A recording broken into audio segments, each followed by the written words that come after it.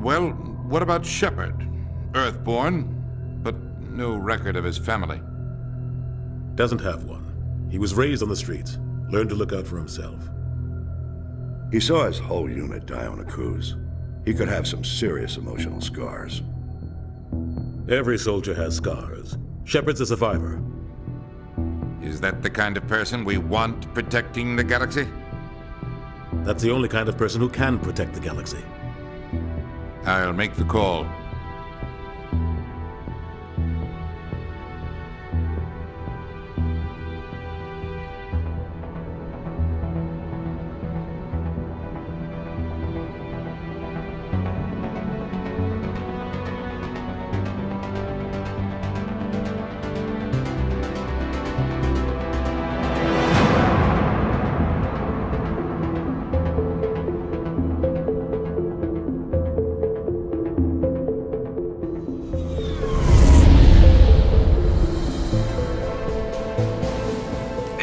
Prime relays in range.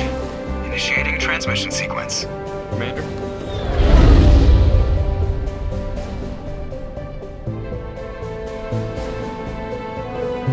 We are connected. Calculating transit mass and destination. The relay is hot. Acquiring approach vector. All stations secure for transit.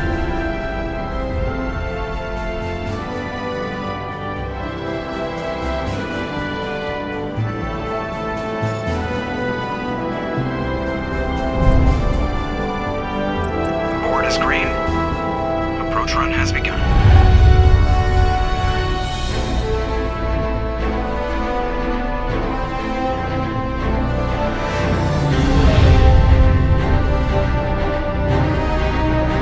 Hitting the relay in 3, 2,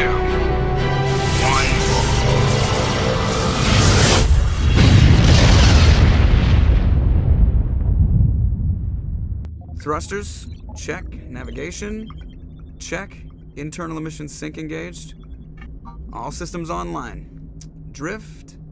Just under 1500K. 1500 is good. Your captain will be pleased.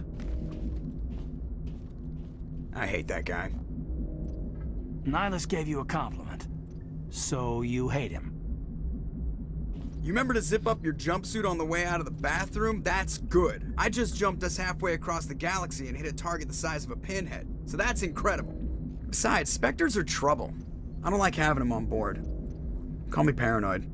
You're paranoid. The Council helped fund this project. They have a right to send someone to keep an eye on their investment. Yeah, that is the official story. But only an idiot believes the official story. They don't send Spectres on shakedown runs. So there's more going on here than the captain's letting on. Joker, status report. Just cleared the mass relay, Captain. Stealth systems engaged. Everything looks solid. Good. Find a comm buoy and link us into the network. I want mission reports relayed back to Alliance brass before we reach Eden Prime. Aye, aye, Captain. Better brace yourself, sir. I think Nihilus is headed your way. He's already here, Lieutenant. Tell Commander Shepard to meet me in the comm room for a debriefing. You get that, Commander? He sounds angry. Something must have gone wrong with the mission. Captain always sounds like that when he's talking to me. Can't possibly imagine why.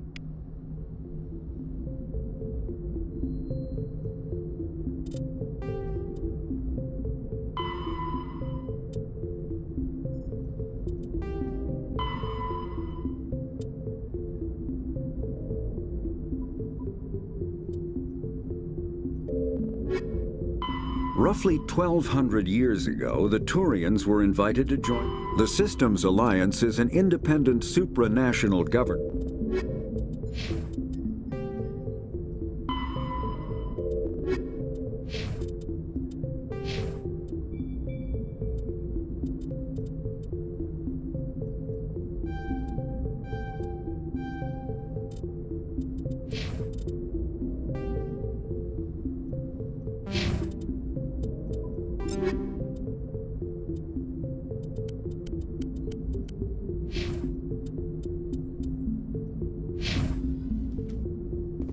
You probably don't want to keep the captain waiting, Commander. The captain's waiting for you in the comm room, Commander. just saw him. He marched by like he was on a mission. He's a Spectre. They're always on a mission. And we're getting dragged, right along with him. Relax, Presley. You're gonna give yourself an ulcer. Congratulations, Commander. Looks like we had a smooth run. You heading down to see the captain? Sounds like you don't trust our Turian guest. Sorry, Commander. Just having a chat with Adams down at engineering. I didn't mean to cause any trouble. But you have to admit, something's odd about this mission. The whole crew feels it. You think the Alliance brass is holding out on us? If all we're supposed to do is test out the stealth system, why is Captain Anderson in charge? And then there's Nihilus. Spectres are elite operatives, top covert agents. Why send a Spectre, a Turian Spectre, on a shakedown run? It doesn't add up. What do you know about the stealth systems? I just know it masks our location from scans and sensors. Cutting-edge technology. The Normandy's the only ship with this prototype drive. But why are we fully staffed? A skeleton crew would be cheaper, less chance of security leaks, too. Plus, there's Nihilus. It's pretty obvious this shakedown run is just a cover. For what? Damned if I know, Commander. We're out here on false pretenses. I'm not a fan of being left in the dark. Do you have a problem with the captain? No, sir. But I can't figure out what he's doing here. Captain Anderson is one of the most decorated Special Forces officers in the service. If he melted down all his medals, he could make a life-size statue of himself. You don't send a soldier like that on a do-nothing mission. He's treating this shakedown run too seriously. Something big is going on. You don't trust Nihilus? I don't like Turians in general. It runs in my family. My grandfather fought in the First Contact War. Lost a lot of friends when the Turians hit us. That was 30 years ago. You can't blame Nihilus for that. No, I guess not. But it still makes me nervous to have a Spectre on board. Especially a Turian. We're an Alliance vessel, human military, but Nihilus doesn't answer to the captain like the rest of us. Spectres operate outside the normal chain of command. And they don't come along just to observe shakedown runs. Nihilus looks like he's expecting some heavy action. I don't like it. I'll see if I can get some answers when I see him. Good luck, Commander.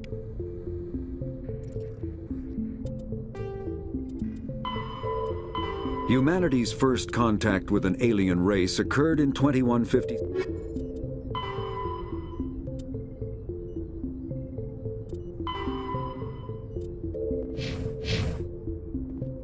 I grew up on Eden Prime, Doc. It's not the kind of place Spectres visit. There's something Nihilus isn't telling us about this mission. That's crazy. The captain's in charge here. He wouldn't take orders from a Spectre. Not his choice, Doc. Spectres don't answer to anyone. They can do whatever they want. Kill anyone who gets in their way. Oh, you watch too many spy vids, Jenkins. What do you think, Commander? We won't be staying on Eden Prime too long, will we? I'm itching for some real action. I sincerely hope you're kidding, Corporal. Your real action usually ends with me patching up crew members in the infirmary. You need to calm down, Corporal. A good soldier stays cool, even under fire. Sorry, Commander, but this waiting's killing me. I've never been on a mission like this before, not one with a Spectre on board. Just treat this like every other assignment you've had and everything will work out. Easy for you to say. You proved yourself on a cruise. Everybody knows what you can do. This is my big chance. I need to show the brass what I can do. You're young, Corporal. You have a long career ahead of you. Don't do something stupid to mess it up. Don't worry, sir. I'm not gonna screw this up. What can you tell me about Nihilus? Turians are generally well respected by the other species. Their fleet has more patrols protecting Citadel space than any other. They don't always get on well with us, though. Some people find them too rigid. Others still blame them for the First Contact War. As for Nihilus, I haven't said more than 2 words to him. He usually only speaks to the captain. I hope we get a chance to see him in action. I heard Nihilus took down an entire enemy platoon all by himself. What do you know about the Spectres? Only what I've heard. Spectre agents work directly for the Citadel Council. They usually work alone or in small groups. Spectres don't have any official power, though. Basically, they're a shadow organization with a mandate to preserve and protect galactic stability. Protect it at any cost. Don't forget that part. Spectres operate above the law. Why don't we have any of our own people in there? Spectres usually come from the Council races, like the Turians. We've been trying to get a human accepted into their ranks for years now. So far, it hasn't happened. Hey, Commander, you'd make a good Spectre. You're always getting dropped into impossible situations, forced to survive unbeatable odds, just like you on a cruise. I try not to think about a cruise.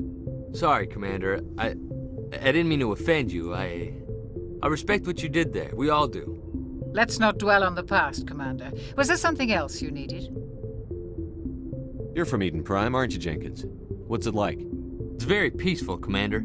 They've been real careful with development, so you don't have any city noise or pollution. My parents lived on the outskirts of the colony.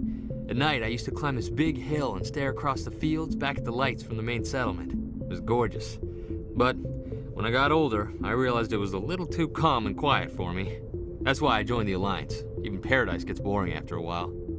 Any idea why Eden Prime was chosen as our destination? Not really sure, Commander. Eden Prime's one of our most stable colonies. Good place to take the Normandy for a shakedown run, I guess.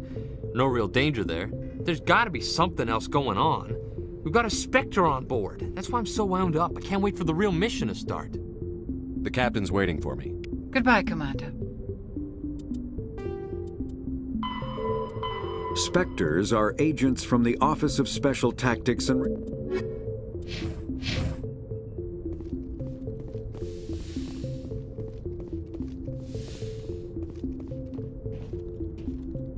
Commander Shepard, I was hoping you'd get here first. It will give us a chance to talk. What about? I'm interested in this world we're going to, Eden Prime. I've heard it's quite beautiful. They say it's a paradise. Yes, a paradise. Serene, tranquil, safe. Eden Prime has become something of a symbol for your people, hasn't it? Proof that humanity can not only establish colonies across the galaxy, but also protect them. But how safe is it really? Do you know something? Your people are still newcomers, Shepard. The galaxy can be a very dangerous place. Is the Alliance truly ready for this? I think it's about time we told the Commander what's really going on. This mission is far more than a simple shakedown run. I figured there was something you weren't telling us. We're making a covert pickup on Eden Prime. That's why we needed the stealth systems operational. There must be a reason you didn't tell me about this, sir. This comes down from the top, Commander. Information strictly on a need-to-know basis. A research team on Eden Prime unearthed some kind of beacon during an excavation.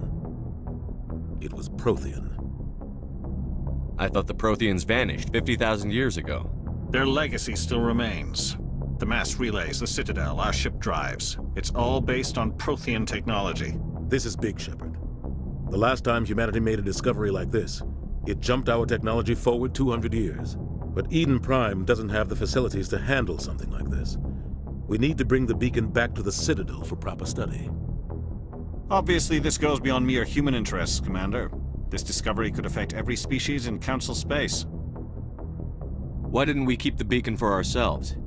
You humans don't have the best reputation. Some species see you as selfish, too unpredictable, too independent, even dangerous. Sharing that beacon will improve relations with the Council. Plus, we need their scientific expertise. They know more about the Protheans than we do. The beacon's not the only reason I'm here, Shepard. Nihilus wants to see you in action, Commander. He's here to evaluate you. Guess that explains why I bump into him every time I turn around. The Alliance has been pushing for this for a long time. Humanity wants a larger role in shaping interstellar policy. We want more say with the Citadel Council. The Spectres represent the Council's power and authority. If they accept a human into their ranks, it shows how far the Alliance has come. Not many could have survived what you went through on Akuz. You showed a remarkable will to live, a particularly useful talent. That's why I put your name forward as a candidate for the Spectres. Why would a Turian want a human in the Spectres? Not all Turians resent humanity. Some of us see the potential of your species. We see what you have to offer to the rest of the galaxy, and to the Spectres. We are an elite group. It's rare to find an individual with the skills we seek. I don't care that you're human, Shepard. I only care that you can do the job. I assume this is good for the Alliance. Earth needs this, Shepard. We're counting on you. I need to see your skills for myself, Commander.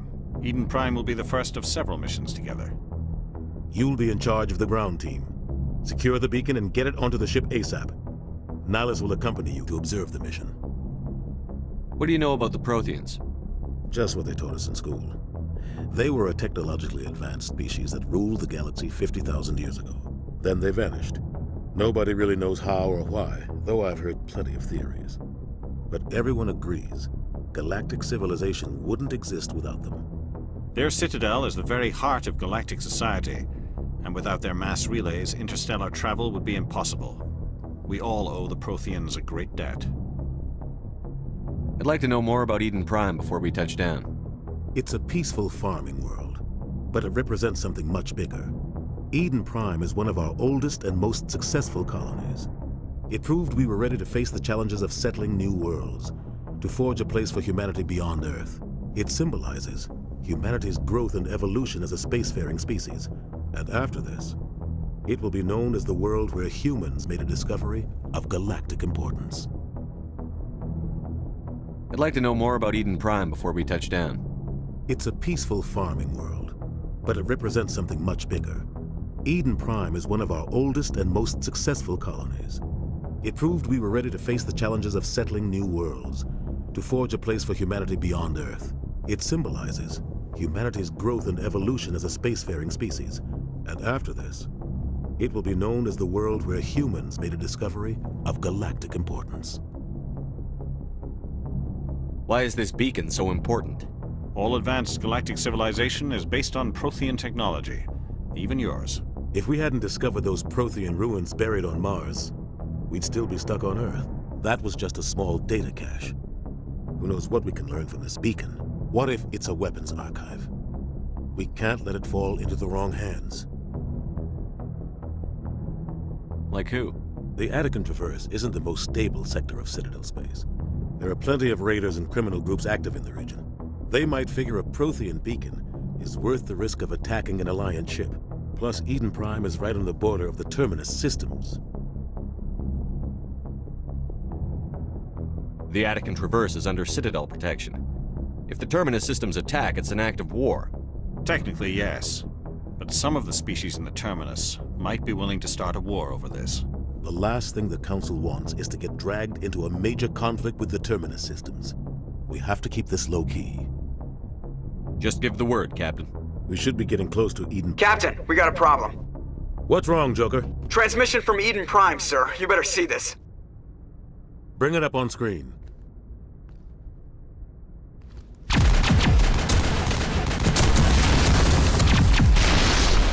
Get down!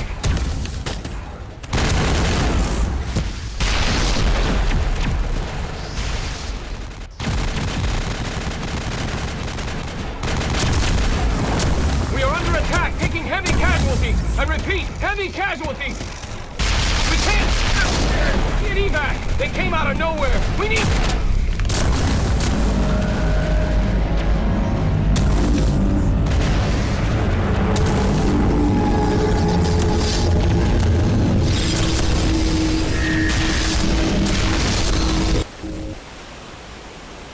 Everything cuts out after that. No comm traffic at all. Just goes dead. There's nothing. Reverse and hold at 38.5.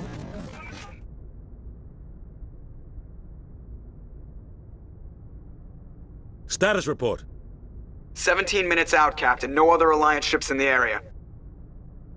Take us in, Joker, fast and quiet. This mission just got a lot more complicated. A small strike team can move quickly, without drawing attention. It's our best chance to secure the beacon. Grab your gear and meet us in the cargo hold. Tell Alenko and Jenkins to suit up, Commander. You're going in.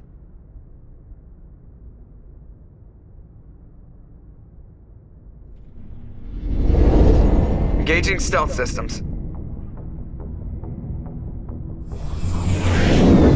Somebody was doing some serious digging here, Captain. Your team's the muscle in this operation, Commander. Go in heavy and head straight for the dig site. What about survivors, Captain? Helping survivors is a secondary objective. The beacon's your top priority.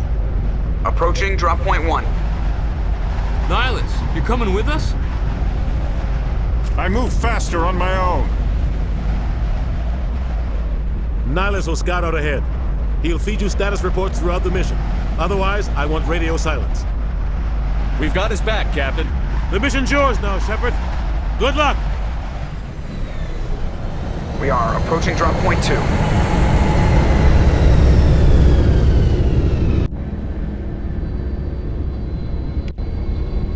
Ship perimeter secured, Commander.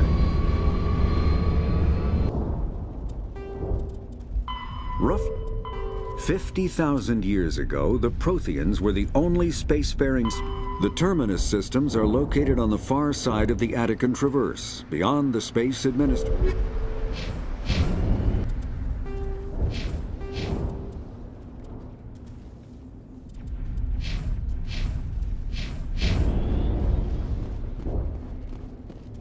This place got hit hard, Commander. Hostile. What the hell are those? Gas bags. Don't worry, they're harmless.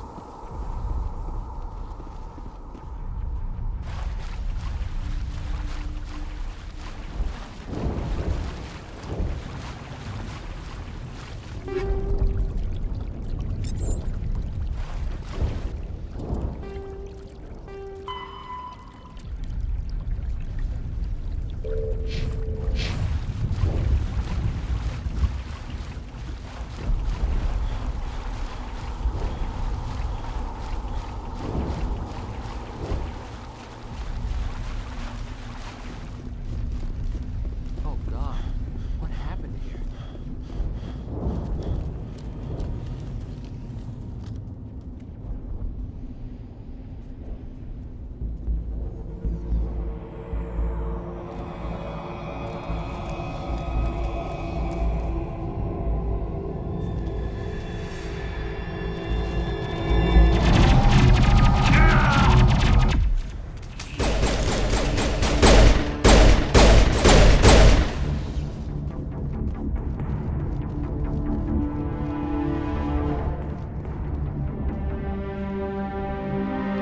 Rip right through his shields. We're out of chance. We'll see that he receives a proper service once the mission is complete. But I need you to stay focused. Aye, aye, sir.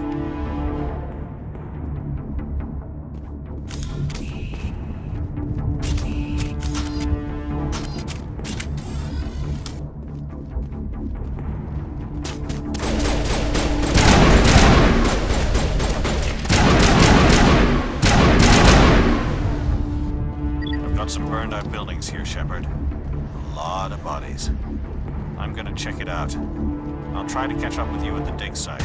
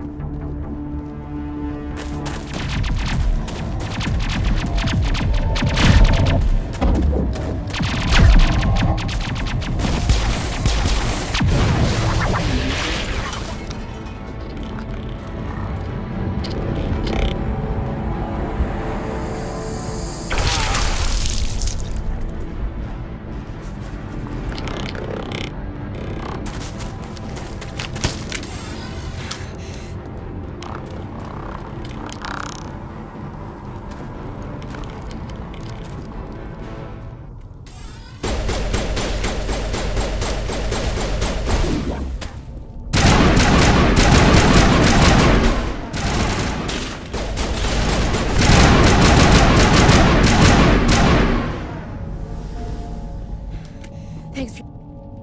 Gunnery Chief Ashley Williams of the 212. You the one in charge here, sir? Are you wounded, Williams? A few scrapes and burns, nothing serious. The others weren't so lucky. Oh man. We were patrolling the perimeter when the attack hit. We tried to get off a distress call, but they cut off our communications. I've been fighting for my life ever since. Where's the rest of your squad? We tried to double back to the beacon, but we walked into an ambush. I don't think any of the others... I think I'm the only one left. This isn't your fault, Williams. You couldn't have done anything to save them. Yes, sir. We held our position as long as we could, until the Geth overwhelmed us. The Geth haven't been seen outside the Veil in nearly 200 years. Why are they here now? They must have come for the beacon. The dig site is close, just over that rise. It might still be there. We could use your help, Williams. Aye, aye, sir. It's time for payback. What else do you know about the Geth? Just what I remember from history class back in school. They're synthetics, non-organic life forms with limited AI programming, created by the Quarians a few centuries ago. They were supposed to be a source of cheap labor, but ended up turning on the Quarians and drove them into exile. Well, after that, they just kind of disappeared behind the Perseus Veil. Nobody's really heard much from them since. Tell me everything you know about the beacon. They were doing some digging out here to extend the monorail and expand the colony. A few weeks ago, they unearthed some Prothean ruins, and the beacon. Suddenly, every scientific expert in the colony was interested. That's when they brought us in to secure the site. I don't know much about the beacon itself, but I heard one of the researchers say this could be the biggest scientific discovery of the century. What happened to the researchers at the dig site? I don't know. They set up camp near the beacon. The 232 was with them. Maybe their unit fared better than mine. Tell me everything you know about the beacon. They were doing some digging out here to extend the monorail and expand the colony. A few weeks ago, they unearthed some Prothean ruins, and the beacon. Suddenly, every scientific expert in the colony was interested. That's when they brought us in to secure the site. I don't know much about the beacon itself, but I heard one of the researchers say this could be the biggest scientific discovery of the century. What happened to the researchers at the dig site? I don't know. They set up camp near the beacon. The 232 was with them. Maybe their unit fared better than mine.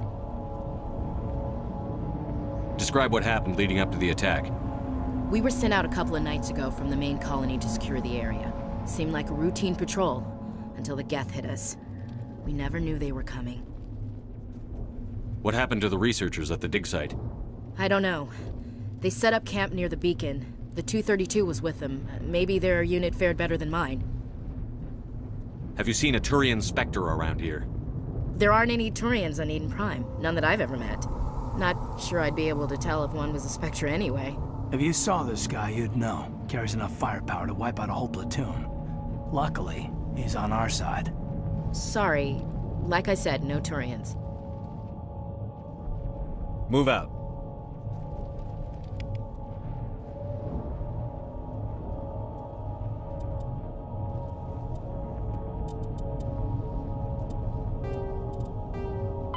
The Geth are a humanoid race of networked AIs. Kinetic barriers.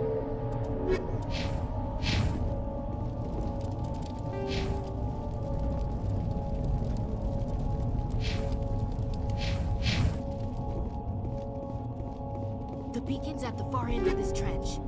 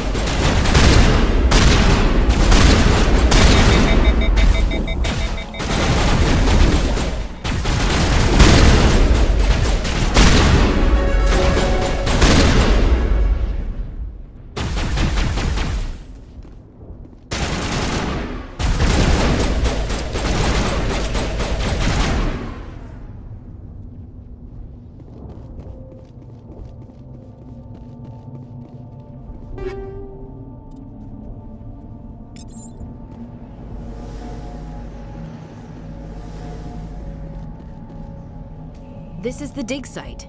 The beacon was right here. It must have been moved. By who? Our side or the Geth? Hard to say. Maybe we'll know more after we check out the research camp.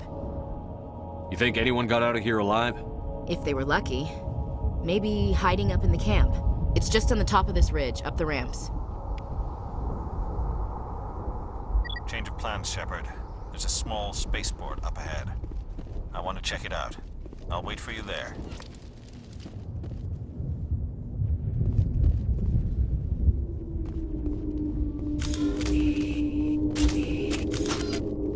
Looks like they hit the camp hard. It's a good place for an ambush. Keep your guard up.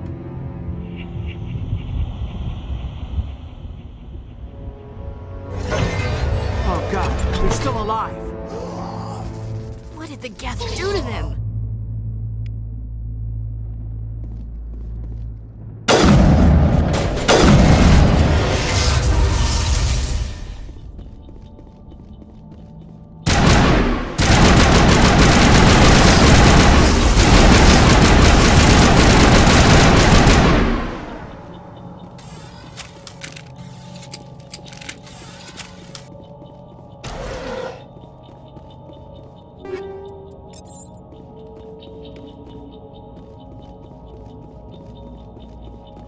That door, it's closed. Security lock's engaged.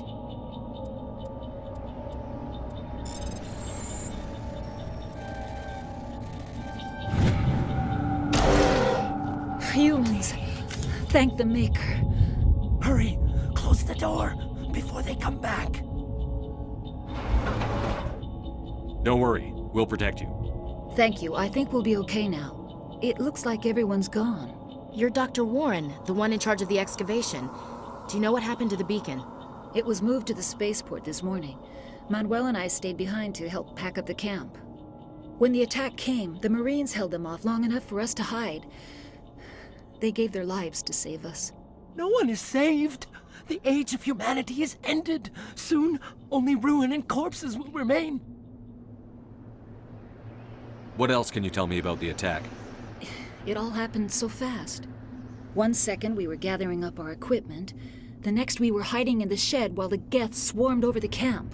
Agents of the destroyers, bringers of darkness, heralds of our extinction.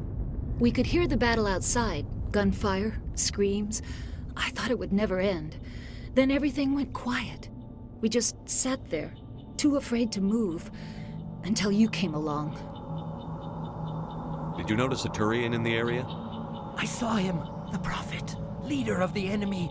He was here before the attack. That's impossible. Nihilus was with us in the Normandy before the attack. He couldn't have been here. I'm sorry, Manuel's still a bit unsettled. We haven't seen your Turian. We've been hiding in here since the attack. Can you tell me anything about the beacon? It's some type of data module from a galaxy-wide communications network. Remarkably well preserved. It could be the greatest scientific discovery of our lifetime. Miraculous new technologies, groundbreaking medical advances. Who knows what secrets are locked inside? We have unearthed the heart of evil, awakened the beast, unleashed the darkness. Manuel, please. This isn't the time. What's wrong with your assistant? Manuel has a brilliant mind, but he's always been a bit unstable. Genius and madness are two sides of the same coin. Is it madness to see the future? To see the destruction rushing towards us? To understand there is no escape? No hope? No. I am not mad. I'm the only sane one left. I gave him an extra dose of his meds after the attack.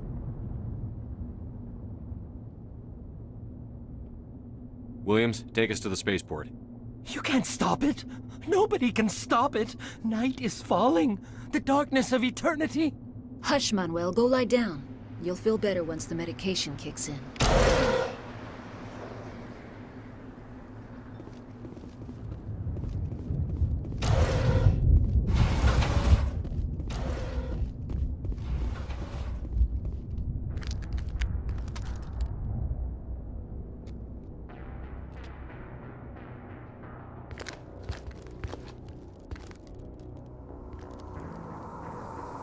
Saren.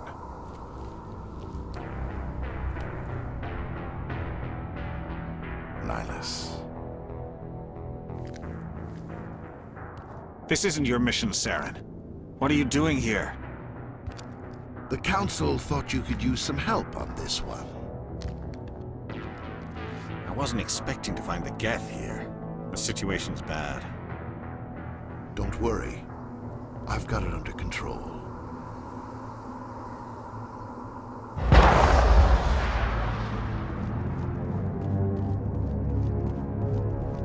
What is that?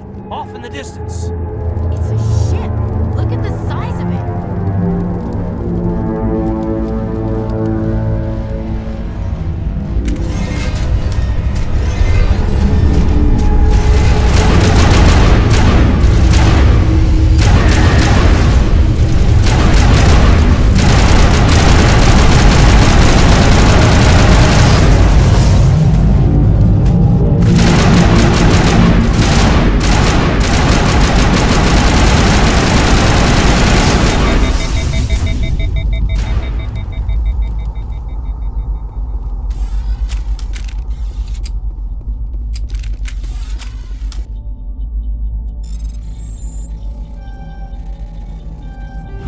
Everybody stay calm out there.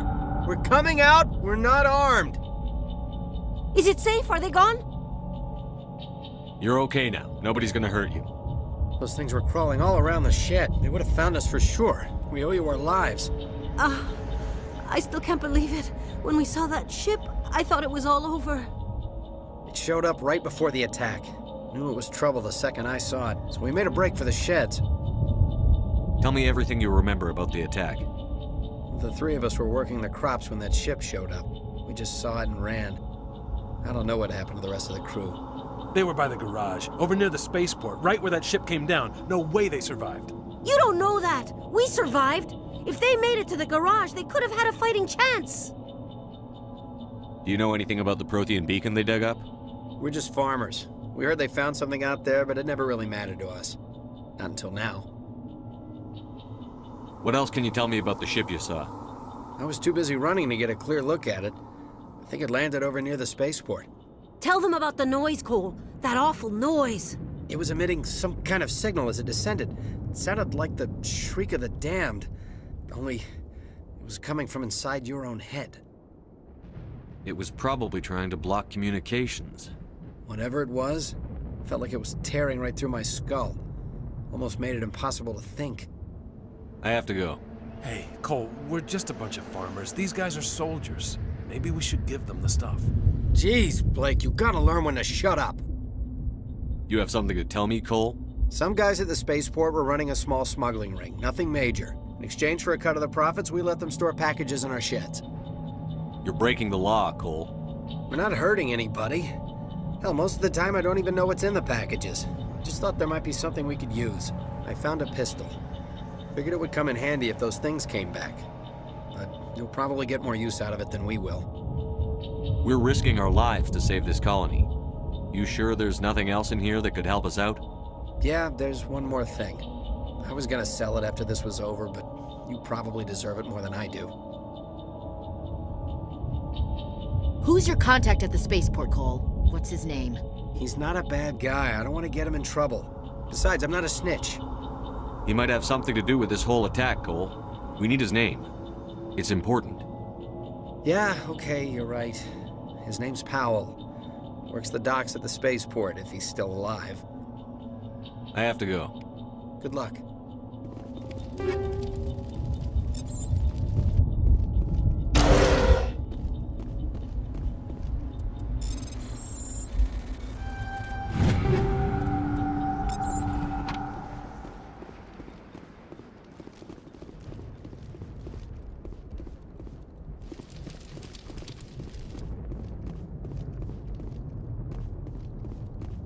Commander, it's Nihilus. Something's moving, over behind those crates. Wait! Don't shoot! I'm one of you! I'm human! Sneaking up on us like that nearly got you killed. I'm sorry, I was hiding from those creatures. My name's Powell. I saw what happened to that Turian. The other one shot him. I need to know how Nihilus died. The other one got here first. He was waiting when your friend showed up. He called him Saren. I think they knew each other. Your friend seemed to relax. He let his guard down. And Saren killed him. Shot him right in the back. I'm just lucky he didn't see me behind the crates. We were told a Prothean beacon was brought to the spaceport. What happened to it? It's over on the other platform, probably where that guy Saren was headed. He hopped on the cargo train right after he killed your friend. I knew that beacon was trouble. Everything's gone to hell since we found it. First that damn mothership showed up, then the attack. They killed everyone. Everyone. If I hadn't been behind the crates, I'd be dead too. How come you're the only one who survived?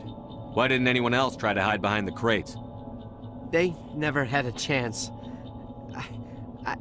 I was already behind the crates when the attack started. Wait a minute. You were hiding behind the crates before the attack? Sometimes I need a nap to get through my shift. I sneak off behind the crates to grab 40 winks where the supervisor can't find me. You survived because you're lazy? If you hadn't snuck off for that nap, you'd probably be dead just like all the others. Yeah. Yeah, I guess. I don't really want to think about it. You're Cole's contact here on the docks. For the smuggling ring. What? No! I mean, what does it matter now? So I'm a smuggler, who cares? My supervisor's dead, the entire crew's dead. Doesn't matter now, does it? Anything hidden nearby that we could use against the Geth? A shipment of grenades came through last week. Nobody notices if a few small pieces go missing from the military orders. You greedy son of a bitch. We're out here trying to protect your sorry ass, and all you can think about is how you can rip us off? I never thought you'd actually need those grenades. Who'd want to attack Eden Prime? We're just a bunch of farmers. How was I supposed to know? Forget about him. He's not worth it. You're lucky the commander's here, pal. Hand over those grenades. They're yours. Take them. My smuggling days are over, I swear. A lot of Marines died here, Powell. Those grenades could have come in handy. If I were you, I'd think of some way to make it up to them. Yeah, okay. There is something else I was saving. Could be worth a fortune. Experimental technology, top of the line. Take it. I don't need it. I didn't want anyone to get hurt. Really, I'm sorry. Tell me about the Geth attack. It was quick. 1 minute that ship was descending, the next, those Geth were swarming over the platform. Thousands of them. They must have been inside that mothership. They shot anything that moved. It was a massacre. Is there anything else you can tell me about the beacon? They brought it here this morning. We loaded it up onto the train and shipped it to the other platform. Hard to believe that was only a few hours ago. Feels like a whole other life. Tell me about this mothership you saw. I've never seen anything like it before. It was huge. Landed over near that platform. The whole place got dark as it came down. And it was making this noise, this sound that bored right into your brain. That's what woke me up. The attack came a few minutes later. We need to find that beacon before it's too late. Take the cargo train. That's where the other Turian went. I can't stay here. I need to get away from all this.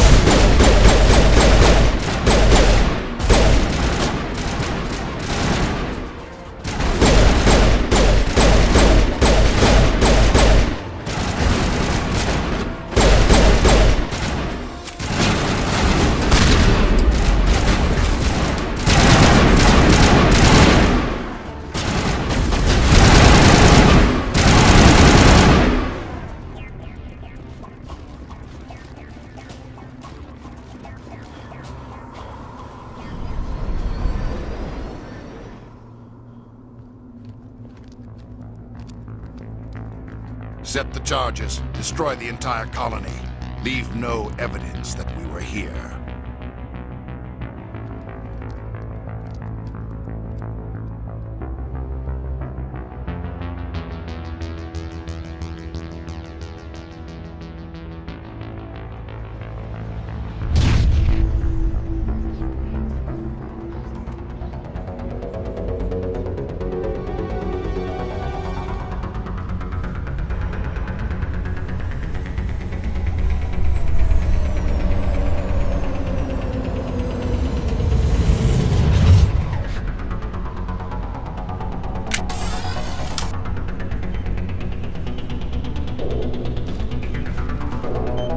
Demolition charges. The Geth must have planted them. Hurry! We need to find them all and shut them down!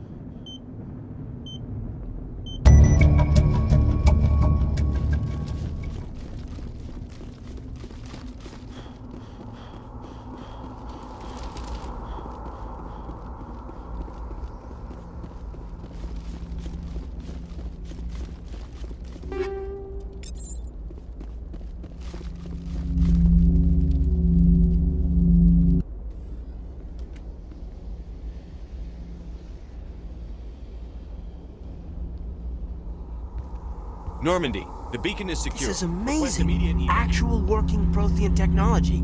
Unbelievable. It wasn't doing anything like that when they dug it up. Something must have activated it. Roger, Normandy. Standing by.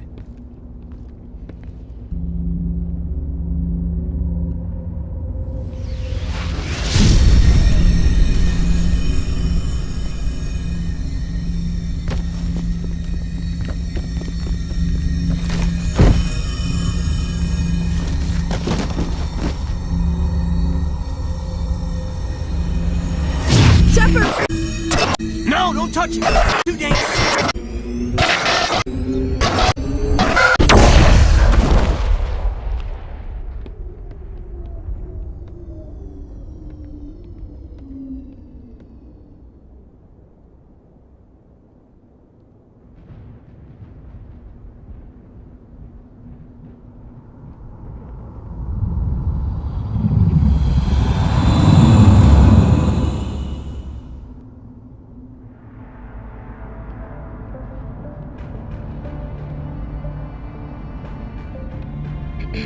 We identified the ship that touched down on Eden Prime. The Normandy, a human alliance vessel. It was under the command of Captain Anderson. They managed to save the colony. And the beacon. One of the humans may have used it.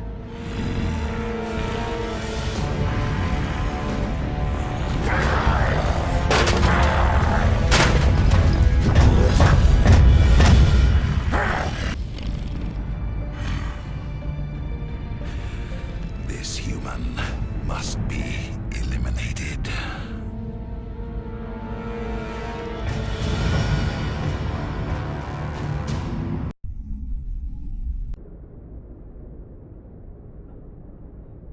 Dr. Chakwas, I think he's waking up.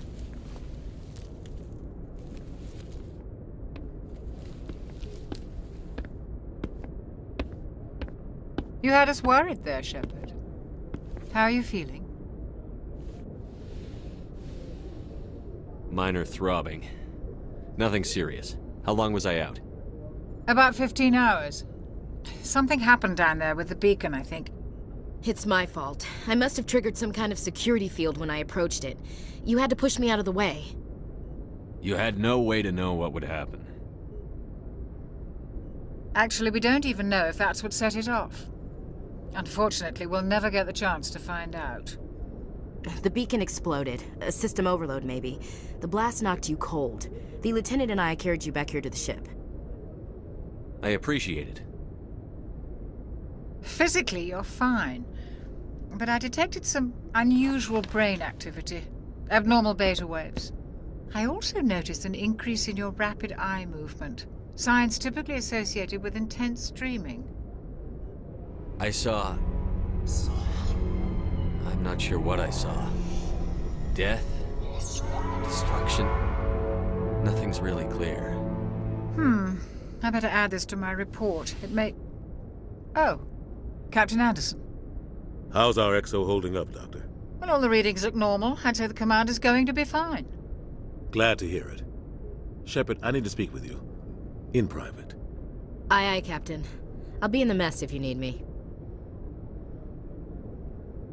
Sounds like that beacon hit you pretty hard, Commander. Are you sure you're okay? I don't like soldiers dying under my command. Jenkins wasn't your fault. You did a good job, Shepard.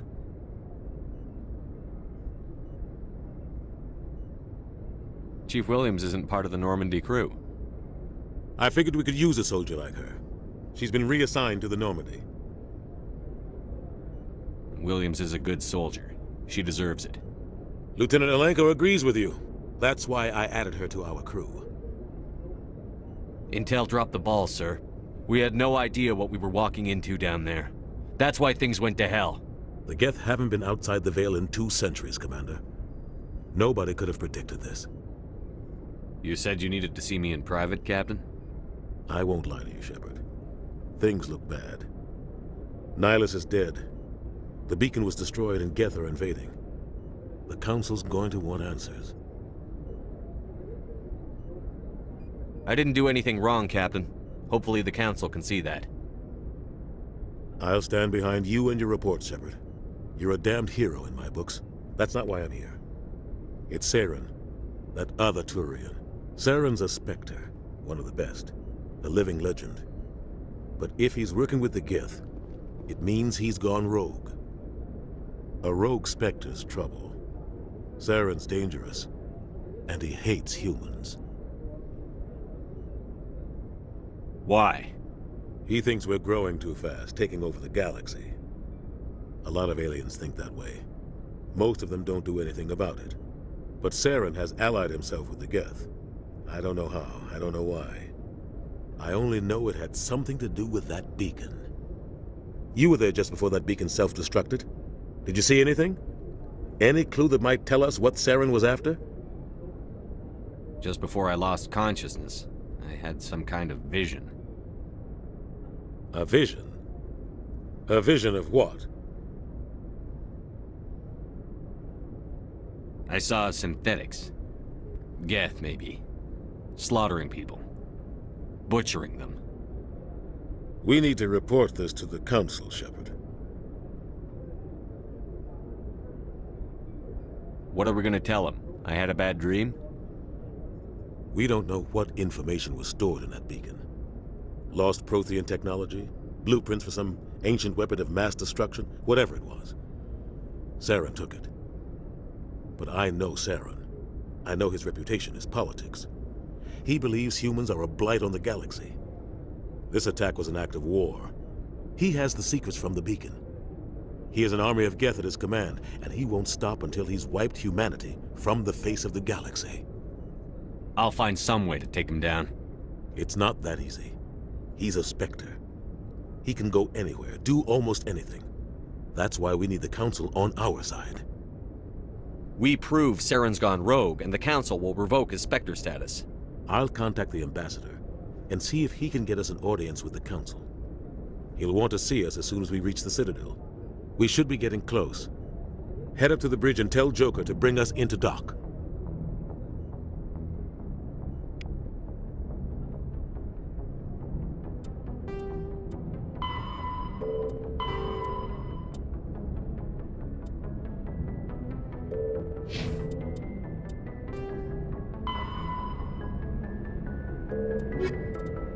After the Geths secure a location, they round up an impaled dead and living body. The Citadel is an ancient deep space station, presumably constructed by the Prothean. The Citadel is... Combat hard suits use a dual-layer system to protect the wearer.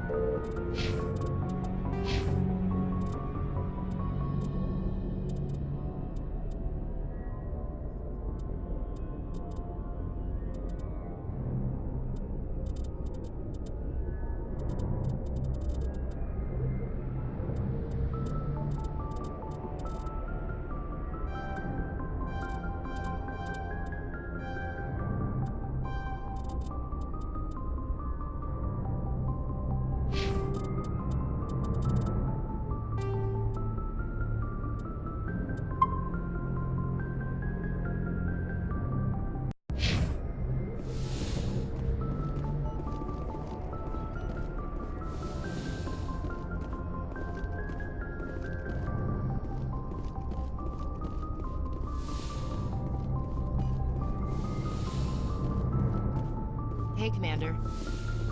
I'm glad you're okay, Commander. The crew could use some good news after what happened to Jenkins. Jenkins was a valuable part of this crew. Part of me feels guilty over what happened. If Jenkins was still alive, I might not be here. You're a good soldier, Williams. You belong on the Normandy. Thanks, Commander. I appreciate that. Things were pretty rough down there. Are you okay? I've seen friends die before. Comes with being a Marine. But to see my whole unit wiped out, and you never get used to seeing dead civilians. But things would have been a lot worse if you hadn't shown up. We couldn't have done it without you, Williams. Thanks, Commander. I have to admit, I was a little worried about being assigned to the Normandy. It's nice when someone makes you feel welcome. I think you're gonna fit in here just fine, Williams. Thanks, Commander. Yes, Commander? Is there something you need? How did you end up serving on an Alliance ship? I enlisted right out of med school. Earth always seemed boring to me. Too safe, too secure. I figured the colonies were teeming with exotic adventure. I wanted to travel the stars, tending the wounds of tough soldiers with piercing eyes and sensitive souls. Turns out military life isn't quite as romantic as I'd imagined. But humanity needs the Alliance if we want to keep expanding through the Traverse, and the Alliance always needs good doctors. So I stayed on to do my part. Ever think you made the wrong choice? Sometimes I think about opening a private practice back on Earth, or maybe taking a position at one of the new med centers out in the colonies. But there's something special about working on soldiers. If I left the Alliance now, I'd feel like I was abandoning them. What do you know about Captain Anderson? I've served with him for a few tours now. He knows when to let things slide and when to crack the whip. The crew knows he's seen pretty much anything they'll ever run into. And he cares about the people under his command. How well do you know the lieutenant? I'd never worked with him before this mission. But he has an impressive service record, over a dozen special commendations. Tends to keep to himself, though. Maybe because of the headaches. It's not easy being an L2. What does that have to do with it? Well, most biotics now use the L3 implants. Lieutenant Alenko was wired with the old L2 configuration. Sometimes there are complications. What kind of complications? Severe mental disabilities, insanity, crippling physical pain. There's a long list of horrific side effects. Caden's lucky. He just gets migraines.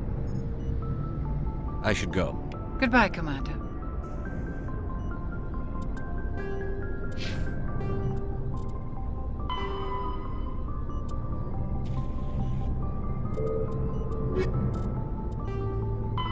Biotics is the ability of rare individuals to manipulate dark... Glad to see you're okay, Commander.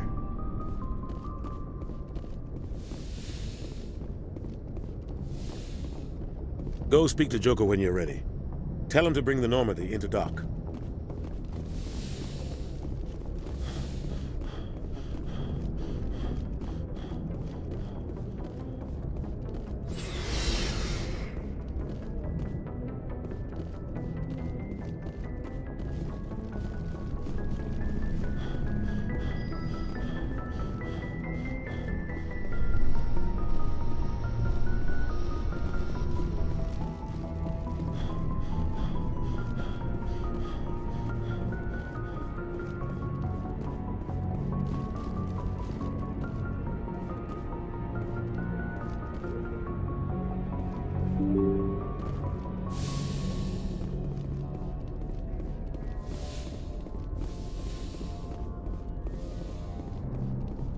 I'm glad you're okay, Commander. Losing Jenkins was hard enough on the crew.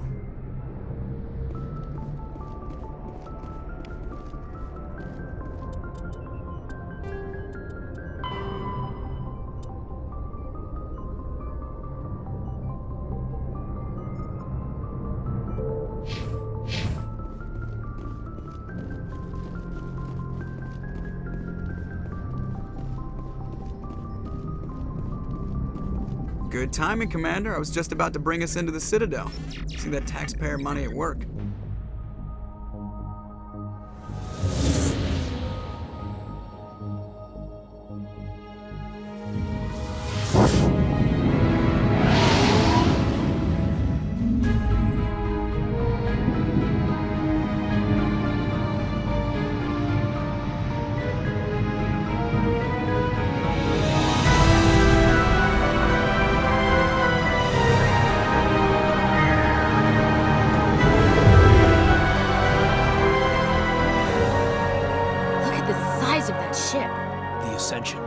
Flagship of the Citadel fleet. Well, size isn't everything.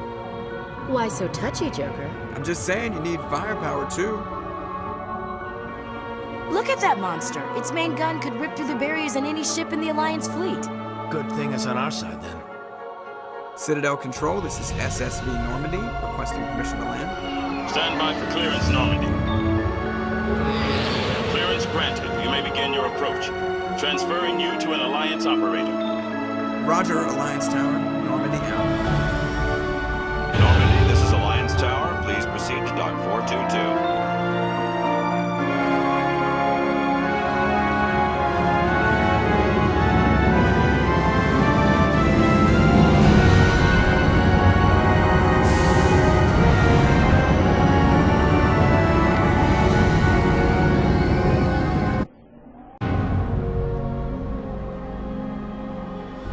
This is an outrage! The Council would step in if the Geth attacked a Turian colony? The Turians don't found colonies on the borders of the Terminus systems, Ambassador. Humanity was well aware of the risks when you went into the Traverse. What about Saren? You can't just ignore a rogue Spectre. I demand action! You don't get to make demands of the Council, Ambassador. Citadel Security is investigating your charges against Saren. We will discuss the CSEC findings at the hearing, not before. Captain Anderson, I see you brought half your crew with you. Just the ground team from Eden Prime, in case you had any questions. I have the mission reports. I assume they're accurate? They are. Sounds like you convinced the Council to give us an audience. They were not happy about it. Saren's their top agent. They don't like him being accused of treason. Saren's a threat to every human colony out there. He needs to be stopped. The Council has to listen to us. Settle down, Commander. You've already done more than enough to jeopardize your candidacy for the Spectres. The mission on Eden Prime was a chance to prove you could get the job done. Instead, Nihilus ended up dead and the beacon was destroyed. That's Saren's fault, not his. Then we better hope the CSEC investigation turns up evidence to support our accusations. Otherwise, the Council might use this as an excuse to keep you out of the Spectres. Come with me, Captain. I want to go over a few things before the hearing. Shepard, you and the others can meet us at the Citadel Tower, top level. I'll make sure you have clearance to get in. And that's why I hate politicians.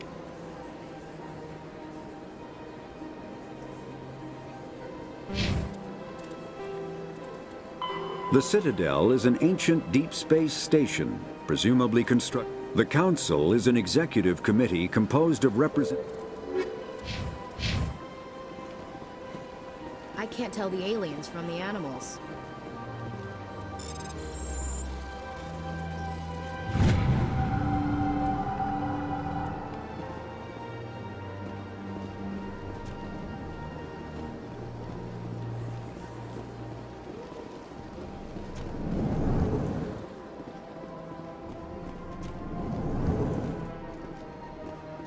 Understand what you're saying, but these allegations are very serious. I can't just... This is serious. My reputation is at stake. I spoke with the consort in confidence, and her alone. that she betrayed that confidence.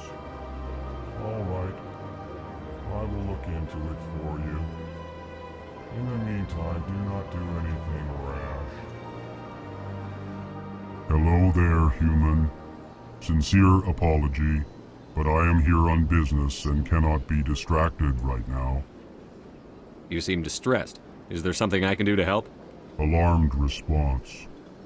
You overheard that, did you? This is all going so wrong, and it is the Asari consort's fault. She's the one who started all this. What did this Asari do to get you so upset? I cannot speak more about this problem. It is too sensitive. Suffice it to say, she has compromised my authority as a diplomat. Where can I find this Asari consort? She is across the bridge from here. Her offices are easy enough to spot. Good day, human. Pleased greeting. Human, it is always good to see your kind. I am Ambassador Kalen. Genuine query. Is there something I can do for you this day? Why do you explain what you're about to say? Our people communicate less through words and more through scent and slight movements. Plainly, we discovered our vocal expression was not enough to convey the feelings of our conversations to other species. Why do you bother, Kalen? These Earth Clan don't really care about our ways. Remorseful response, Din. You don't truly believe that, and if you do, I am very sorry for you. Tell me more about your species. Genuine enthusiasm. I delight in telling the history of my people. It is agreeable to share our culture with others. Tell me about the history and origins of the Elcor. The Elcor were just beginning to explore Council space when the Asari first made contact with us. With their help, we discovered the relay closest to our system, and from there the Citadel. Proudly, within one lifetime we established a regular route to the Citadel, and quickly became one of the more active species living on this great station. I'd like to know more about the culture of the Elcor. Frankly, we Elcor prefer the safety and familiarity of our own colonies to the confines of space travel. Our society is built on small, tight-knit groups. Though we are always welcoming to outsiders, our government tends to be very stable. Our people are not very comfortable with sudden changes. What do you do here? Modestly, I work to bring the problems and the requests of the Elcor groups to the attention of the Council. Ha! They only give us these positions to keep us quiet. The Council doesn't care about our races. Chastising rebuke. Your tone is inappropriate, Din. This human is not to blame for your malcontent or your misconceived suspicions. Goodbye, Ambassador. Sincere farewell. The Elcor are a Citadel species native to the high-gravity world Dakuna. Good day to you, human. Enjoy your time on the Citadel. Earth Clan, you are in the wrong place, I think. Your ambassador is next door in the large office. Chastising remark. Don't be so rude, Din. At least introduce yourself. I am Din Korlak, Volus ambassador. Is there something I can do for you, Earth Clan? What is this place? You are in the embassy for the Volus and the Elcor. Your ambassador is next door, in his own office. In this shared space, I aid my fellow Volus when I'm not being interrupted. I'd like to know more about the Volus. I'm sure our history and culture would bore you, Earth Clan. Actually, I would like to know more about your history. My people came to the Citadel shortly after the Asari and Solarians had discovered it. We were instrumental in establishing a standardized galactic economy. However, despite our long association with the Citadel and our many contributions to galactic society, we still do not hold a seat on the Council. Tell me about Volus culture. We are tribal by nature, but our ways are not violent. We barter and trade our lands and tribe members in order to increase status. Larger tribes often engulf smaller ones and eventually split again. Our society is very malleable, and our government is always shifting and changing. Since we're not physically adept, we trade our services for protection. What is it you do here? I look out for the best interests of the Volus people. No easy task considering how often we are overlooked by the Council. Chastising rebuke, Den. The Council favors your species greatly. You are naive. The Earth Clan will be invited to the Council long before our species will. Why aren't the Volus or Elcor part of the Council? All species must prove themselves before they join the Council. All but the Earth Clans, it would seem. Dismissive. Ignore the Volus ambassador, human. He is incorrect in his assessment. Really? How long have we been waiting? How long do you think we'll continue to wait? Bah, this talk is wasted on the humans. You seem to have a bit of a chip on your shoulder, Din. You humans are new to the Citadel, and yet the Council has granted you great favor. Chastising rebuke, Din. Your species has always been granted many concessions. Volus territory has expanded tenfold since coming to the Citadel. Details. We still have no real say in the decisions that affect Citadel space. Goodbye, Ambassador. Yes. The Elcor. The Volus are a member species of the Citadel with their own... Yes, good day, Earth Clan.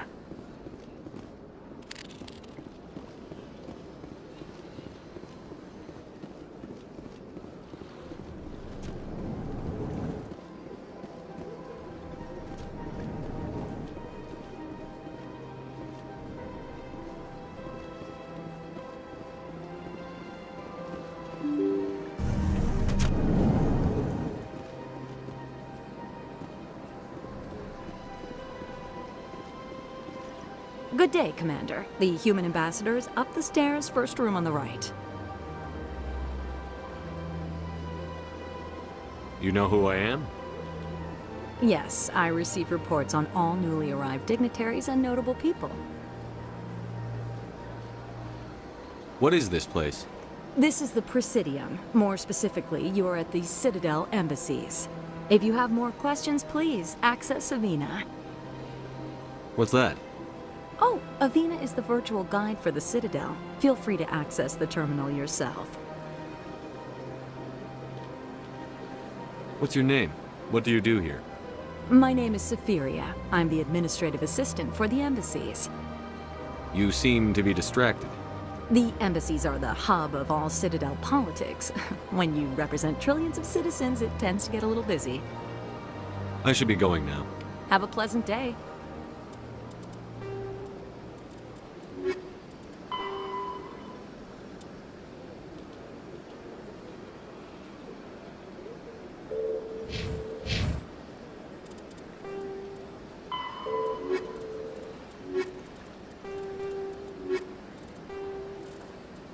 The Asari were the first species to discover the Citadel. When the Solarians arrived... Welcome to the Presidium. Allow me to be your guide.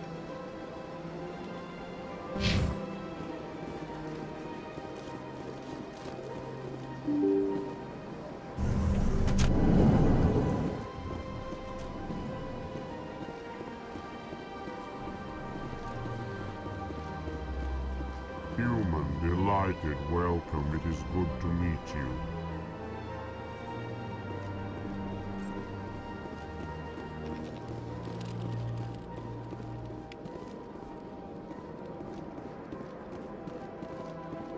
I can't believe I landed a job here. This place is fantastic.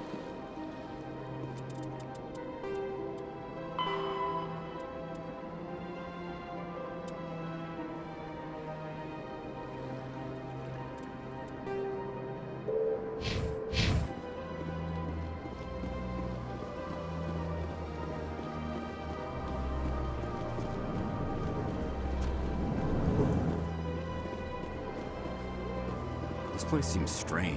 Wish there were more humans around.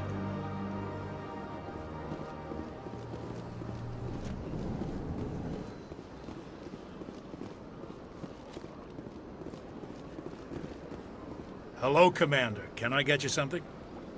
What have you got? Information, mostly. Would you like to know about some points of interest nearby?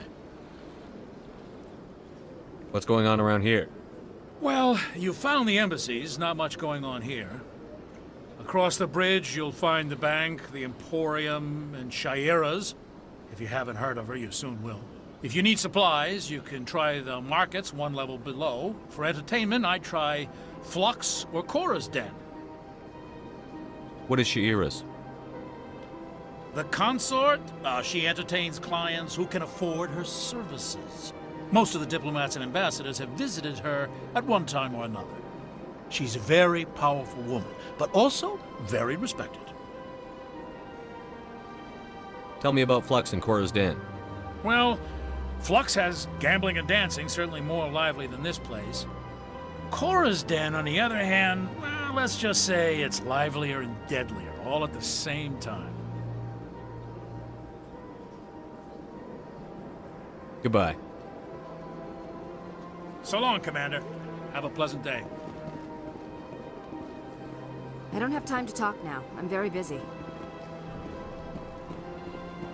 Don't believe the rumors. The consort would never reveal her secrets. Of course she wouldn't. She'd be tossed out the nearest airlock if she did. I suppose. Besides, Nick, the consort's nothing like the girls back on the colonies. She's... You don't have to do it with her. You can just talk to her if you want. Is that all you did, Jazz? Just talk? I didn't say that. Ha! I bet you did too. Shut up, Fredericks. What do you want? Oh, Commander. Is there something I can do for you? Relax, Private. This isn't an inspection. Right, sorry. What can I do for you, Commander? What can you tell me about the Asari consort? Well, she's an Asari who works here as... That is, she helps people with things. You never went to see her, did you, Fredericks? No, I never did. I couldn't afford it. It costs half a year's credits just to go in and talk to her. Can you at least tell me where I can find her? Sure. She's across the bridge from the embassies. Thanks, kid. Have fun. Try not to get into too much trouble. I will. Have fun, that is.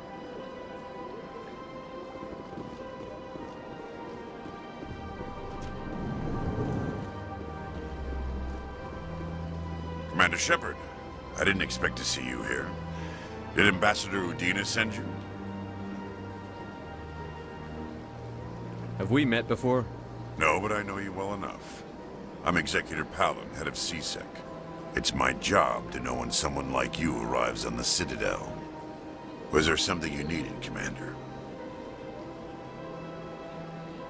I get the feeling you're not too fond of humans. No, I just don't trust your kind. Not yet. You humans are eager to take all the power you can get, and you're being given a lot. If the Council wants to make humanity their new favorite pet, that's their business. But I don't have to like it. What do you know about the Spectres? They're the right hand of the Council, or so they like to be called. More like the underhanded side of the Council. What do you have against the Spectres? I can't abide any organization that considers itself above the law. Especially when it's left up to each individual Spectre to decide when and how to bend the rules. Sometimes you have to bend the law to keep people safe. I've been with CSEC for 30 years. I've never had to break the law to do my job, not once. Yeah, right. You expect us to believe none of your officers are corrupt? There are over 200,000 CSEC agents. Some of them are going to be bad. But we don't turn a blind eye to corruption like the Spectres do. We do our best to find and punish any officer who breaks the law. Spectres. They'll never come under that kind of scrutiny. The galaxy needs people like that. People who do the dirty jobs. I agree. But they need to be held to a higher standard. They need to be accountable. Saren's out of control. We both know that. But because he's a Spectre, the Council doesn't want to do anything about it. Is that the kind of person this galaxy needs? But not all Spectres are like Saren. True. But the potential is always there. Tell me about CSEC. CSEC provides necessary police and security services throughout the Citadel. We're a civilian government agency, though many of our members have had military training. Of course, as the CSEC representative to the Council, I spend most of my time liaising between the two. Tell me about your investigation into Saren. Sorry, Commander. I don't make a habit of giving out details about ongoing investigations.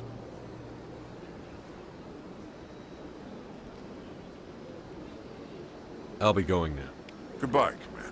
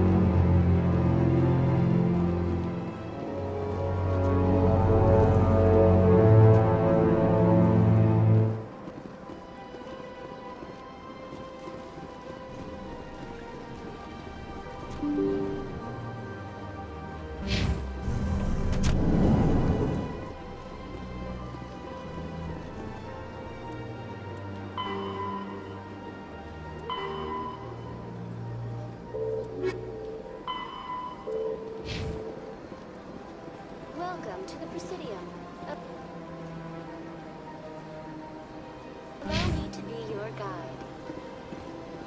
Greetings and welcome to the Presidium. My name is Avina, and I am pleased to be your virtual guide throughout this level of the Citadel space station.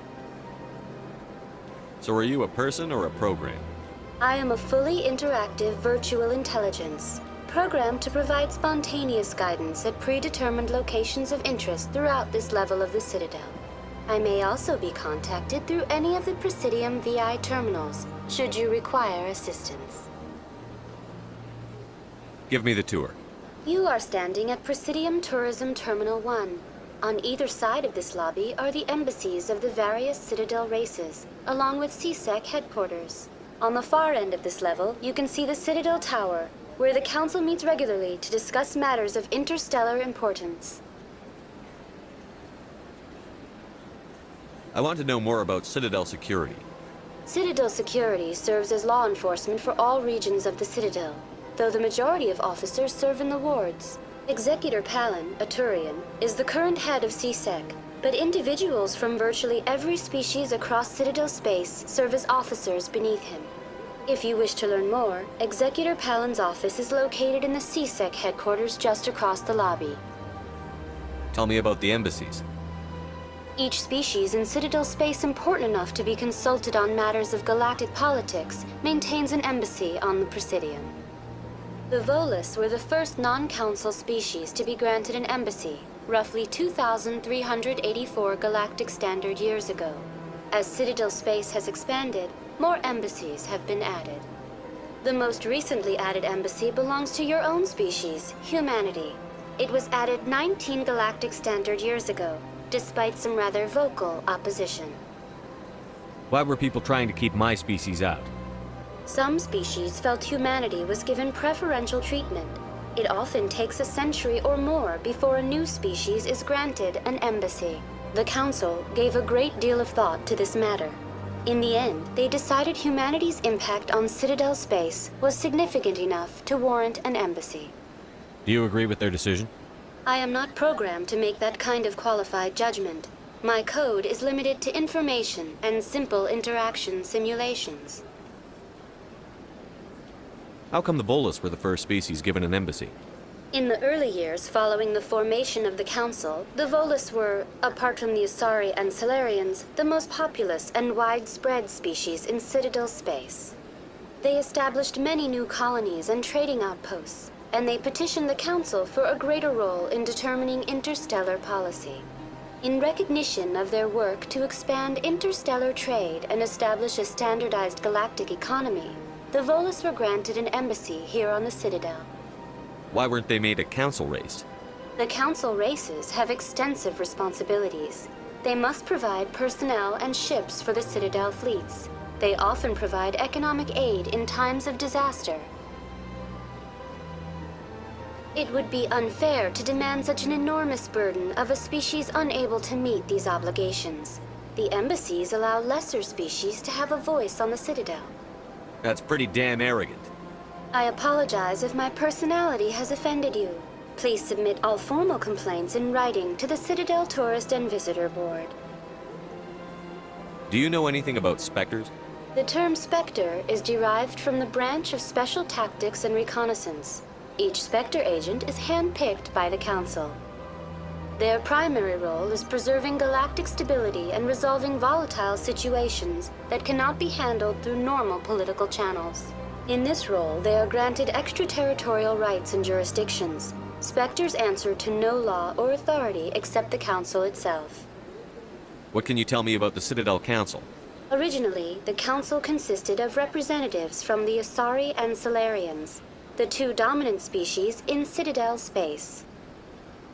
Roughly 1,304 galactic standard years ago, Turians were invited to join the Council in recognition of the role they played during the Krogan Rebellion.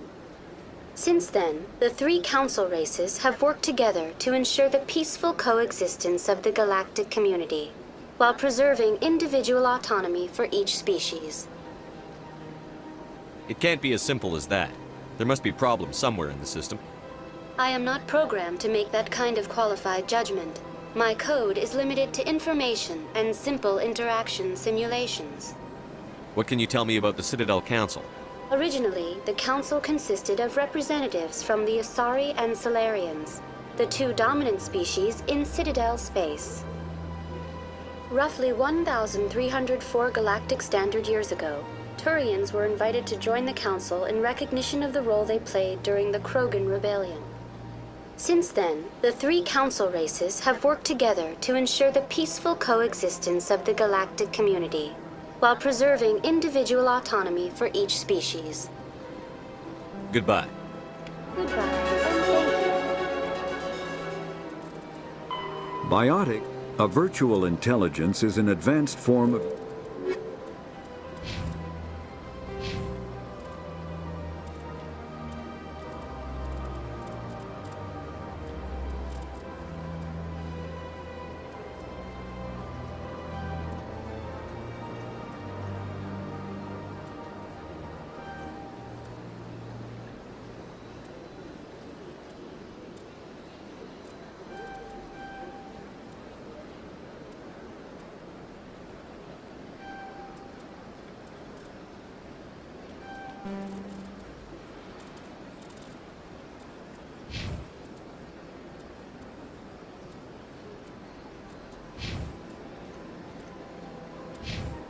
For using Avena.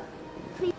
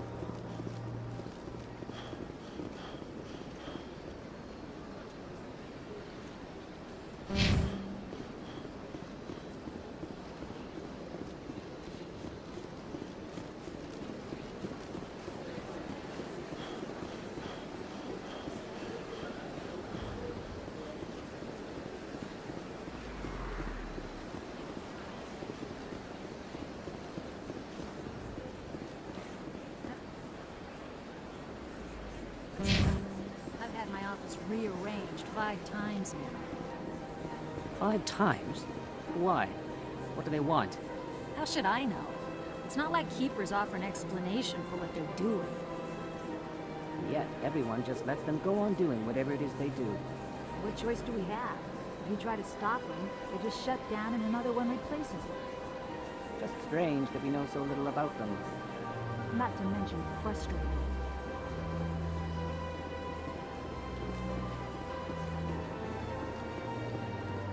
Welcome, I am Naylina. I don't recognize you as one of our expected clients today. Would you like me to see when the consort will be able to meet with you? Can't I just go in? I'm afraid not. Yeah, you must understand there are many who seek the consort services. But if you wish to leave your name, she'll make every effort to meet with you. Commander Shepard, with the Alliance Navy. Excellent. You should hear something in 3 or 4 months. Nobody's worth that much of a wait. Well, that's not for me to judge. I have your name and you'll be contacted. Is there anything else? What do you do here, Naylina? I'm one of the consort's acolytes. Many of the people here today will not see the consort, but they expect to be attended to just the same. It's our job to ensure that they leave contented. What exactly do you attend to? Well, each acolyte has her unique abilities. Some soothe with song, others with conversation. As much as possible, we seek to match the needs of our clients to the skills of our acolytes. My specialty is touch. My fingertips can find every tension point in your body and relieve it. I'd like to try out your services. Excellent. I'll add you to our client list. We should be able to see you in 3 or 4 months. What is the consort? What does she do? It's difficult to explain. She's many things to many people and something different for each. Some seek her for advice, some for entertainment, others still for pleasure. Most of the time, our clients won't realize what they were seeking until after she has provided it for them. You make her sound like some kind of oracle. No, not in the usual sense. She's merely a woman with remarkable compassion and a generous spirit. I suggest you make an appointment and see for yourself. I think I'm done here. Oh, well, I hope you'll return again in the future. We always enjoy seeing new clients. Naylina. Yes, Shaira? Send the commander up to see me. I wish to speak with him. Yes, of course, mistress.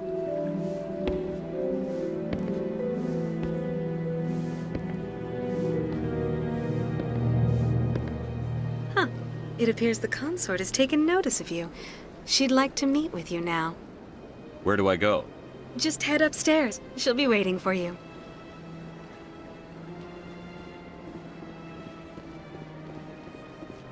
I see even the humans find the consort irresistible. Welcome. It is a pleasure to see you. This is my first time. I can't believe I didn't come sooner. You're with the Alliance? My brother's a private back on Earth.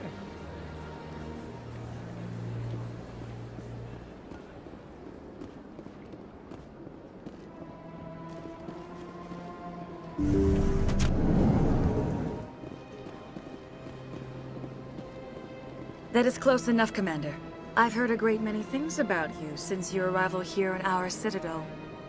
What exactly do you do? That depends on your needs. I offer advice to some, comfort to others. I have a certain problem that could use your expertise. Maybe I can help. I have a friend, Septimus, a retired Turian general. I won't discuss the details, but he wanted me to be more than I could be. We had a falling out. Now he spends his days in Korra's den, drinking and spreading lies about me. If you would speak to him as a fellow soldier, I believe he will listen to you and let the matter be. What happened between you? I respect his privacy too much to go into the details. If he wishes to tell you what happened, that is his prerogative. What exactly do you want me to tell him? Appeal to his sense of honor. Remind him of his position as a general. If you can convince him to stop spreading lies about me, I would be very grateful. Now I must ask you to take your leave. I have many clients waiting to see me.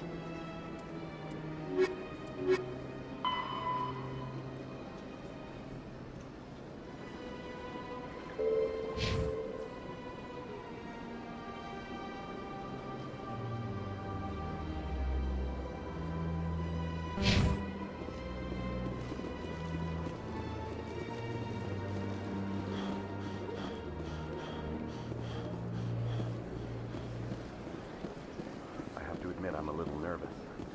That's understandable. Many are a little unsure what to expect their first time. Don't get me wrong. I've only heard good things about the consort. It's just... The unknown forces us out of our comfort zone. It forces us to be vulnerable. Exactly. That's just what I was thinking. Good. Then we are ready to begin.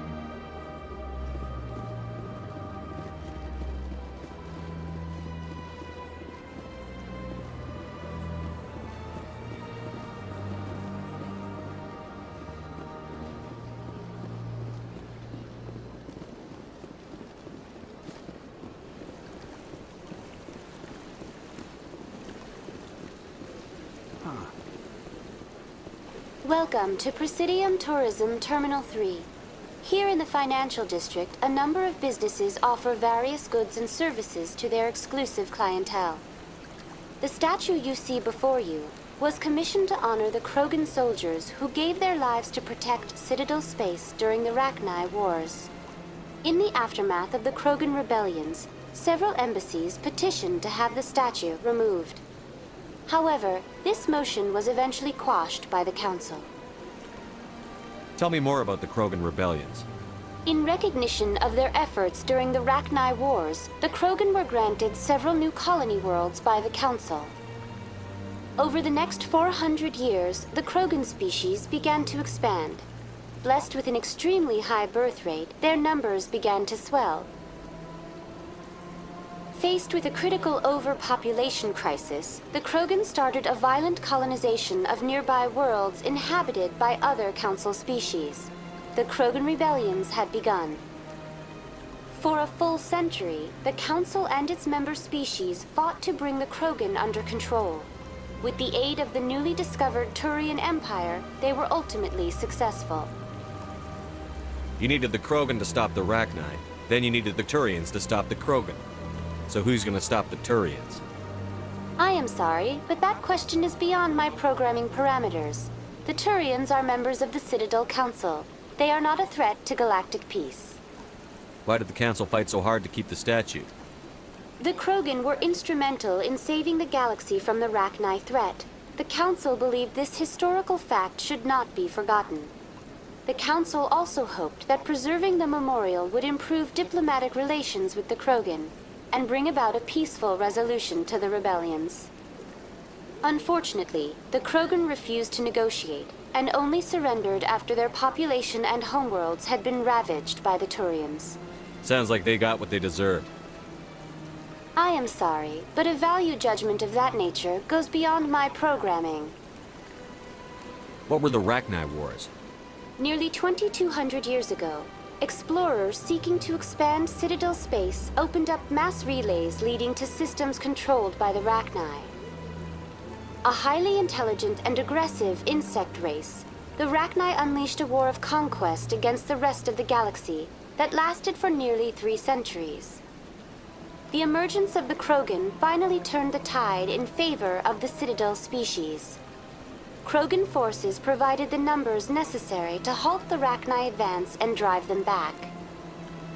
The Krogan then pursued their retreating fleets. Able to survive the harsh environments of the Rachni homeworlds, the Krogan hunted their enemy to extinction. Was it really necessary to wipe them out? I am sorry, but a value judgment of that nature goes beyond my programming. That's all for now. Thank you for using... 50,000 years ago, the Protheans were the only space... Though now extinct, the Rachni once threatened every species.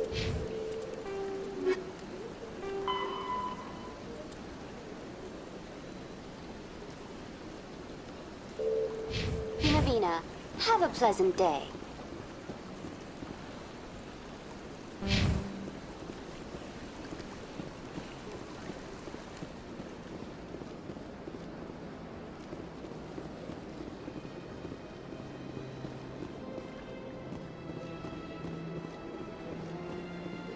Ah, human. This one is greatly pleased to see you here in my decadent emporium. Who are you? This one's face name is Delaninder, though many in this place simply refer to it as Delan. Please take time to examine the fine goods it has for purchase, all of great worth. Show me your items. Oh, this one is pleased to do so, human. You will not be disappointed.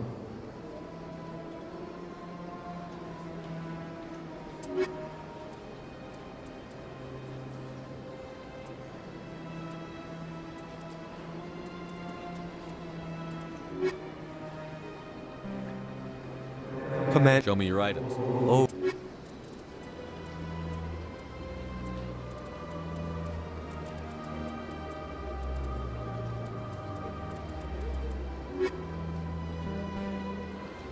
Commander, it is good to see you again. Would you care to see some of its fantastic items today? What exactly do you sell? Only the finest and most luxurious items that credits can buy. This one is able to procure almost any item the human would desire, for a price, naturally. Why do you refer to yourself as this one and it?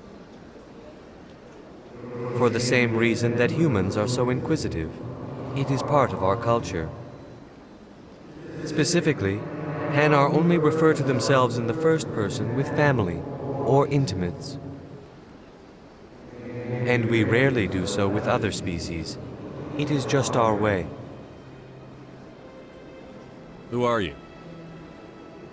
This one's face name is Delaninder, though many in this place simply refer to it as Delan. Please take time to examine the fine goods it has for purchase, all of great worth. I think I'll be going. Returns. The Elkor, the Hanar, are a citadel species known for...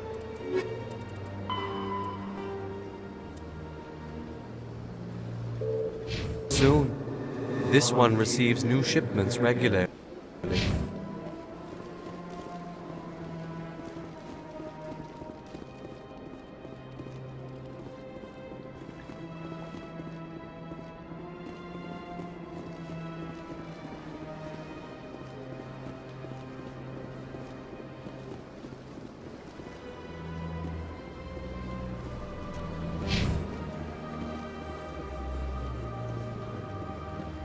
What's this?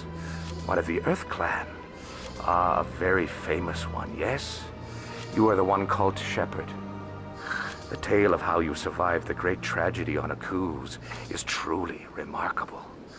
I am amazed each time I hear it. You've got me at a disadvantage here. Forgive me, Earth Clan. My name is Barla Vaughn.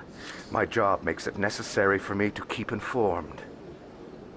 I am a financial advisor to many important clients here on the Citadel. When someone as important as yourself arrives on the station, I take notice. Tell me more about your job. Galactic finance is incredibly complex.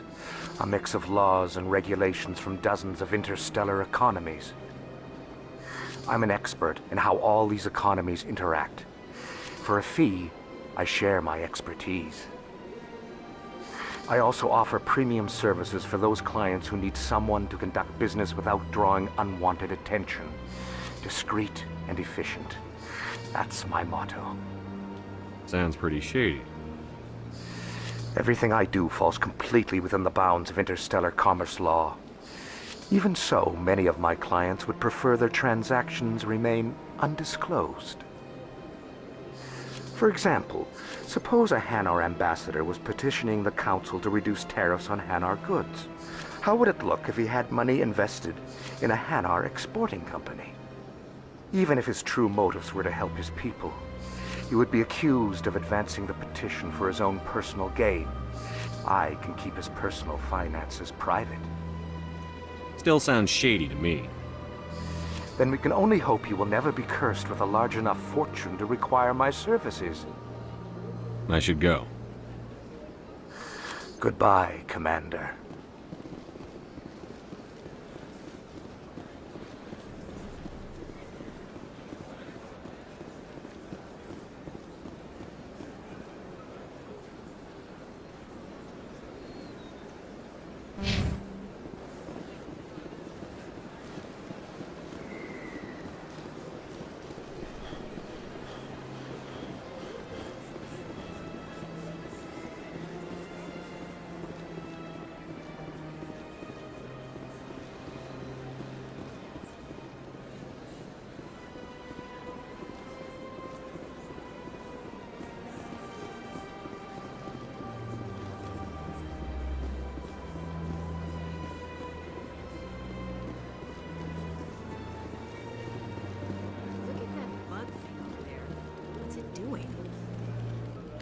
Please do not disturb the keepers.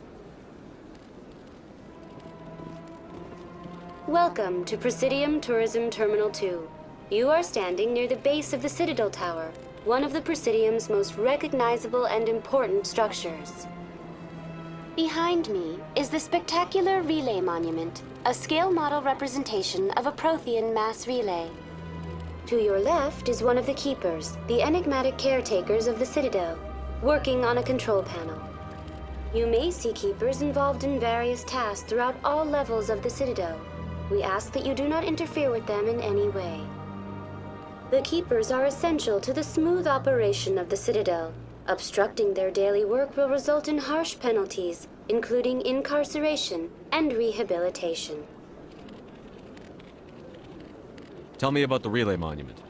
Discovered by the Asari who first arrived at the Citadel, the Relay Monument is one of the station's most interesting and controversial features. What is the meaning behind this striking piece of art? Is it a tribute to Prothean vanity? A reminder of their conquest of the galaxy through mass relay technology? Or perhaps it is a symbol of unity, a Prothean acknowledgement that the relays would eventually lead other species here to the Citadel. No one can say for sure, making the Relay Monument a favorite topic of discussion among academics and scholars. Tell me about the Citadel Tower. Housing both the council chambers and Citadel control, the tower is one of the most important buildings on the station. Access to these areas is restricted to those with the appropriate clearance. What happens in Citadel Control? Citadel Control handles all incoming and outbound transit. Every ship within 2,000 kilometers of the Citadel is under the jurisdiction of Citadel Control. At peak capacity, they are responsible for monitoring upwards of 1,000 vessels. I'd like to hear more about the Council Chambers. The business of the Council, which often has far-reaching effects on the galactic community, is conducted in a room at the apex of the Citadel Tower. The council chambers themselves are truly a magnificent sight to behold, though few get to experience the view in person. Typically, only the councilors, ambassadors, and high-ranking officials, along with various support staff, are allowed access. What if someone has business with the Council? The average citizen must go through the proper channels if they wish an audience with the council. This is usually arranged through their respective ambassadors. Even then, few are given access to the actual council chambers. In most cases, the ambassador acts on behalf of the citizen. I'm scheduled to have an audience with the Council. Only a handful of visitors to the Citadel are ever granted that privilege. I would be jealous, but that is outside the scope of my programming. What happens in Citadel Control? Citadel Control handles all incoming and outbound transit. Every ship within 2,000 kilometers of the Citadel is under the jurisdiction of Citadel Control. At peak capacity, they are responsible for monitoring upwards of 1,000 vessels. I'd like to hear more about the Council Chambers. The business of the Council, which often has far-reaching effects on the galactic community, is conducted in a room at the apex of the Citadel Tower. The council chambers themselves are truly a magnificent sight to behold, though few get to experience the view in person. Typically, only the counselors, ambassadors, and high-ranking officials, along with various support staff, are allowed access. I'd like to know more about the Keepers. Little is known about these peaceful servants of the Citadel, though they are essential to the operation and maintenance of the entire station. Citadel regulations protect the Keepers against interference during the performance of their tasks. Failure to comply will result in harsh penalties. Keepers can be seen in all sections of the Citadel, but are typically found in and around the tower. Any particular reason there are so many Keepers in this area? The Keepers do not communicate with other species. It is assumed, however, that the tower houses the Citadel's primary control systems. Many of the station's systems, such as navigation and life support, function automatically. It is believed the Keepers operate those systems from inside the tower's inaccessible core. The Keepers also make frequent appearances in the Council Chamber itself, though they appear to be just passing through on their way to some other destination. That's all for now.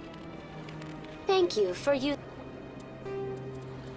The L-Corps, when the Asari discovered the biotic mass relays are feats of Prothean engineering advanced. Zinavina.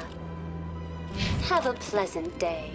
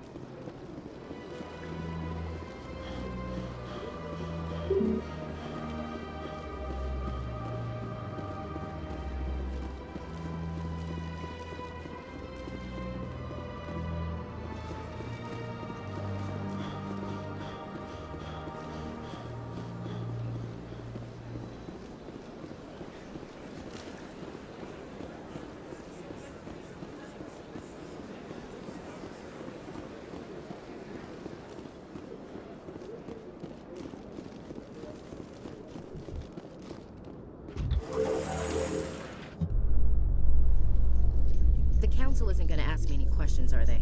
I doubt it. We've made our reports. Now we just have to trust Ambassador Udina. No, we don't, sir.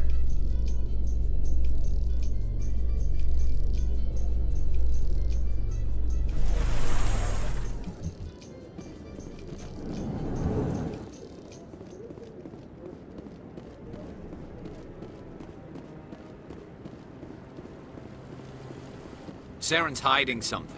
Give me more time. Stall them. Stall the Council? Don't be ridiculous.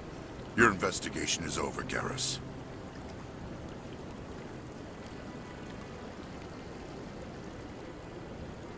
Commander Shepard, Garrus Vicarian. I was the officer in charge of the C-Sec investigation into Saren. Sounds like you really want to bring him down. I don't trust him. Something about him rubs me the wrong way.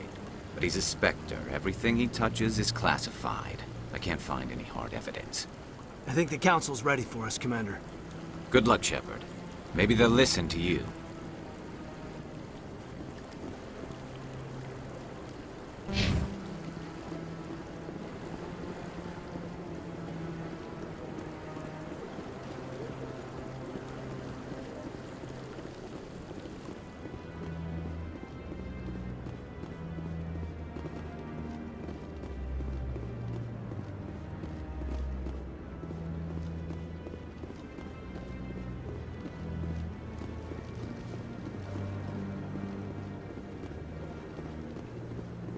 No, I'm waiting to speak with one of the Councilor's assistants. Commander?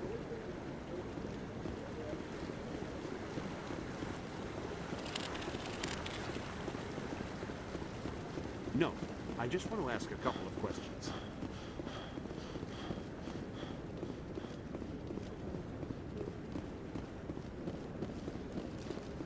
Don't be ridiculous. The Volus won't be joining the Council for years. I'm not so sure. The humans are making a strong push, and you can bet the Volus will be right on their coattails if they succeed.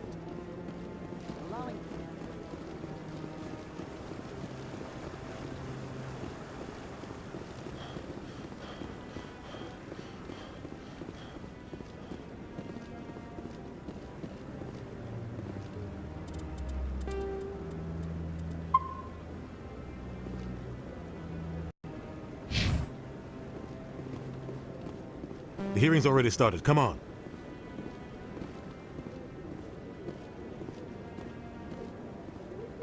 The Geth attack is a matter of some concern, but there is nothing to indicate Saren was involved in any way. The investigation by Citadel Security turned up no evidence to support your charge of treason. An eyewitness saw him kill Nihilus in cold blood. We've read the Eden Prime reports, Ambassador. The testimony of one traumatized dock worker is hardly compelling proof. I resent these accusations. Nihilus was a fellow Spectre and a friend.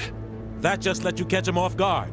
Captain Anderson, you always seem to be involved when humanity makes false charges against me. And this must be your protege, Commander Shepard, the one who let the beacon get destroyed. The mission to Eden Prime was top secret. The only way you could know about the beacon was if you were there. With Nihilus gone, his files passed on to me. I read the Eden Prime report. I was unimpressed. But what can you expect from a human? Saren despises humanity. That's why he attacked Eden Prime. Your species needs to learn its place, Shepard. You're not ready to join the Council. You're not even ready to join the Spectres. He has no right to say that. That's not his decision. Shepard's admission into the Spectres is not the purpose of this meeting. This meeting has no purpose.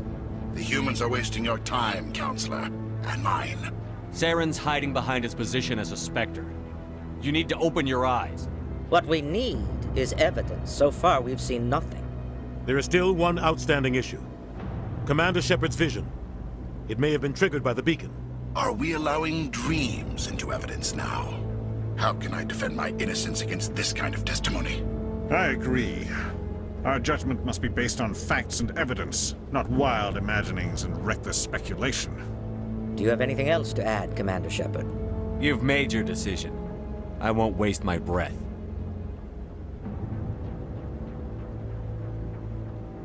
The Council has found no evidence of any connection between Saren and the Geth. Ambassador, your petition to have him disbarred from the Spectres is denied. I'm glad to see justice was served.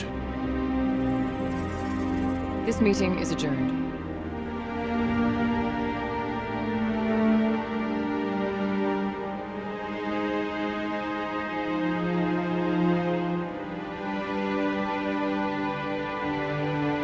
It was a mistake bringing you into that hearing, Captain. You and Saren have too much history. It made the Council question our motives. I know Saren. He's working with the Geth for one reason. To exterminate the entire human race. Every colony we have is at risk.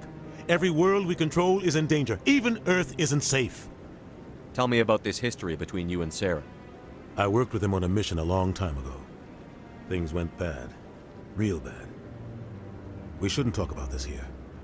But I know what he's like. And he has to be stopped. What's our next step? As a Spectre, he's virtually untouchable. We need to find some way to expose him.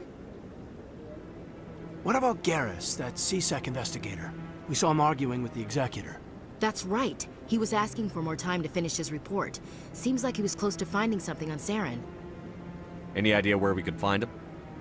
I have a contact in C-Sec who can help us track Garrus down. His name is Harkin. Forget it. They suspended Harkin last month, drinking on the job.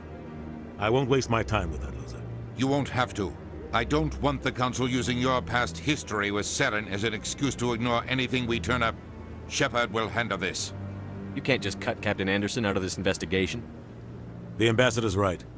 I need to step aside. I need to take care of some business. Captain, meet me in my office later. Harkin's probably getting drunk at Cora's Den.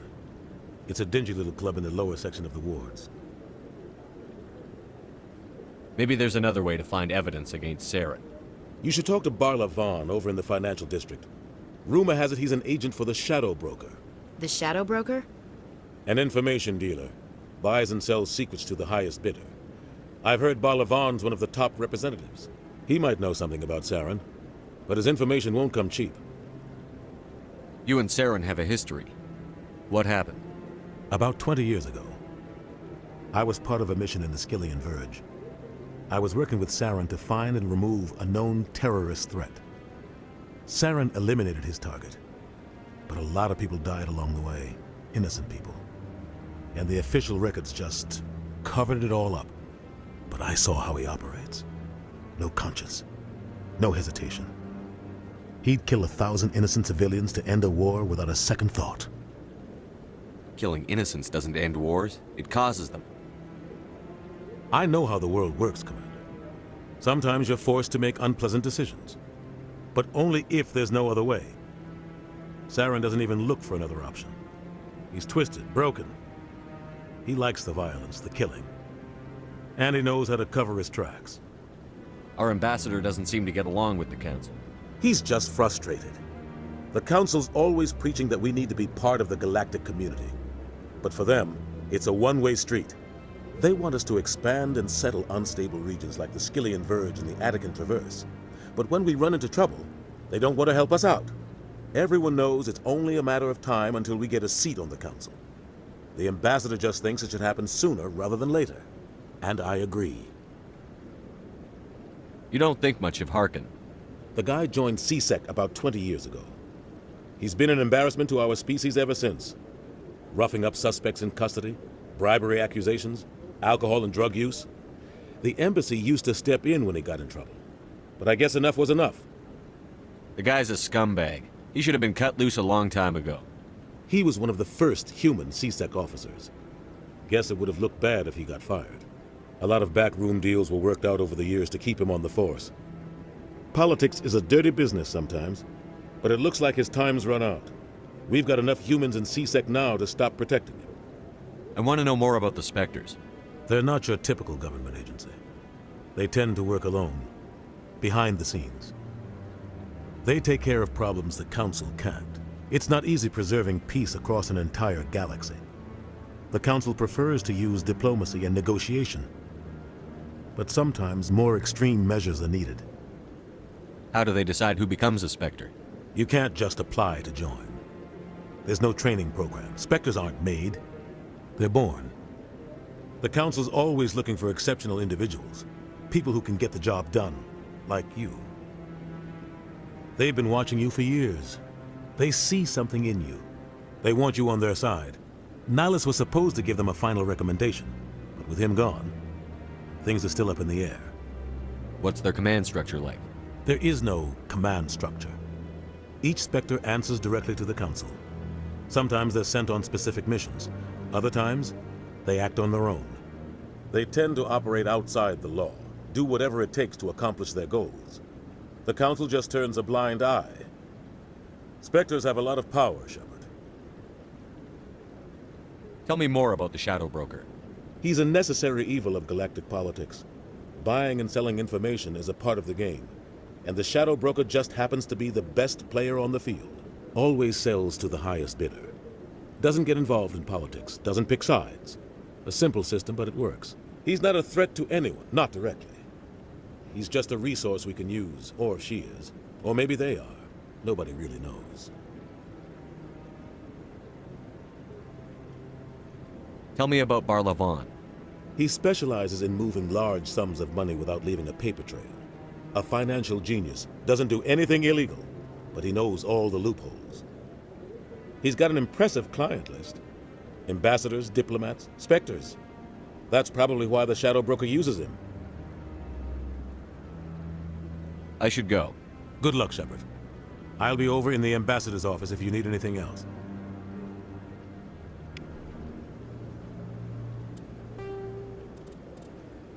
The Asari, the second species to join the Citadel, the Solari.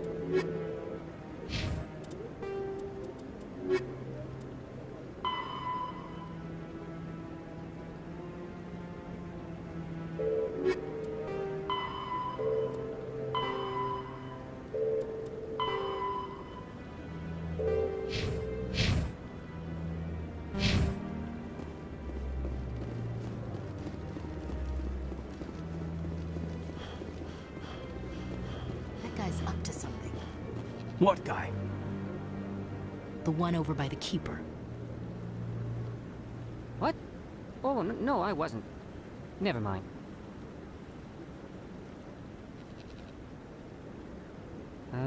Yes, is there something you want? Why are you so interested in the Keepers? Keepers? I've got no interest in the Don't get coy. I know what I saw. I'm not so sure I should be talking to you about this. We're just talking. Is there something wrong with that? No. I guess it wouldn't hurt to tell you. I'm using a small scanner to gather readings on the Keepers. So far I've had mixed results. I find it difficult to get near the creatures. Why were you being so secretive about it, though? Well, technically we're not supposed to disturb the Keepers. I don't really think my scanning disturbs them, but the authorities might disagree. I'd like to do it more openly, but it's not really worth getting arrested over. I could help you out. I'm not worried about the authorities. I don't even know who you are. I'm Commander Shepard, with the Alliance military. Well, I suppose I could use the help. You'll need this. It's the scanning device I developed. Activate it each time you see a Keeper. All collected data will automatically upload to my database. I'll even send a few credits your way for each unique scan. What are you doing with the data once you've scanned it? Trying to learn whatever I can about the Keepers. We see them working everywhere, yet we know so little about them. I'm a scientist. I want to know what makes them tick. I should get going then. Yes, I have much work myself. So long, and good luck with the scanning.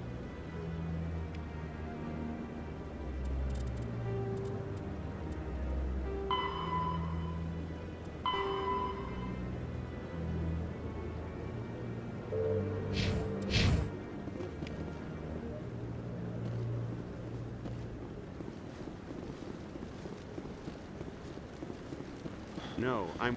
Commander.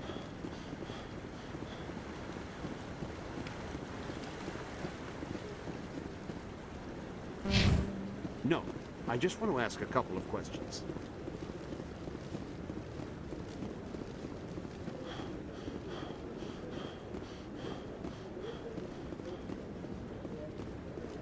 Maybe. But I wouldn't believe everything you hear. That's just it. I'm hearing it everywhere. It's not just isolated rumors. Do you really think Saren could be involved in something like that without the Council knowing it?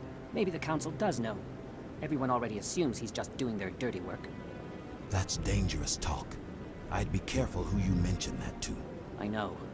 But if it's true, shouldn't we be doing something about it? No. And I'll thank you to keep me out of it if you do.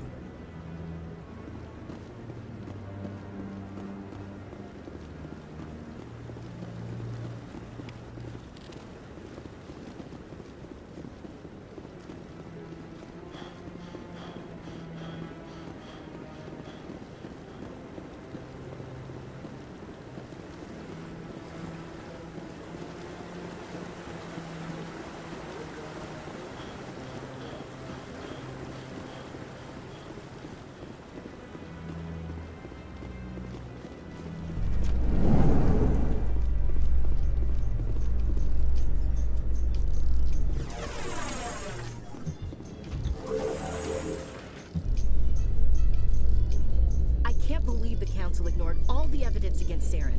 Saren's one of their best operatives. It's only natural they take his word over ours. Oh, so now we just chase leads while this smug Turian runs around with his Geth troopers. That's politics, Chief. I hate politics.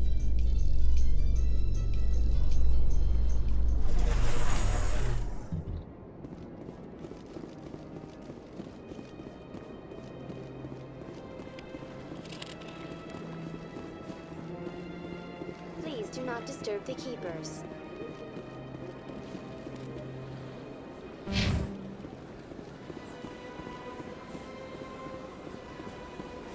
I've told you before, you're not allowed in here. This one believes it has the right to move freely through this area. You're creating a public disturbance. It's against Citadel regulations. This one is unsure why the other would not wish word of the enkindlers to be spread. That Hanar refuses to listen to reason. Why can't it act in an orderly and lawful manner? You should be more tolerant. It's just trying to express its beliefs. I am not unreasonable. The Hanar is free to spew its nonsense once it purchases an evangelical permit. So if the Hanar gets a permit, it's allowed to preach? Now, registered evangelicals must follow regulations. There are specific areas where preaching is legal. Failure to follow the regulations results in the forfeiture of the license. Why don't you just arrest the Hanar? I could arrest the Jelly, but my superior has requested that I find a solution that does not anger the Hanar. The Hanar become vocal when they feel their religious beliefs are being suppressed. What's the purpose behind the evangelical permits? Forcing religious evangelicals to register for a permit weeds out undesirables. It keeps the area safe. The Citadel is too important to become a battleground for a religious war. If you'd like, I could talk to the Hanar for you. I have argued with the stubborn Jelly all afternoon. You are certainly welcome to try. Do you desire to learn of the Enkindlers? Or has the Honorable CSEC officer enlisted assistance? Why is the CSEC officer harassing you? The CSEC officer requests that this one purchase an evangelical permit to spread the truth of the Enkindlers. If that's all the CSEC officer wants, why not just buy the permit? The truth of the Enkindlers is universal. This one humbly believes that the truth should not be suppressed. Exacting payment as a means of imposing limits upon the truth is an abrogation of this one's religious freedom. So you're breaking the law by preaching without a permit right now? The CSEC officer states that preaching in this place is forbidden, and preaching anywhere on the Citadel requires a permit. This one humbly submits that it is not preaching to state the truth of the Enkindlers, and thus no permit should be necessary. Who are the Enkindlers? Your people know them as the Protheans. They are the true creators of this one's people. The Enkindlers raised the Hanar from ignorance into consciousness by granting this one's people the gift of speech. Let me talk to the CSEC officer. Perhaps I can explain the situation. This one would be most... Any progress with that Hanar? I think you should let the Hanar preach in the Presidium. The Presidium is a place of culture and respect. It should not be filled with zealots shouting their idiocy. Why should the Jellies get special treatment? Every other species understands and obeys the laws. I'll be back. I don't care what you have to do. Just get rid of that Hanar.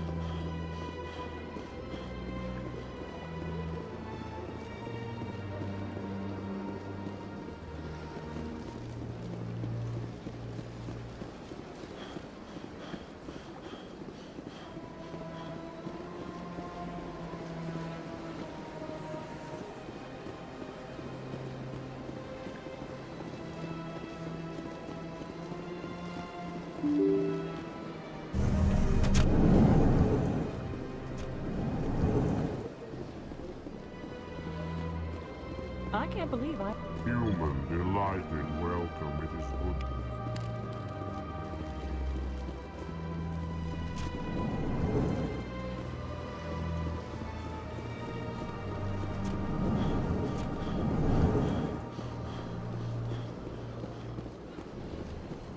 I don't have time to talk now. I'm very busy.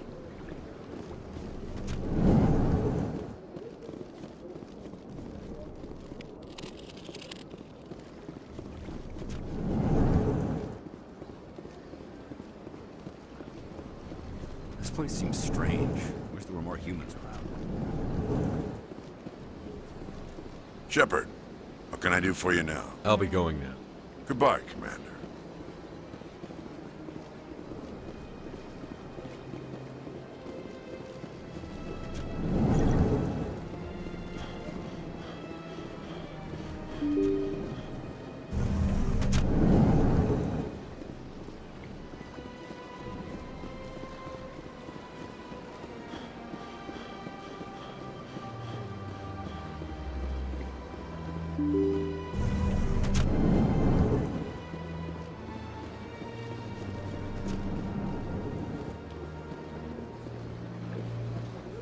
Yes, Commander. Is there something you need? I should go. I'll be here if you need anything.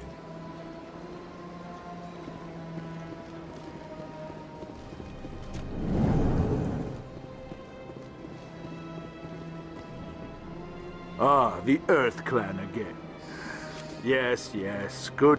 Strange greeting, human. This is really not a good time. You seem distressed. Is there something I can do to help? Alarmed response. You overheard that, did you? This is all going so wrong, and it is the Asari consort's fault. She's the one who started all this. What did this Asari do to get you so upset? I cannot speak more about this problem. It is too sensitive. Suffice it to say, she has compromised my authority as a diplomat. Where can I find this Asari consort? She is across the bridge from here. Her offices are easy enough to spot. Good day, human. Surprised welcome. Goodbye, Ambassador. Sincere farewell.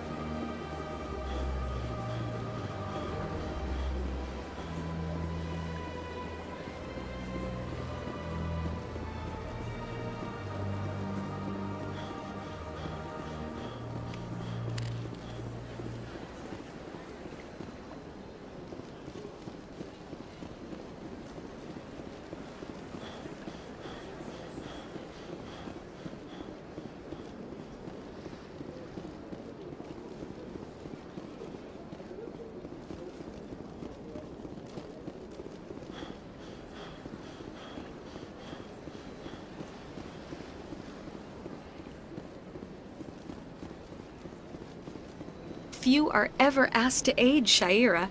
It's quite an honor. I think I'm done here. Of course. Come back anytime.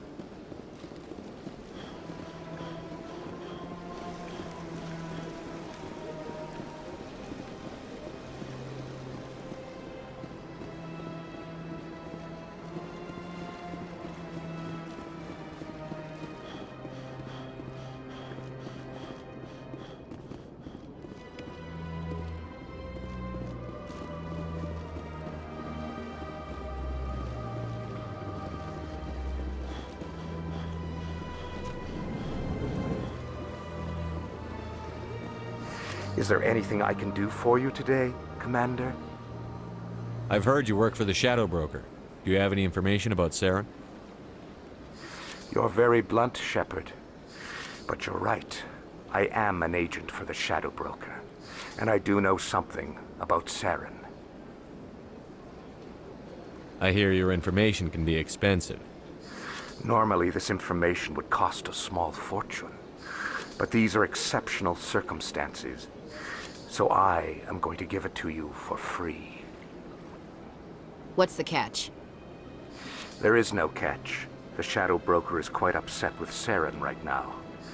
They used to do a lot of business, until Saren turned on him. That's what happens when you deal with a traitor like Saren. No matter what you think of Saren, he's not stupid. He knows the Shadow Broker is a valuable ally. Turning on him doesn't make sense. Not unless something huge was at stake. I don't know the details, but the Shadow Broker hired a freelancer to deal with it. A Krogan mercenary. That's not much to go on. I just told you that the most famous Spectre in the galaxy betrayed the Shadow Broker. Quite a bargain, considering the price. Speak with the Krogan if you want to learn more. I heard he was paying a visit to Citadel security. If you hurry, you might catch him before he leaves the Academy. Isn't it strange that a Krogan would want to speak with C-Sec? Very. However, I doubt the visit was entirely his choice. You'll need to speak with him if you want to know more. Thanks for the info. My pleasure, Commander. The Elcor are a citadel. The Krogan evolved in a hostile and vicious environment.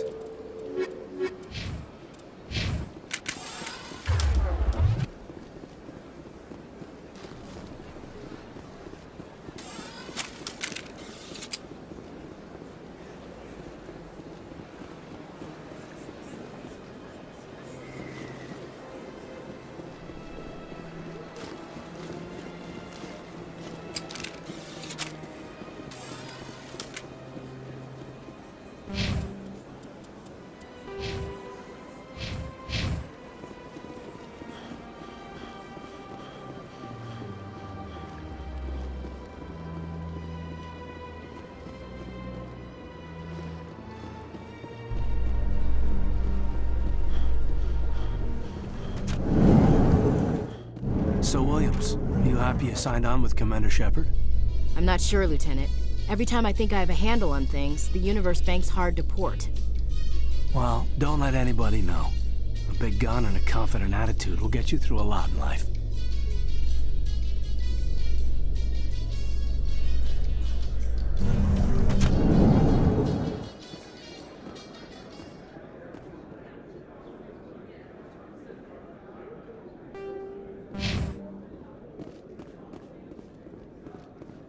Do you really think we'll find him down here? He always stops in for a few games of Quasar before he makes his drop. Fist is gonna be pissed if we take down his supplier. That's the point. We want him angry. Angry people make mistakes. There's just something about Fist that makes me nervous. Good. He's a dangerous man. Now keep your eyes peeled for our mark.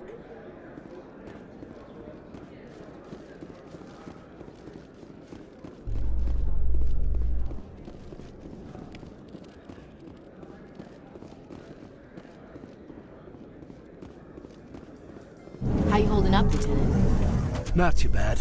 No headaches worth mentioning lately. Maybe I'm getting used to the strain. Maybe you've just got a good stress release. I know that knocking the Geth on their synthetic asses gets rid of my headaches.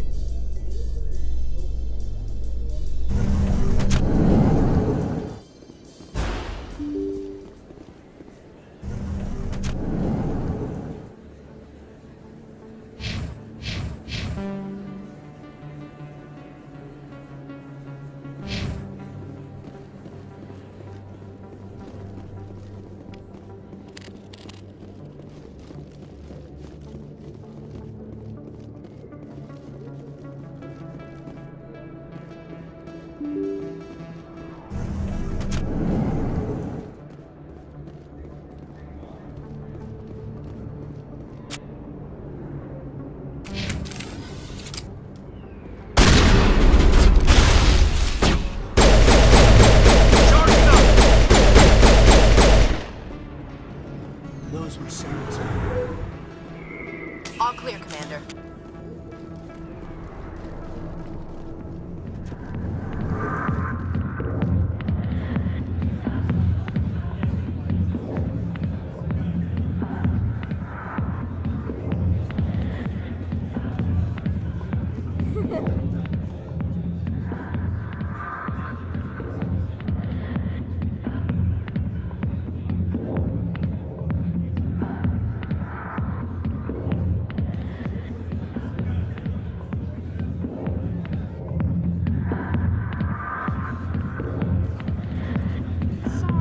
get to you when I can. I got business here, but not with you. Commander. What do you want? I'm here on Sha'ira's behalf. Your lies are hurting her. Good!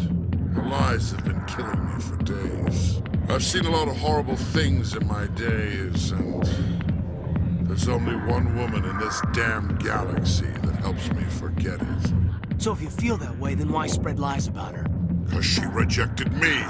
Me! Septimus Oraka, General of the Turian Fleet! I think I can see why you're upset, but spreading these lies won't make it better. Look, kid, I appreciate what you're trying to do, but don't waste your time.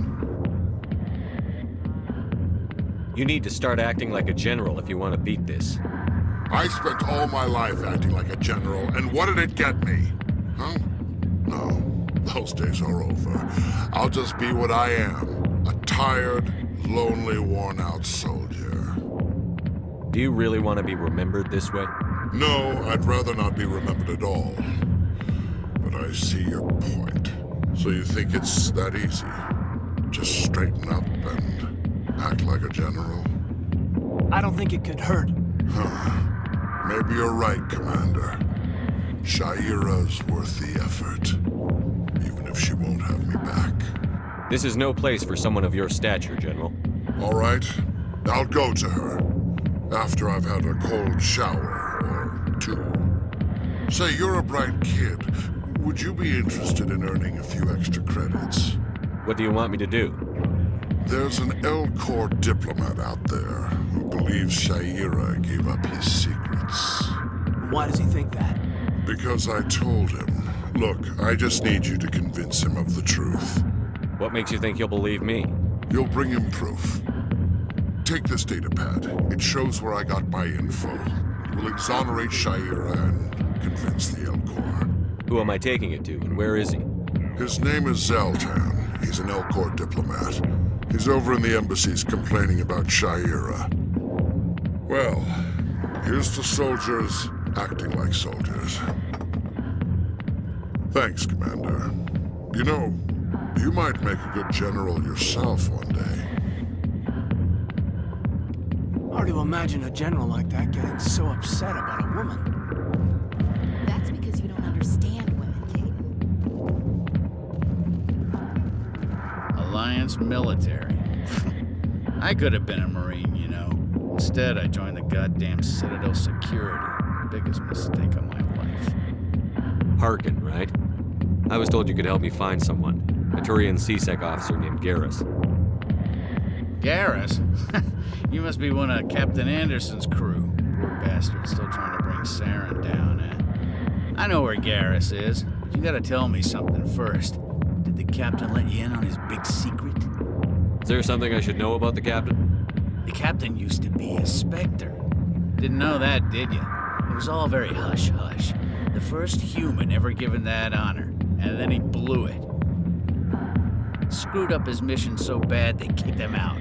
Of course, he blames Saren. Says the Turians set him up. Why'd they kick him out?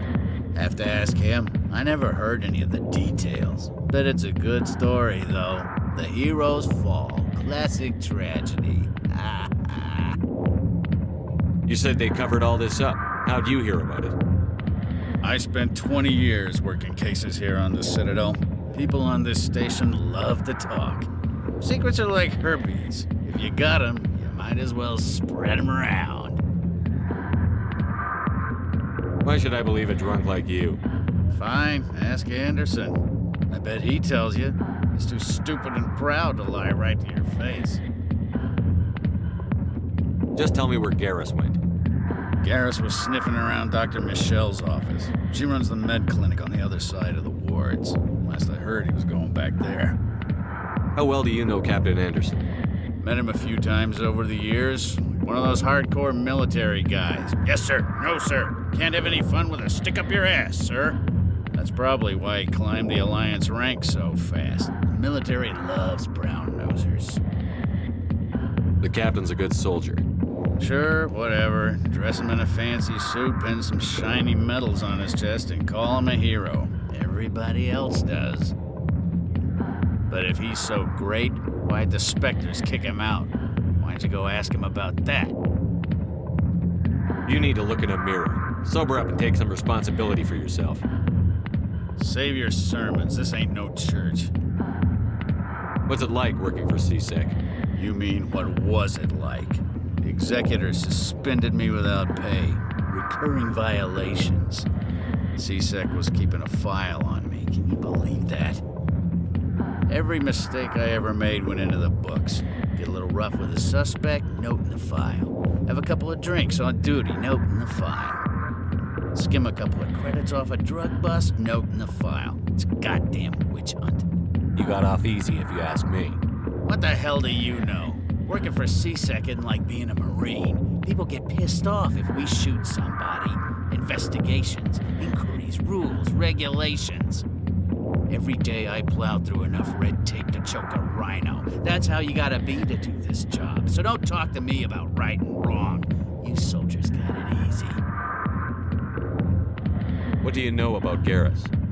Damn hothead is what he is. Still figures he can save the world. Always bucking heads with the Executor. He'll pay for it soon enough. The Executor loves to put us lowly field agents in our place. Just look what happened to me. I'm out of here. Yeah, good. Go. Let me drink in peace.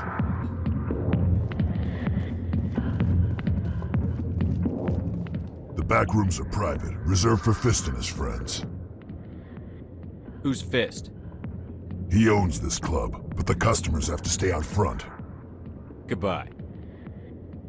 Enjoy the club.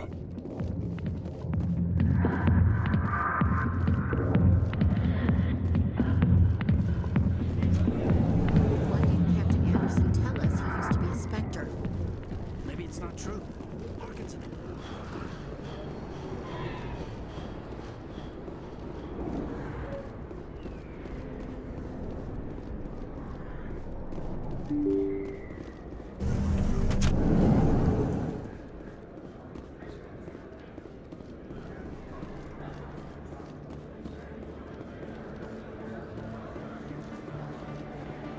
Hello there. Welcome to Moorland's famous shop. You want many good supplies, yes?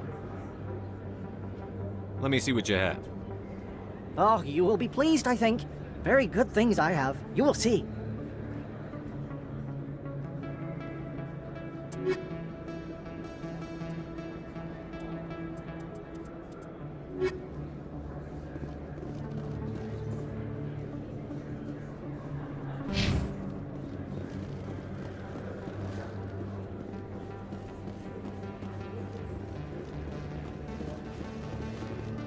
Is that really... Wow! You're Commander Shepard, the hero of Eden Prime. I am so honored to meet you. Nice to meet you. And you are? My name is Conrad. Conrad Werner. They say you killed more than 100 Geth on Eden Prime. I spend most of the time trying to stay alive and help the colonists. Hey, I know you're probably busy, but do you have time for a quick autograph? Anything for a fan. Here. Thanks. I really appreciate it. My wife is going to be so impressed. I'll let you get back to work. But next time you're on Earth, I'd love to buy you a drink. Thanks again!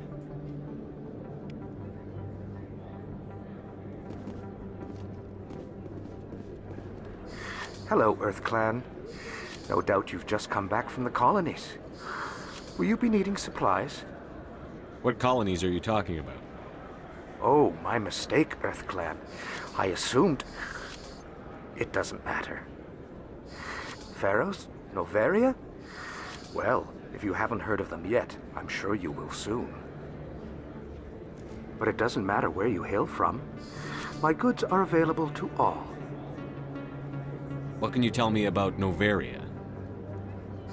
The corporate capital of the Attican Traverse. Very cold. Very snowy. I don't get too many clients from there. They all have their own private suppliers. I'd like to know more about Pharos. It's an old Prothean world. Their buildings still litter the surface. The humans aren't the first to colonize it, but they are the most recent. I just realized I haven't heard from my contact on that planet for some time. Ah, well, I'm sure he's fine. I should be going. As you say, Pharos is a habitable world in the Attican Beta Cluster. Noveria is a cool, rocky world.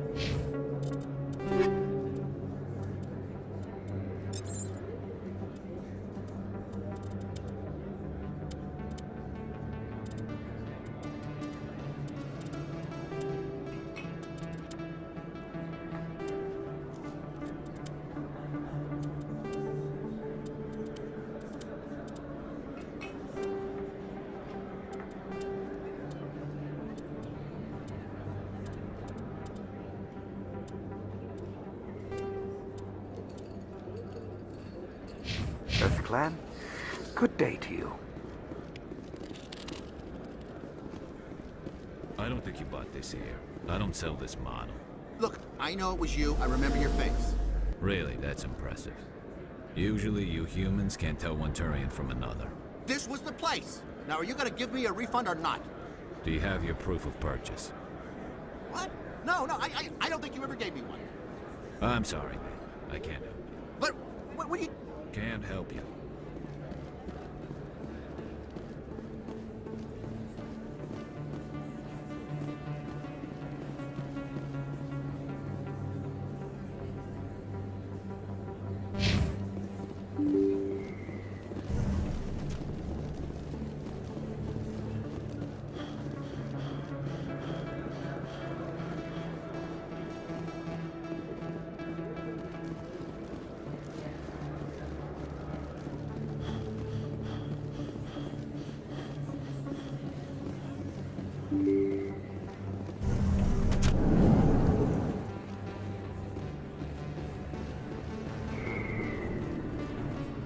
Commander Shepard? Excuse me, Commander Shepard! I'm Emily Wong. I'm an investigative journalist working here on the Citadel. Could I have a moment of your time? What do you need? I've been hunting for evidence of corruption and organized crime on the Citadel, but there are places I can't go. I was hoping you might share anything you find during your own investigation. I can make it worth your time. How do you know that my investigation is going to uncover anything you need? You wouldn't be investigating if it weren't big. And if it's big, it's something I'd like to hear about. You've got to have access to better sources. Why contact me? I'm using every source I can find, but I think I've got a better shot with you. According to your file, you survived back on Akuz when everyone else in your squad got killed. If anyone can find the worst elements of the Citadel and live to tell about it, it's you. How do you know I'm investigating anything here on the Citadel? I'm a good journalist, Commander Shepard. Word gets around. Sounds like a good cause. If I find any information, it's yours. Thank you, Commander. You won't regret it.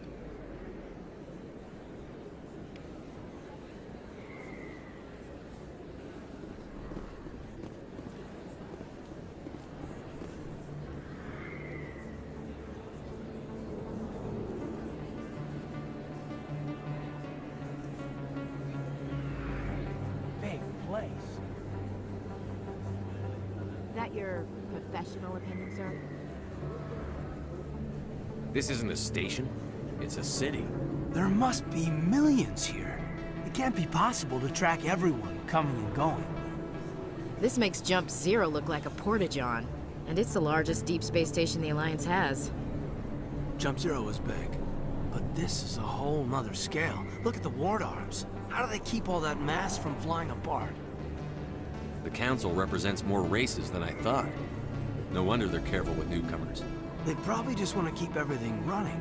It has to be hard keeping all these cultures working together. Or maybe they just don't like humans. Why not? We've got oceans, beautiful women, this emotion called love. According to the old vids, we have everything they want. If you expect to get me in a tinfoil miniskirt and thigh-high boots, I want dinner first. Sir. That will be enough, Chief. At ease, Lieutenant. Can't see her in a skirt anyway. Damn straight you can't. Ready to move out, sir.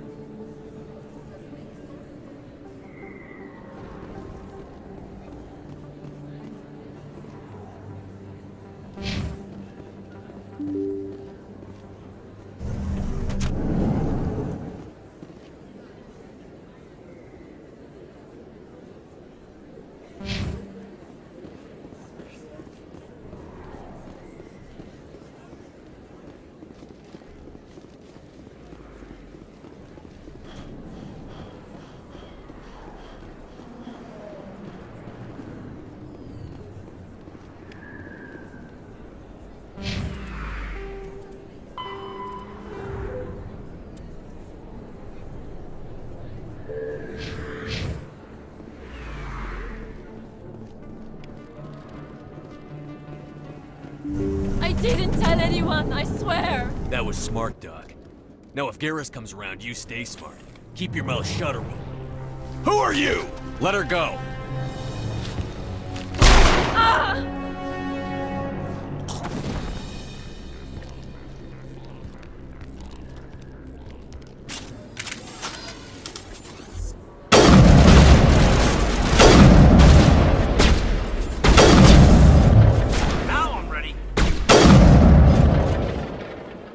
Perfect timing, Shepard. Gave me a clear shot at that bastard. What were you thinking? You could have hit the hostage. There wasn't time to think. I just reacted. I didn't mean to... Dr. Michelle, are you hurt? No, I'm okay. Thanks to you. All of you. I know those men threatened you, but if you tell us who they work for, we can protect you. They work for Feast. They wanted to shut me up, keep me from telling Garrus about the Quarian. Does this have anything to do with the investigation into Saren? I think it might. Dr. Michelle, tell us what happened. A few days ago, a Quarian came by my office. She'd been shot, but she wouldn't tell me who did it. I could tell she was scared, probably on the run. She asked me about the Shadow Broker. She wanted to trade information in exchange for a safe place to hide.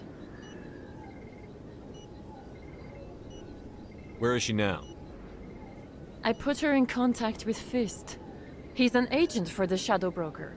Not anymore. Now he works for Saren. And the Shadow Broker isn't too happy about it. Fist betrayed the Shadow Broker? That's stupid even for him. Saren must have made him quite the offer. That Quarian must have something Saren wants. Something worth crossing the Shadow Broker to get. What else can you tell me about the Quarian? I'm not sure. Like I said, she wanted to trade information for a place to hide. She didn't... Wait a minute. Geth. Her information had something to do with the Geth. She must be able to link Saren to the Geth. There's no way the Council can ignore this. Time we paid Fist a visit. This is your show, Shepard. But I want to bring Saren down as much as you do. I'm coming with you. You're a Turian. Why do you want to bring him down? I couldn't find the proof I needed in my investigation, but I knew what was really going on. Saren is a traitor to the Council and a disgrace to my people. Welcome aboard, Garrus. You know, we aren't the only ones going after Fist. The Shadow Broker hired a Krogan bounty hunter named Rex to take him out. Yeah, we heard about him.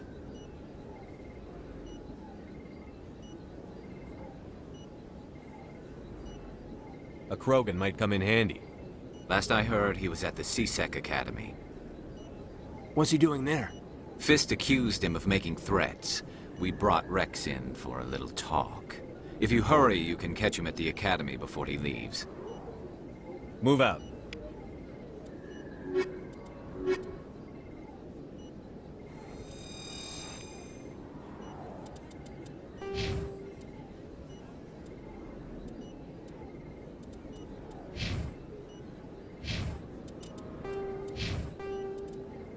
The Elcor, driven from their home system by the Geth nearly... I never properly thanked you for saving me from Fist's thugs, Commander. I don't know what would have happened if you hadn't been there. Let me take a look at what you have for sale. Of course.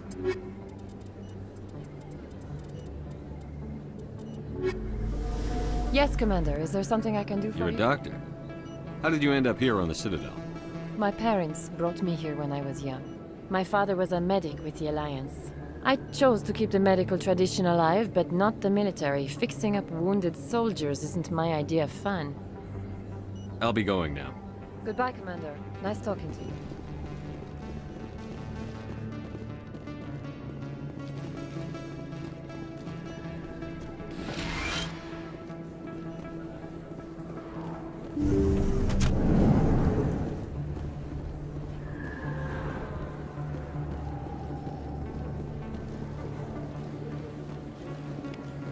Don't kid yourself.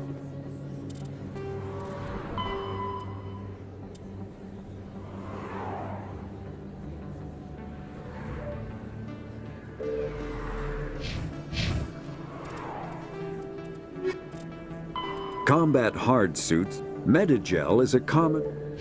It's even bigger than it looks.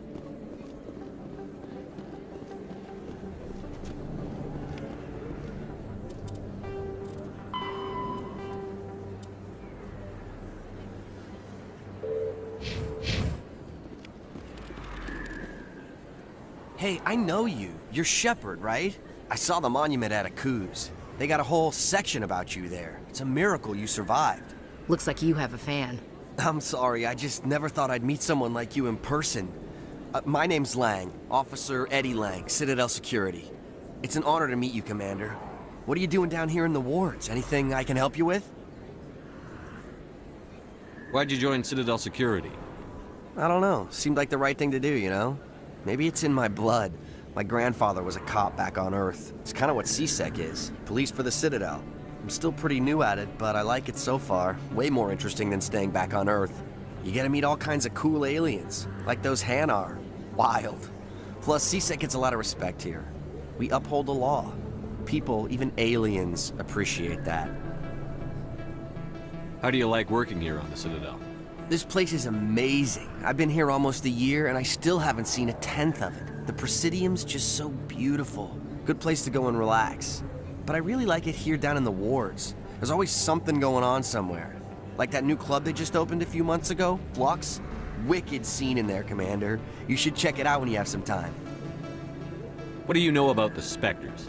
Just the stuff they show in the vids. They always make them out to be super agents on secret missions to save the galaxy. I know it's not really like that, though. Some of the other CSEC guys don't like them too much. Figure they shouldn't be able to operate outside the law. But if they were so bad, the Council wouldn't use them, right? Do you know a CSEC officer named Harkin?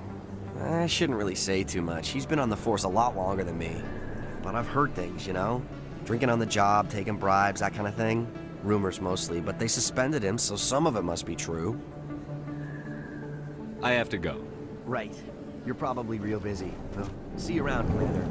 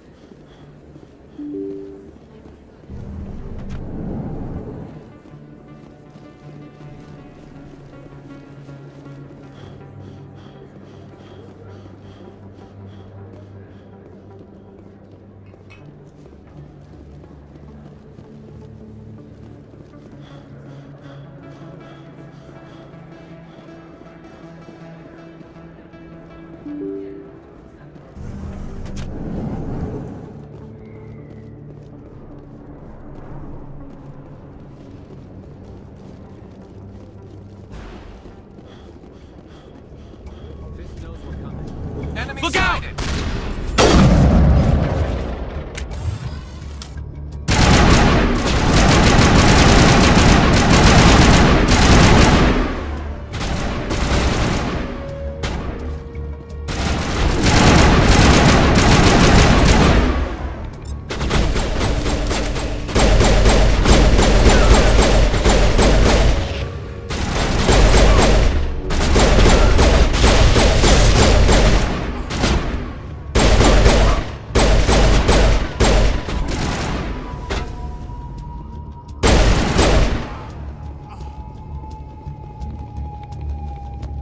Perimeter clear.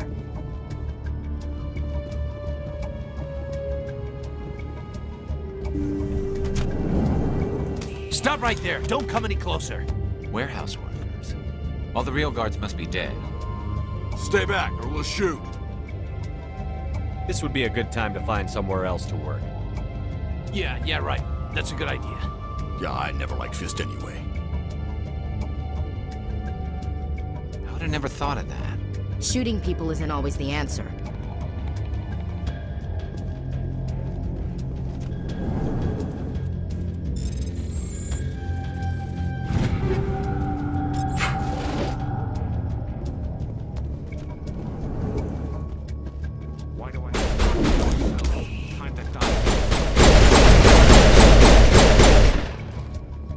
Wait! Don't kill me, I surrender! Where's the Quarian? She's not here. I don't know where she is. That's the truth. He's lying. You better start explaining before I lose my temper. The Quarian isn't here. Said you'd only deal with the Shadow Broker himself. Impossible. The Shadow Broker only works through his agents. Nobody meets the Shadow Broker. Ever. Even I don't know his true identity. But she didn't know that. I told her I'd set a meeting up. But when she shows up, it'll be Saren's men waiting for her. Give me the location. Now. Here on the wards, the back alley by the markets. She's supposed to meet them right now. You can make it if you hurry. Am I supposed to just forget your part in all this? Hey, I came clean. I told you about the meeting. Besides, I've got my own problems now. The Shadow Broker wants me dead. I have to disappear. Forget about me. I'm a ghost.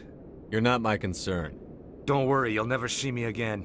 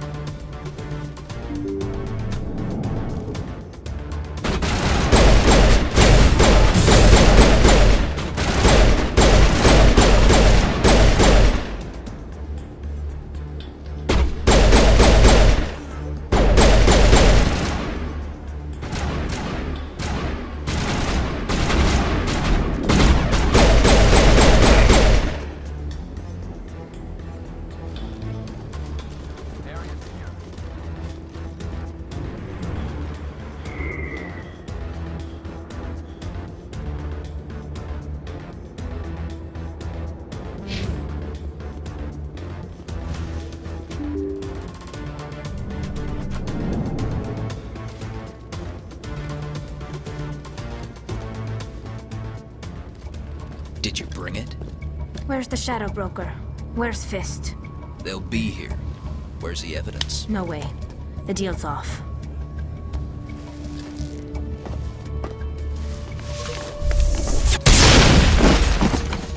Finally, some action!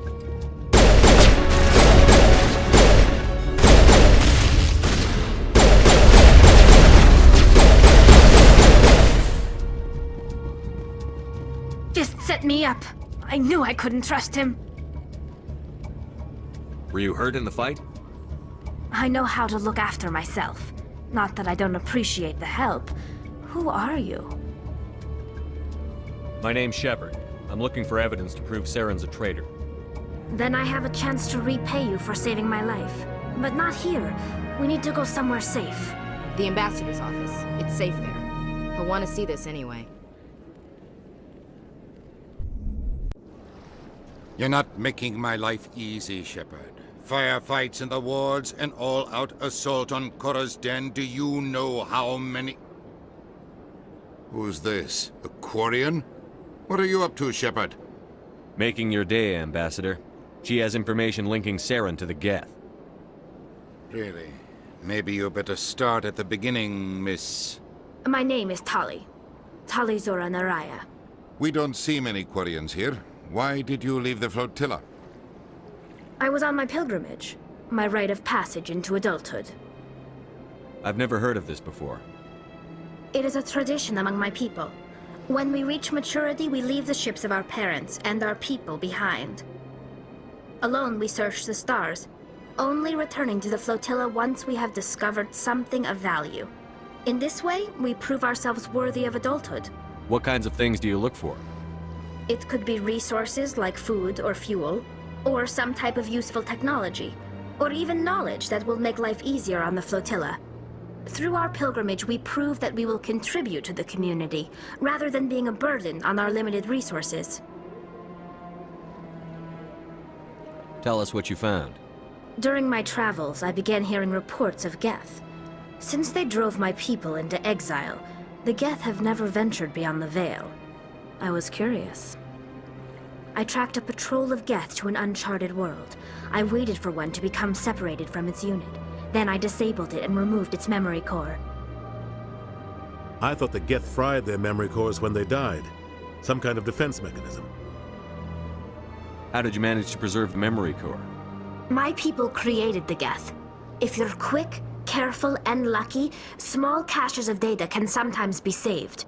Most of the core was wiped clean, but I salvaged something from its audio banks.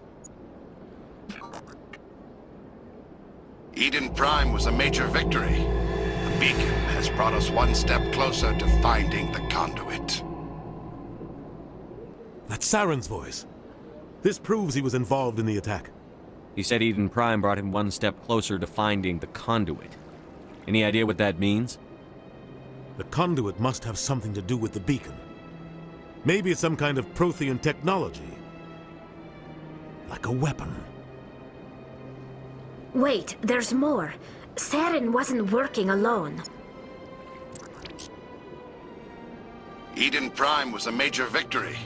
The beacon has brought us one step closer to finding the conduit. And one step closer to the return of the Reapers. I don't recognize that other voice, the one talking about Reapers. Are they some kind of new alien species? According to the memory core, the Reapers were a hyper-advanced machine race that existed 50,000 years ago. The Reapers hunted the Protheans to total extinction, and then they vanished. At least, that's what the Geth believe. Sounds a little far-fetched. The vision on Eden Prime. I understand it now. I saw the Protheans being wiped out by the Reapers. The Geth revere the Reapers as gods, the pinnacle of non-organic life. And they believe Saren knows how to bring the Reapers back. The Council is just going to love this. The Reapers are a threat to every species in Citadel space. We have to tell them. No matter what they think about the rest of this, those audio files prove Saren's a traitor. The Captain's right. We need to present this to the Council right away. What about her, the Quarian? My name is Tali. You saw me in the alley, Commander. You know what I can do. Let me come with you. I thought you were on your pilgrimage. The pilgrimage proves we are willing to give of ourselves for the greater good. What does it say about me if I turn my back on this?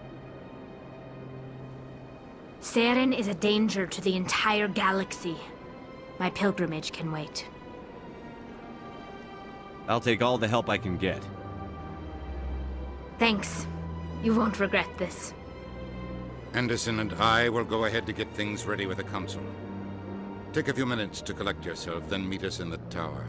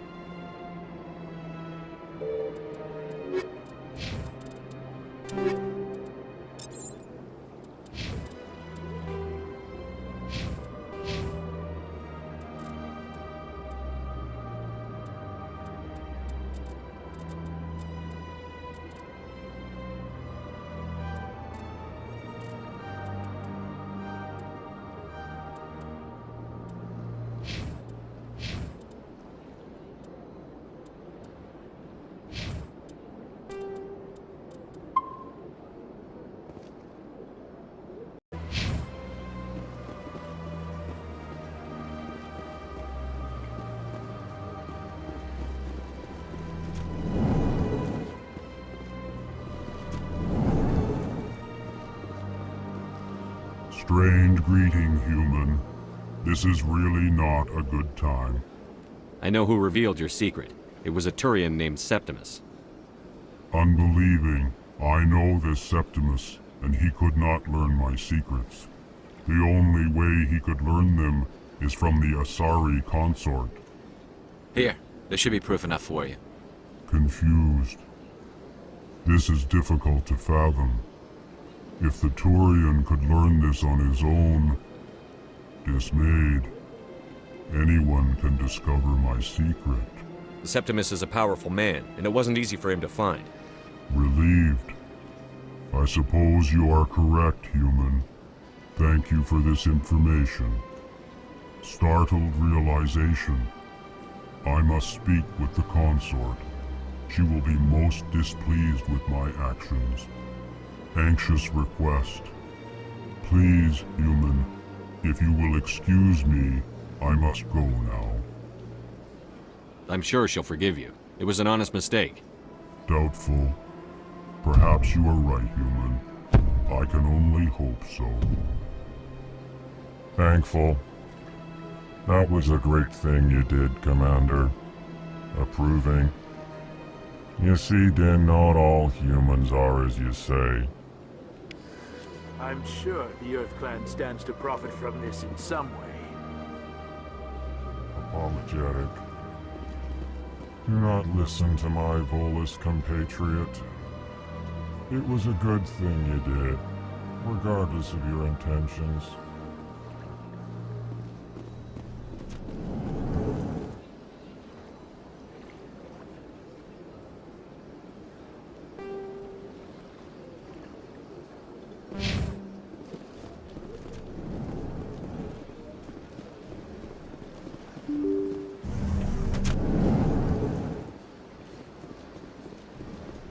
Excuse me, Commander Shepard. Could you spare a moment of your time? Commander Shepard, my name is Samesh Bhatia. Forgive the intrusion, but I have nowhere else to turn. It's no trouble. What can I do for you? My wife was a Marine. She was in the 212 on Eden Prime. I've requested that my wife's body be returned to me for cremation, but the military has refused my request. Why did they refuse your request? There's got to be some reason. I don't know. All I know is that they have declared it impossible for my wife to be returned to me. There's no reason for your wife's body to be held like this. Just wait here. The man in charge of my case is Mr. Bosker. When I last saw him, he was in the expensive bar over there. Thank you for your time. I just want to give my wife a proper funeral, and the respect she deserves.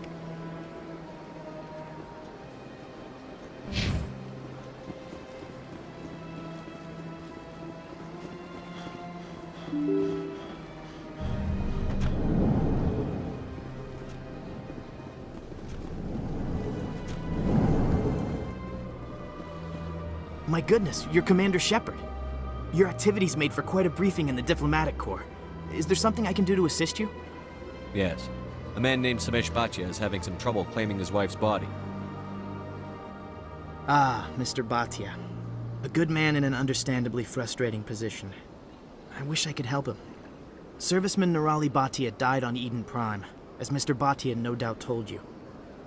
Her wounds are inconsistent with any type of weapon damage we've seen before. That is why her body is being held.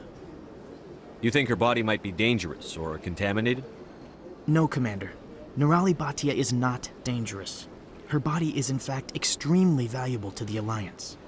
The tests we're conducting may lead to better defenses against Geth attacks. Respectfully, Serviceman Bhatia may save more lives in death than she did in life. How long do you think the research is going to take? This is a long-term study.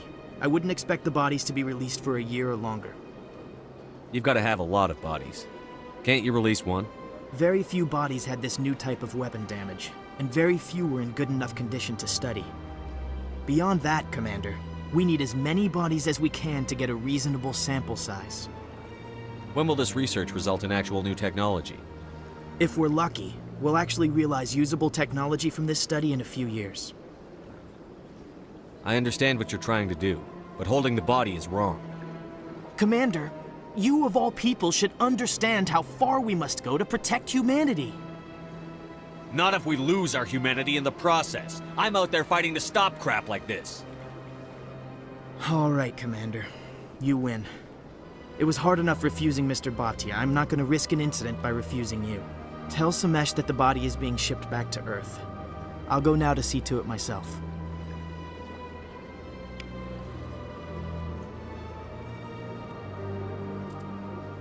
Combat. All modern infantry weapons, from pistols to assault.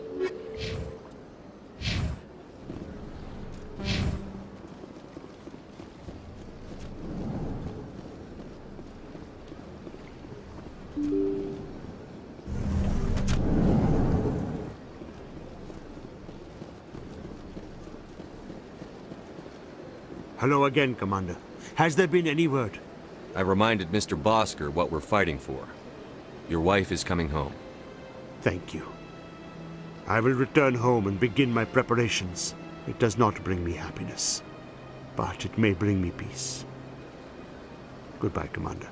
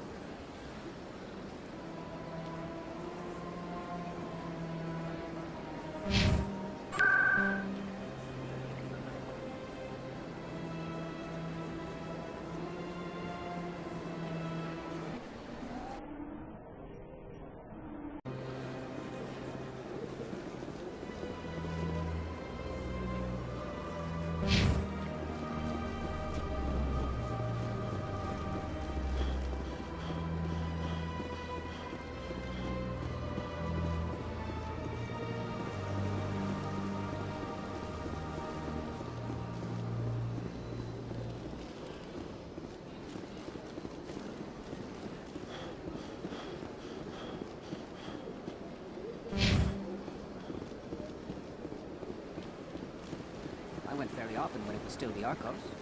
Yeah, ever since Fist took over, I don't go anymore.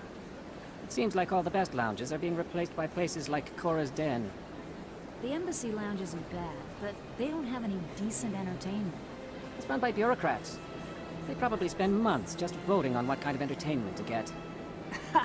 You're probably right.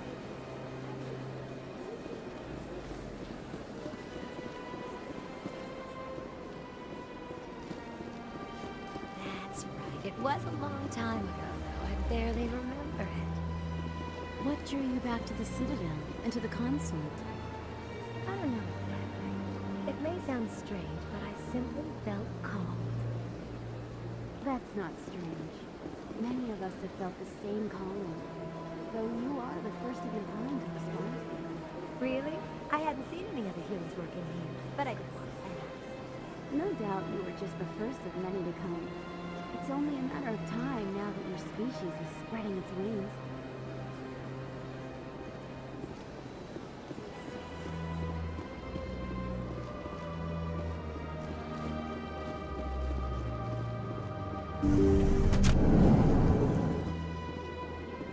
Commander, I recently received a lovely note from Septimus. Thank you for speaking with him. Even the Alcor diplomat has withdrawn his campaign against me. It was my honor to aid you. You are too kind, Commander, but I would not expect you to help me out of the kindness of your heart. I also have one more thing to give you, if you are interested. I'd be honored. I offer a gift of words, an affirmation of who you are and who you will become. I see your skin, tough as the scales on any Turian, unyielding, a wall between you and everyone else, but it protects you, makes you strong. That strength is what kept you alive when everyone around you was dying. You alone survived. You will continue to survive. This may be who you are, but it is not who you will become. It only forms the basis for your future greatness. Remember these words when doubt descends, Commander. You have quite a gift, Shaira. Thank you. Not everyone appreciates it as you do. Never underestimate the power of words. Here, Commander. In light of your efforts with the Alcor ambassador, I would like you to have this small trinket. What is it? A small mystery. I've never learned its use or purpose, but I sense it is time for me to pass it on. And now I must ask you to leave. I have done everything I can for you. Remember my words, Commander Shepard. They will give you strength.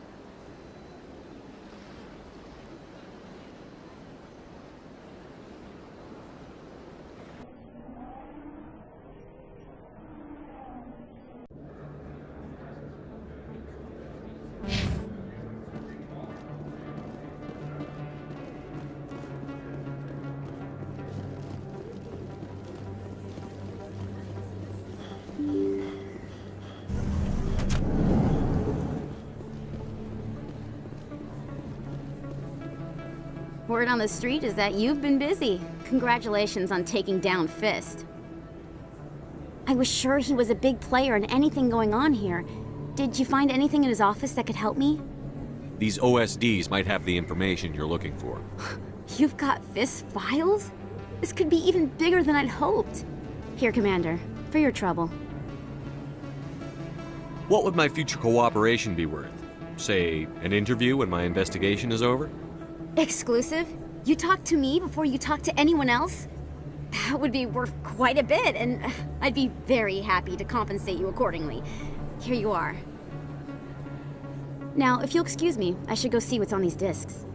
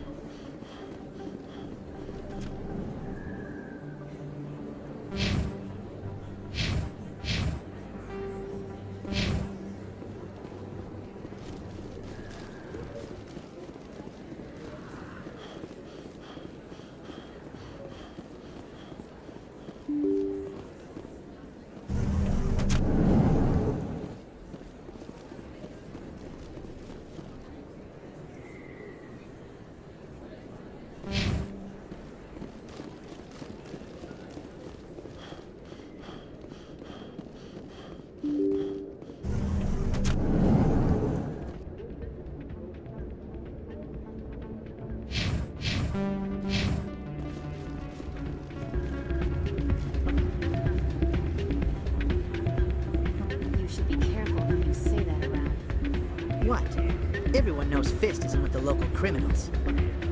Maybe, but I wouldn't go shouting it from the mountaintops. Yeah, unless you want to end up on his hit list.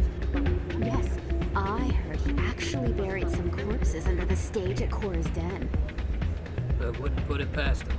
Yes, and it might explain the stench in that place.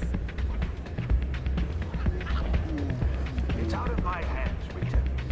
I'd bring her back in a second, but she doesn't want to come. I know. I'll see if I can talk some sense into her next time I see her. Be careful.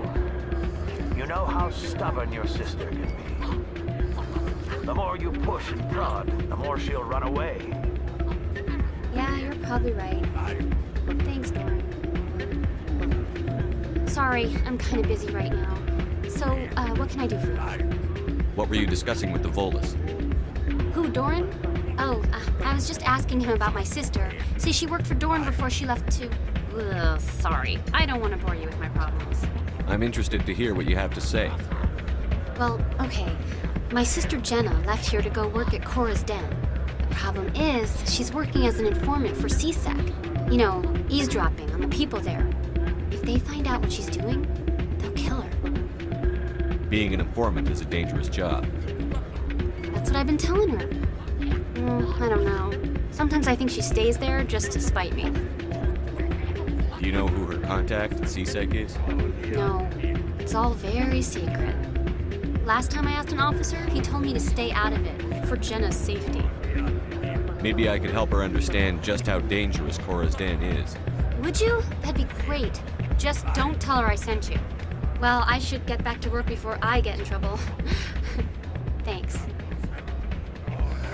Welcome to Flux. Name's Doran. What can I do for you? Is this a casino? Among other things, yes. We've got some quasar stations, if you're interested. What can you tell me about the sisters working for you? Well, Jenna left to work at Cora's Den. Now her sister Rita is all worried she might be in some kind of trouble. Not much chance Jenna will change her mind, though. She's a stubborn one. If she wanted to come back, I'd take her in a second. The customers loved her. Are you the owner? Owner, cook, and bartender. I've even been known to dance a little when the mood strikes me. We've got some quasar stations, if you're interested. Goodbye. Enjoy your time here at Flux.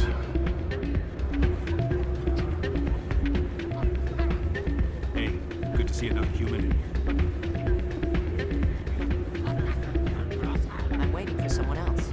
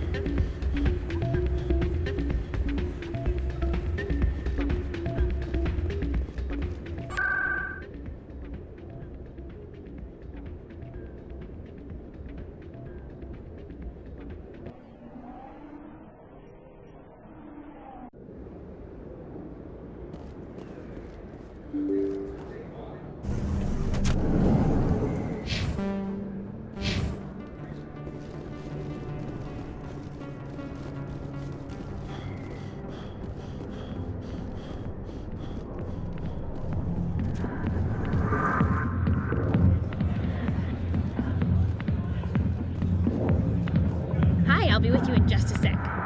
I'll wait right here. Why do I get the feeling you're not here to order drinks? I need to talk to you about your work with CSEC. I don't know what you're talking about. Now, if you don't mind, I need to get back to my customers. This isn't a game, Jenna. These people are dangerous. Now you sound like my sister. Why is everyone so concerned about me? I can take care of myself. I need to go. I'm not a stripper. I don't get paid to stand around and look pretty. She puts on a brave face.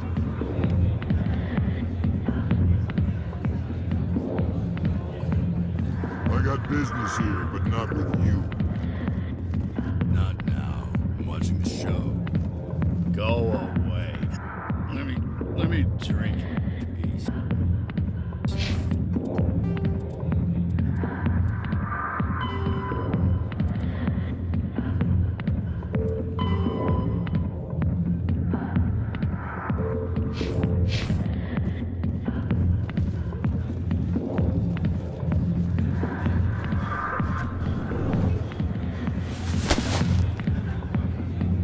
Questions about Jenna, meet me at CSEC Academy.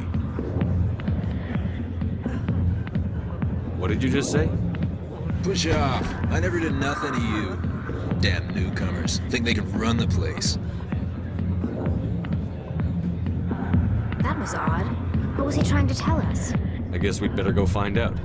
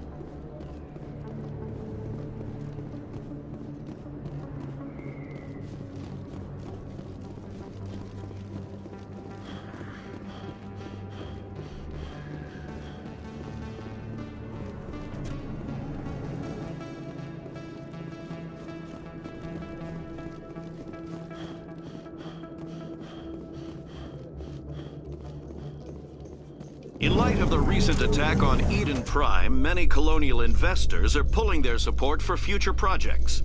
Proponents of expanded human colonization insist that Eden Prime was an isolated case. Nevertheless, colonist enrollment has dropped sharply. Many colonial proposals are on hold until backers have some reassurance that human colonies will be adequately protected.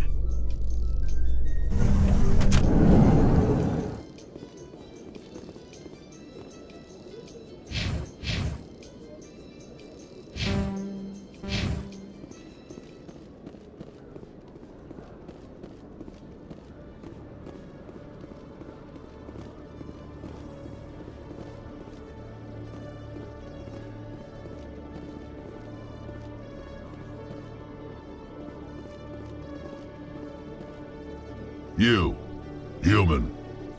You the one they call Shepard? That's me, Commander Shepard. The name's Rex. The Shadow Broker paid me a lot of money to get rid of Fist. Only you got there first. Sounds like I did your job for you. When I get paid to do a job, I finish it. Alone. I don't like where this is going. But I didn't finish this job, Shepard. You did. So the payment is yours. You're going to pay me for getting rid of Fist? I won't take credit for someone else's work. I transferred the payment into your account. I like the way you handled Fist. Now I hear you're going after Saren. I was thinking I should come along. You're a bounty hunter. What do you get out of going after Saren? I'm not in this for the money. I want to be where the action is. There's a storm coming, and you and Saren are right in the middle of it. Why me? Saren's already got a lot of Krogan working for him. Those aren't Krogan. They're servants. They grovel at Saren's feet to lick his boots, trading their freedom for promises of wealth and power. My people were a proud species once. Some of us still remember that. I won't bow down to Saren like the others. We'll take you with us, Rex. Smart move, Shepard.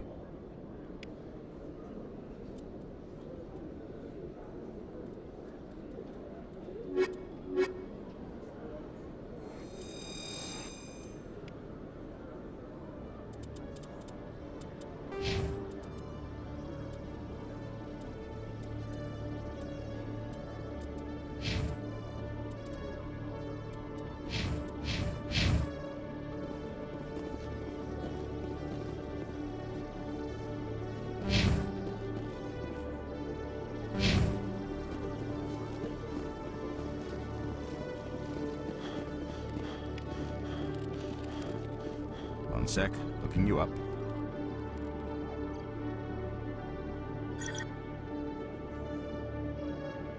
Commander Shepard, here with the Alliance military. First time on the Citadel, that about right? How did you know all that?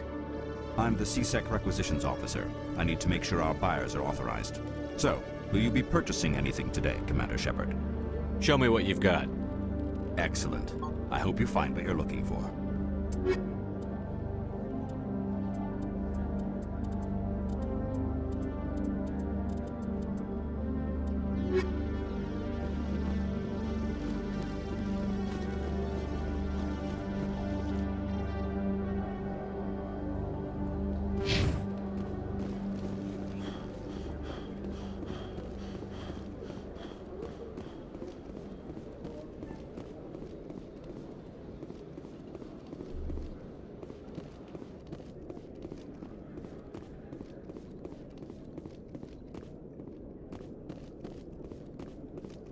Okay, Jalid.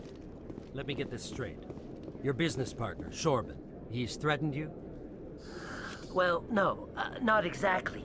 But he wants to meet with me. I think he's going to kill me. And why do you think that? I can't really get into the details. But Shorben will kill me if I leave here unprotected. I can't help you. Not unless you give me something more to go on. I can't. I'm sorry. Then I've got other work to do. But nothing. Don't bother me unless you're willing to give me details. Hey there. Oh, you're not CSEC, are you? Did you want something? What were you trying to explain to the officer before? My colleague is trying to kill me, and I thought we were friends. How do you know he wants you dead? He's changed. He won't talk to me at work anymore, and he started following me.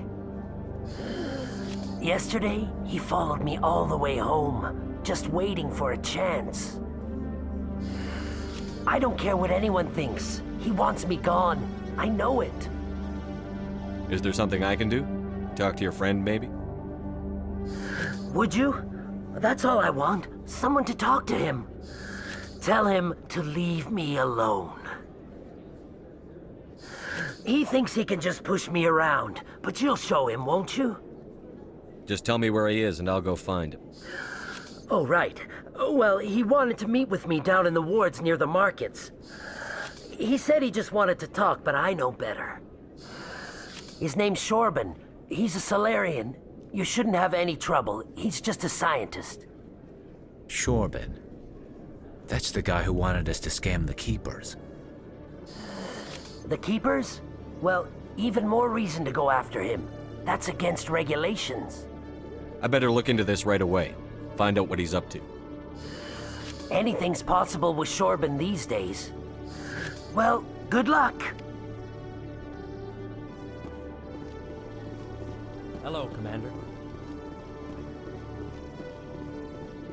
Detective Chelik, come into my office. I want to discuss this in private. No offense, Commander, but what the hell were you thinking? I don't follow you. You could have blown Jenna's cover. We were trying to help her. I gathered that. It might seem cold letting her take all the risk, but we're keeping a close eye on her. Do you really need to risk her life to get the information you want? This job isn't easy and it's usually unpleasant. I'll take help anywhere I can find it. But since you're so concerned with her safety, maybe there's a way we can help each other. It's nice to see you're still working all the angles, Chelik. It's part of the job. Now are you gonna help me or not? I'll help you, but I need some details. I'm trying to track down an illegal arms producer. I just need some of their product. Thanks to Jenna's intel, I've learned there's a seller here on the Citadel. Meet our man named Jax, pick up the mods, and bring them back here. That'll give me everything I need. Why are you so concerned about these mods? We have access to some of the most sophisticated weaponry there is. It's what gives us our edge. What do you suppose happens when we lose that edge? These give criminals an advantage we can't afford to let them keep. I'll persuade Jax to tell me where these mods are coming from. No. You tip Jax off and all my leads will disappear faster than you can say bad bust. Where can I find this Jax? Jax is down in the lower level of the markets. I'll send word through our channels that you're the buyer. Good luck, Commander.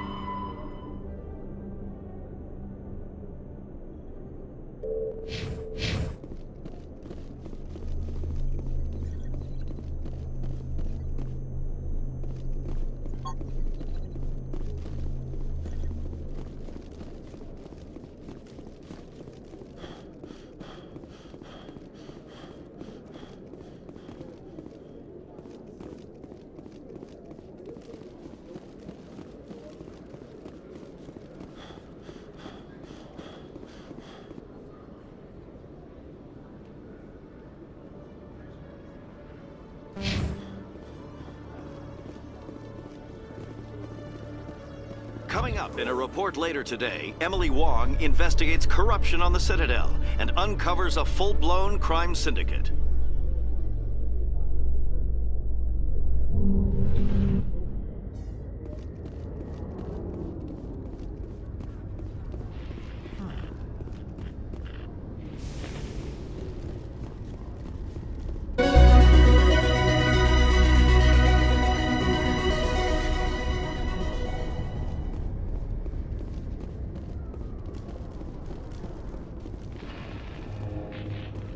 A Solarian excavation team has run into an unexpected problem after unearthing a Prothean dig site.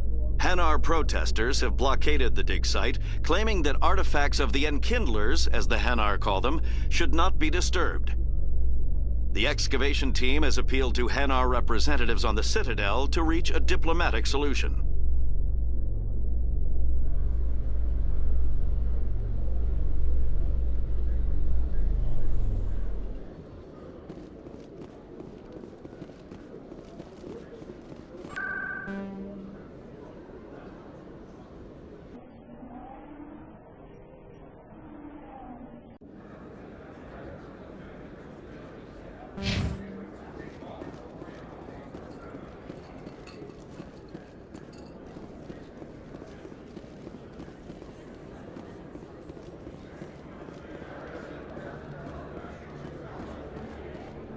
Hold it. That's close enough, Army. You got my payment? Do you have the X-mods? Show them the merchandise. Looks good. Damn straight it is. These mods are the best on the market. Now hand over my credits. I'm taking you in, Jax. It's a sting! Bastards set us up! The hell are you playing at?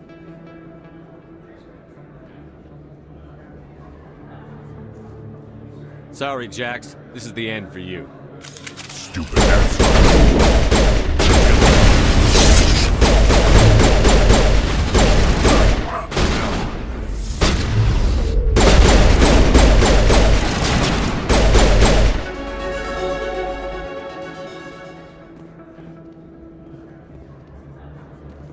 Area secured.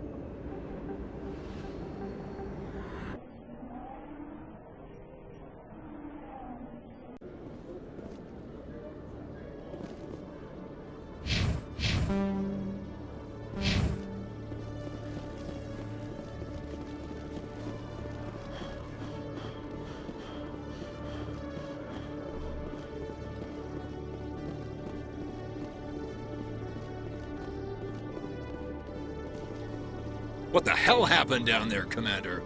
Jax needed killing. Here's your shipment. Damn it! I've got to get on this right away, before Jax's superiors get wind of his death. What about our deal?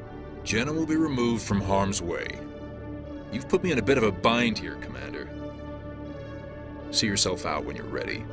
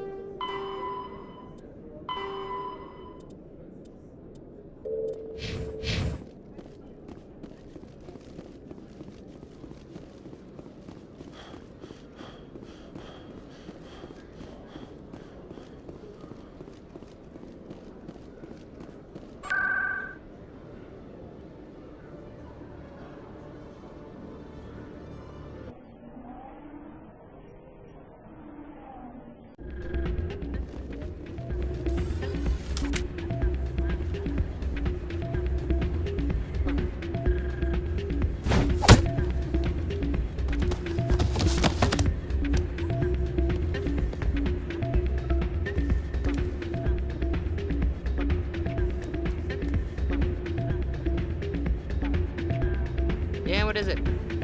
Why were you tossed out of there? Doran didn't have a clue what I was doing. He assumed I was cheating. I know Doran. If he says you're cheating, you're cheating. I was just tipping the scales in my favor, only as an experiment. It still sounds like cheating to me. To you, maybe. But this device is merely intended to simulate situations and record results. Recording losses is easy, of course. Nobody notices those. Why do you need to record these outcomes? Ah, now you're getting to the heart of it.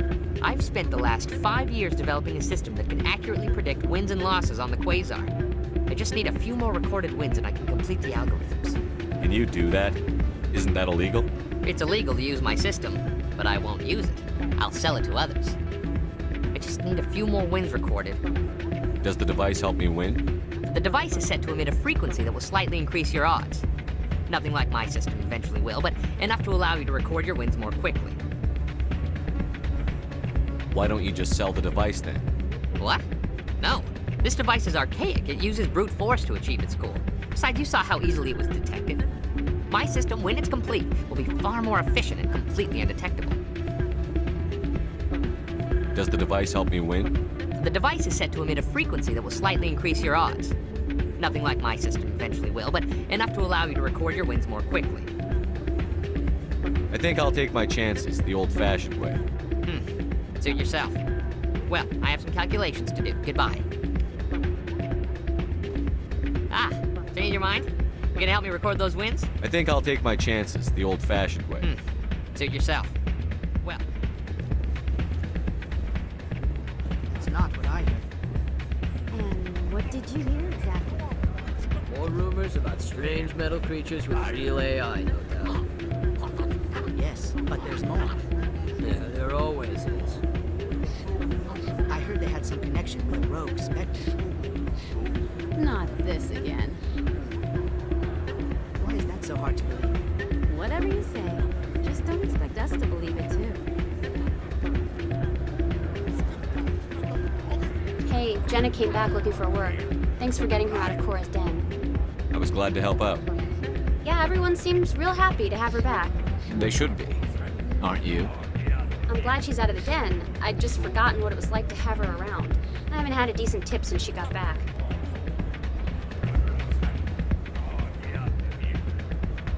Hey there, welcome to Flux. I'll be right over.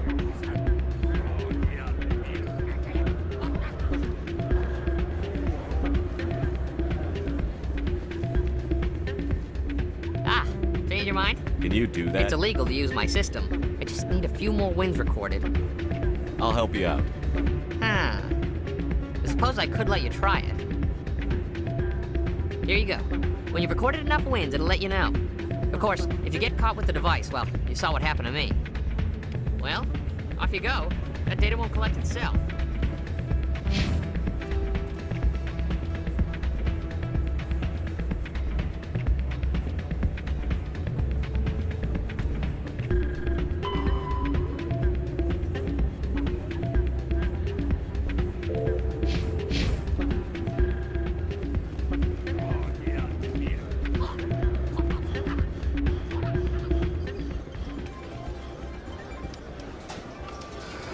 Hello again. Can I help you? I've got something you might be interested in. Let me see that. You got that from Shells, didn't you? I saw him using it earlier. Tossed him out on his ass for it, too. Thanks for bringing this to me.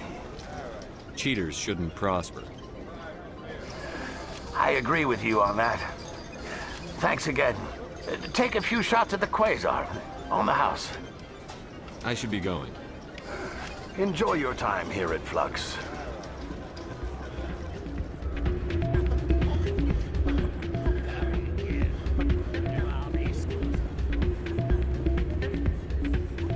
So, did you record 5 wins with the device yet? Actually, I gave your device to Doran. But that was years of work. What am I gonna do now? Maybe you should put your talents to better use. You're no help at all. This is absolutely the worst day of my life.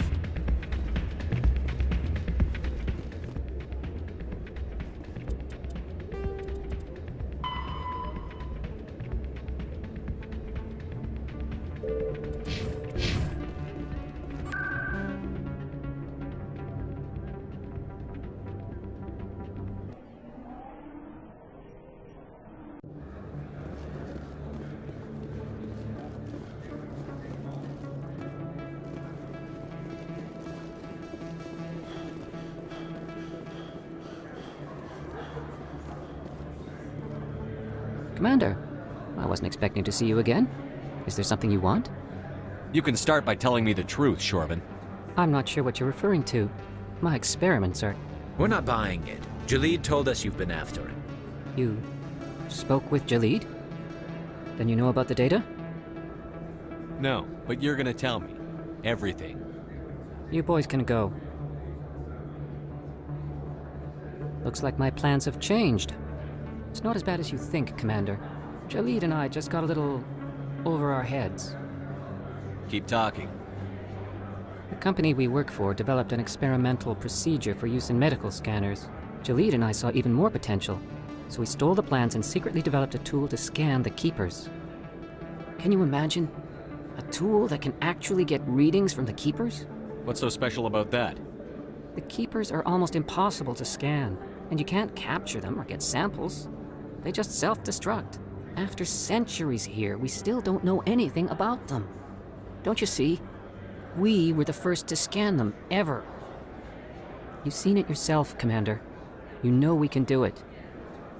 Why are you trying to kill your partner? I'm not trying to kill him. Jalid's job was to disseminate our initial findings. But he decided to keep the data for himself. Maybe to sell it. I don't know. So you're just trying to get back what Jalid already stole? We lost our heads. We just couldn't let an opportunity like this pass us by. Commander, if you'll just continue gathering data for me, imagine what we might learn. And you'll stand to make a bit of a profit yourself, remember? I'm not breaking regulations for you or your research. Return what you stole, or I'll have you arrested. All right. You don't need to ask twice. Well then, no more scanning. I promise. Of course, Jalid still has the initial data, and I doubt he's planning to return it. I'll deal with Jalid. So long, Commander. First time I was here, I dropped a bundle in the casino. Got so mad I put my fist through one of the machines.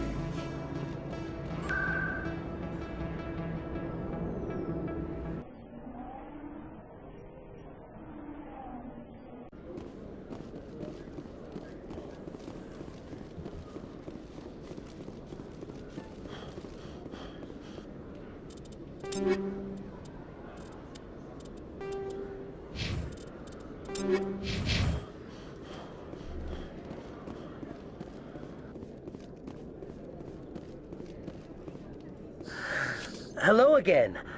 Did you have any luck finding Shorban? I found out you've been lying to me, Jalid.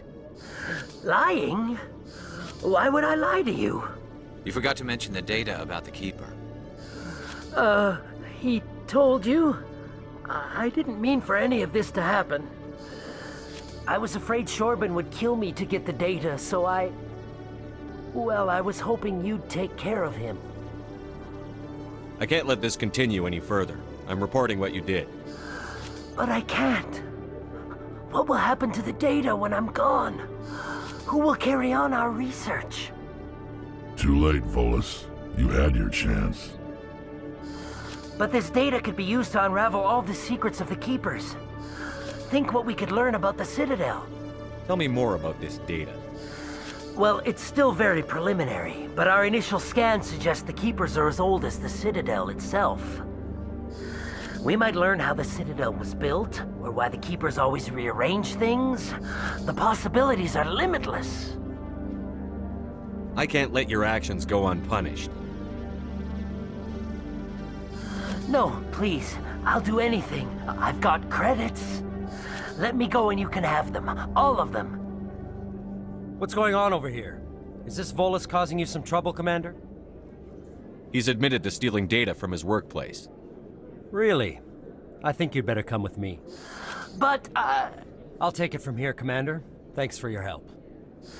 But the data, you don't know what you've done. All right, save it for your lawyer.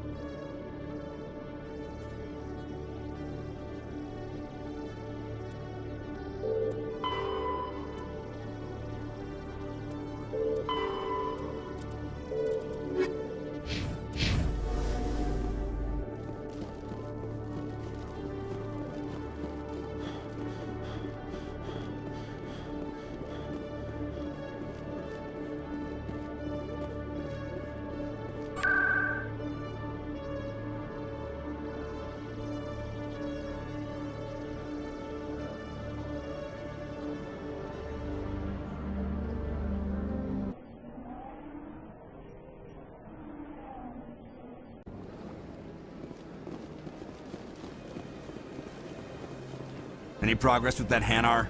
I think you should let the Hanar preach in the The proceedings. Presidium? Why should the jellies get special treatment? I'll be back. I don't care what you have.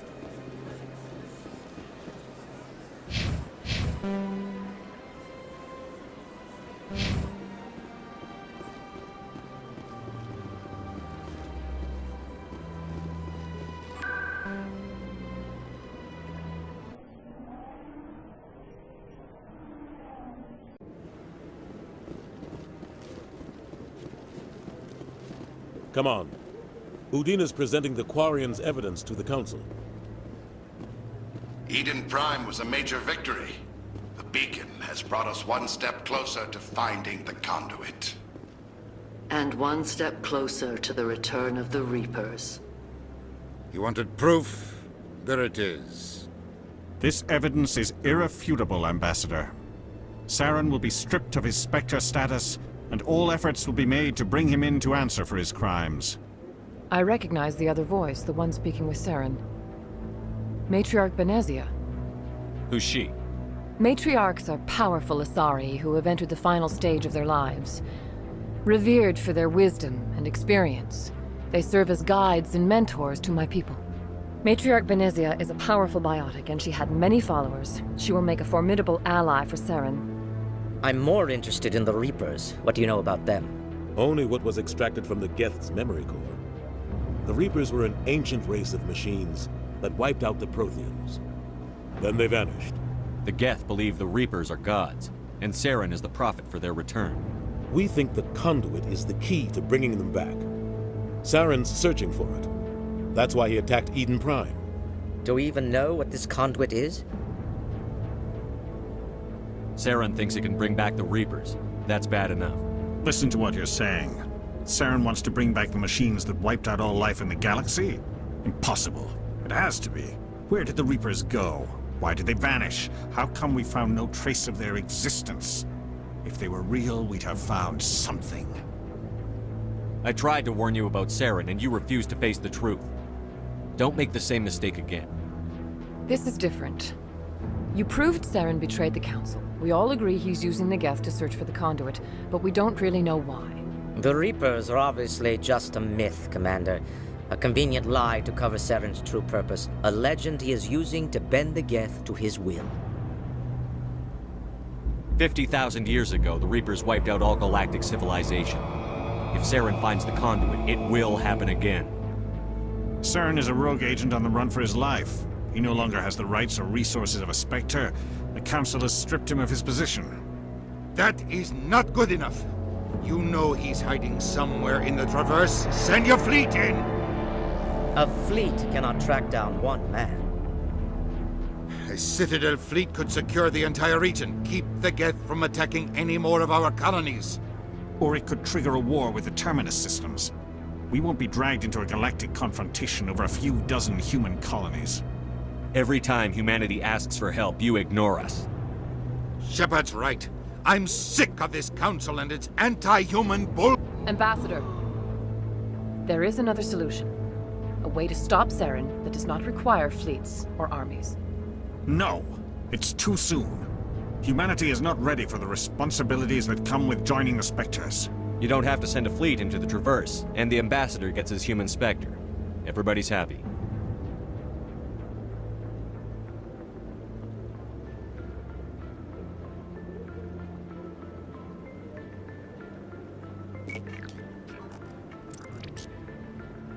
Commander Shepard, step forward.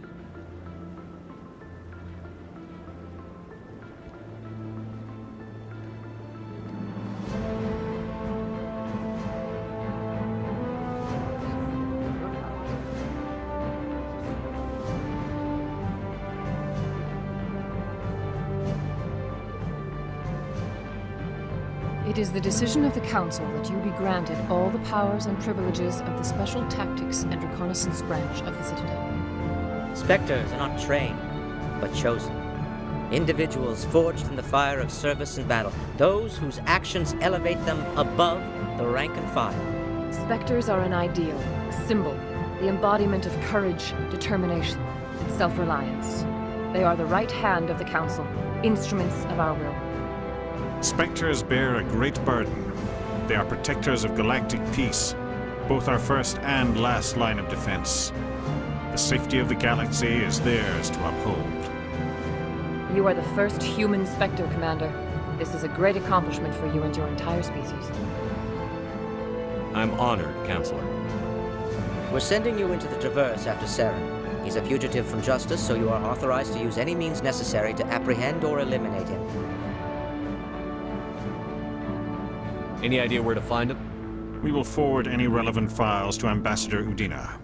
This meeting of the Council is adjourned.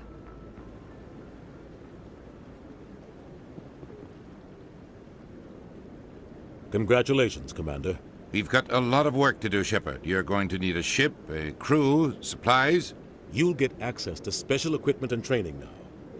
You should go down to the C-Sec Academy and speak to the Spectre Requisitions Officer.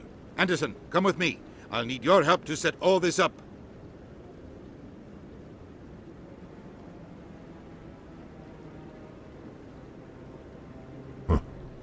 Bastard didn't even thank you. Until I find Saren, I haven't done anything. Come on. Right behind you, Shepard.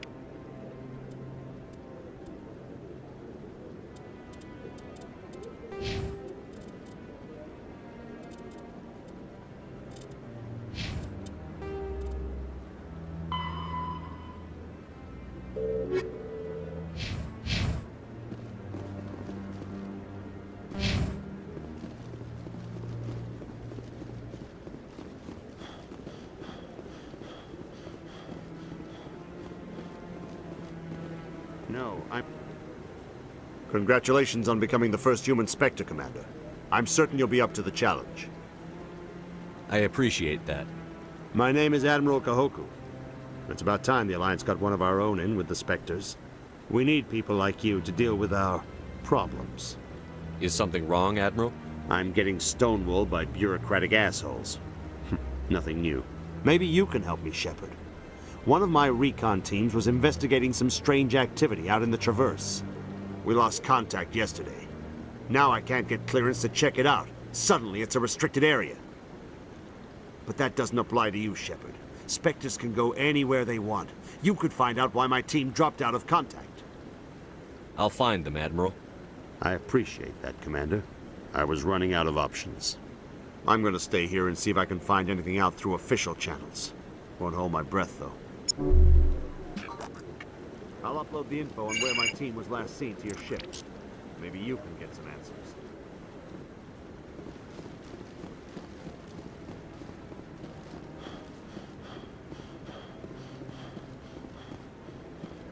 I hope he's okay. I'm on a break. Talk to someone else if you need anything. I've got a lot on my mind. Maybe I can help. Well, maybe you can. You're a soldier, right? You ever head out to the Traverse? The Traverse is a rough place. We're out there quite a bit. My brother's the captain of a ship called the Majesty. It was crossing the Traverse a few days ago when it disappeared. Just dropped right off the grid. And that usually means one of two things. They had massive mechanical failure, or they were attacked. Any idea why someone would attack them? Privateers, slavers, mercs looking for an easy score. There's a lot of nasty sorts out in the Traverse. I won't give up on my brother. Not yet. I've got the coordinates for the last transmission from his vessel. What kind of ship was it? Don't let the name fool you. The Majesty's just a small trading vessel, only a handful of crew. But he kept it in good condition. I don't think mechanical failure is too likely. But they don't have any real weapons or shields. If anyone did come after them, the Majesty'd be a sitting duck. What's in this for me? I can't afford to pay you anything. If I had that kind of cash, I'd have hired a recovery team to track him down already. Maybe you could look into this as a personal favor, you know? We humans have to stick together. Isn't anyone else looking into this? My brother's just a small independent trader. Ships like his disappear in the Traverse all the time. If your brother's still alive, I'll find him. Give me the coordinates. I'll forward them to your ship right away. Please let me know as soon as you find him.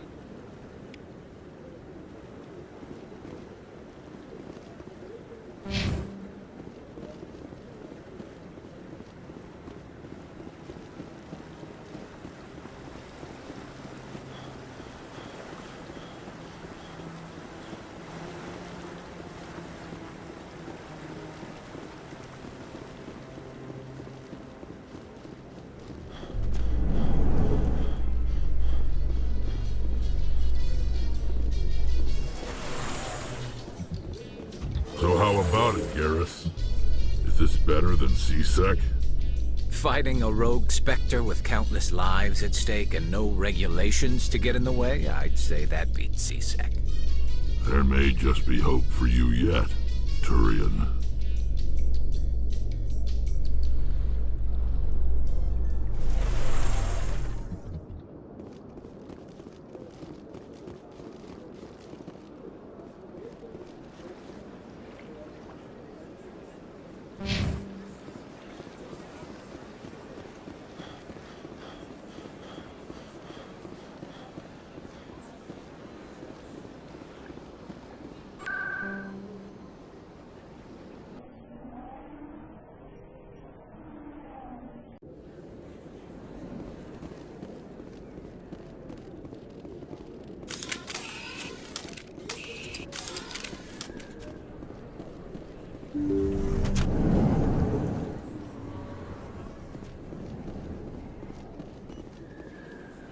I need those supplies for my clinic. I can't.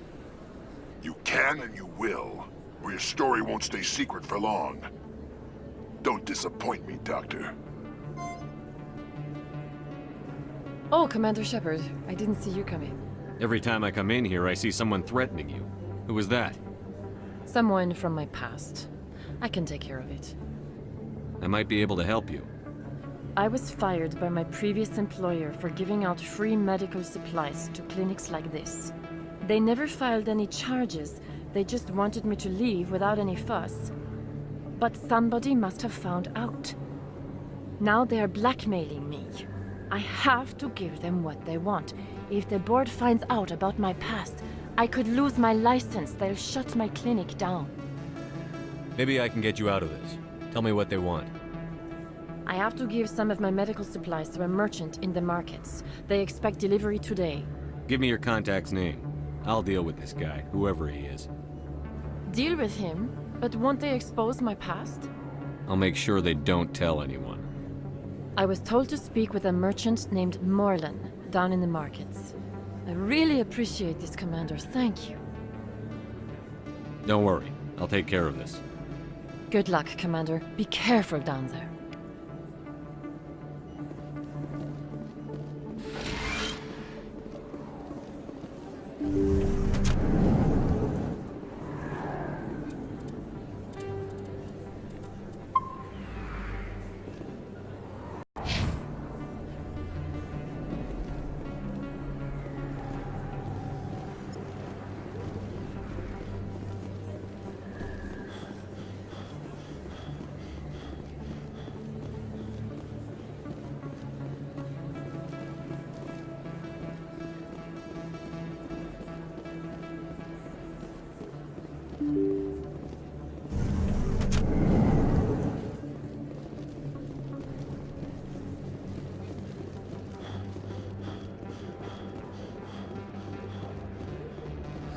Best place on this ward to buy upgrades.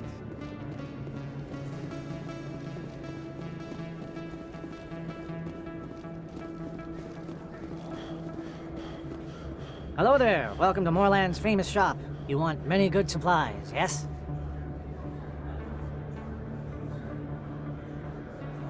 You were expecting a delivery of medical supplies? But I was told the doctor would be bringing them. Change of plans. A change, but the doctor... This is not right, human. Shut up, Morland. I told Baines you'd screw this up. What the hell's going on here? Who are you? Leave the doctor alone. We can end this if you just bring me those supplies. Otherwise, I'll start telling people about the doctor's little secret. You're shutting down a medical clinic. What if someone needs treatment? What if you need treatment? Hey, hold on! I'm just the middleman here. This is way more than I bargained for. Thank you, human. It is good to see him humbled so. What do you know about Baines? I have never met him, human. I only worked with the one who spoke with the doctor. Goodbye. Yes, all right then. Good tidings to you, human.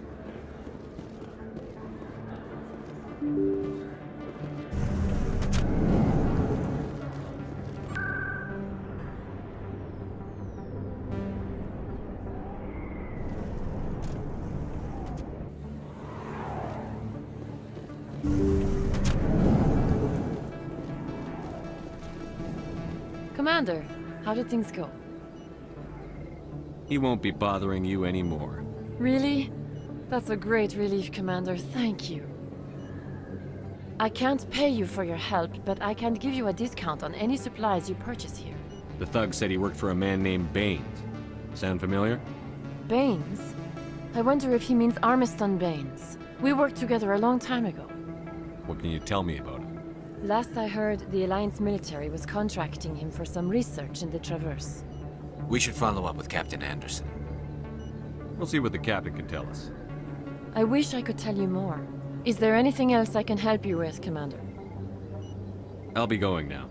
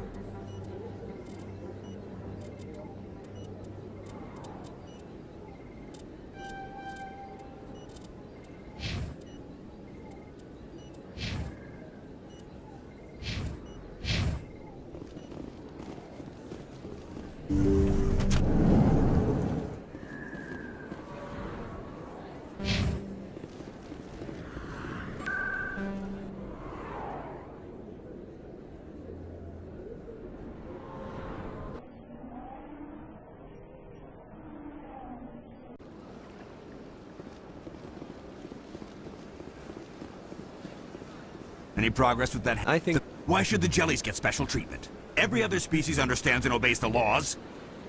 Has anyone actually complained about this, Hanar? Not yet, but any good CSEC officer removes problems before they create a public nuisance. You've explained the law. If the Hanar gets in trouble, it has nobody to blame but itself. I suppose I can tell my superior that I attempted a diplomatic solution. Some other CSEC officer can arrest the Hanar. It's no longer my problem. Thank you for your assistance. The officer has left, and this one is free to share the glory of the Enkindlers. This one offers its appreciation. Happy to help. This one has little money, but it can offer this. Now finally, this one can continue sharing the truth unimpeded. Let all races herald the glory of the Enkindlers who raised them all to enlightenment.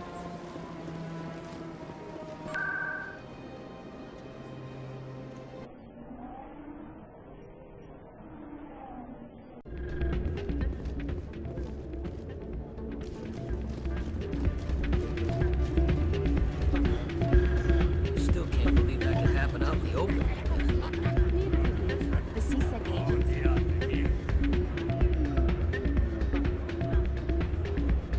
You almost never see any keepers in this club. I guess they don't care what happens here. That or music keeps them away.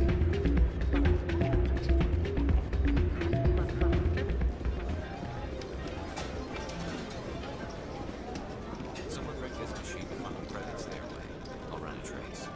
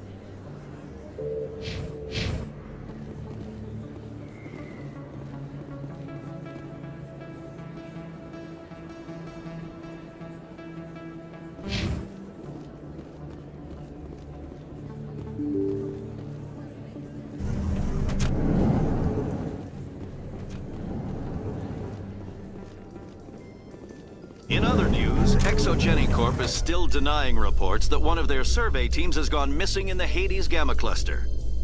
When asked why communication with the survey team was suddenly cut off last week, company officials refused to comment.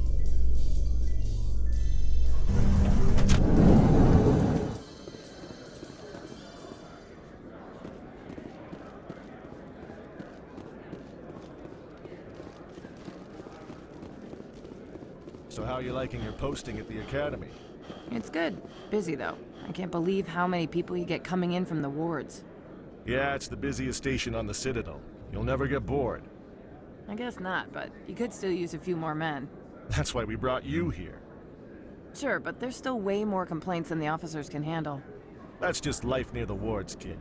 You'll get used to it.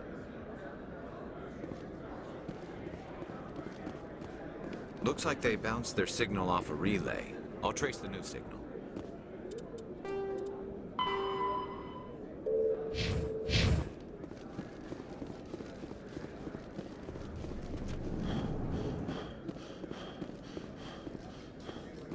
Must be hard for you, Garrus, knowing that the person behind all this death and destruction is a Turian Spectre. Saren is either a traitor or a madman. Taking him down will restore the good name of Turians everywhere. Glad to hear it. I was losing sleep over the prospect of people not loving the Turians.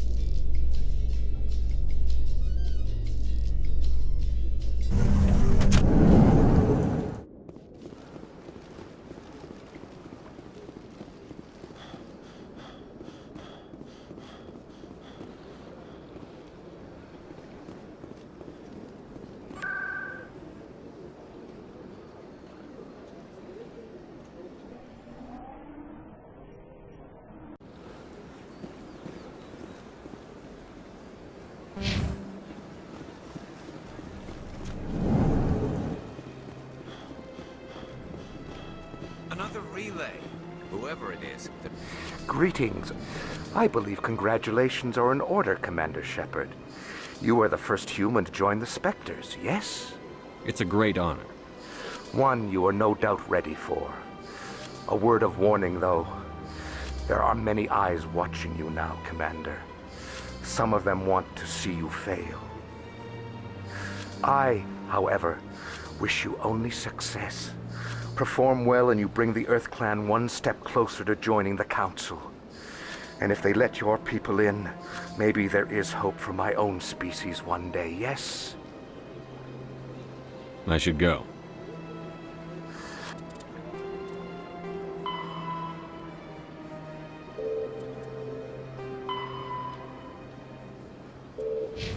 Goodbye, Commander.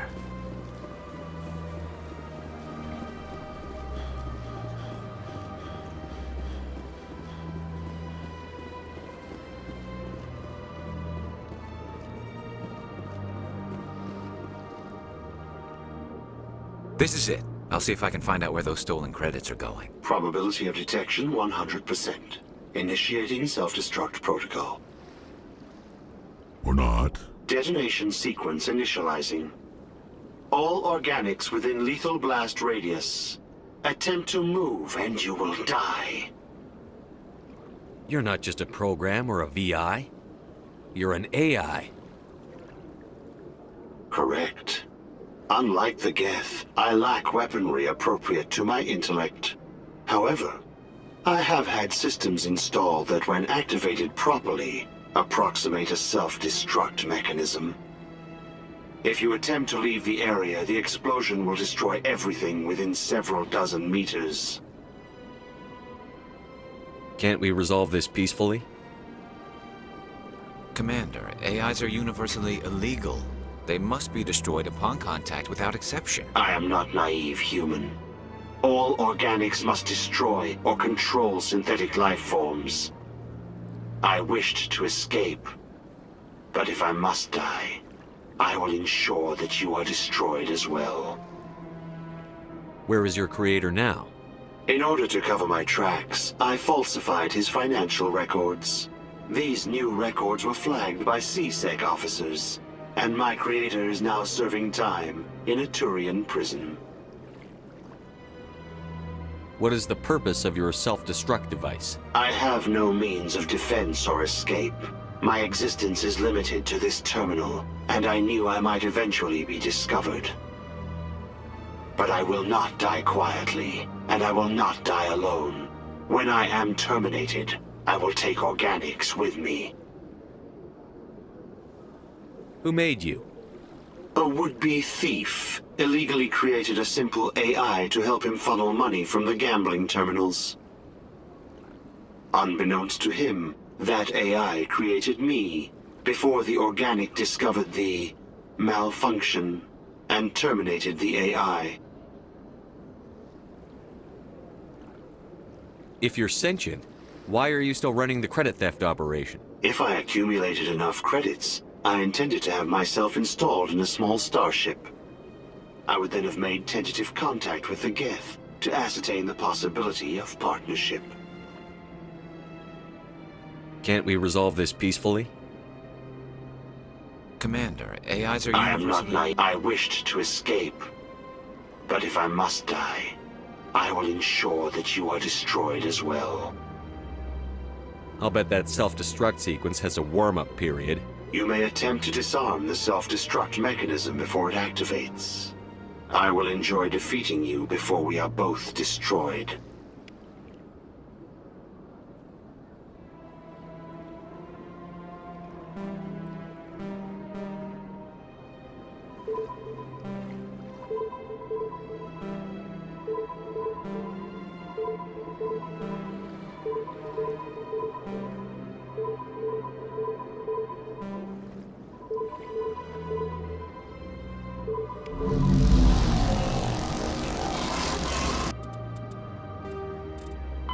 Biotics is the ability. An artificial intelligence is a self-aware...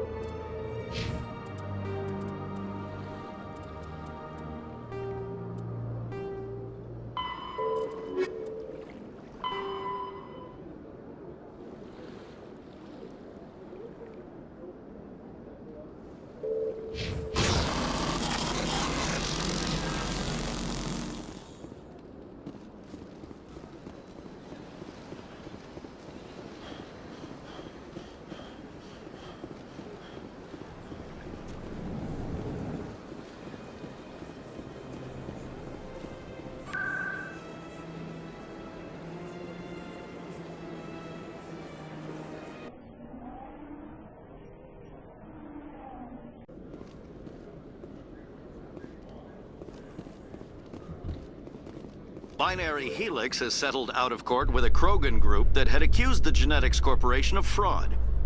The Krogan group had contracted Binary Helix to perform studies with a long-range goal of curing their genetic sterilization. The group later sued for a return of investment money when the study produced no viable results.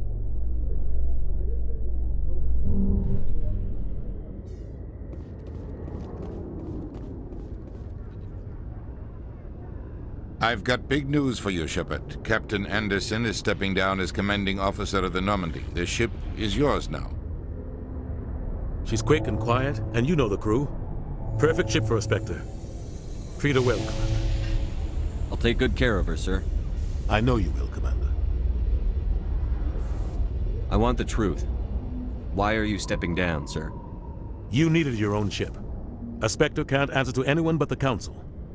And it's time for me to step down. Come clean with me, Captain. You owe me that much. I was in your shoes 20 years ago, Shepard. They were considering me for the Spectres. Why didn't you ever mention this? What was I supposed to say? I could have been a Spectre, but I blew it? I failed, Commander. It's not something I'm proud of. Ask me later and I'll tell you the whole story. For now, all you need to know is, I was sent on a mission with Saren, and he made sure the Council rejected me. I had my shot. It came and went. Now you have a chance to make up for my mistakes. I won't let you down, sir. Saren's gone. Don't even try to find him. But we know what he's after. The conduit. He's got his Geth scouring the Traverse looking for clues.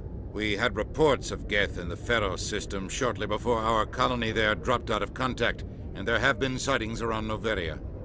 Find out what Saren was after on Pharos and Noveria. Maybe you can figure out where the conduit is before he does. The Reapers are the real threat. I'm with the Council on this one, Shepard. I'm not sure they even exist. But if they do exist, the conduit's the key to bringing them back. Stop Saren from getting the conduit, and we stop the Reapers from returning. I'll stop it. We have one more lead. Matriarch Benezia, the other voice on that recording. She has a daughter, a scientist who specializes in the Protheans. We don't know if she's involved, but it might be a good idea to try and find her. See what she knows. Her name's Liara, Dr. Liara Tassoni. We have reports she was exploring an archaeological dig on one of the uncharted worlds in the Artemis Tau cluster. The colonists on Pharos might still be alive. It's your decision, Commander. You're a Spectre now. You don't answer to us. But your actions still reflect on humanity as a whole. You make a mess and I get stuck cleaning it up. I'll try not to make things any harder on you, Ambassador. Glad to hear it, Commander. Remember, you were a human long before you were a Spectre. I have a meeting to get to. Captain Anderson can answer any questions you might have. Yes, Commander? How are you holding up? Honestly, this isn't how I pictured my career coming to an end. Pushing papers really isn't my thing, but you're the one who can stop Saren. I believe in you, Shepard. If that means I have to step aside, so be it. Tell me what happened with you and Saren 20 years ago. It's close to 20 years ago now. Ambassador Goyle was our representative here on the Citadel. Like Udina, she wanted to get a human into the Spectres.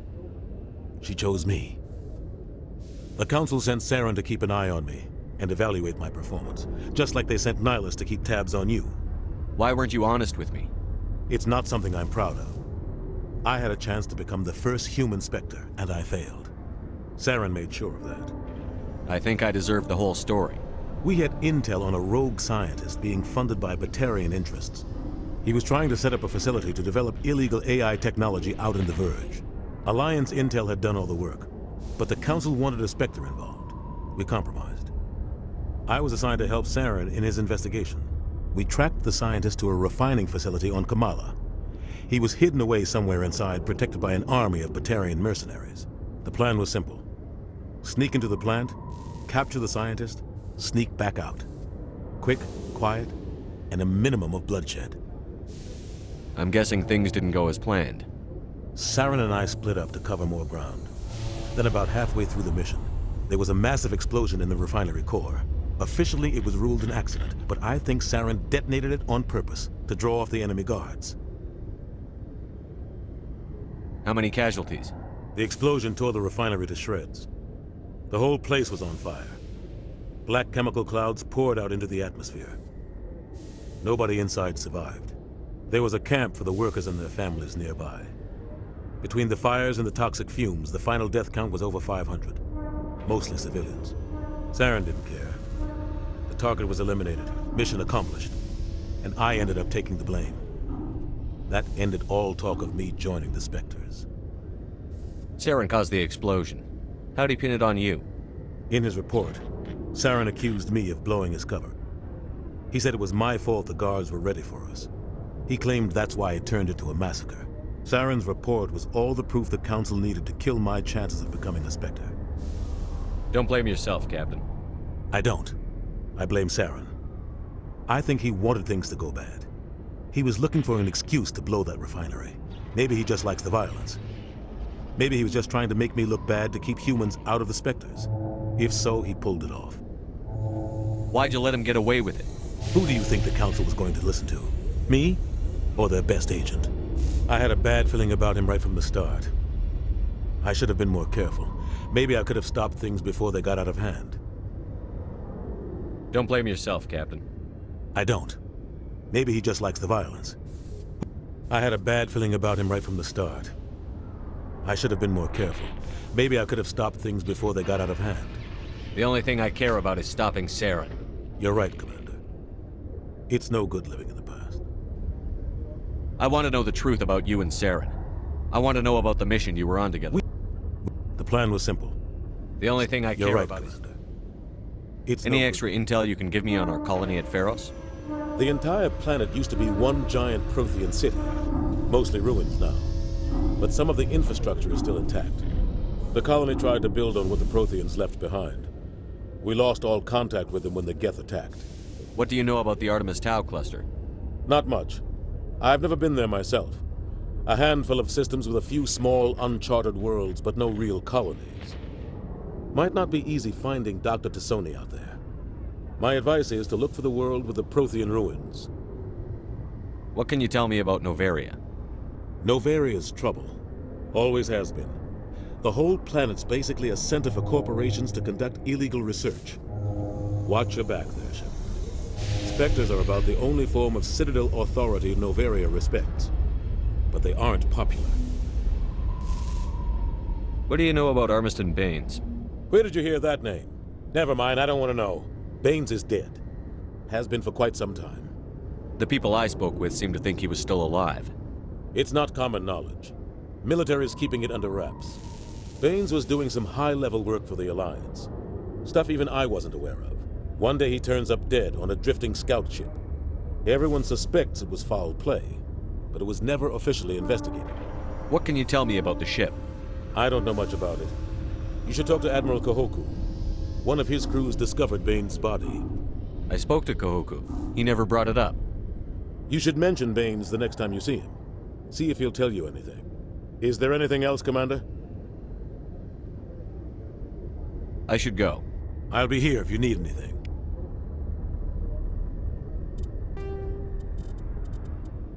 In the early 2160s, the Alliance began aggressive Pharos is a habitable world in the Attican Beta Cluster. There are between 200 and 400 billion.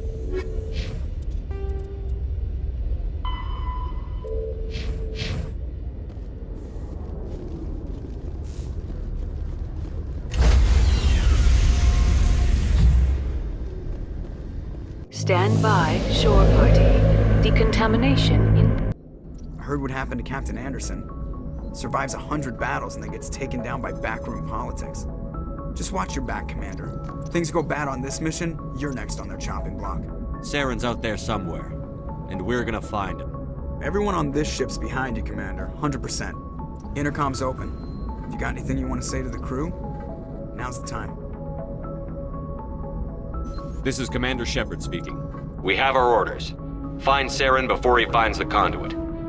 I won't lie to you, crew. This mission isn't going to be easy. For too long, our species has stood apart from the others. Now it's time for us to step up and do our part for the rest of the galaxy. Time to show them what humans are made of. Our enemy knows we're coming. When we go into the Traverse, Saren's followers will be waiting for us. But we'll be ready for them, too. Humanity needs to do this. Not just for our own sake, but for the sake of every other species in Citadel space. Saren must be stopped. And I promise you all, we will stop him. Well said, Commander. Captain will be proud. The captain gave up everything so I could have this chance. We can't fail. Yes, sir.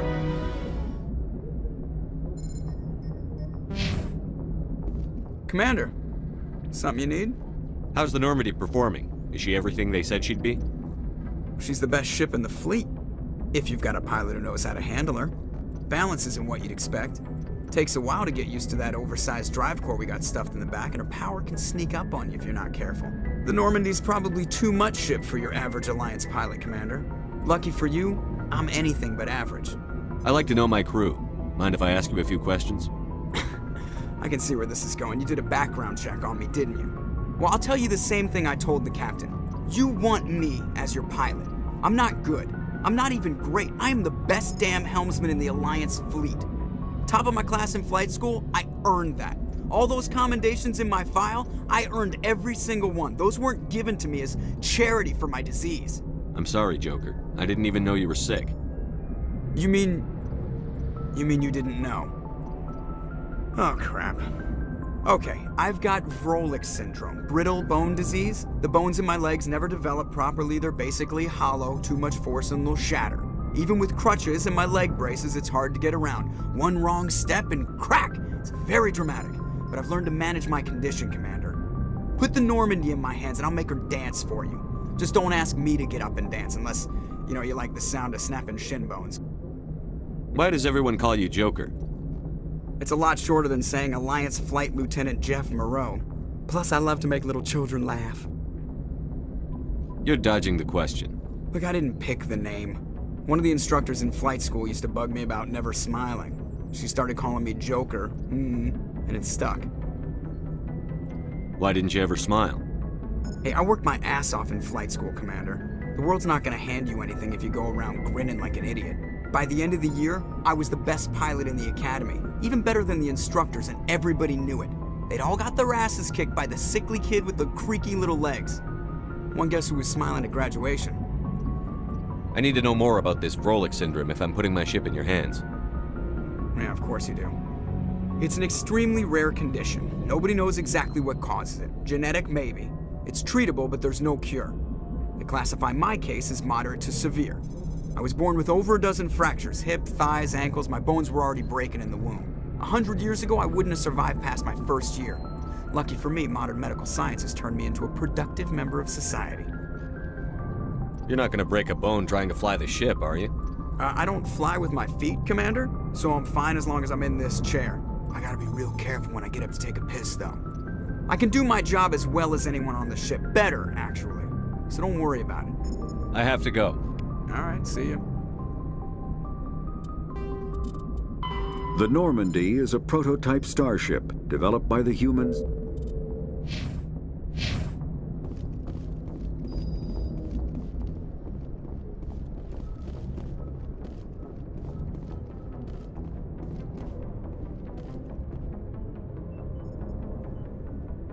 If anyone has to take over for Captain Anderson, I'm glad it's you. I'm not sure about having non-humans on our ship, though. We're all on the same team here, Presley. With all due respect, sir, that's what they said about Nihilus. Look how that turned out. Speak freely, Presley. I want to know if you have a problem with non-humans. It's not that, Commander. Humanity has always handled its own problems. Saren attacked one of our colonies. We should be the ones to stop him. We don't need their help. Some people think asking for help is a sign of weakness. That's just being stupid and stubborn. No matter how strong you are, allies can make you stronger. I guess so. Maybe I'm just stuck in the old ways of thinking. But don't worry, Commander, this won't be a problem. How did you end up assigned to the Normandy? I signed up with the Alliance as a navigator right out of school, following in my grandfather's footsteps, I guess. My first posting was on the Agincourt. We were at Elysium during the Skillian Blitz. A massive fleet of alien raiders hit the colony, trying to wipe it out. They had the numbers, but their ships were no match for an Alliance frigate. It was a slaughter. We couldn't even keep track of how many ships they lost. How'd you end up on the Normandy? I got my officer's commission after Elysium. Must have made an impression on the right people. Captain asked for me when he was picking his crew. Carry on, Presley. Yes, sir.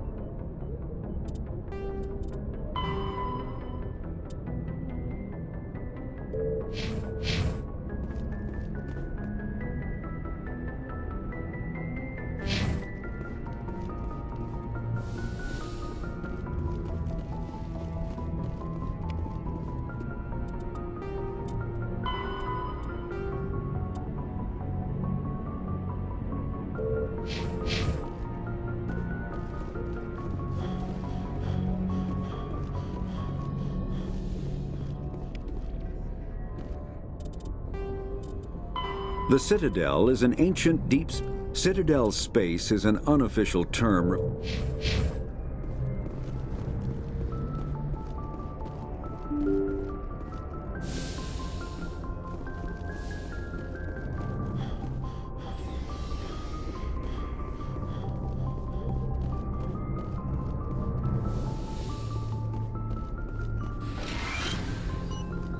Yes, Commander? Is there something you need? How did you end up serving on an Alliance ship? I enlisted right out of med school. Earth always seemed boring to me. Too safe, too secure. I figured the colonies were teeming with exotic adventure. I wanted to travel the stars, tending the wounds of tough soldiers with piercing eyes and sensitive souls. Turns out military life isn't quite as romantic as I'd imagined. But humanity needs the Alliance if we want to keep expanding through the Traverse, and the Alliance always needs good doctors. So I stayed on to do my part. Ever think you made the wrong choice? Sometimes I think about opening a private practice back on Earth, or maybe taking a position at one of the new med centers out in the colonies. But there's something special about working on soldiers. If I left the Alliance now, I'd feel like I was abandoning them. How well do you know the Lieutenant? I'd never worked with him before this mission. But he has an impressive service record, over a dozen special commendations. Tends to keep to himself, though. Maybe because of the headaches. It's not easy being an L2. What does that have to do with it? Well, most biotics now use the L3 implants. Lieutenant Alenko was wired with the old L2 configuration. Sometimes there are complications. What kind of complications? Severe mental disabilities, insanity, crippling physical pain. There's a long list of horrific side effects. Caden's lucky. He just gets migraines. I should go. Goodbye, Commander.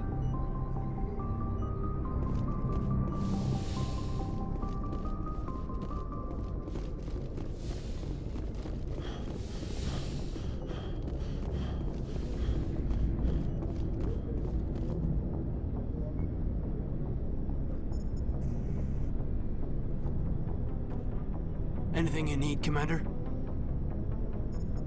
Just trying to get a sense of where the crew's at. Thoughts? I've wasted enough of your time for now, Commander. We'll have time for personal debriefings later. We'll talk another time, Lieutenant. Commander? Anything you need, Commander? I've wasted enough of your time for now, Commander. We'll have time for What's your opinion on the last mission? I don't see how we could have done things any better. At least not without getting to Eden Prime sooner. And we were on the scene faster than any other Alliance ship could have been. We'll talk another time, Lieutenant. Commander?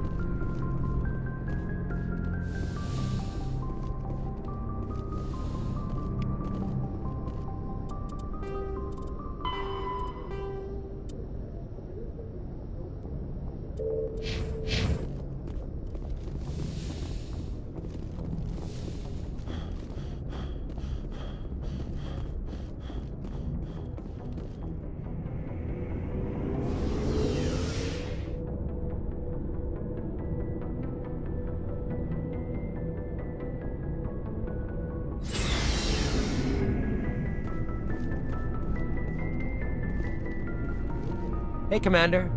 Looking for some extra supplies before you head out? What have you got? Whatever you want. Armor, weapons, mods. It's not standard Alliance issue, but that's not necessarily a bad thing. Well, as long as you don't mind paying for it. Why should I pay you for my weapons and armor? My stuff doesn't come from the Alliance. I have to purchase it myself, and it's not cheap. Hell, the licenses alone have set me back more than I'd like. But no licenses, no goods. Without the goods, I'm out of a job. What are licenses? Why do you need them? Manufacturers sell licenses. Each license allows me to buy and sell a certain brand of products. I already have several basic ones, but you'll need to buy more if you want me to bring in different brands. Many of the best licenses are hard to get, but they're well worth the cost if you can find them. What do the different manufacturers offer? There are too many for me to keep track of, but each license will explain what it's good for. What are licenses? Why do you need them? Manufacturers sell many of the best Let's see what you've got. You bet, Commander.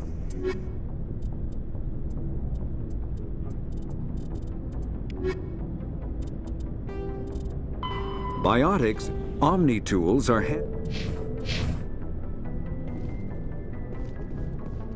Thanks for bringing me on board, Commander. I knew working with a Spectre would be better than life at CSEC. Have you worked with a Spectre before? Well, no, but I know what they're like. Spectres make their own rules. You're free to handle things your way, At C-Sec, you're buried by rules. The damn bureaucrats are always on your back. For the most part, the rules are there for a reason. Maybe. But sometimes it feels like the rules are only there to stop me from doing my work. If I'm trying to take down a suspect, it shouldn't matter how I do it, as long as I do it. But C-Sec wants it done their way. Protocol and procedure come first. That's why I left. So you just quit because you didn't like the way they do things? There's more to it than that. It didn't start out bad, but as I rose in ranks, I got saddled with more and more red tape. C-Sec's handling of Saren was typical. I just couldn't take it anymore. I hate leaving. I hope you made the right choice. I'd hate for you to regret it later. Well, that's sort of why I teamed up with you. It's a chance for me to get off the Citadel, see how things are done outside C-Sec. Either way, I plan to make the most of this. And without C-Sec headquarters looking over my shoulder, well, maybe I can get the job done my way for a change. If getting the job done means endangering innocent people, then no. We get the job done right, not fast. Got it? I wasn't trying to. I understand, Commander.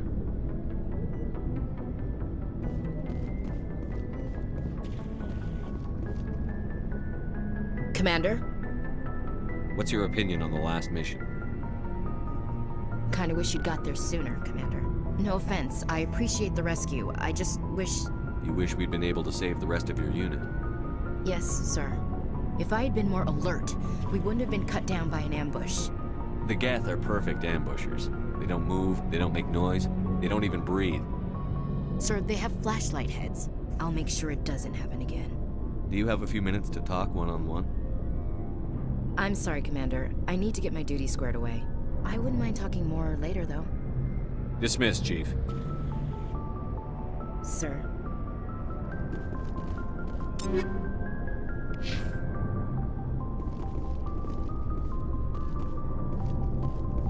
Nice ship you got, Shepard. What can I do for you? What's your story, Rex? There's no story. Go ask the Quarian if you want stories.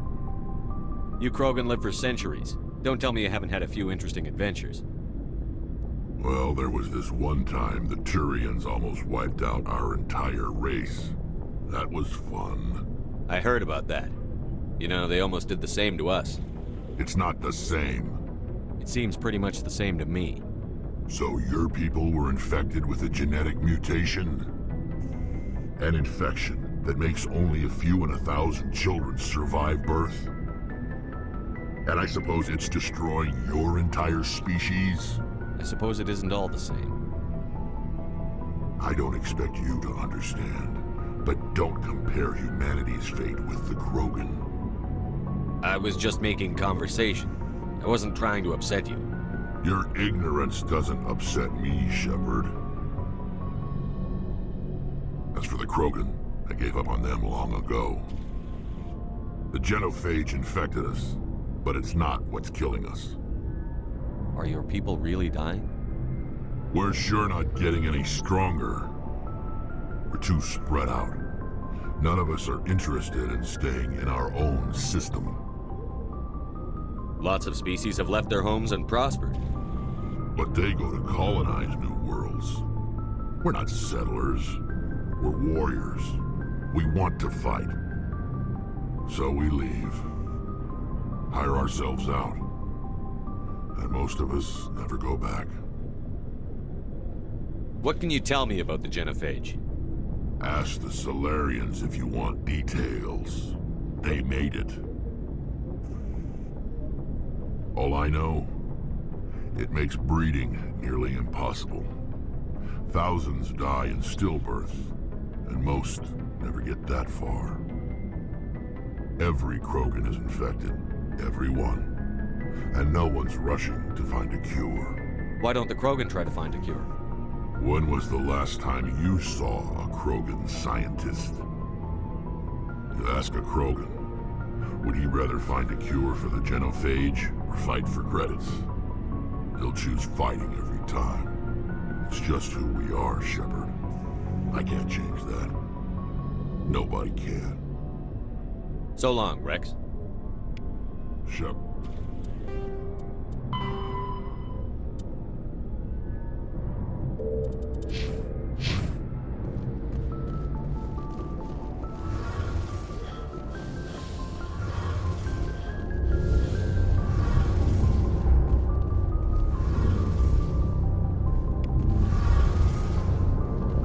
Commander, you know that Quarian, Tally? She's been spending all her time down here asking me about our engines. I'll tell her to leave you alone. What? No, she's amazing. I wish my guys were half as smart as she is. Give her a month on board and she'll know more about our engines than I do. She's got a real knack for technology, that one. I can see why you wanted her to come along. I figured she'd be a real asset to the team. You got an eye for talent, Commander, but I'm guessing that's not why you came down here. Fill me in on the IES stealth systems. How does it work exactly? You can't hide a ship out in space. They emit too much heat and radiation. Too easy for sensors to pick them up, unless you find a way to capture those emissions. So our stealth systems trap the energy we give off in storage sinks built into the ship itself. No emissions to give away our location. Eventually the sinks have to be vented. More than a few hours silent running and they overheat. Cook us inside our own hull. There's no way for anyone to detect us? A visual scan can still pick us up. Anyone looking out a window can see us plain as day. But you have to be pretty close to get an actual visual out in space. Most vessels rely on scanners. As long as the stealth systems are engaged, they can't see us. Not unless we accelerate to FTL speeds. Why doesn't it work with faster-than-light travel? Cranking up the FTL blue shifts our emissions, pushes them into frequencies too high to capture in the sinks. As soon as we make the jump, it's like setting off a flare. Sensors can pick up our location whenever we enter or exit FTL flight, but for short-range missions, our stealth systems are amazing, and we've got the only one. Where else have you served, Adams? If you name a class of Alliance ship, I've probably served on it. Everything from dreadnoughts and carriers right down to frigates like the Normandy. My last assignment was on the Tokyo, only a cruiser, but she was a good ship. Couldn't hold a candle to the Normandy, though. I want to know more about the Normandy. She's the best ship I've ever served on, probably the fastest vessel ever designed. And she's the only one using the new Tantalus drive core. What's so special about the Tantalus drive core? Proportionally, it's about twice the size of any other vessel. Not only are we faster, we can run at FTL speeds longer before we have to discharge the core. Carry on, Adams. Aye, aye, Commander.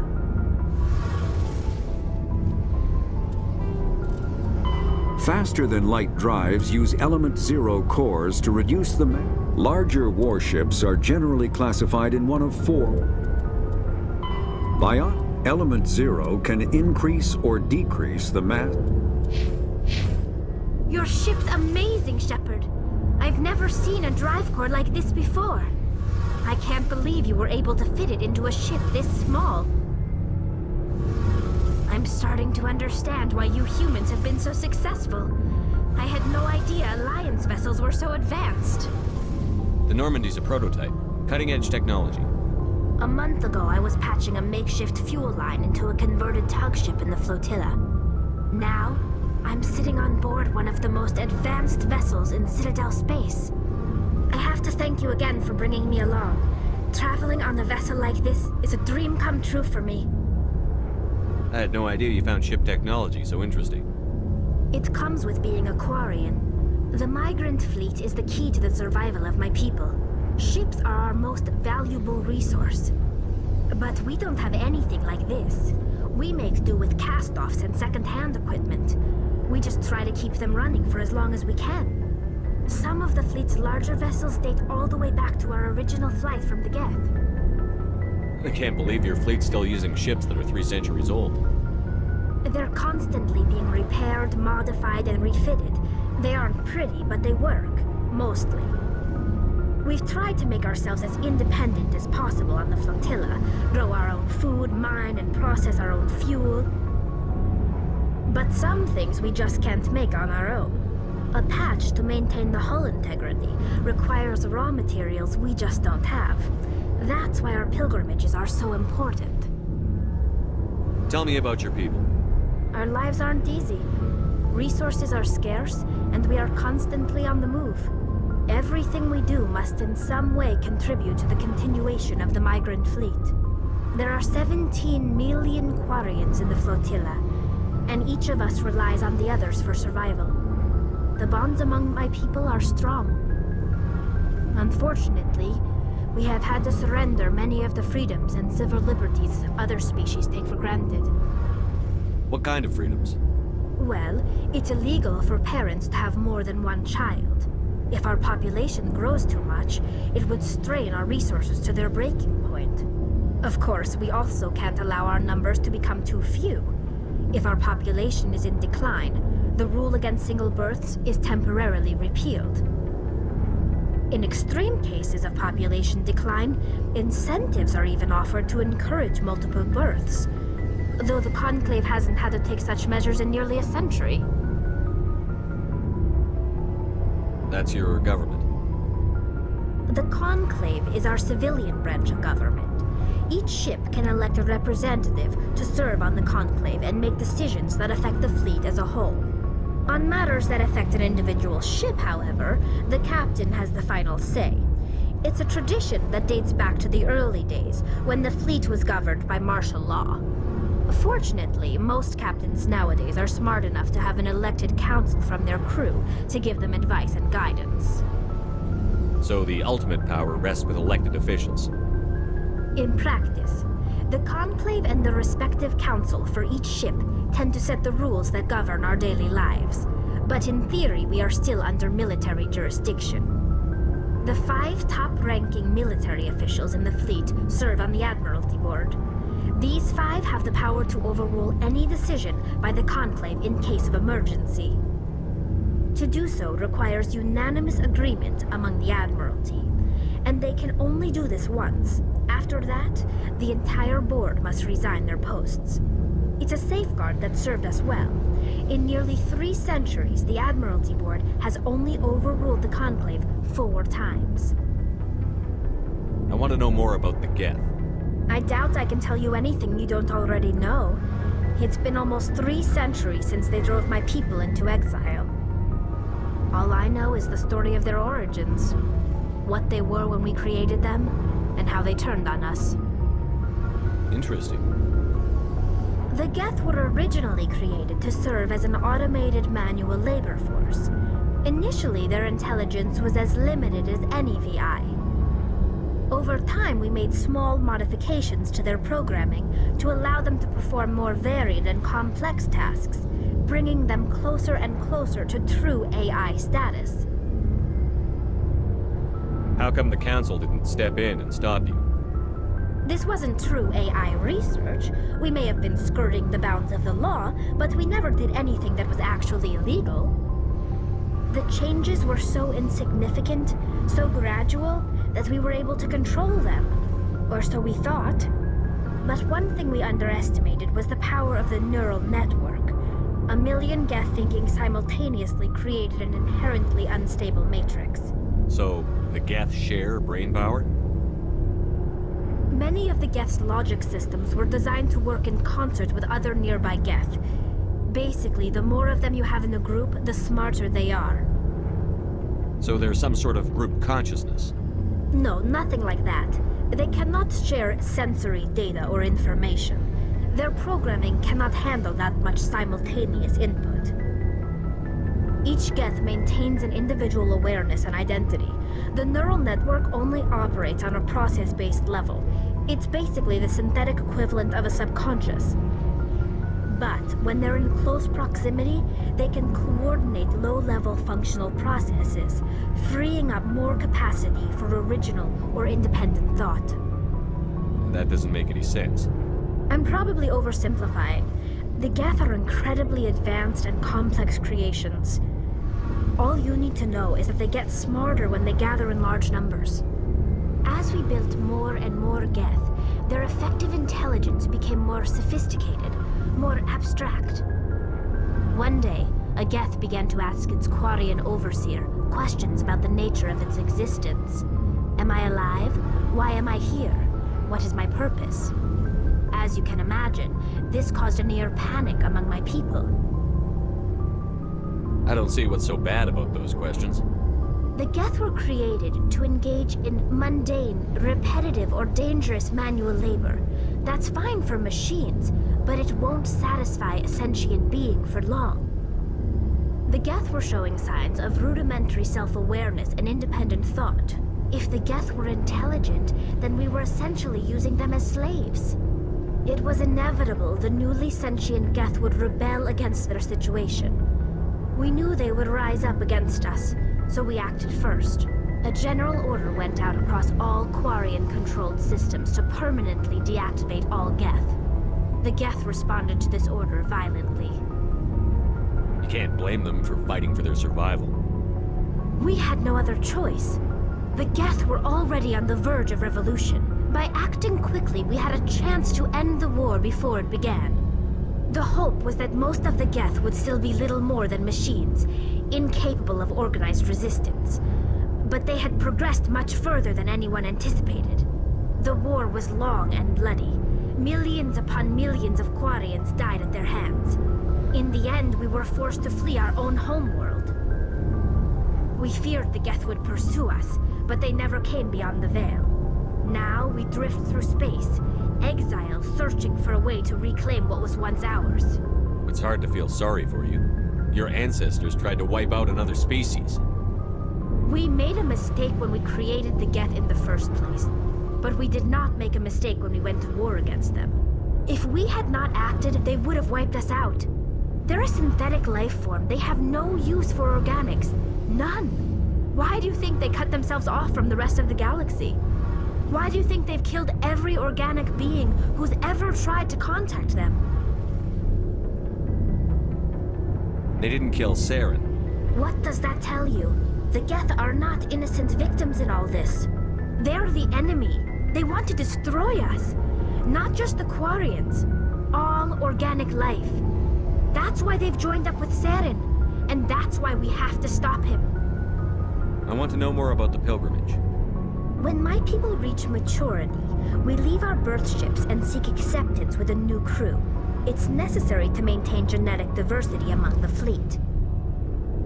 But no ship wants to accept someone who will be a burden on them. So, to prove our worth, we embark on a pilgrimage. We set out alone, leaving the flotilla and our families behind us. We only return once we have found something of value we can bring back to the fleet. This is presented as a gift to the captain of the respective ship we wish to join. If the gift is accepted, we are welcomed into the crew. Can a captain choose to reject the gift? That doesn't happen often. Most captains are eager to increase the size of their crew. It increases their own standing in our society. Even when the gift is not particularly valuable, the captain usually accepts it out of a sense of tradition. However, there is a stigma to presenting a substandard gift. It's not the best way to make a good impression on a new community. Most pilgrims don't return until they find something worthwhile. Can a captain choose to reject the gift? That doesn't happen often. Most captains are eager to increase the size of their crew. It increases their own standing in our society. Even when the gift is not particularly valuable, the captain usually accepts it out of a sense of tradition. However, there is a stigma to presenting a substandard gift. It's not the best way to make a good impression on a new community. Most pilgrims don't return until they find something worthwhile. Can a captain choose to reject the gift? That doesn't happen often. Most captains are eager to increase the size of their crew. It increases their own standing in our society. Even when the gift is not particularly valuable, the captain usually accepts it out of a sense of tradition. However, there is a stigma to presenting a substandard gift. It's not the best way to make a good impression on a new community. Most pilgrims don't return until they find something worthwhile. I can't believe they just send you off alone. It's not like they just cast us out. Before we leave, we are given lessons in how to survive outside the flotilla, and given gifts to help us on our journey. We also receive implants to fight off sickness and disease. Generations of living in an isolated and highly controlled environment have left our immune systems weaker than most. By the time we leave the fleet, we are well equipped for the pilgrimage. This is a rite of passage for all Quarians. If it were dangerous, our numbers would suffer. Virtually every pilgrimage ends with a triumphant return and the ritual presentation of the gift to one of the fleet's captains. I want to talk about something else. Like what? I should go. See you later.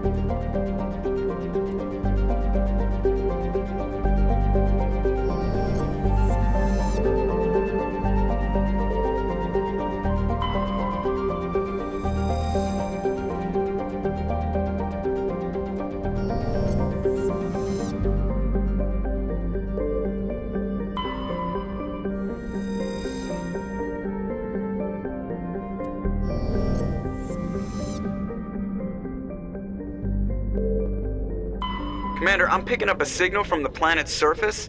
It looks like an automated distress beacon.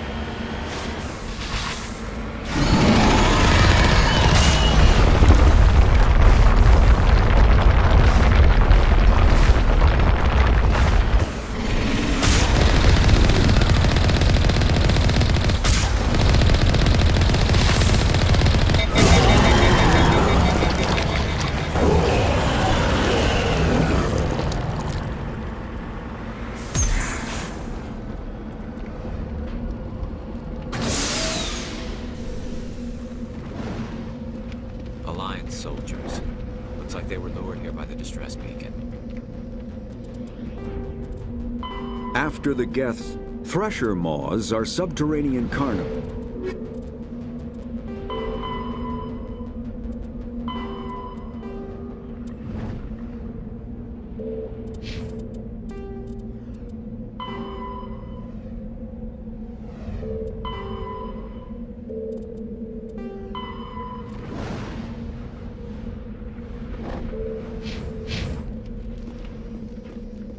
These are Admiral Kahoku's men. We need to tell him what happened here.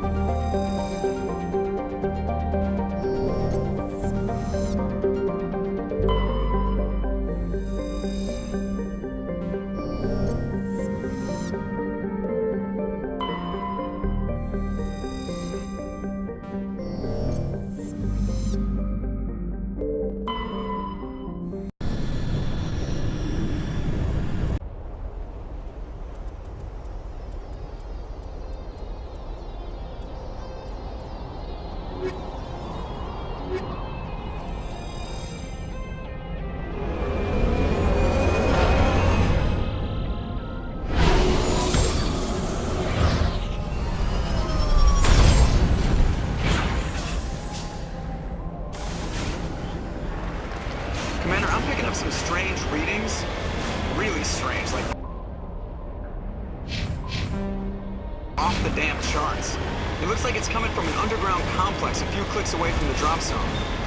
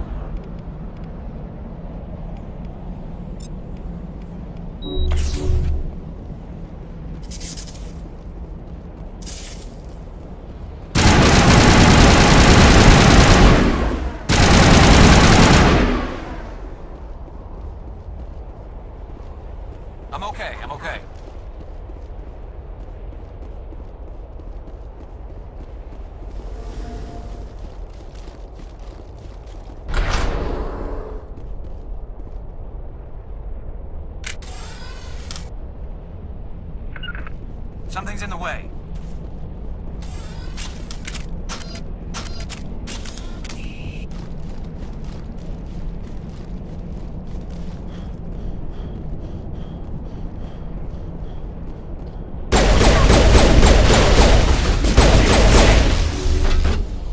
This should slow them down.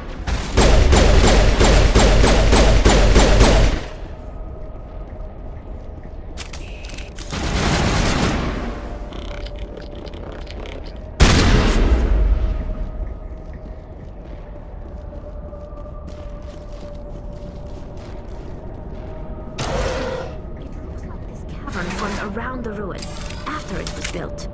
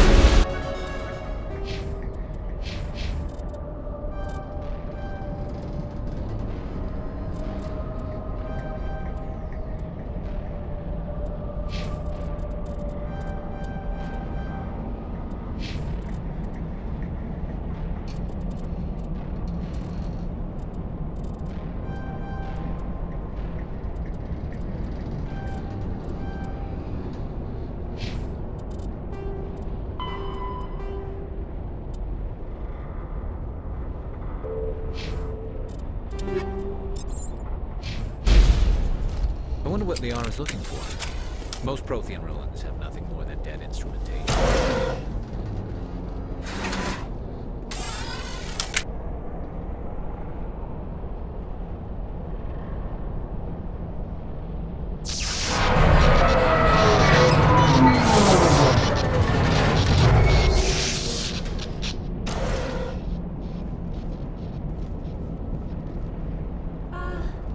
Hello? Could somebody help me? Please?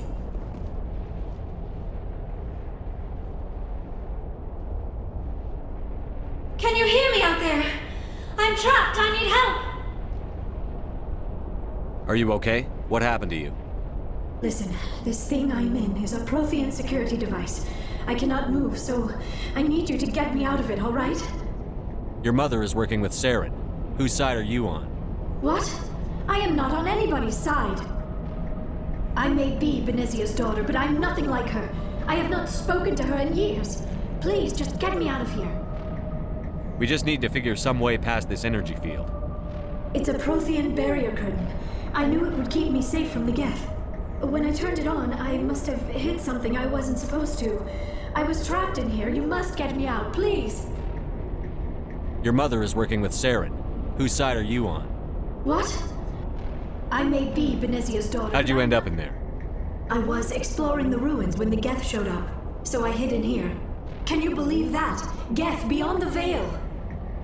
I activated the tower's defenses. I knew the barrier curtains would keep them out. When I turned it on, I must have hit something I wasn't supposed to. I was trapped in here. You must get me out, please! We'll find some way to help you. There is a control in here that should deactivate this thing. You'll have to find some way past the barrier curtain. That's the tricky part. The defenses cannot be shut off from the outside. I don't know how you'll get in here. Be careful. There is a Krogan with the Geth. They have been trying different ways to get past the barrier.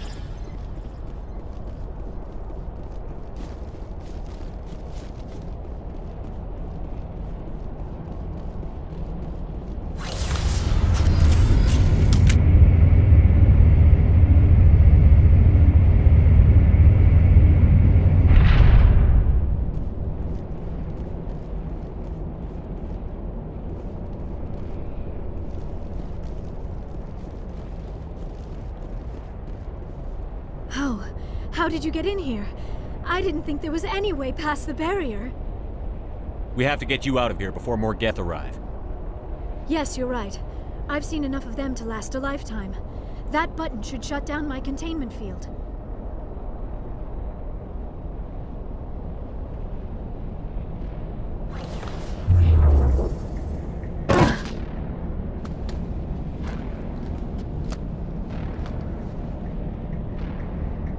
Any idea how we get out of this place? There is an elevator back in the center of the tower. At least I think it's an elevator. It should take us out of here. Come on! I still cannot believe all this. Why would the Geth come after me? Do you think Benezia's involved? Seren's looking for the conduit. You're a Prothean expert. He probably wants you to help him find it. The conduit? But I don't know. What the hell was that? These ruins are not stable. That mining laser must have triggered a seismic event. We have to hurry. The whole place is caving in. Joker, get the Normandy airborne and lock in on my signal. On the double, mister. Aye, aye, Commander. Secure and away. ETA 8 minutes. He needs to move faster.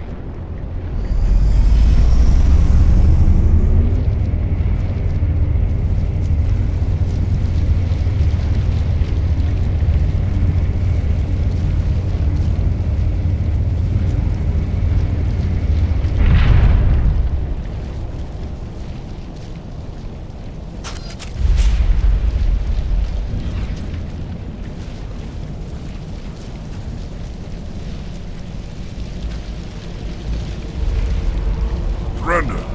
Or don't. That would be more fun. In case you didn't notice, this place is falling apart. Exhilarating, isn't it? Thanks for getting rid of those energy fields for us.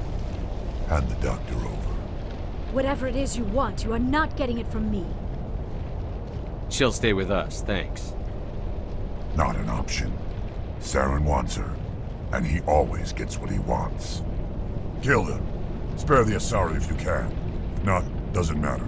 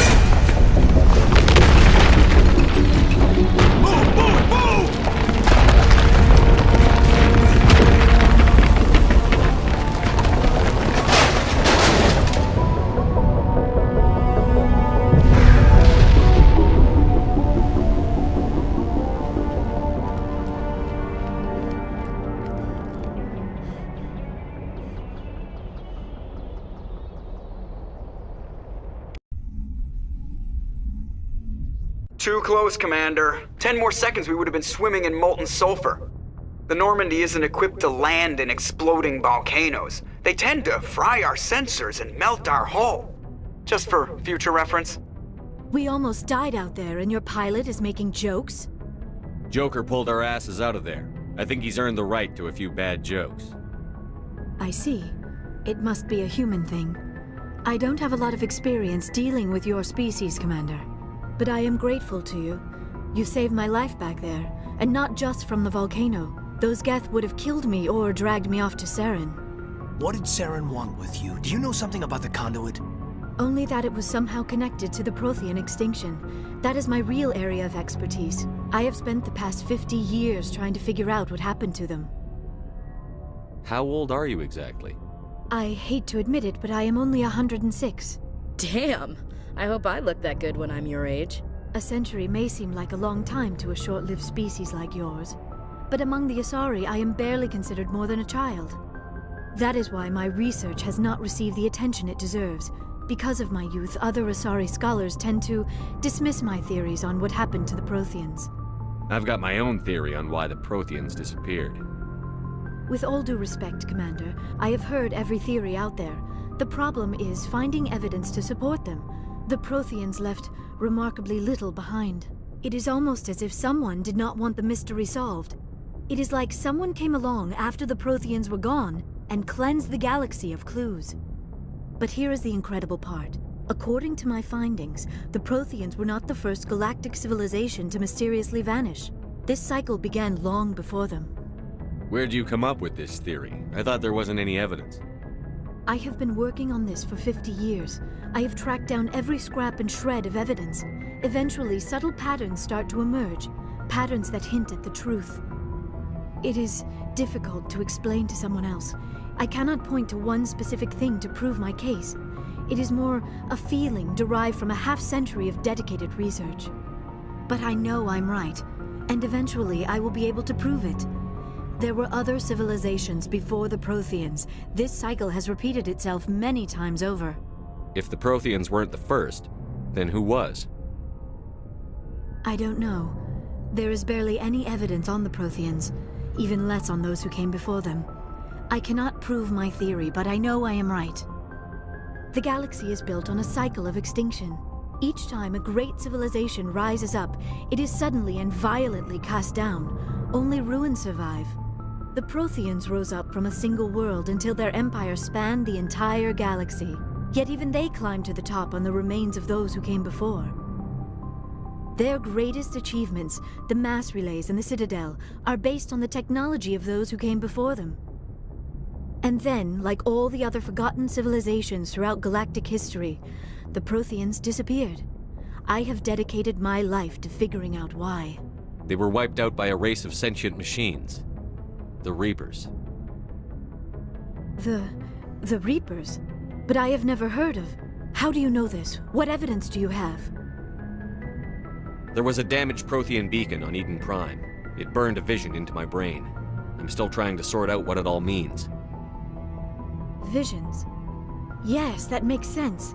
The beacons were designed to transmit information directly into the mind of the user. Finding one that still works is extremely rare. No wonder the Geth attacked Eden Prime. The chance to acquire a working beacon, even a badly damaged one, is worth almost any risk. But the beacons were only programmed to interact with Prothean physiology. Whatever information you received would have been confused, unclear. I am amazed you were able to make sense of it at all. A lesser mind would have been utterly destroyed by the process. You must be remarkably strong-willed, Commander. Okay, this isn't helping us find Saren or the conduit. Of course, you are right. I am sorry, my scientific curiosity got the better of me.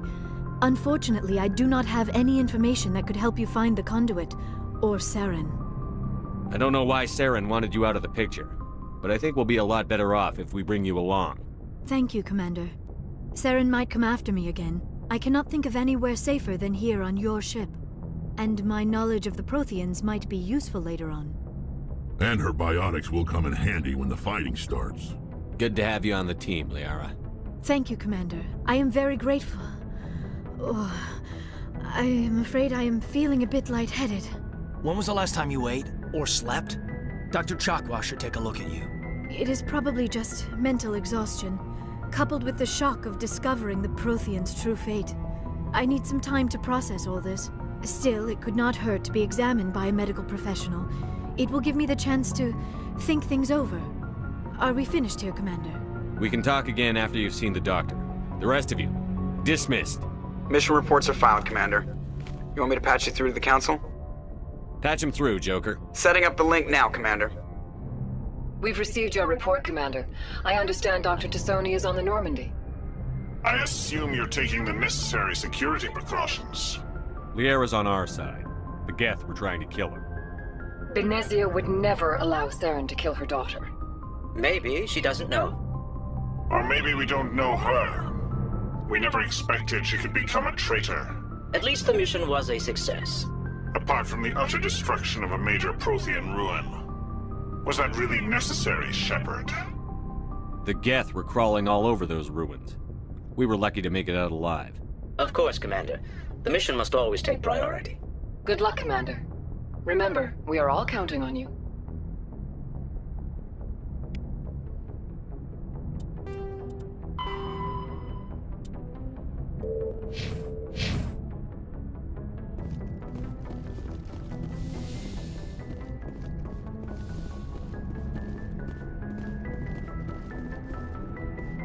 Yes, Commander? Carry on, Presley. Yes, sir.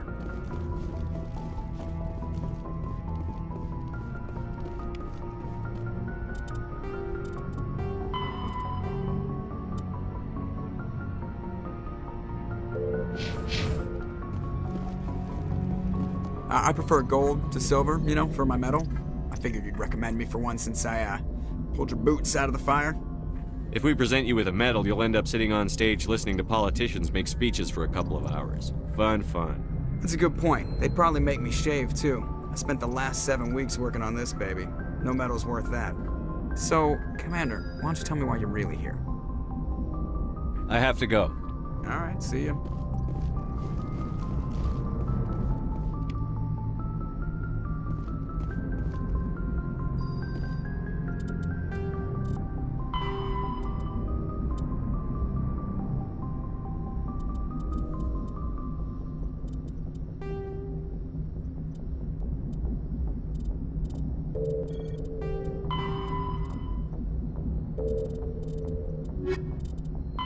Faster than light, ship mobility dominates space combat.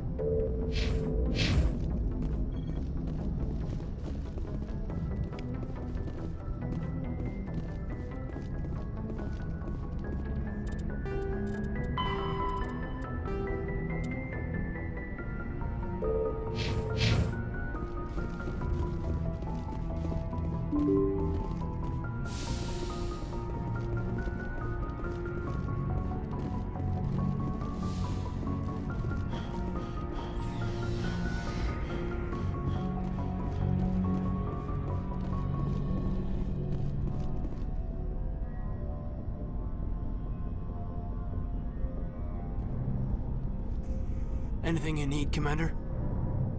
Just trying to get a sense of where the crew's at. Thoughts? Is this an official evaluation, Commander? Or off the record? Alenko, when it's just you and me, you can consider it off the record. That's a generous attitude. Okay. I think there's something wrong with all this. This Saren is looking for records on some kind of galactic extinction, but we can't get backup from the Council? Sorry, Commander. There's writing on the wall here, but someone isn't reading it. The Council doesn't want to believe anything's wrong. I'd call it human nature, but... I hear you. It just seems like a group that's been around as long as the Council should see this coming. Sorry if I got too informal. Protocol wasn't a big focus back in Bot. Tell me about it. Biotic acclimation and temperance didn't last past the airlock. To the kids they hauled in, it was brain camp. Sorry, hauled in is unkind. We were encouraged to commit to an evaluation of our abilities so an understanding of biotics could be compiled. There are worse results of accidental exposure to element 0 in the womb. Beats the brain tumors some kids grew up with. Is there some question about how you were exposed? My mother was downwind of a transport crash. It was before there were human biotics, a little after the discovery of the Martian ruins. It only gets iffy around 63 when Kinetics was running out of first-gen subjects. Until then, they'd relied on accidentals. A bunch of guys in suits show up at your door after school, and next thing you know, you're out on Jump Zero. Jump Zero is Gagarin Station, right? What's it like? Yeah, that's the official name. Biggest and farthest facility we had for decades. Right on the termination shock, the outer edge of the solar system. It's where they did all the Goose Chase FTL research before we caught on to using mass effect fields. It was a sterile research platform when I was there. There were other kids in the same boat, right? At least you weren't alone out there. That's true. We did have a little circle that'd get together every night before lights out. We didn't have much to do, though. It was a research platform then, and Kinetics kept Jump Zero off the extranet to prevent leaks. Then you must have had plenty of time to get to know each other. Yeah, we'd sit around and bull every night after dinner, play cards or network games. There was this girl named Rana, who had a little circle grow up around her. She was from Turkey, her family was very rich. But she was smart and charming as hell. Beautiful, but not stuck up about it. I think you'd have liked her. Sounds like she was special to you. She was. Maybe she felt the same, but things never felt together. Training, you know.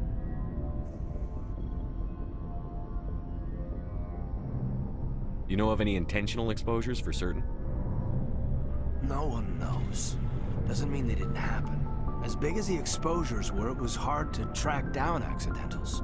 It was different then. No one knew the potential, so there wasn't a lot of regulation. Anything Kinetics did was gold. I'm not saying they intentionally detonated drives over our outposts, but in retrospect, they were damn quick on the scene. Jump Zero's a long way from home. What was it like? The grand gateway to humanity looks a lot better in the vids. But that's my own baggage, Commander. No bearing on this.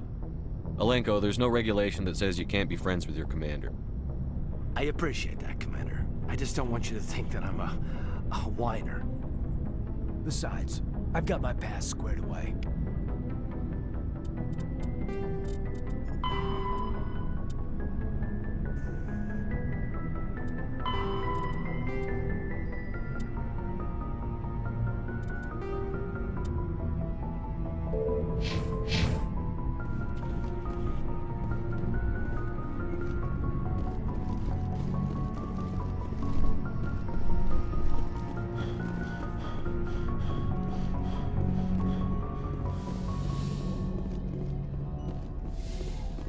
Yes, Commander? I should Goodbye, go. Commander.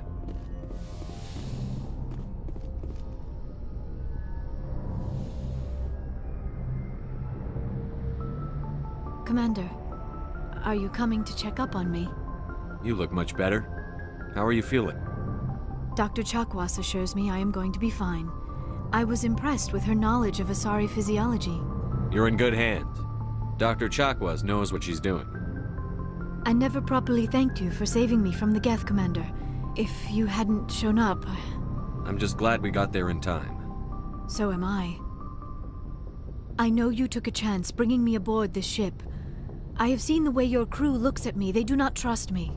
But I am not like Benezia. I will do whatever I can to help you stop Saren. I promise. Don't worry, Liara. I trust you. I know you won't let me down. It means a lot to hear you say that, Commander. Thank you. Tell me about yourself, Liara. Me? I am afraid I am not very interesting, Commander. I spend most of my time on remote digs, unearthing mundane items buried in long-forgotten Prothean ruins. Sounds dangerous. And lonely. Sometimes I would run afoul of indigenous life forms or stumble across a small band of mercenaries or privateers, but I was always careful. Until the Geth followed me to Artemis Tau. I never found myself in any situation my biotics could not handle. As for the solitude, well, that is one aspect that most appealed to me. Sometimes I just need to get away from other people. You don't like other people? I suppose it comes from being a matriarch's daughter. People expected me to follow in Benezia's footsteps. They wanted me to become a leader of our people. Matriarchs guide their followers into the future. They seek the truth of what is yet to come. Maybe that's why I became so interested in the secrets of the past. It sounds so foolish when I say it out loud. It sounds like I became an archaeologist simply to spite Benezia. All children rebel against their parents. It's a natural part of growing up. Aha, you share the wisdom of the matriarch, Shepard. That is exactly what Benezia said when I told her of my decision. But there was more to it than that. I felt drawn to the past. The Protheans were these wondrous, mysterious figures. I wanted to know everything about them. That is why I find you so fascinating. You were marked by the beacon on Eden Prime. You were touched by working Prothean technology. Sounds like you want to dissect me in a lab somewhere. What? No, I did not mean to insinuate.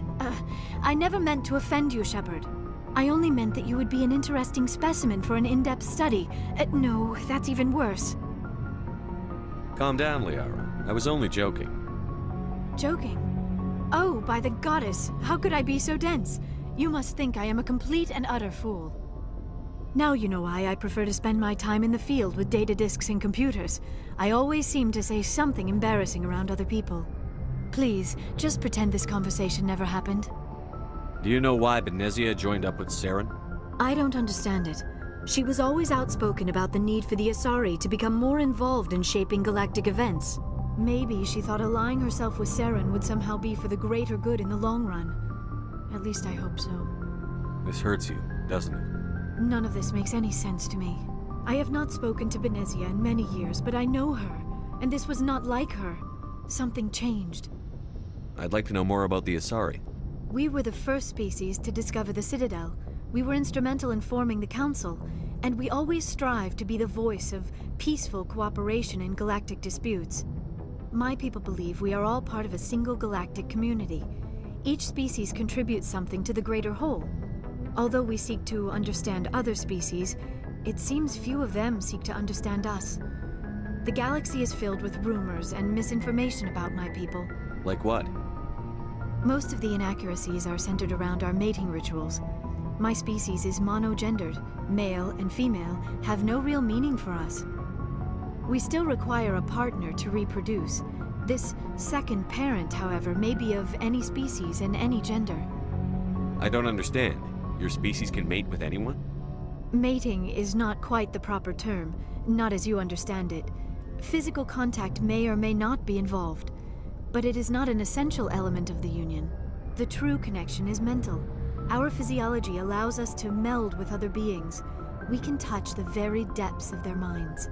We explore the genetic memory of their species. We share the most basic elements of their individual and racial identities. We then pass these traits on to our daughters. It is how we learn to grow as a species and how we develop a greater understanding of other races. What happens to your partner after the union? Every relationship is different. Some unions are a single encounter with both parents parting ways afterwards.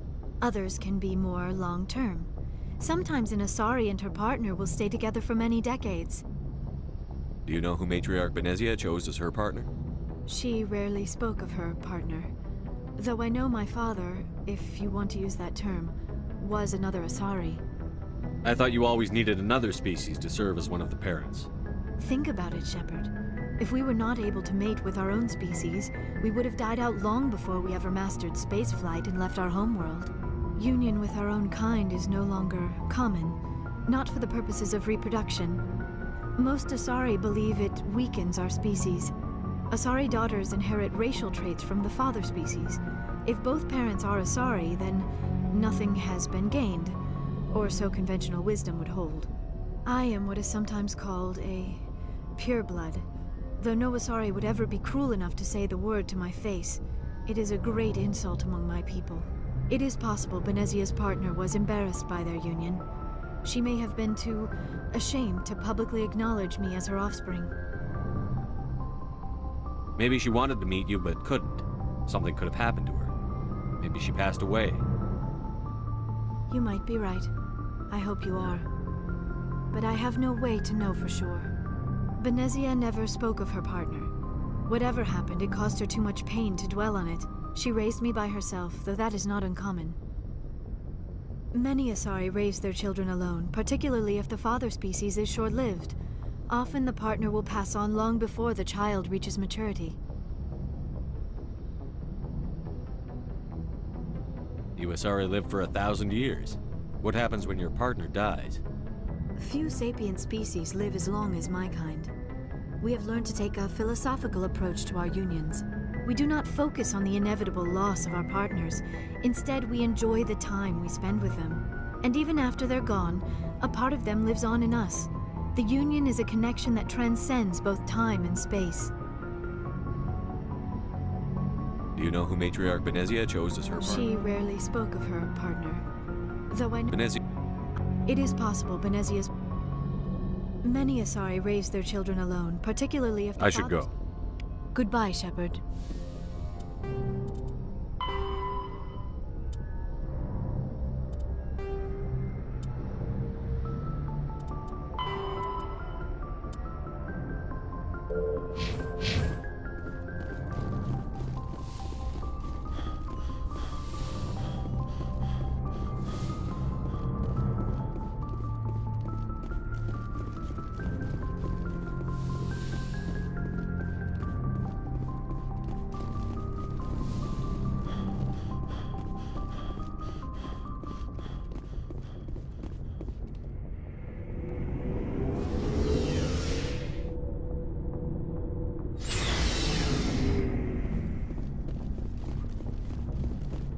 Commander, how are you?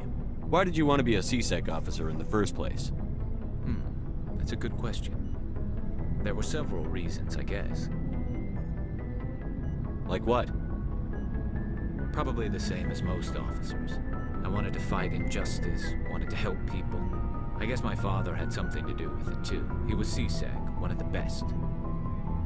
I grew up hearing about his accomplishments or seeing his picture on the vids after a big arrest. He's taking my resignation pretty hard.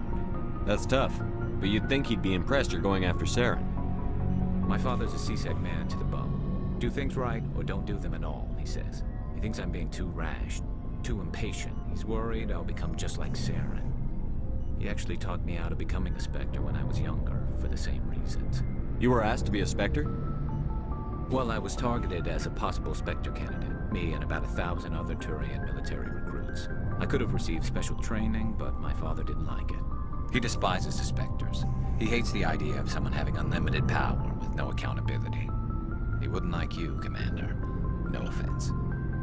I suppose I can understand his concern. You can, but Saren's not going to play by our rules, C-Sec's rules. If you want to nail Saren, you need to send someone who isn't restricted by policies and procedures. Just because you can break the rules doesn't mean you should. I don't need to stoop to Saren's level to stop him. And neither do you, Garrus. I see what you mean, but I'll think about it. Thanks, Commander.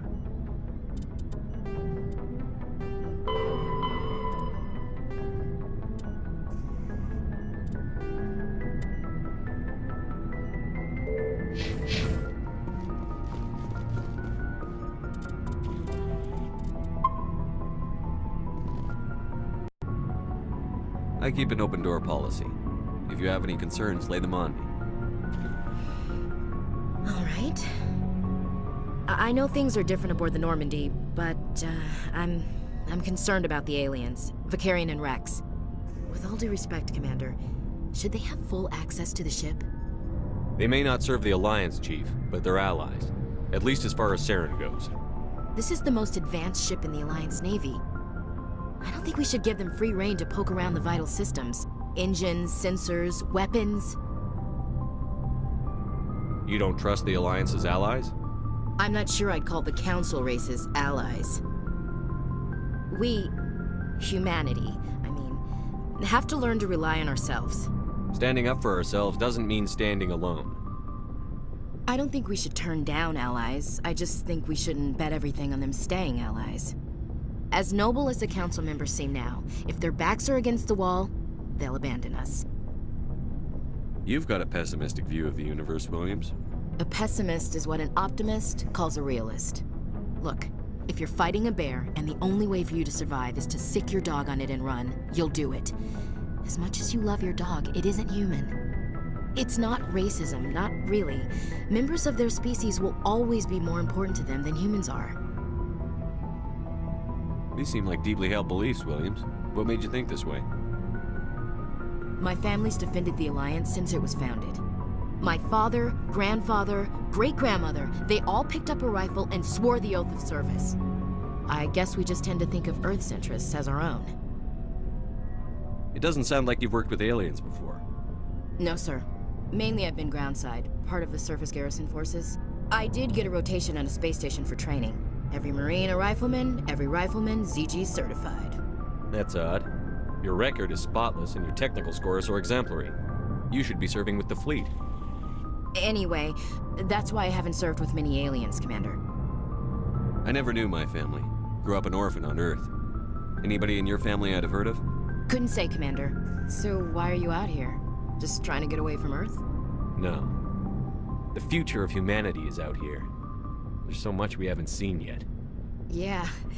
I still remember my first field exercise on Titan.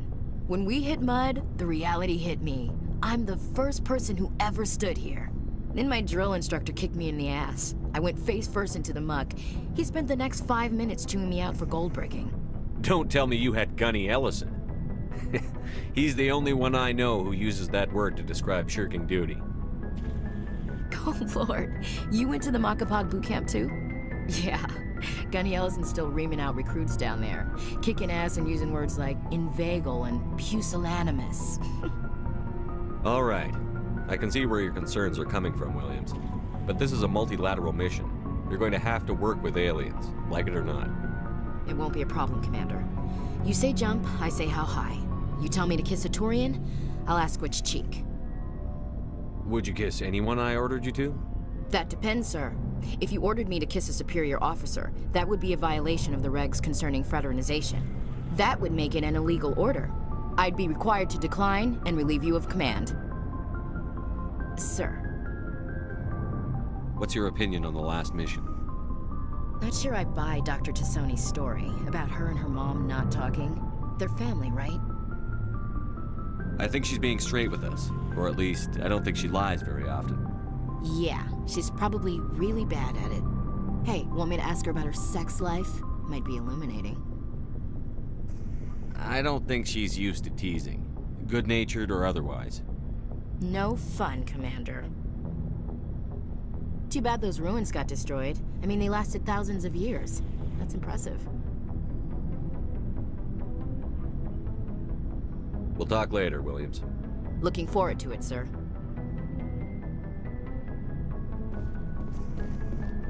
So, we've got Saren on the run. It won't be long now.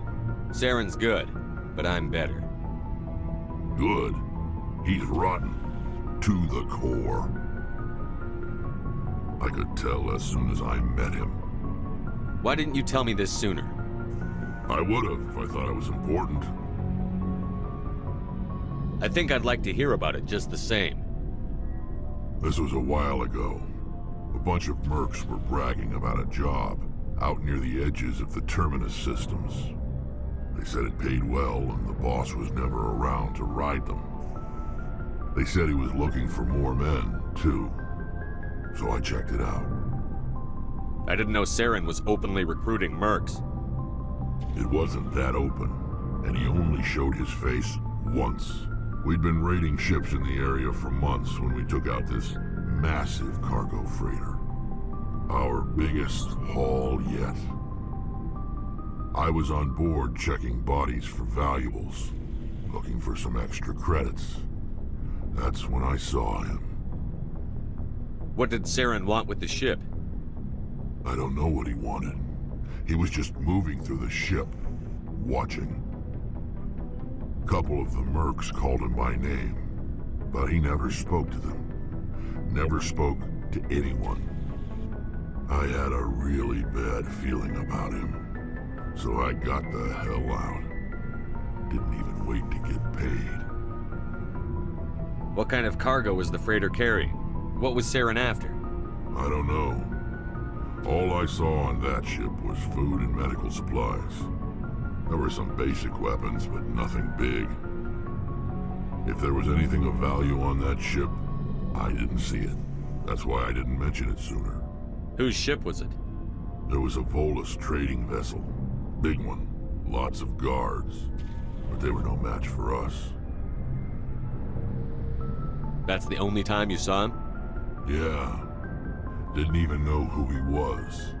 Still wouldn't if I hadn't joined up with you.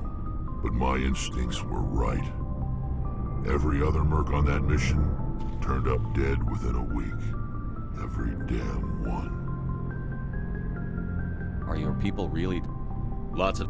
So we leave. Shepard.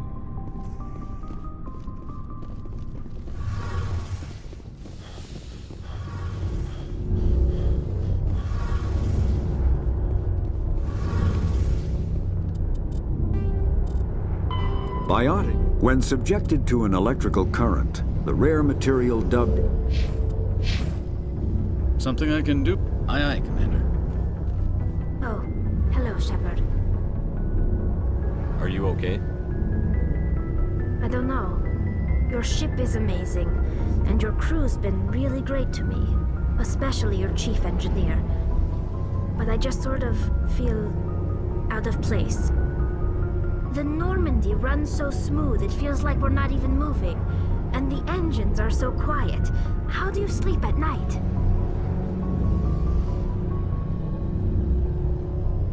I find it rather peaceful. Don't worry, you'll get used to it. But it's more than just the silence. This ship feels so empty. It's like half the crew is missing. Back home, I couldn't wait to go on my pilgrimage. I couldn't wait to get away from the crowds. Now that I'm out here, I kind of miss them. Sometimes we don't appreciate what we have until it's gone. That's true. I'm starting to wonder if that's what the pilgrimage is really about. It's given me a whole new perspective on my people and our culture. You know, there's always a few who go on their pilgrimages and never return. I always assumed something bad happened to them. But maybe they just wanted a different life. You do plan to return to the migrant fleet, right? I could never abandon my people, Shepard. I will go back eventually. But we have to stop Saren first. Otherwise, I might not have a home to go back to. I should go. See you later.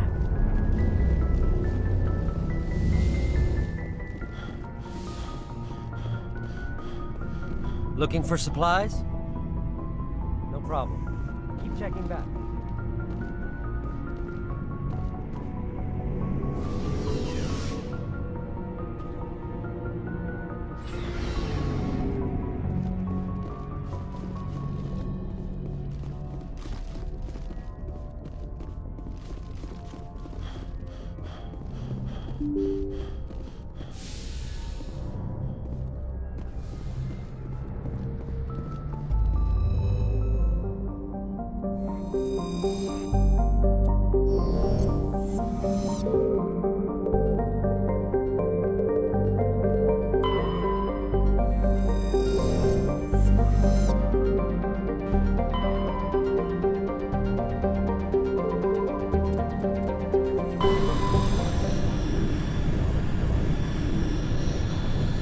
Message coming in.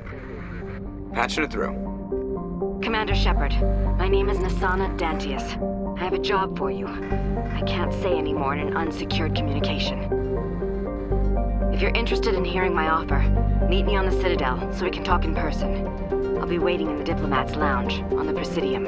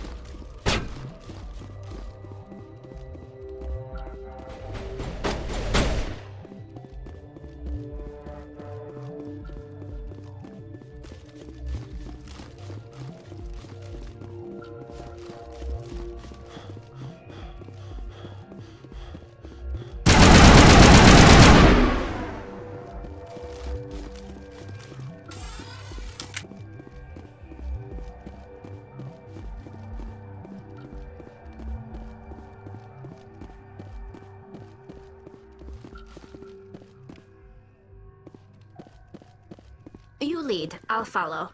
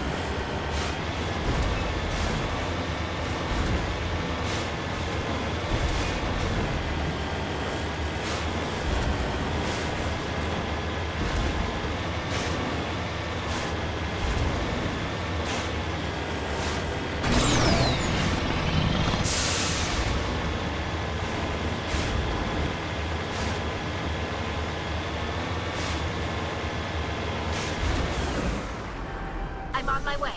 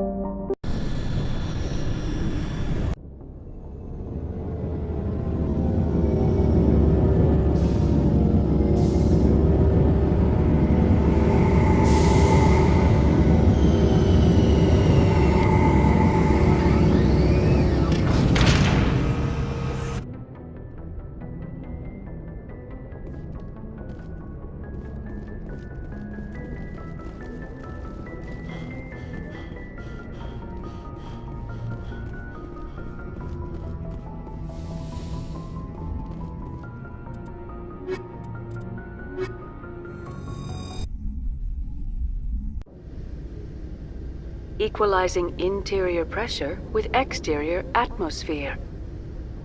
Logged. The commanding officer is ashore. Exo Presley has the deck.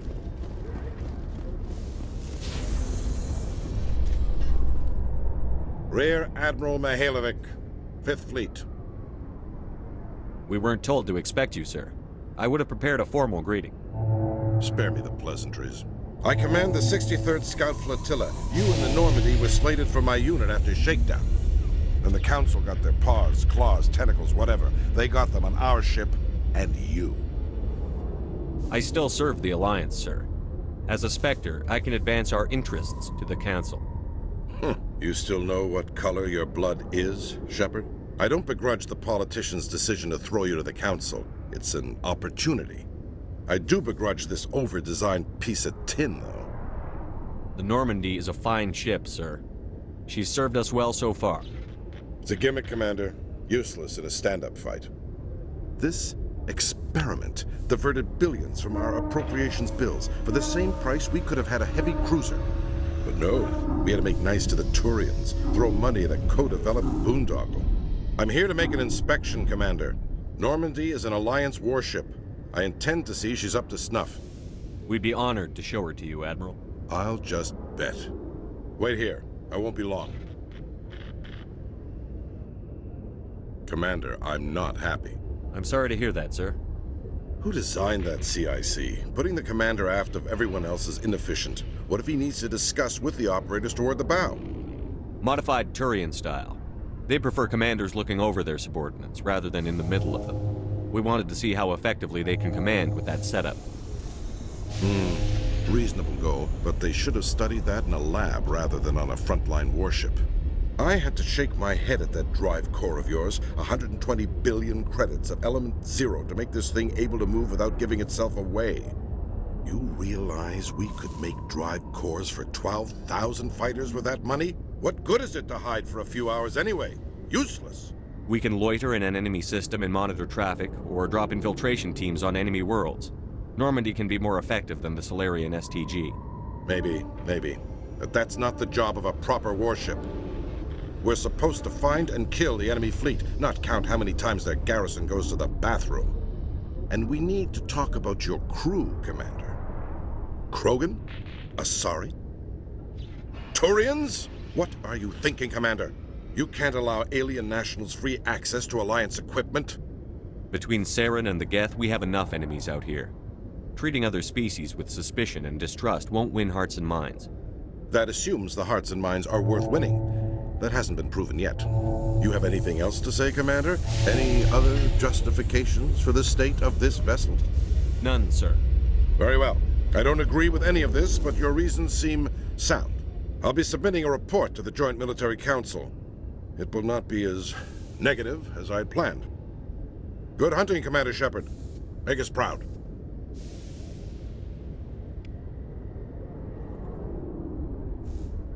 Did you know Citadel Security is the largest multi-species law enforcement agency in Council space?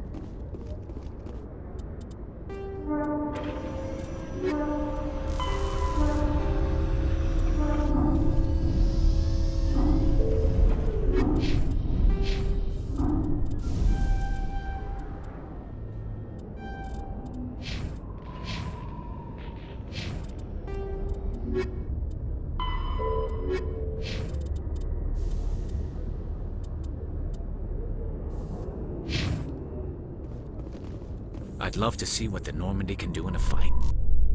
How so? The Normandy is built for stealth, not combat. But the stealth drive adds a new tactical level to space combat as we know it. Surprise attacks, undetected flanking maneuvers. I had forgotten the Turian appreciation for tactics and strategy.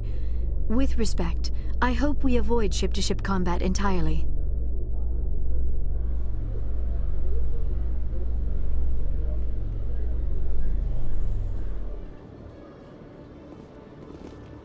Commander Shepard? Khaleesa been seen in Al-Jalani, Westerland News. Would you answer a few questions for our viewers? What do you want to know? You've been given a unique position to represent our race. People want to get a sense of how you'll do that.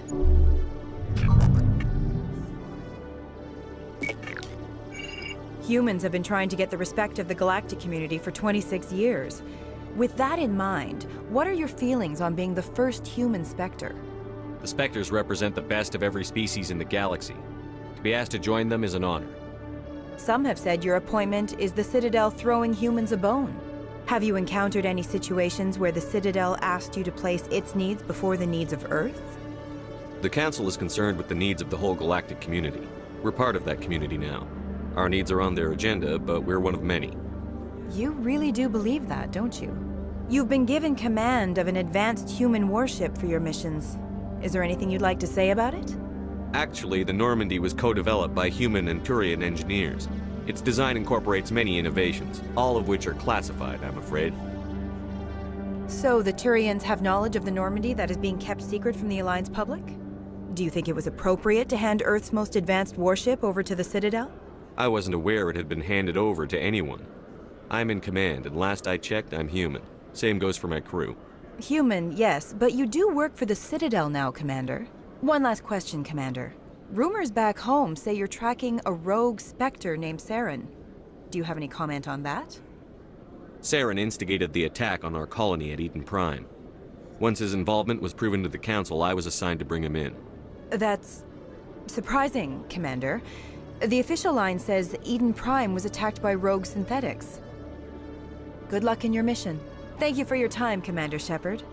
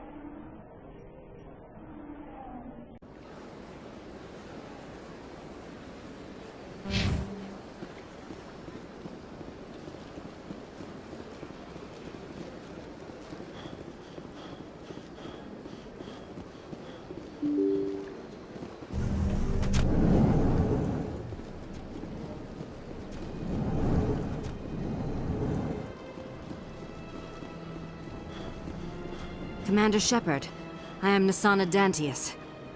I'm glad you're here. I must talk to you about my sister Dahlia. She's been kidnapped by slavers. Dahlia's dead, Nasana, and I know she was blackmailing you. And I was all set to try to manipulate you into hunting her down for me. But I guess that won't be necessary now, will it? You wanted your sister dead? If people found out my sister was a criminal, I'd be considered a security risk. They'd revoke my clearance, or place me on administrative leave until she was apprehended.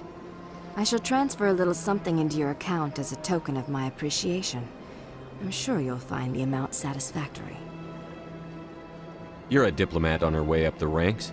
It could be handy to have a Spectre who owes you a favor. You make a good point. Anyone can come up with credits, but I can give you authorization to purchase prototype Asari mods. I will get you added to our manufacturer's preferred client list. I think you'd be very interested in what they have available. Goodbye, Shepard. It has been a pleasure doing business with you.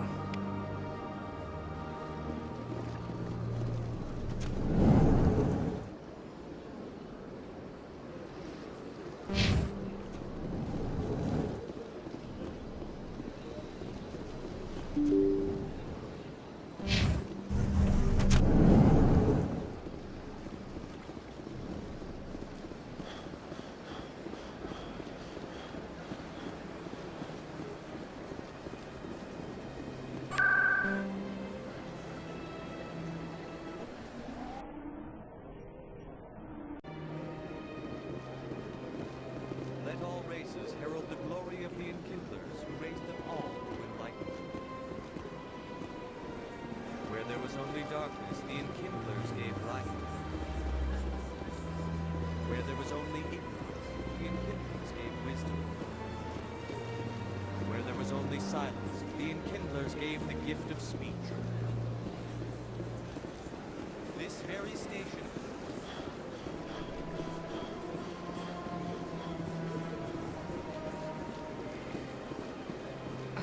I'm telling you, this is not what Jake would want.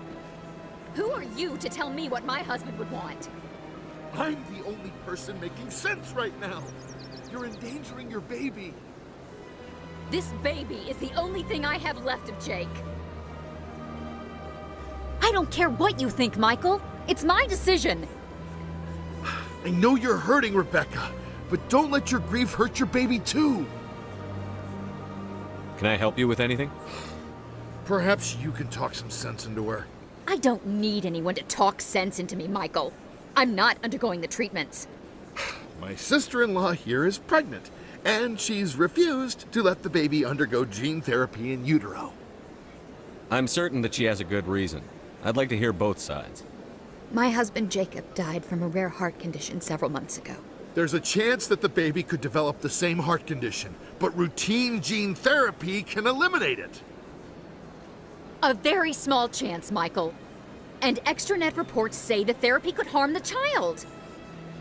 It's less dangerous than the genetic enhancements that every soldier in the Alliance receives. What are the chances that your child will develop the heart condition? According to the doctors, there's a 1 in 50 chance. And if my baby develops the condition, medical treatments are available. Which are nowhere near as effective as simply getting the gene therapy. What are the chances that gene therapy could hurt the baby? 1 in 300 at most. But extranet articles say there could still be long-term complications we don't know about. Don't you understand? If my baby is that 1 in 300, I will always wonder if I killed my baby for nothing. It's Rebecca's child, Michael. I think you should honor her decision. Damn it, she's not choosing. She's acting blindly out of grief. I know you want the best for your brother's child, but this isn't your decision. Of course it is! I'm the closest thing to a father this baby is going to have. Then support the baby's mother. Stand with her when she makes tough decisions. This baby is the only thing my brother... It's all I have left of him. I need to know that the baby's safe. It's all I have left too, Michael. I just want Jacob's child to be safe. I want to give him that much. We will. I promise. Thank you for talking with us. I appreciate it.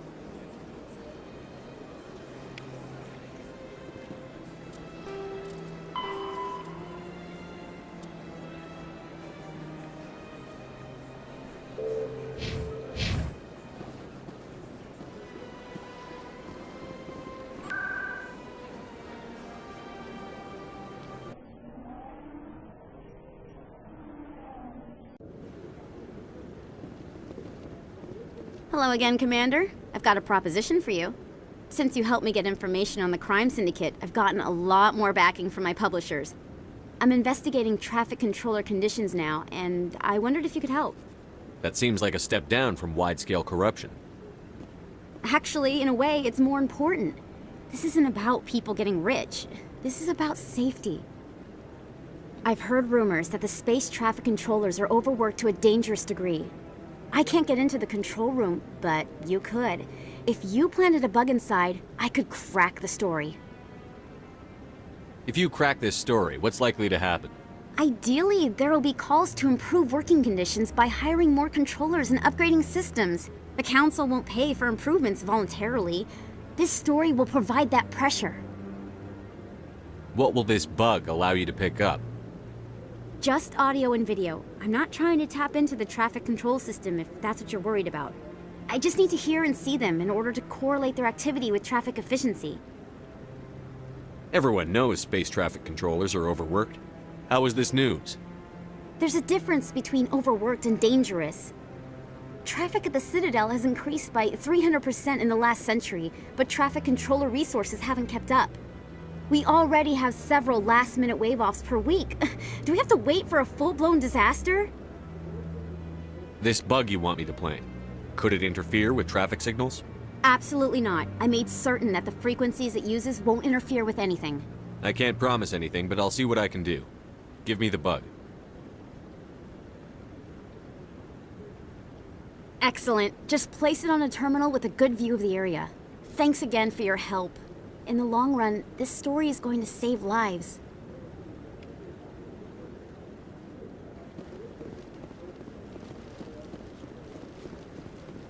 No, I'm waiting. Commander, any word on my missing men? I'm not sure how to tell you this, Admiral. Your men were killed by a thresher maw. A thresher maw? That's not... My men wouldn't just stumble into a thresher nest. Not the entire unit. Somebody lured them there with an Alliance distress beacon. Placed it perfectly so they'd land right beside the thresher nest. Damn it. I had a bad feeling about this ever since my team disappeared. An Alliance beacon used as bait, my unit wiped out, and nobody seems to know anything about it. Commander, I appreciate what you did. Now I need to do my part. The families of those Marines deserve to know why they died.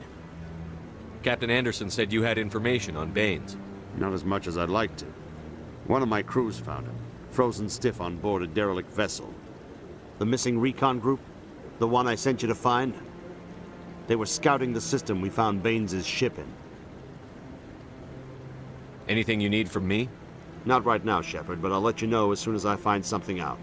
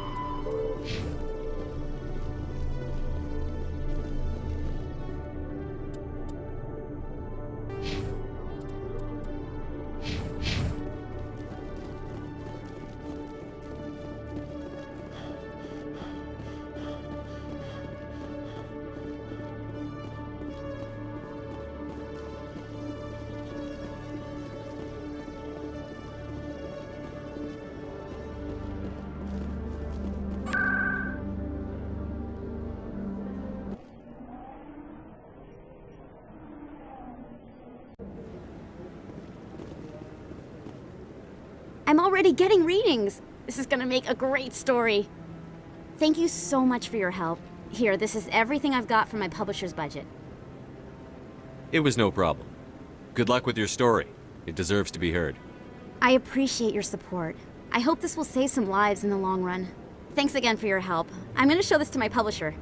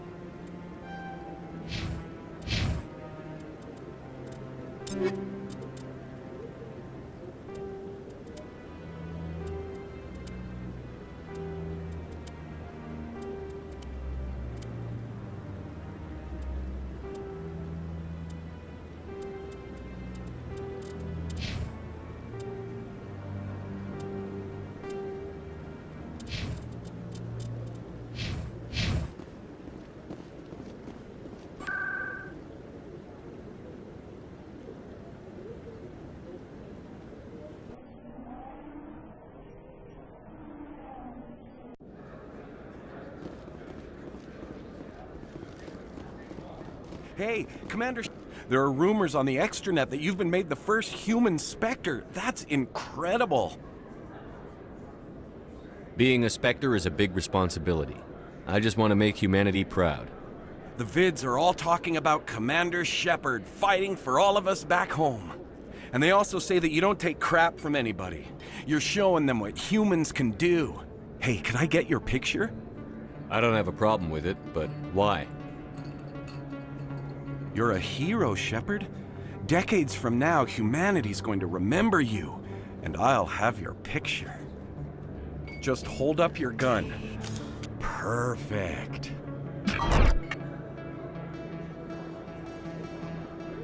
Thanks again, Commander. I'm gonna hang this in my living room. My wife will love it.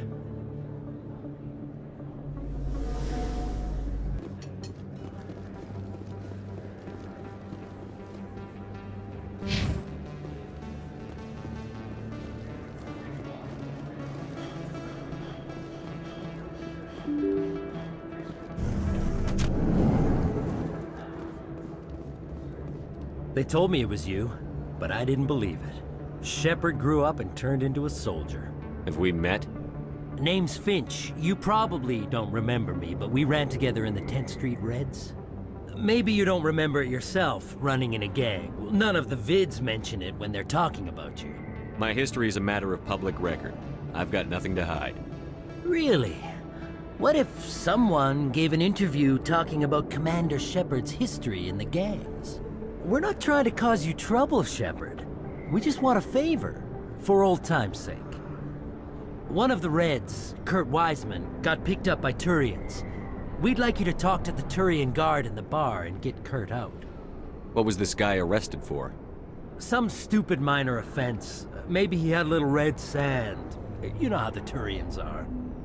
They declared him a problem, and they're shipping him back for a trial.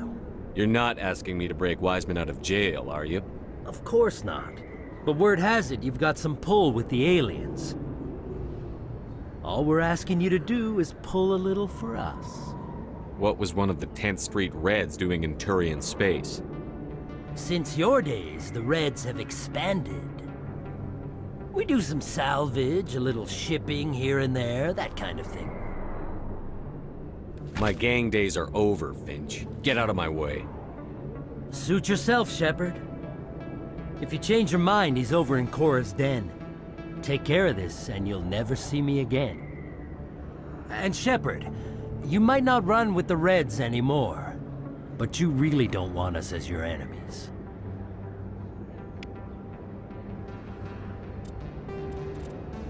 The home world and capital of humanity is entering a new...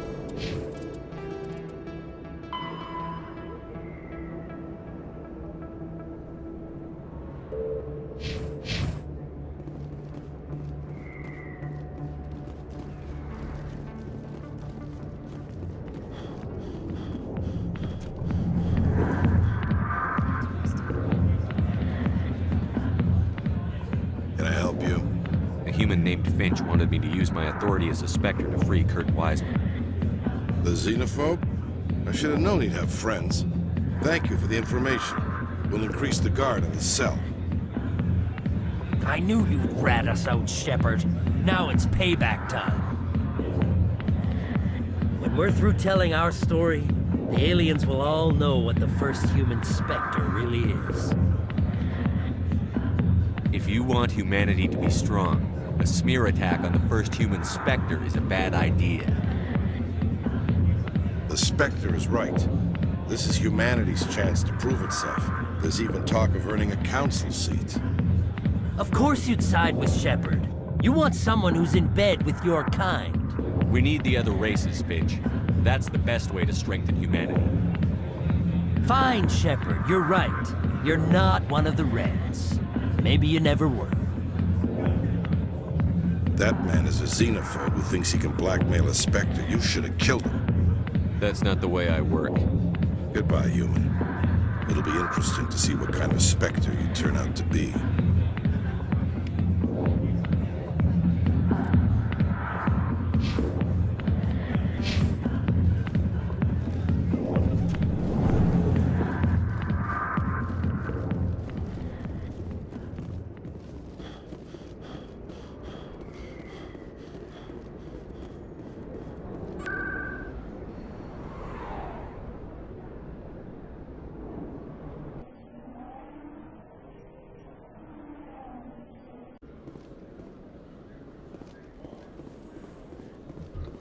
In breaking news, Chairman Burns of the Parliament Subcommittee on Transhuman Studies has been kidnapped by biotic extremists. The biotics commandeered a freighter and were last seen in the Hades Gamma Cluster. No demands have yet been made.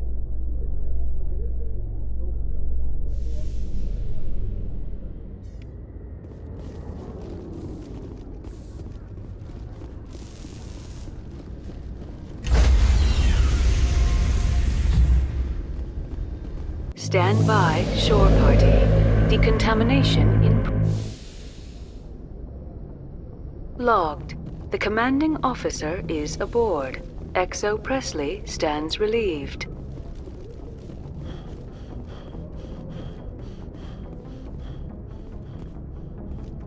Message coming in. Patching it through.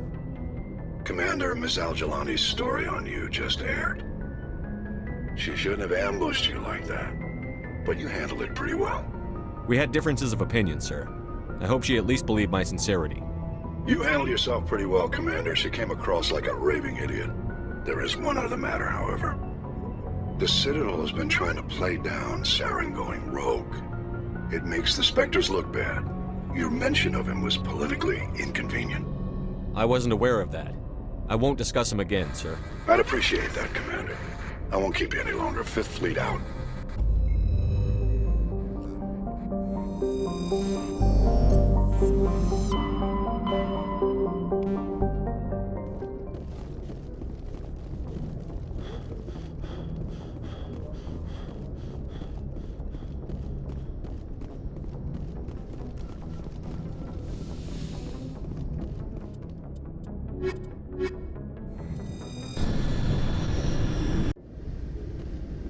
Equalizing interior pressure with exterior atmosphere.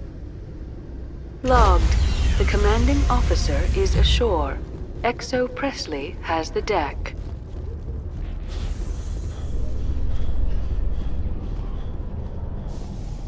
Reporter Kalisa Al-Jilani recently attempted to land an interview with Commander Shepard, the first human Spectre. Commander Shepard answered difficult questions, demonstrating that under that military uniform is a keen diplomatic mind. We'll have exclusive footage later today.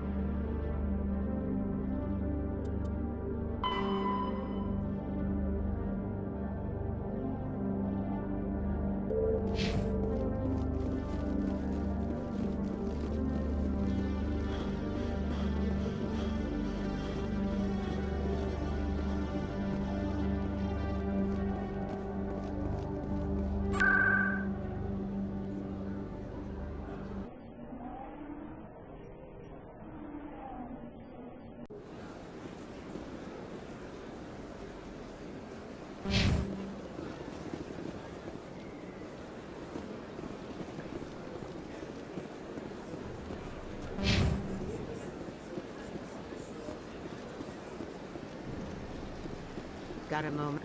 Hello, Spectre. I have a business proposition for you. How did you know I'm a Spectre? Word travels. Your name comes up in certain circles. I'm acquainted with a pair of powerful crime bosses. They're hiding on remote worlds, and I have the coordinates. You could do the galaxy a favor. What kind of defenses would these two have? I haven't the faintest idea, but they're certain to be armed. Their partnership's soured, and each believes that the other intends to kill him. They will be well prepared. You're obviously with them. Why don't I just arrest you instead? Arrested for what? You and I are simply having a conversation. I have excellent legal representation. Arresting me would be a waste of your time. And what do you get out of this? We share interests in certain cooperative ventures, but their business practices have forced me to terminate our relationship. Once they are dead, I will manage our organization in a more tasteful manner. What crimes did these men commit? They're red sand dealers who make victims of their customers. Those who can no longer pay are sold to Batarians as slaves. They're loathsome, hurting innocent people. They must be ended. Find someone else to do your dirty work. I want no part of a gang war. Here are the coordinates nonetheless. What you do with them is your decision. Could you really let these men live, knowing that you can stop them? Goodbye, Commander. It's been a pleasure to meet you.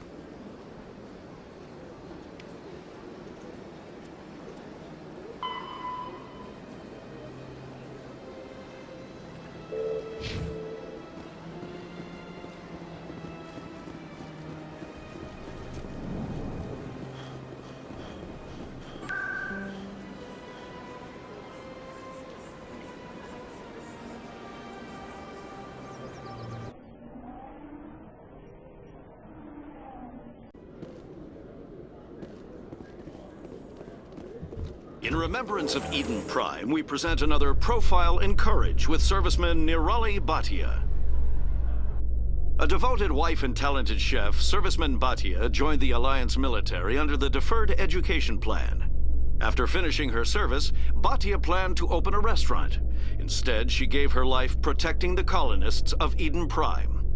For more profiles in courage, or to explore opportunities in the military, please visit the Alliance military on the extranet. Keyword, courage.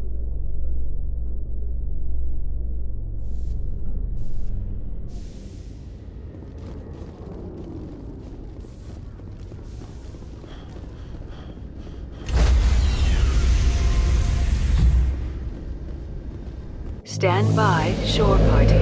Decontamination in... Logged. The commanding officer is aboard. XO Presley stands relieved.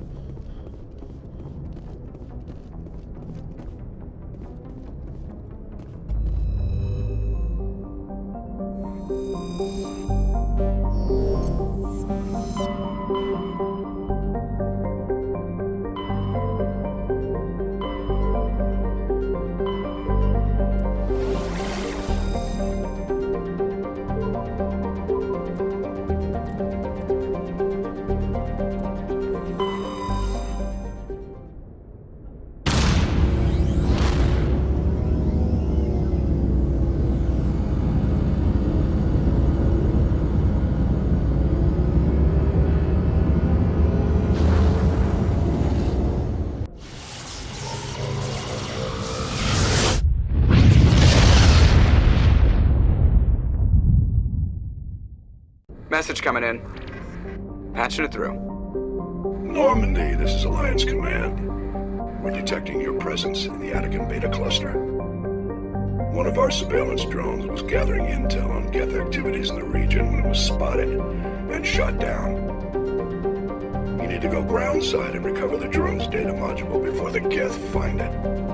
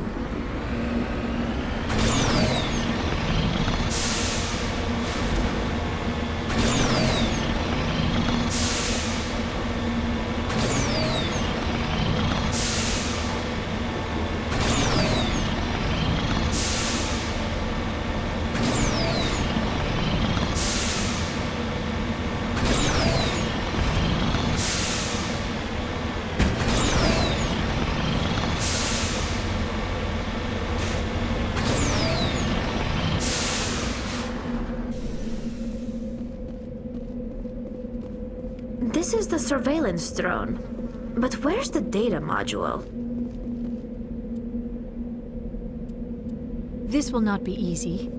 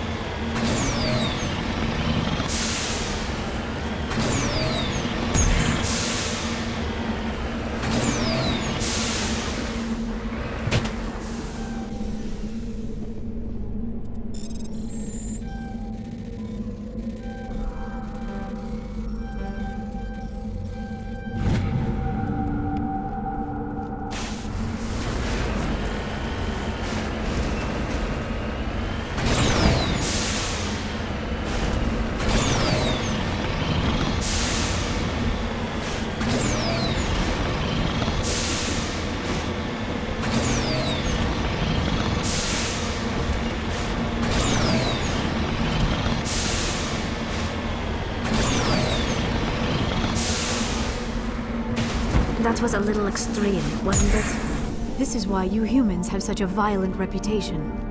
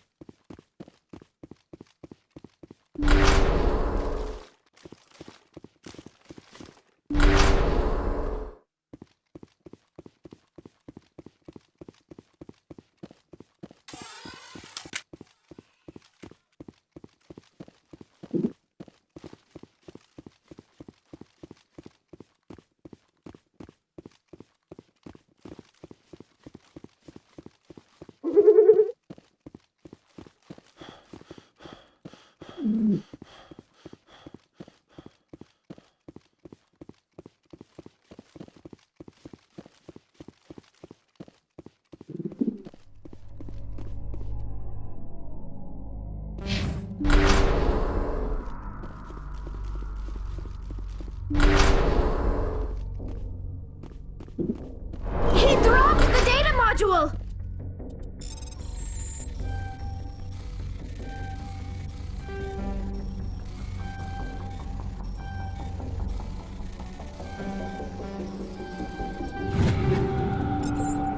It is a miracle the data module is still intact. Your pilot should be able to relay this info to your superiors.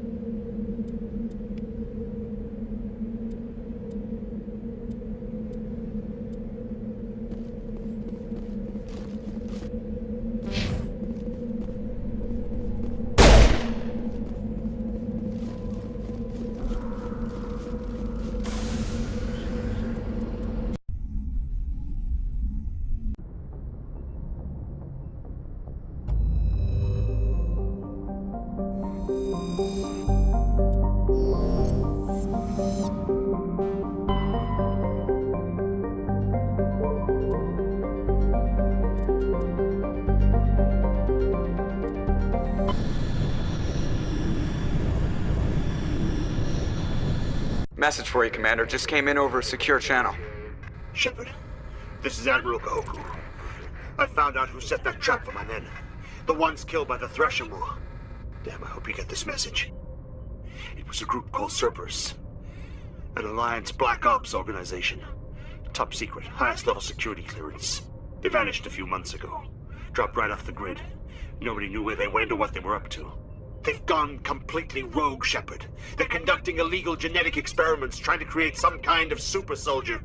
I don't have any proof, but I found the coordinates for one of their research worlds. I'm uploading them with this message. They're completely out of control. Somebody needs to stop them.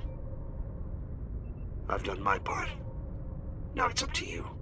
This is probably the last you'll hear from me. Cerberus is after me now. I need to disappear before they find me.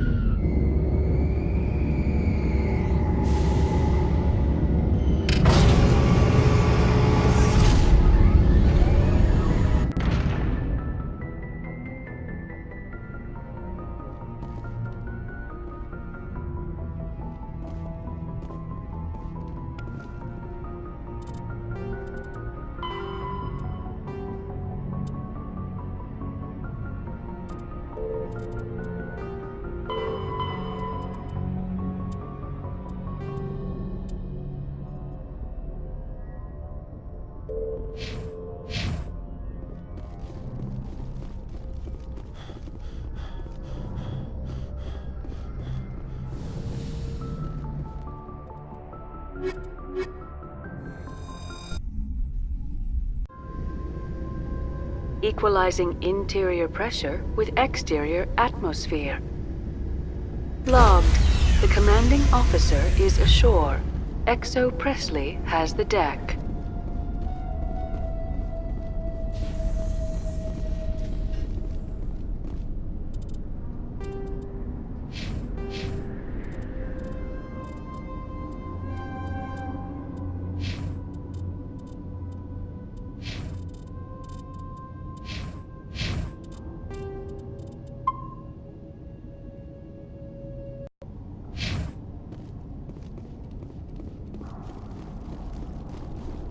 We saw your ship. Fidan wants to speak with you immediately. Who's Fidan? He's our leader. He needs your help to prepare for the Geth. They're making another push. Please, up the stairs past the freighter. Take cover!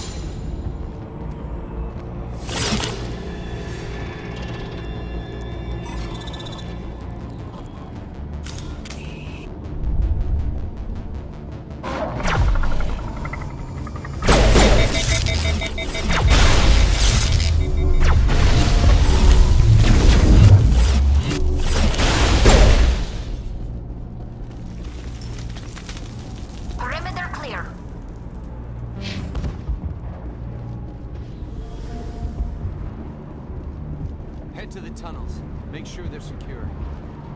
Those Geth are bloody dangerous. Glad to see some soldiers. Our numbers are getting thin. Get ready. Die of thirst, the Geth will surely kill us all. How is a woman supposed to think with guns going off all around? I fear the Geth will kill us all.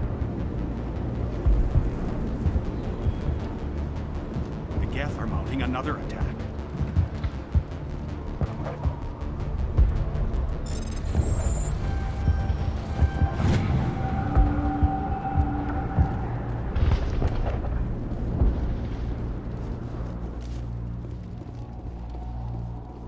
There, dear. You'll get through this. Just relax. My headaches are getting better. I just have to stop thinking about the past. The Geth just keep coming. Hello, Off-Worlder. I'm glad that we aren't totally forgotten by the rest of the galaxy. Dear, please try to rest. You're not ready to speak. But they should know... I mean, they are very important. Yes. That's better. Is there anything I can do for you? I'm fine. I just need to try to think clearly. It's just a lingering pain from the last attack. I'll be fine. I see no major injury, but something must be causing her pain. Please, just let her rest. She just needs rest.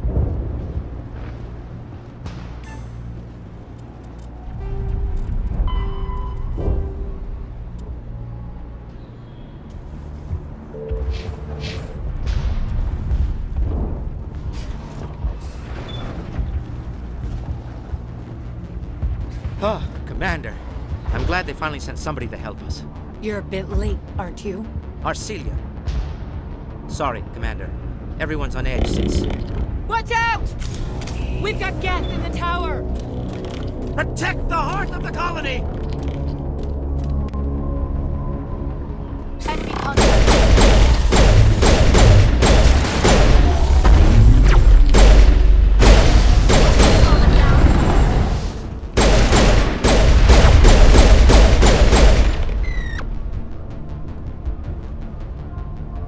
We've got Geth in the tower!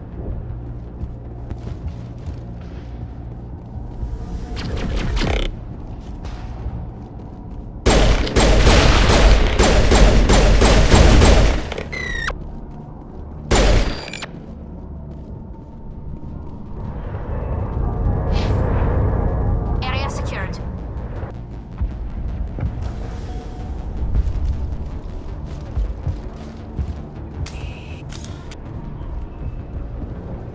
Protect the heart of the colony!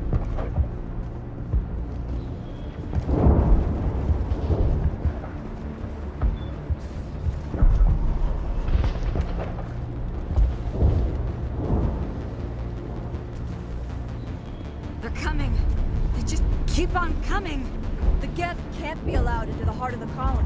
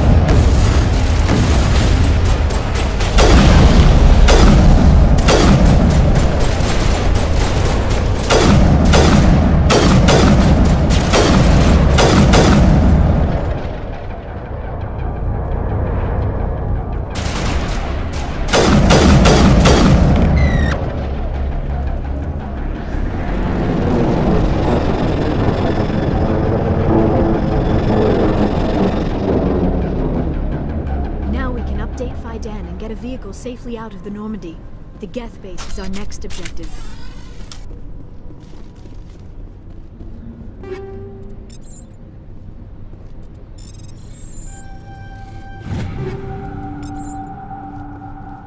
So much suffering, so much death. Yet still they stay and fight.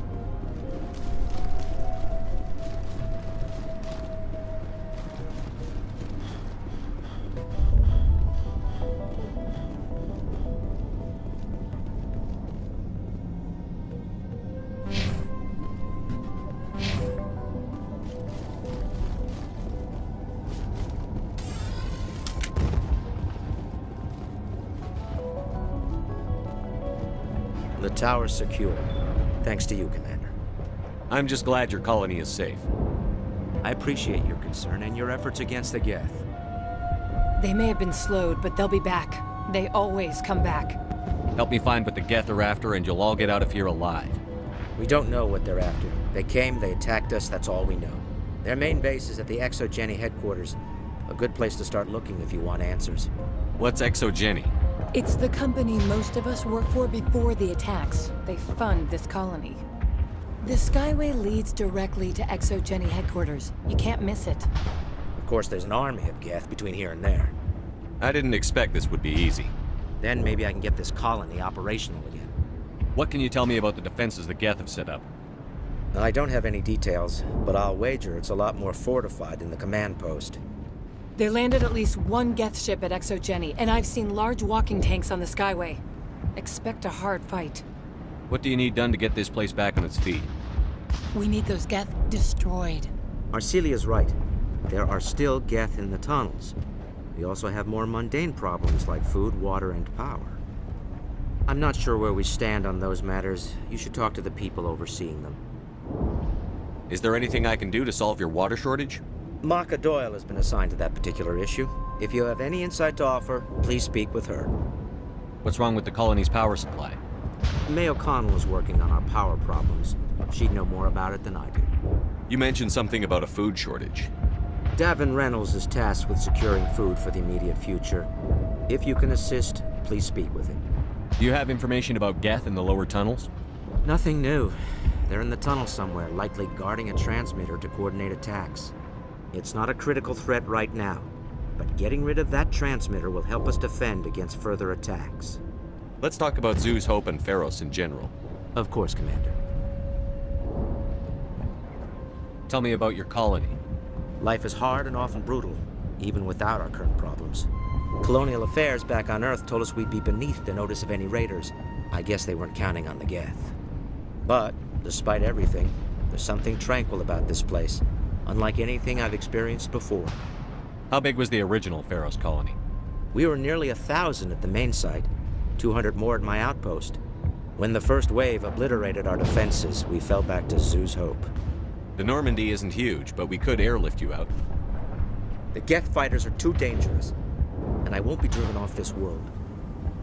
It is our home. There's a chance for growth here that's simply not available on other worlds. How big was the original Pharos colony?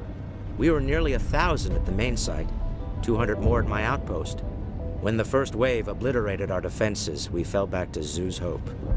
What else can you tell me about ExoGeni? ExoGeni funded this colony. Without them, we wouldn't be stuck here. They specialize in colonization.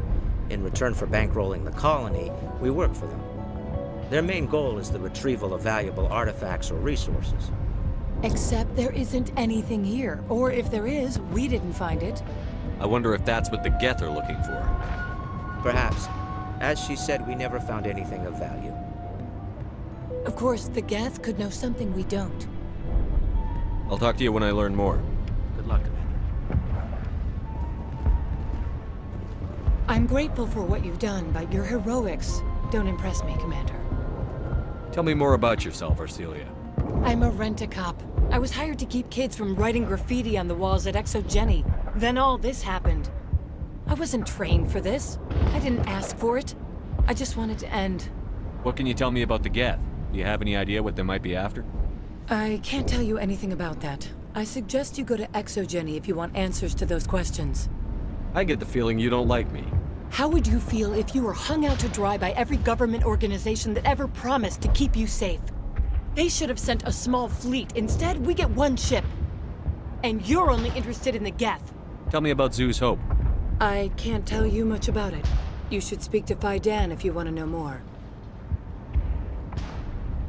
What can you tell me about ExoGeni? Very little. I work there as a security officer. I know they were looking for artifacts and anything of value. That's what they do. They fund the colony. In return, we help them uncover buried treasure. It's definitely not as exciting as they make it sound. Goodbye. Commander.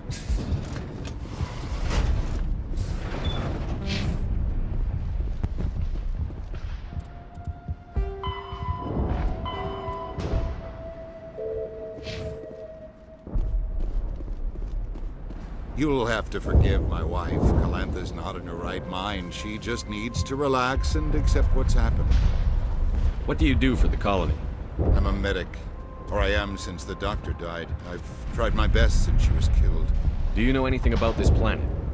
Just what I was told by Colonial Affairs. It's a little different from what they claimed. It's not all bad, though. When the Geth are gone, we'll have a chance to create something even more spectacular than before.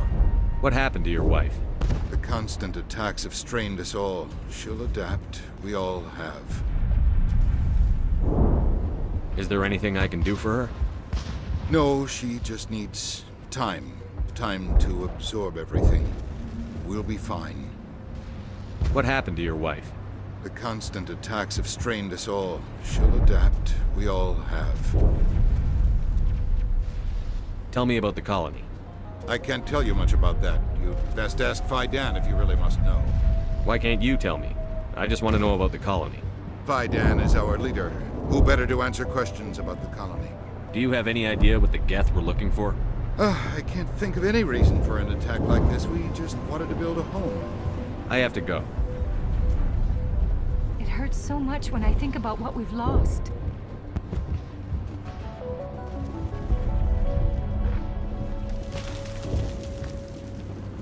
You're the one who repelled that last wave. They'll be back. And if the Geth don't kill us, we'll die of hunger soon enough. Are you doing anything to remedy the situation? I need to boost rations with Varen meat, but it's too dangerous. The Alpha Varen, he's huge and he's mad. Rabid, maybe. Totally uncontrollable. I can't do anything until he's dead. I have a ship. I could bring in supplies from off-world. I'd rather you concentrated on the Geth. Food won't help us if they breach our defenses. Tell me about Zoo's Hope. The colony is growing. Or it was. But you should speak with Phi Dan. He is our leader. Why should I speak to Phi Dan? Why can't you tell me? I don't want to talk about that right now. Speak with Phi Dan. Tell me about yourself. What's to tell? I came here with my wife Greta, looking for adventure. A new life together. This isn't exactly what we signed up for. Of course, it would be much better without the Geth. We were really starting to enjoy the colony before they came. Tell me about hunting Varen. Hunting them is impossible while fending off the Geth. On the positive side, they'll attack anything, even those damn synthetics. The big Alpha Varen is the real problem. He's mad, erratic, completely unpredictable. I have to go. So long, Commander. After the Geth, Varen are omnivores with a preference.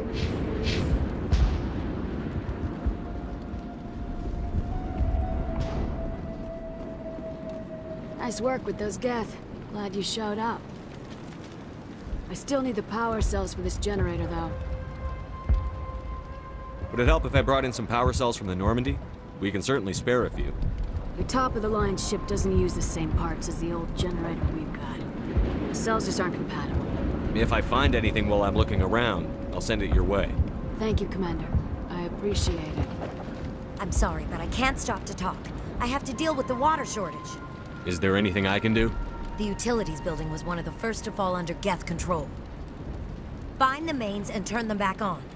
Until then, this colony is dry. I have a ship fueled and ready to go. I could bring water in.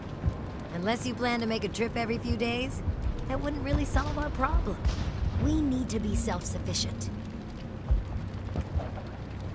What do you know about this planet? I am not the one to ask about that. Ask Fidan or one of the others. Tell me about yourself. I'd rather not.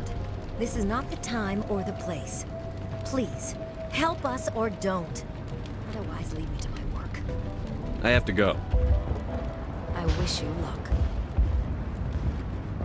Not the best shot, but I'll do what I can.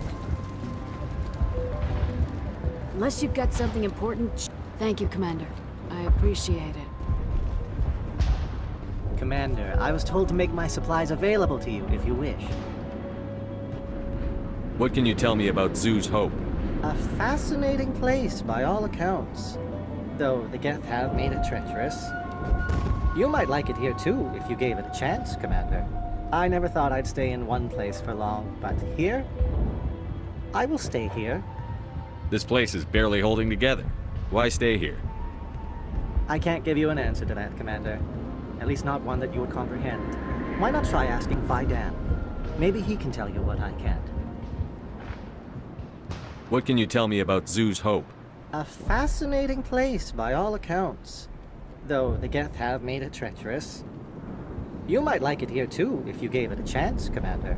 I never thought I'd stay in one place for long, but here? I will stay here. What's a Solarian doing on a human colony? This Solarian goes where the credits are. Or I did. A well-stocked freighter can be a profitable investment on a new colony. But once I was here, I decided to stay on. The colony life grows on you after a while. What's your name, Solarian? My full name is Goratu Heranon Maldinest God Inost Ledra. Humans usually employ surname and given name only. Inost and Ledra in my case. Why's your name so long? We are named for our origins. Goratu is my homeworld, Heranon my clan's country, Maldinest and Got are the city and district where I live. Let me see what you have. Of course. I may be able to provide a few interesting items.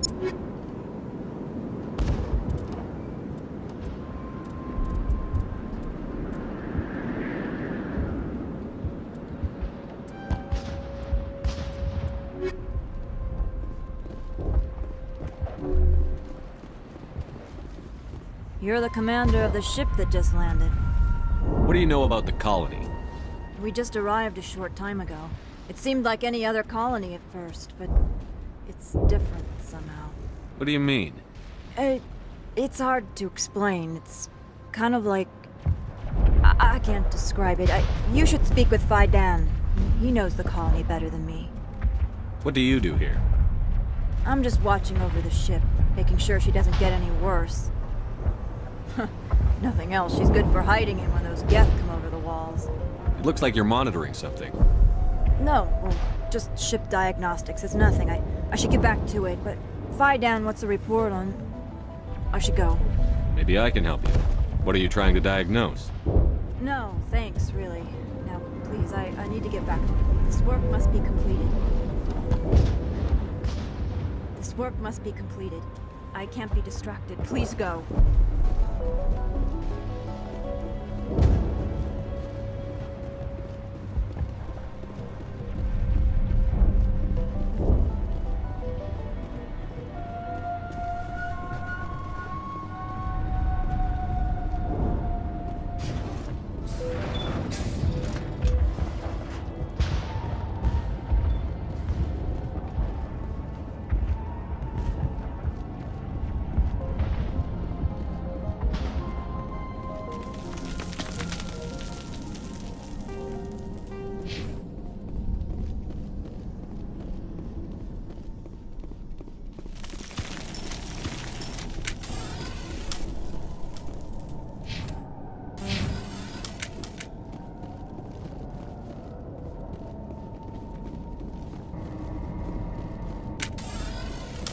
Oh God!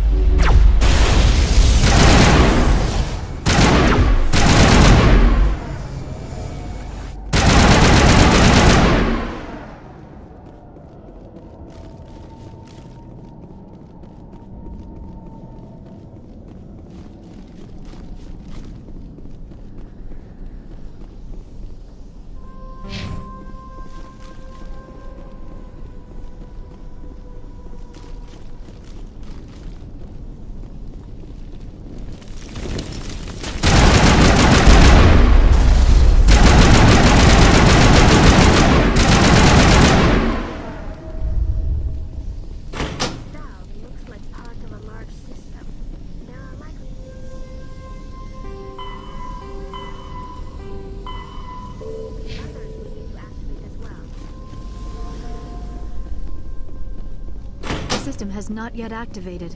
I do not believe we are finished yet. We should look for another valve.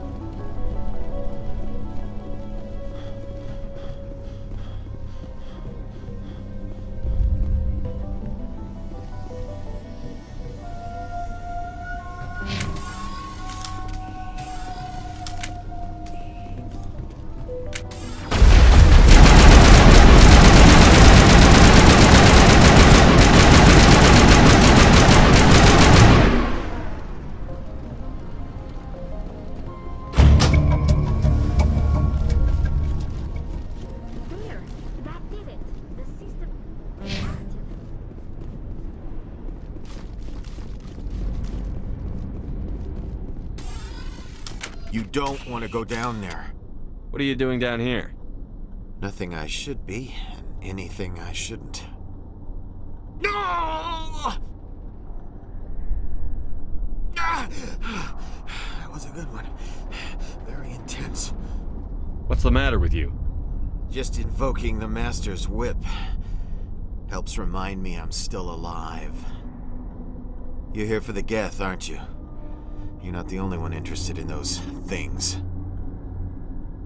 Who else is looking for the Geth? Not looking for. Looking to get rid of. They're a thorn in the side of the... Ah! Ah! Trying to get to the... Dying!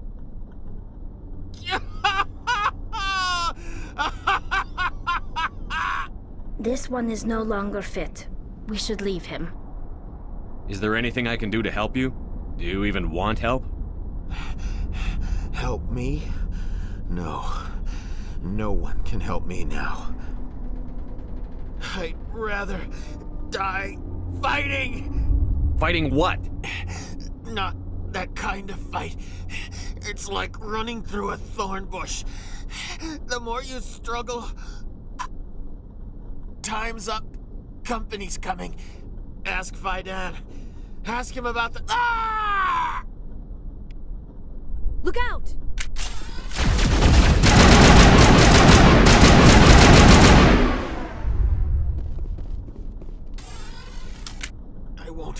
I won't do it. I won't. I can't. I won't do it.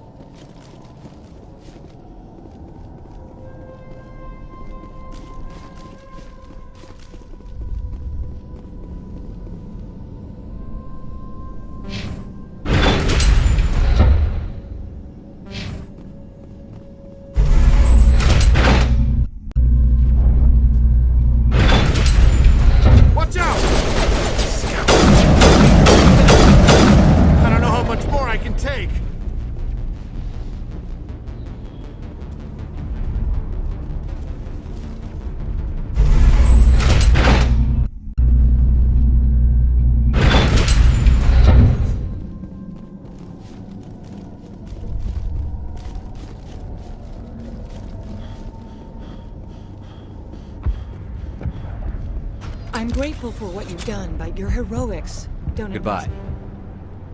Commander. Commander, what can I do for you? I destroyed a Geth transmitter in the tunnels. They won't be a problem any longer. Thank you, Commander. We're in your debt. You've taken a great weight off my shoulders. I just wish I had such good news for every problem. Is there anything I can do to solve your water shortage? Mako Doyle has been assigned to that particular issue.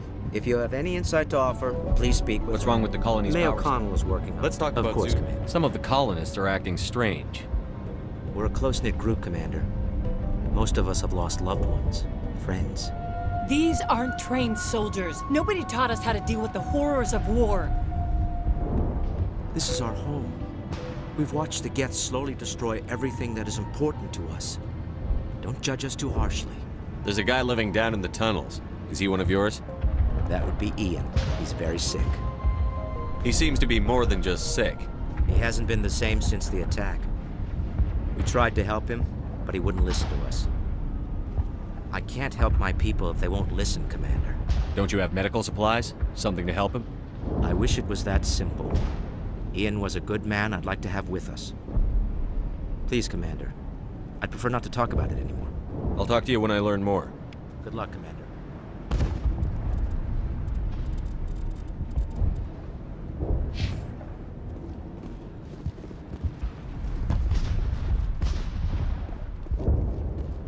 Commander, is there something?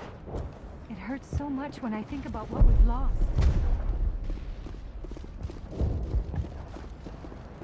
Hello again, Commander. I killed the big Varen. The rest are yours. Excellent. I'll organize a hunt when the immediate threat of the Geth is gone. I have to go. Here, for your trouble. It's not much, I know, but it's all we can spare.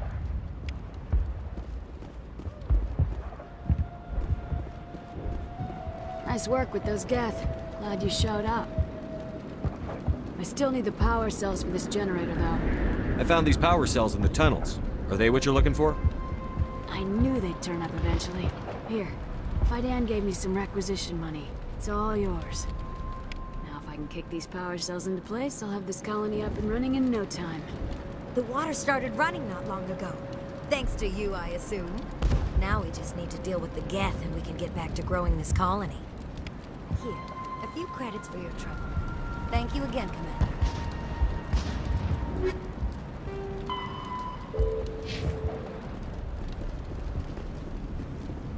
I'll try to keep an eye on things.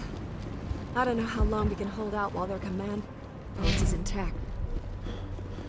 Is there something I can do for you? I'm told to make all my goods... Yes, good luck. I can't talk right now. I'm busy.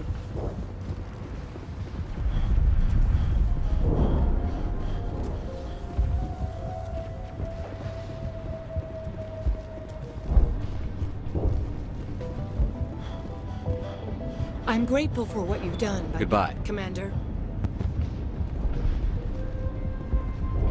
Commander, what can I do for you? I'll talk to you when I learn more.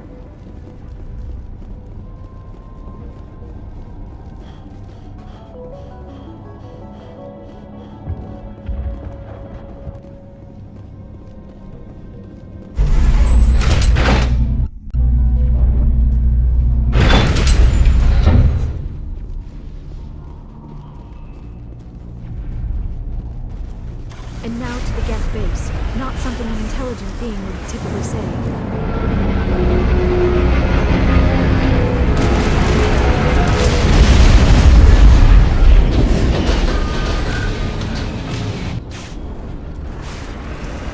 The last batch went south.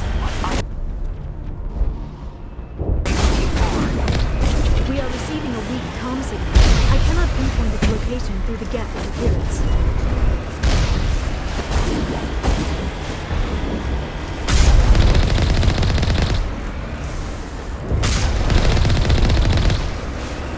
More chatter, Commander Shepard. I still can't get a fix on the location. Any sign of movement? Brisbane could still be in there. It's only been a few days.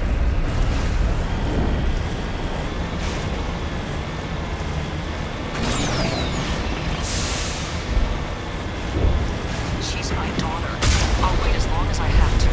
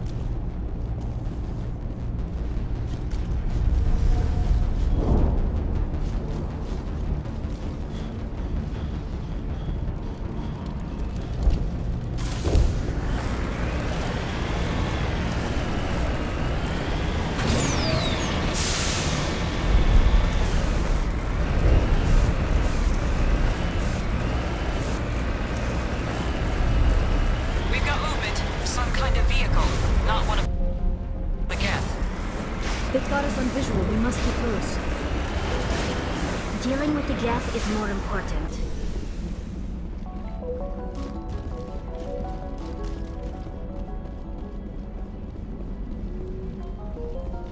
That's close enough! Relax, Jong. They're obviously not Geth. Get back, Juliana. Who are you? What do you want? Commander Shepard. I'm here to remove your Geth problem. You see? You worry too much. And you trust too easily, Juliana. I'm just glad to see a friendly face. I thought we were the only humans left on this planet. Fidan and some of the members of Zoo's Hope are still alive. I thought you said they were all dead. I said they were probably all dead. They're surviving despite everything the Geth have done to them. We know what that's like. Those damn synthetics are relentless. I'll do whatever I can to keep them away from you. But I need some information. What kind of information? Ignore him. The Geth are up in the Exogeny headquarters, just a bit further along the Skyway. Those headquarters are private property, soldier. Remove the Geth and nothing else. I'm not interested in your company's secrets. Commander, before you go, my daughter, Lisbeth, she's missing. They shouldn't waste time poking around. We can do a proper accounting of our casualties after the Geth are gone. That's my daughter you're talking about. She's still alive. I know it. Where is your daughter, Juliana? She was working in the Exogeny building when the attacks came. Oh, yeah, there were several places she could hide. For a short time. If she's in there, I'll get her out. Thank you, Commander. Thank you. Do you know what the Geth are after? I have no idea. We certainly haven't found anything of use. Something Exogeny is keen to remind us of. We need to recoup our expenses. It's nothing personal. Tell me about the colony. We established ourselves here 4 years ago. Growth was steady until the attacks. Our biggest challenge has been the lack of resources. There's just so little here of value. Still, we were making a go of it. It was even starting to feel like home. What brought you here? I guess I thought this would be the start of a new life. I wanted to go where I could feel like I was making a difference. Instead, everything we built is destroyed. It's very hard not to lose hope. Where is your daughter, Juliana? Somewhere at the Exogeny headquarters, I hope. How did you get split up from the Zeus Hope colony? Most of us lived closer to the Exogeny building. Zeus Hope was mostly used as a port. When the Geth hit, we scattered. Until you told us about the others, we assumed they were killed in the first wave. If we had known they were still alive, we might have attempted to join them. They're fairly secure now. Maybe you should do that. No. I don't think that's a good idea. We have no vehicles, and the Skyway offers little protection. Like the building we're in now? Listen, our best hope is to sit tight and wait for company reinforcements. They'll come eventually. What was the building used for? Oh, yeah, we repurposed that structure to serve as headquarters for Exogeny. That's mostly offices with a number of light-duty R&D labs. Exogeny is a master at repurposing anything and everything. The company has to make a profit somehow, Juliana. Feros is a long way from self-sufficient. Stay bunkered down until I find out what the Geth are after. Of course. And please remember, if you see my daughter... Please, keep your fire to a minimum when you go to the Exogeny building. We want to minimize damage. Oh, and I must inform you that the company will not be responsible for any injuries you sustain while in our facility. You're not much of a people person, are you? I like people. I just like them more when they're helping Exogeny profit. Someone needs to worry about the bottom line. I'm the only one left. Tell me about Exogeny. Please. Exogeny Corp is the premier engine of colonization in the new multi-system economy. And in conjunction with our core interests, exploration provides a broad investment base for shareholders. What are the company's core interests? Exogeny has a number of subsidiary companies in many different fields. The most profitable adapt alien technologies. There are many other industrial branches, but they aren't really relevant to Feros. Tell me about yourself, Jean. Me? Yeah, I was sent here to do some routine estimations of the potential return on investment. The attack was certainly a surprise to me. I've been trapped here ever since. Can't wait for the Home Office to get me off this rock. Do you have any idea why the Geth attacked you? None. We're scrambling to find anything of value. There's nothing here to warrant an invasion. There's barely enough here to warrant a colony. I'm going. Please be careful if you go to headquarters. We don't want any unnecessary damage to the facility. Commander, what can I do for you? Stay bunkered down. Of course. And please remember, if you see my daughter... I was hoping you'd have a moment to speak with me. I've got a bit of a problem. What do you need? I need to retrieve some data. It's not a big job, but it pays well. Sounds easy enough. What's the catch? No catch, really. It's dangerous work, but not for someone like you. What is it about you that makes people assume we enjoy being in harm's way? It's not that bad, really. All you need to do is find my console at ExoGeni headquarters and drop the data onto this OSD. It's that simple. I'll look around if I get the chance. I'd appreciate it. That data could be worth a lot of money. Of course, this all depends on getting out of here alive. Tell me about the data I'm getting for you. Plans for a few prototype mods. I'm a freelancer. Some of my mods are highly sought after. Why work in the middle of nowhere if your skills are so useful? Maybe I've got a bit of the frontier spirit in me. That, and the alternative is a bit too secure for my liking. Freelancers don't have to worry about security as much, so long as we keep a low profile. Do you have any idea what the Geth were looking for? That's for smarter men than me to figure out. I have no idea what anyone would want with this ruin.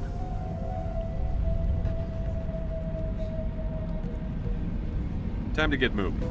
Just keep in mind what I said.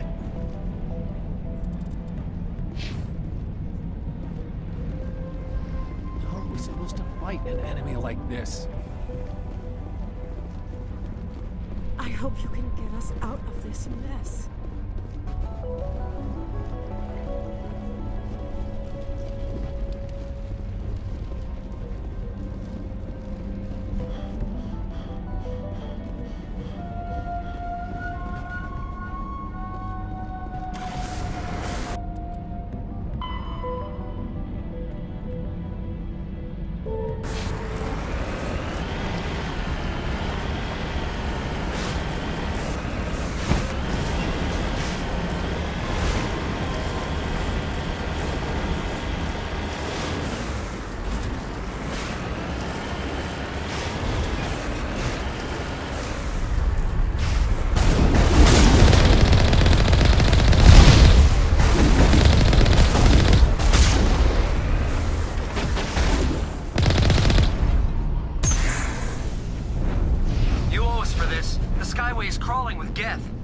Package is secure.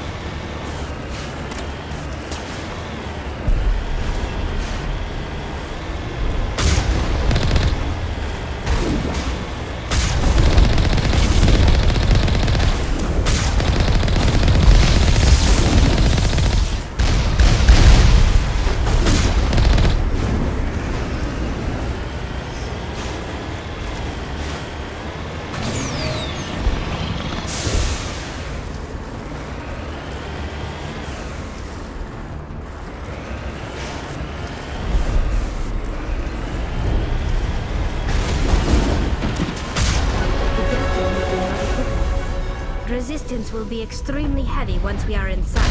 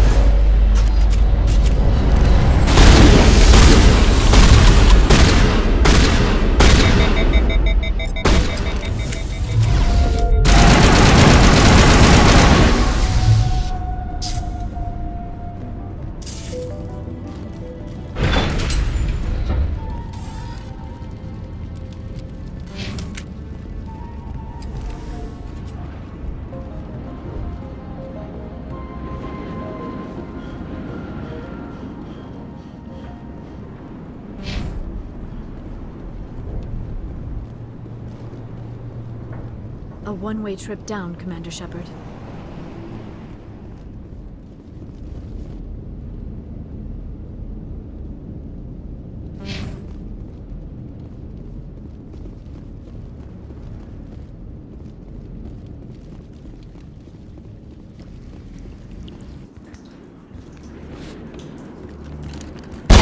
Damn it! I'm so sorry. I thought you were Geth, or one of those Varen. You're safe now. But why were you here in the first place? It's my own fault.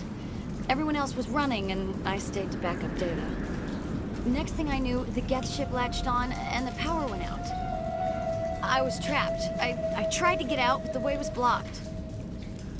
We'll get you out, as soon as we find out what the Geth are after. It's not the Geth, it's the energy field they put up. They don't want anyone else getting access to the... I'm here for the Geth. It's very important I find out what they're after. I don't know for certain, but I'm guessing they're here for the Thorian. Thorian? What is that exactly? It's an indigenous life form. Exogeny was studying it. What else can you tell me? Do you know where I can find this Thorian? I might be able to, but not with those Geth crawling around everywhere. Look, we need to get out of here, past that field. Do you know how we can shut it down? No, not exactly. But I think the Geth ship is powering it. I've noticed the Geth laying power cables everywhere. You could follow those cables, but there's Geth all over the place. Tell me about yourself. I'm just a research assistant for Exogeny. I came here with my mother. I don't even know if she made it out alive. She's with some others from the colony. She's safe for now. She's alive? Oh, thank God. I thought I was the only one left. Please, Commander, just get that field down so I can see my mother again. Tell me what you know about the Thorian. I really don't know that much about it. I think it's some kind of plant being. I know it's very old. Thousands of years even. Why do you think the Geth would be interested in the Thorian? It's just a plant. I don't know why the Geth would care. Exogeny was studying it, but I don't think they found anything special. You stay put. I'll go open some doors. Oh, here, take my ID. This should get you past any locked doors. Good luck with that field.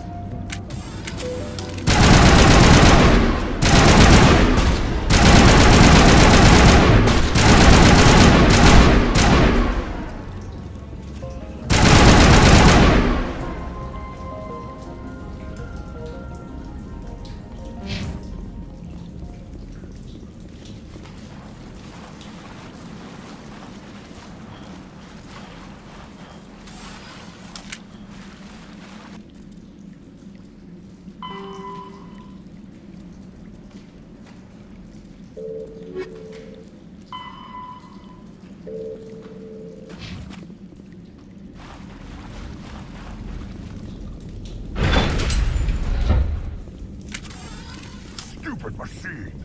Access encrypted files. No, I don't want to review protocol. I am unable to comply. Please contact your supervisor. Damn it! Tell me what I want or I'll blast your virtual ass into actual dust! Please contact your supervisor for a level 4 security exemption, or make an appointment with... Stupid machine! If there is nothing else, please step aside. There is a queue forming behind you for the use of this console.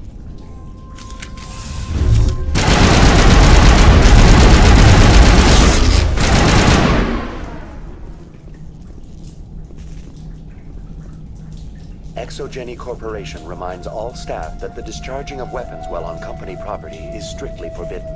Welcome back, Research Assistant Elizabeth Bainham. What can I do for you? How do you know I'm Lisbeth? Your access card identifies you as Elizabeth Bainham. Is there something you require, Dr. Bainham? What information was the last user attempting to access? Fetching data. The previous user was attempting to access details on the study of subject species 37, the Thorian. Tell me everything you told the Krogan. I was unable to provide the previous user with any relevant data. Aside from lacking proper access, there has been no new data available on Species 37. All sensors monitoring the observation post at Zoo's Hope have been inactive for several cycles. What does Zeus Hope have to do with the Thorian? Species 37 is located within the substructure of the Zeus Hope outpost. Tell me everything you know about the Thorian. The Thorian is a simple plant life form that exhibits a sentient behavior uncommon with other flora. Through dispersion and the eventual inhalation of spores, it can affect and control other organisms, including humans. The Zeus Hope control group has yielded interesting results. Before sensors went offline, almost 85% of all test subjects were infected. Are you saying ExoGeni knew its people were getting infected? It was deemed necessary to assess the true potential of Species 37. That explains their strange behavior. Your pilot should be warned.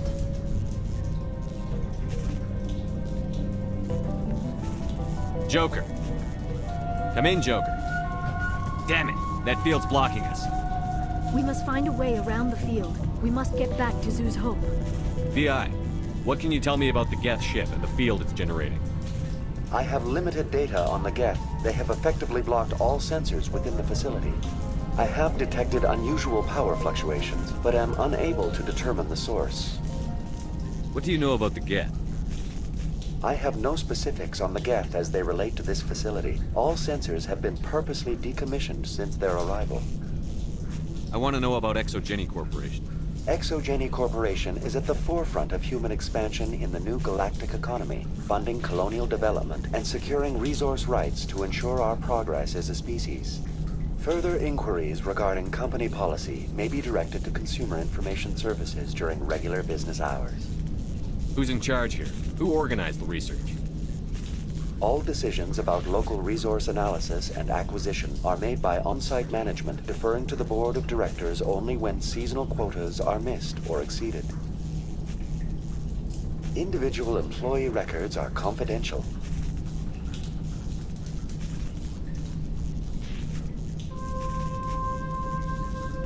I want to know about ExoGeni Corporation. ExoGeni Corporation is at the forefront of human expansion in the new galactic economy, funding colonial development and securing resource rights to ensure our progress as a species. Further inquiries regarding company policy may be directed to Consumer Information Services during regular business hours. Who's in charge here?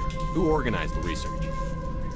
All decisions about local resource analysis and acquisition are made by on-site management, deferring to the board of directors only when seasonal quotas are missed or exceeded.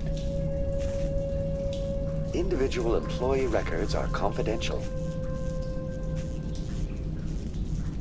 Tell me about the Thorian. Species 37 was discovered several weeks ago when a small team was infected with spores while examining ruins near the Zeus Hope outpost. The outpost was quarantined immediately, and study of the infection began. Within 21 days, 58% of colonists exhibited altered behavior. Within 28 days, 85%. What's the size of this thing? The Thorian appears to be a diffused creature. Its cognitive abilities are centered in large nerve bundles, but it receives data from kilometers of meandering tendrils. We have discovered bundles approximately 1 meter in diameter, but these seem insufficient to coordinate the massive sensory potential it possesses. It may simply process such stimulation slowly, or perhaps there is a nerve cluster of a greater magnitude we have not yet encountered. Is it intelligent? Can I reason with it? The Thorian does not exhibit the focused behavior of a predator. The release of spores is an act of survival, not aggression. It does trigger advanced behaviors in the humans it enslaves, but we have yet to discover whether it recognizes or is capable of recognizing humans as more than tools. It is sufficiently alien as to defy classification at this time. Do you know how the creature controls its slaves? The will subversion manifests as intense pain if directives are ignored. The effect is severe enough that subjects are soon conditioned against even minor thoughts of rebellion. Observation suggests the Thorian views its thralls in a utilitarian way. Care is apparently taken to avoid injuring them, much as a craftsman avoids damaging his tools. As long as no action is taken against the creature's objectives, the subjects are free to pantomime a normal existence until specifically tasked with something. Where's the center of this thing? The Thorian is present as a weave of tendrils across much of the lower surface of Pharos. Observation of enslaved subjects suggests there may be key clusters that are tended by thralls. Unfortunately, direct observation of species 37 is limited, or non-existent. Please access my personal files. Elizabeth Bainham, Research Assistant, Biomedical Division, Security Level 4 exemption. You are currently under probation due to disagreements with management over established company policy. These sanctions may be lifted if your next evaluation is more agreeable. What triggered the probation? You were marked as combative about the operations of the Zoo's Hope project, specifically regarding the handling of the infected colonists. As a result, you were tasked with monitoring the safety of the colonists for the duration of the observation. That's enough for now. Going to standby mode.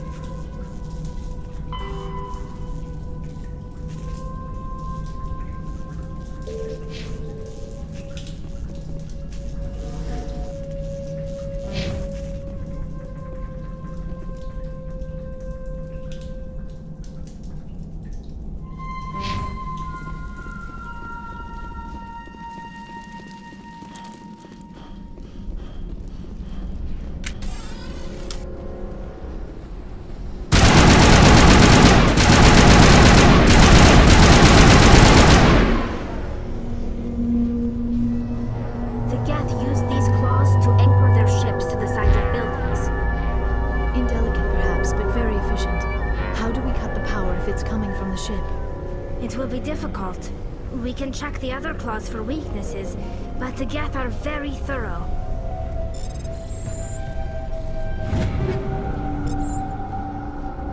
This structure seems to have significance for the Geth. Is it possible they set up this room to serve as a sacred temple of sorts? The Geth blur the line between organic and synthetic life. It's natural that they seek understanding from a higher power.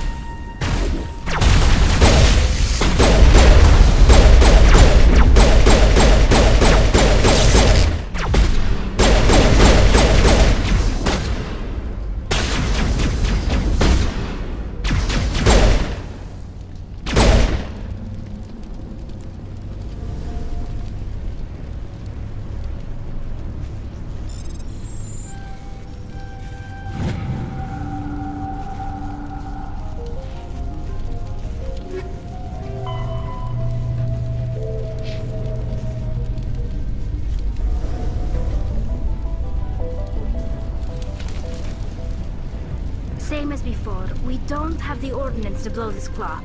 Let's keep looking.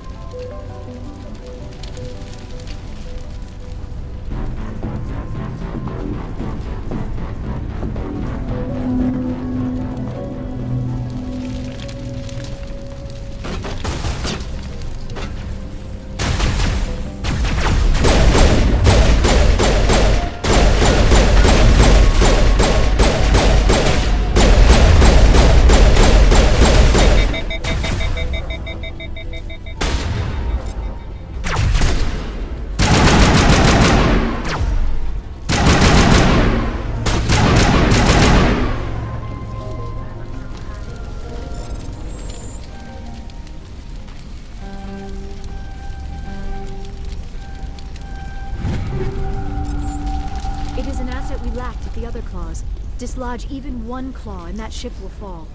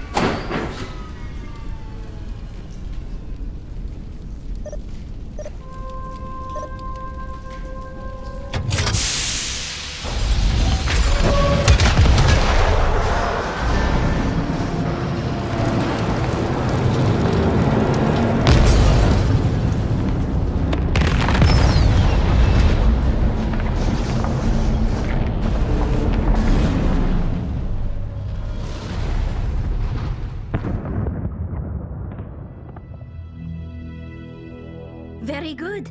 The field barring the exit will be down. Now we can go deal with this Thorian creature. I hope that ship was full of those Geth bastards. I repeat, Normandy to shore party. Are you reading? Anyone there? Normandy to shore party. Come on, Commander, talk to me. Is that you, Joker? What's going on over there? We're in lockdown here, Commander. Something happened to the colonists. They're banging on the hull, trying to claw their way inside the ship. They're freaking out. They can't do any real damage. We're on our way back. Just hold your position. Yeah, okay. Well, we'll just wait right here for you, Commander. This place will be crawling with Geth in a minute. Keep together and we'll get out of here in one piece.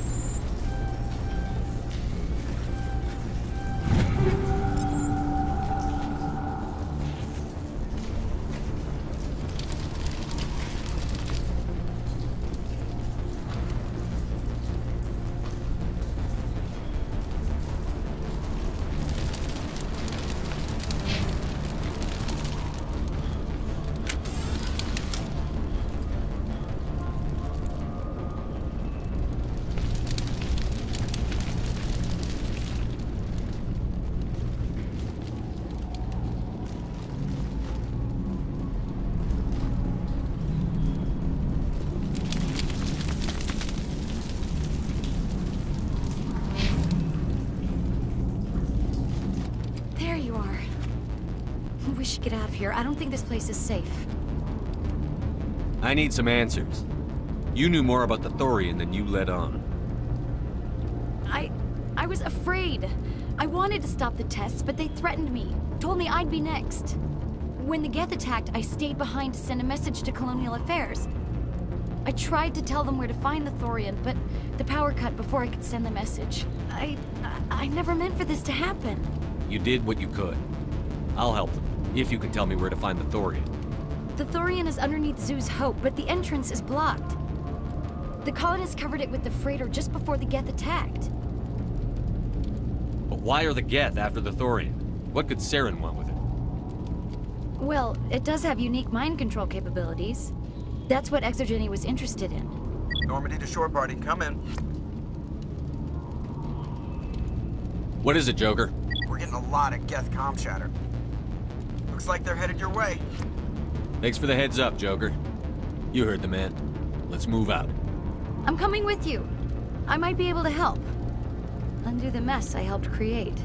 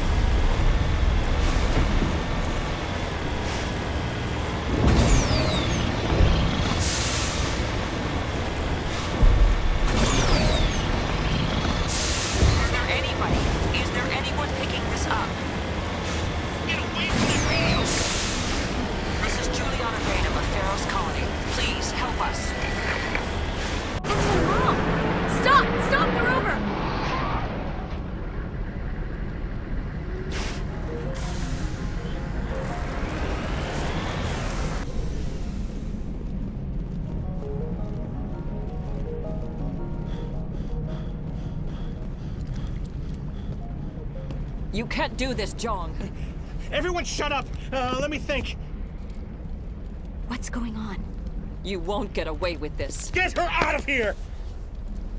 Get away from her, you son of a bitch! Lisbeth! Damn it! Come out where I can see you! All of you! Shepard. Damn it. I knew it was too much to hope the Geth would kill you. I found some interesting facts about you in the Exogeny database. I know it happened on a cruise. This doesn't have to end like that. We can talk this out. Nobody needs to get hurt. You don't understand. It's not that easy. Communications are back up. Exogeny wants this place purged. This is a human colony, Jong. You can't just repurpose us. It's not just you. There's something here far more valuable than a few colonists. You're after the one unique thing Pharos has. The Thorian. The what? It's a telepathic life form living under Zoo's hope. It's taking control of the colonists there. Exogeny knew all along. You won't get away with this, Jong. So you keep saying, but nobody's gonna miss a few colonists. I won't let you hurt these people anymore. Drop your weapon, or be prepared to use it. If that's the way it has to be, heck, come on, come on!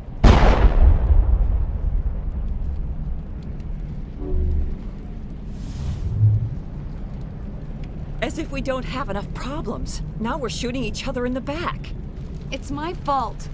I knew what was going on, and I didn't do anything. Don't you start. You do good work, and you know it. So what now, Commander? I'll deal with the Thorian, then make sure you're safe. The colonists won't let you near the Thorian.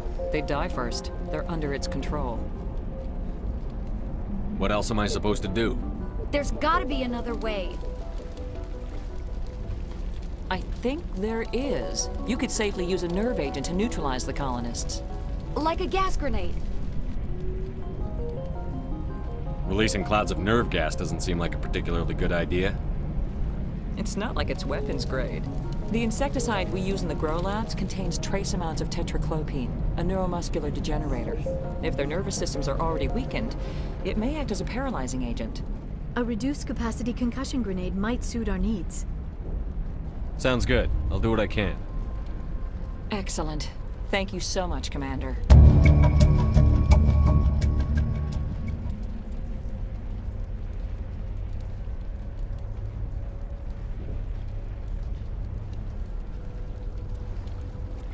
We'll stay out of your way until you clear a path. Good luck.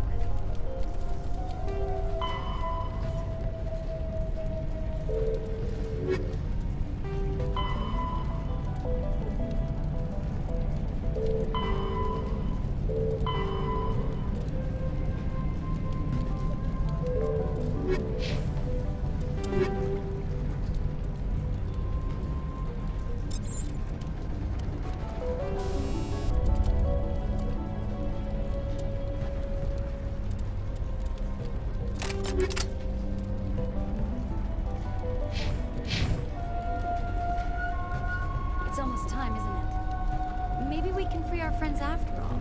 I have to help them. It's my fault this happened.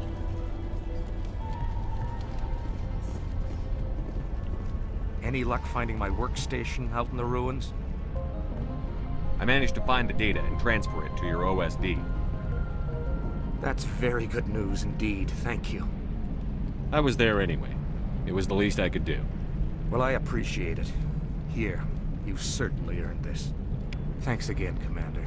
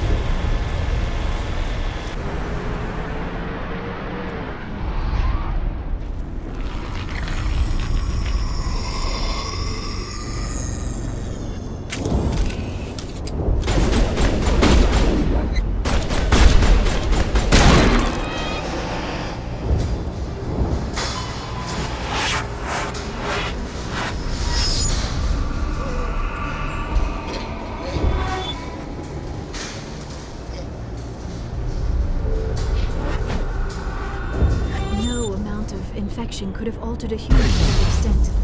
I wonder what is going on here. No hitting the colonists, even if the Thorian makes them fire on us. That's what the gas grenades are for. As you order, Commander Shepard.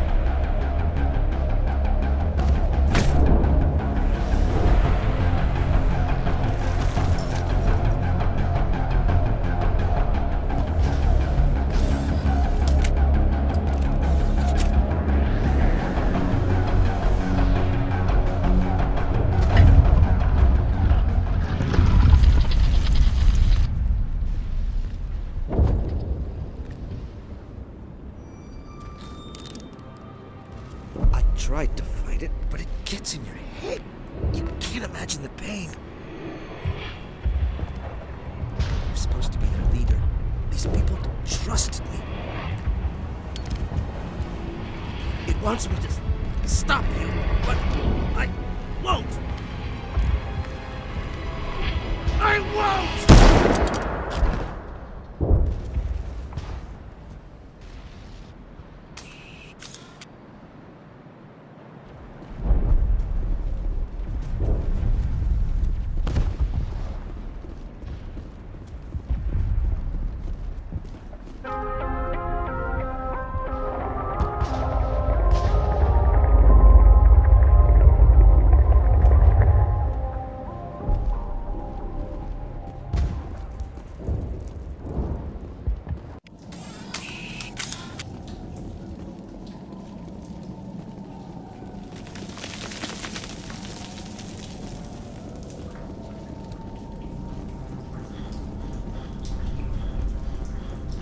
Alright, we just need to find this creature and determine what it... Kira, what is that? That does not look like any plant I've ever seen. This may be problematic.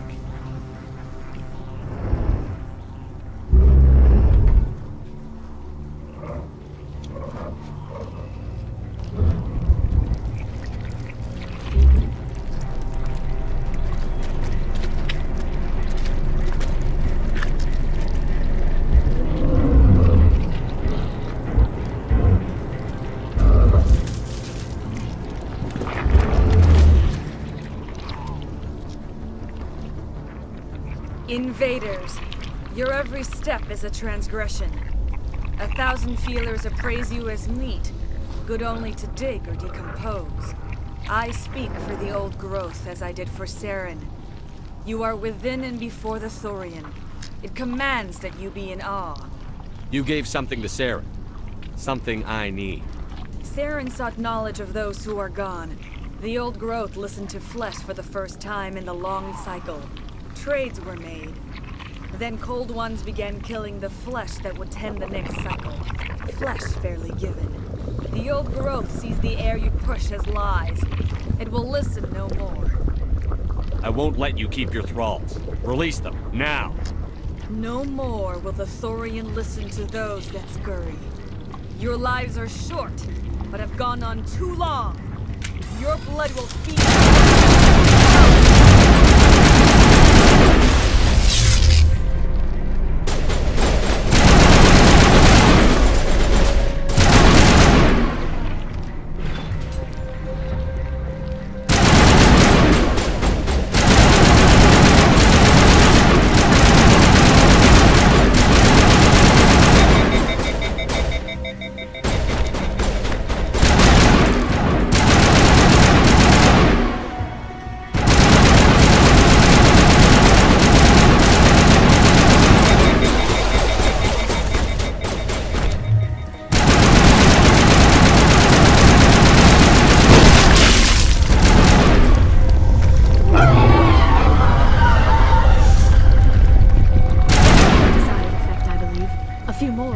severely hurt.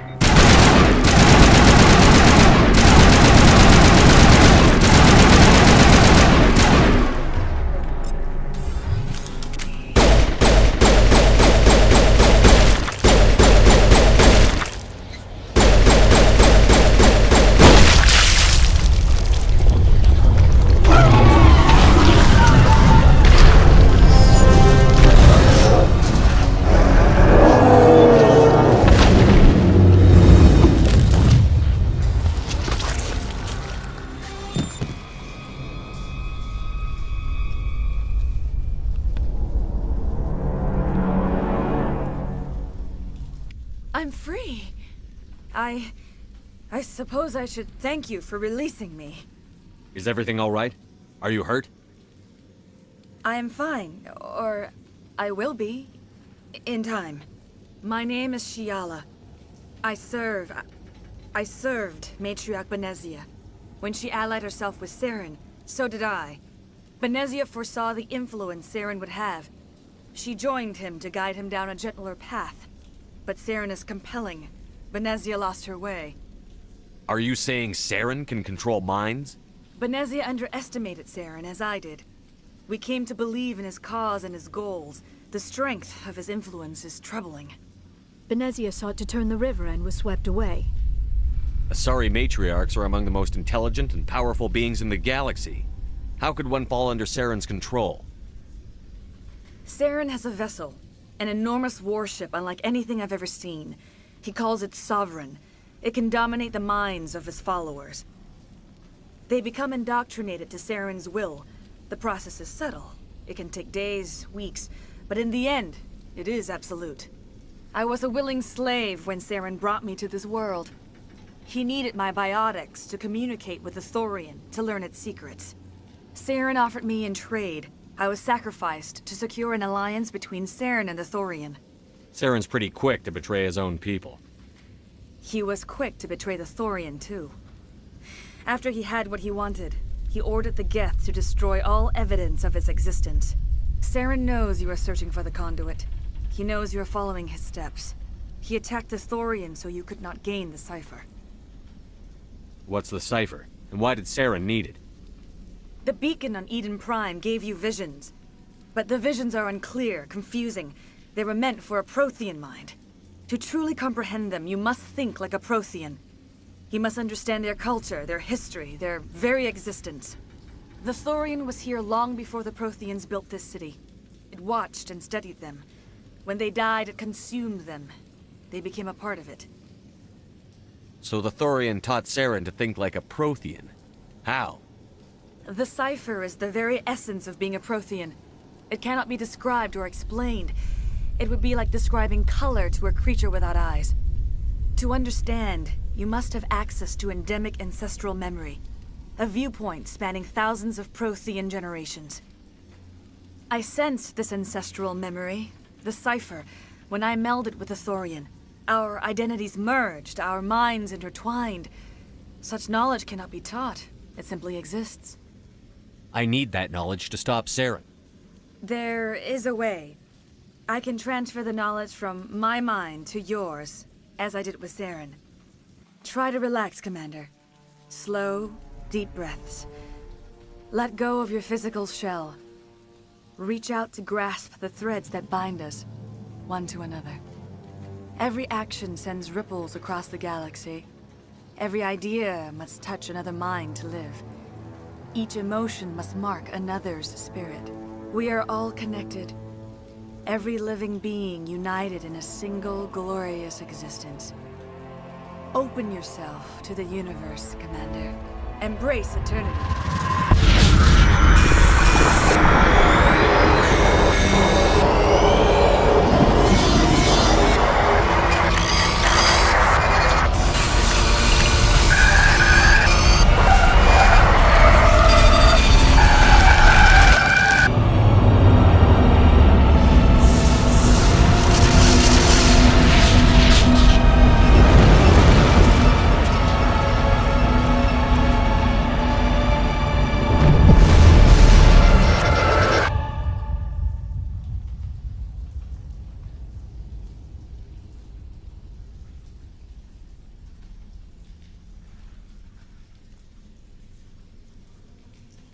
I have given you the cipher, just as it was given to Saren.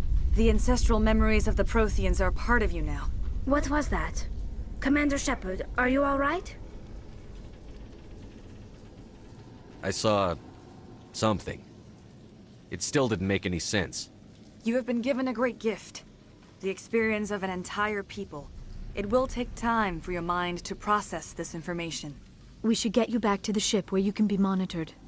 I'm sorry if you have suffered, but there was no other way. You needed the cipher. In time, it will help you understand the vision from the beacon. Tell me more about this ship Saren has. Sovereign is alien. I do not know how it was built or where it comes from.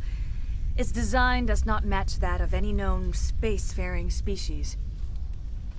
It dwarfs any vessel in the Citadel or Alliance fleets. Its weapons are devastating. Its defenses virtually impenetrable. With it, Saren believes he is unstoppable. You said Saren uses it to manipulate his followers. The indoctrination. There is an energy about Sovereign. You feel drawn to the ship. It makes Saren's arguments more persuasive, more compelling. Spend enough time in Sovereign's presence and you will lose yourself. There is no other way to explain it. I want to know more about Benezia. Benezia was greatly respected among our people. A powerful biotic, even for an Asari. She was widely known as a teacher of philosophy and religion. She always sought the paths of peace and harmony. She joined with Saren because she hoped to turn him away from his path of destruction. Instead, she became one of his most powerful allies. As I mentioned before, Matriarch Benezia underestimated Saren. Be sure you do not make the same mistake. What else can you tell me about Saren? There is little I could tell you that you do not already know. He's powerful, he's charismatic, and he is dangerous. Once I followed him, blind to his true nature. But now I see he's leading the galaxy into an age of darkness and suffering. I want to know more about you. There is nothing remarkable about me. I was merely one of Matriarch Benezia's disciples. For nearly 2 centuries I followed her, learning at her feet. When Benezia revealed her plan to join Saren, she gave her disciples a choice. Only those who were willing had to follow her. Many felt her plan was too dangerous, but I believed in her. I thought she could turn Saren away from his insanity. Instead, we joined him in it. Is there anything else you can tell me about the Thorian? When the creature enveloped me, I became part of it, but I still don't truly understand it. So alien, so ancient. Its exact age is impossible to know. It measured time differently. 10,000 years of hibernation broken by a few frantic centuries of activity. Its mind was awesome, magnificent. It transcended all classification. And now it is gone. Don't tell me you feel sorry for that thing. The Thorian was a unique life form. A sentient being that lived for 50,000 years, maybe more. There is nothing even remotely like it in the known galaxy. I'm grateful you saved me from a life of thraldom. Yet I cannot help but feel some sorrow for the loss of such a rare and remarkable creature. Now that you're free of the Thorian, what are you planning to do next? If you allow it, I would like to stay here with the colonists. They have suffered greatly, and I played a role in their suffering. I would like to make amends. The colonists will need all the help they can get. They'll be happy to have you on their side. Thank you, Commander. May fortune smile upon you. You did it. With the Thorian gone, we can start rebuilding for ourselves again. And we're free of Exogeni's threats. We're back to being just a little nowhere colony. Thank you, Commander.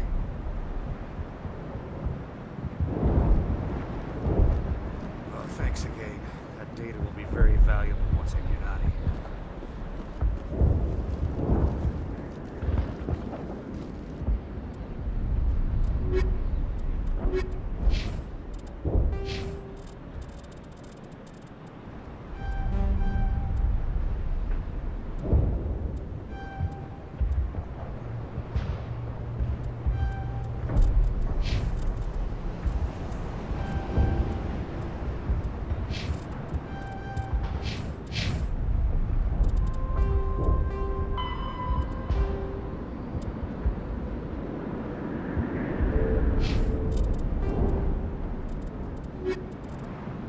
Faster than Sovereign is the flagship of the rogue spec.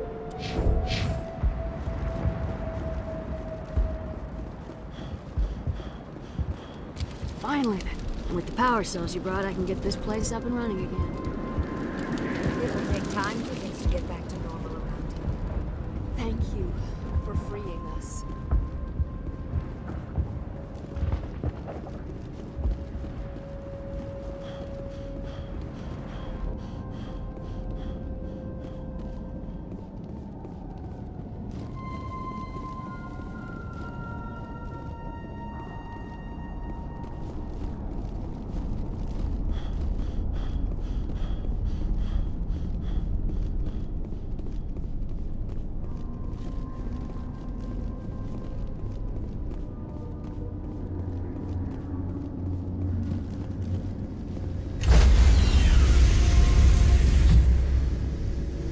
Stand by, shore party. Decontamination in Commander, you look pale. Are you suffering any ill effects from the cipher? The cipher shook me up a bit. I might be able to help you. I am an expert on the Protheans. If I join my consciousness to yours, maybe we can make some sense of it. Do it. Hurry. We don't have much time.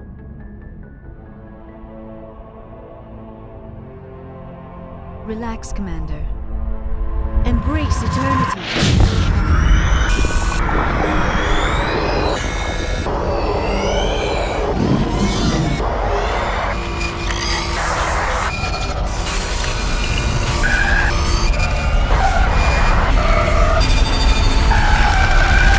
That was incredible. All this time, all my research, yet I never dreamed. I am sorry. The images were so vivid. I never imagined the experience would be so intense. You are remarkably strong-willed, Commander. What you have been through, what you have seen, would have destroyed a lesser mind. Come on, get to the point. What did you see? The beacon on Eden Prime must have been badly damaged. Large parts of the vision are missing. The data transferred into the Commander's mind is incomplete. You sure you didn't come across any kind of clue or hint? Something we might have missed? Everything I saw, you already know. You were right about the Reapers. The Protheans were destroyed by a race of sentient machines. I think it is obvious there is a connection between the Reapers, the Prothean extinction, and the Conduit, but I did not see anything that would help us find it. What's our next move? I was able to interpret the data relayed through your vision, what was there at least, but something was missing. Saren must have the missing information. Maybe he found another beacon. If we can find the missing data from your vision, I can... Oh. I am sorry. The joining is exhausting. I should go to the medical bay and lie down for a moment. Dr. Chakwas should take a look at you. That will not be necessary. I just need some rest. Somewhere quiet. We're done here. Dismissed. I've sent off the Pharos report, Commander. You want me to patch you through to the Council? Patch him through, Joker. Setting up the link now, Commander. Commander, ExoGeni should have told us about the Thorian. It would have made your job much easier. You might have been able to capture it for study instead of destroying it. The Thorian liked to enslave minds. Anyone who studied it would have ended up as one of its thralls. Perhaps it's for the best then. At least the colony was saved. Of course it was saved. Shepard would go to any lengths to help a human colony. Being human had nothing to do with it. They were in trouble. Admirable. But sometimes Spectres have to make sacrifices. I hope you're willing to do that when the time comes. Goodbye, Commander. We will be waiting for your next report.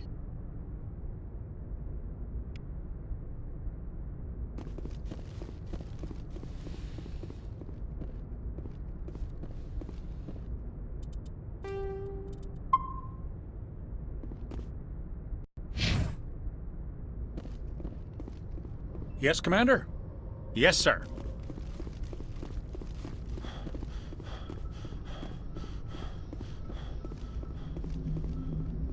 Hey, Commander, next time we touch down, let's try not to park the ship in a colony of mutant zombies. Just thinking out loud here.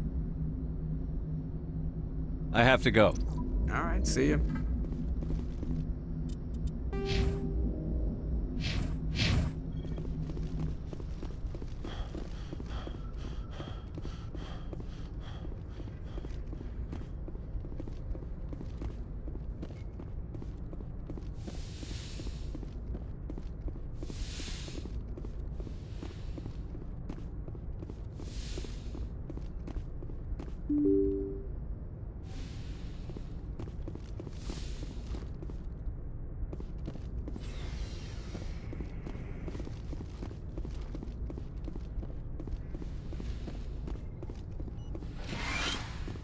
Yes, Commander? Goodbye, Commander.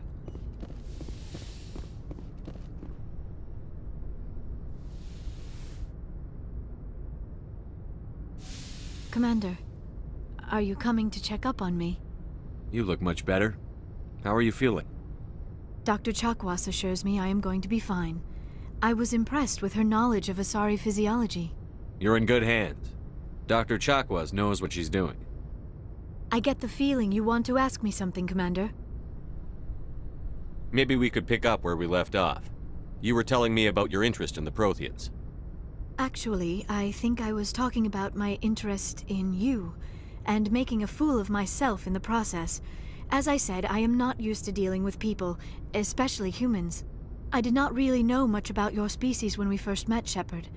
I found it hard to take humanity seriously. Your kind always seemed so rushed and high-strung. Well, we don't have the luxury of time. An Asari can live for 1,000 years. We're lucky if we hit 150. That is true. At first I thought that was a weakness of your species. After spending time with you and your crew, however, I think it may actually be an advantage. You humans are creatures of action. You pursue your goals with an almost indomitable determination. It is an admirable trait, but also an intimidating one. You're scared of us? Unfortunately, the rest of the galaxy sees humanity as something of a bully. You run over anyone in your path to get what you want. It is up to people like you to change their minds, Shepard. I'm doing the best I can, Liara. There is a reason the Council chose you to become a Spectre. They saw something special in you. The best of what humanity has to offer. I looked into your history. I know what happened on Akuz. The fact that you survived shows a remarkable strength. You didn't need to go behind my back. I would have told you whatever you wanted to know. I apologize, Commander. After our last conversation, I was afraid I would say something stupid again. I wanted to know more about you. To understand what made you into the man you are. There is something compelling about you, Shepard. Are you sure you're interested in me? Or is it my visions of the Protheans? I admit, your connection to the Protheans had something to do with my initial interest, but it has grown beyond that. You intrigue me, Shepard, but I was not sure if it was appropriate to act on my feelings. I thought there might already be a relationship between you and Chief Williams.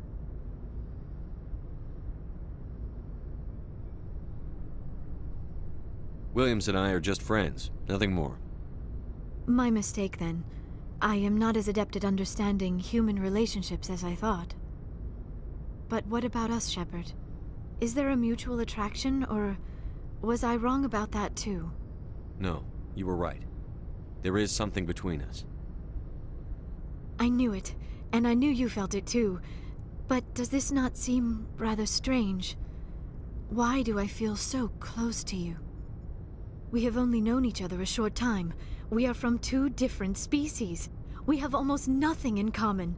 This makes no sense. These things never make sense. They just happen, and we get swept up in the storm.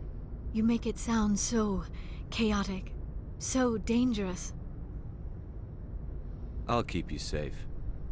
I am not looking for a protector. This is all a bit overwhelming. I am not used to this. You. I need some time. Take all the time you need, Liara. I'll be here. Thank you, Shepard. Let's just talk about something else for now. I should go. Goodbye, Shepard.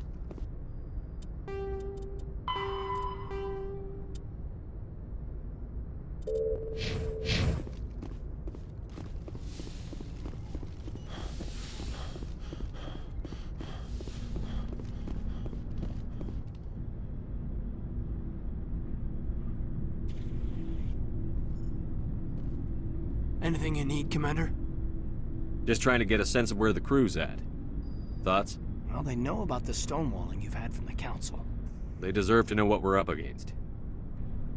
They're on your side. They're pissed about the resistance we're getting, especially from our side. I'll have a better handle on all of it when my head stops hurting.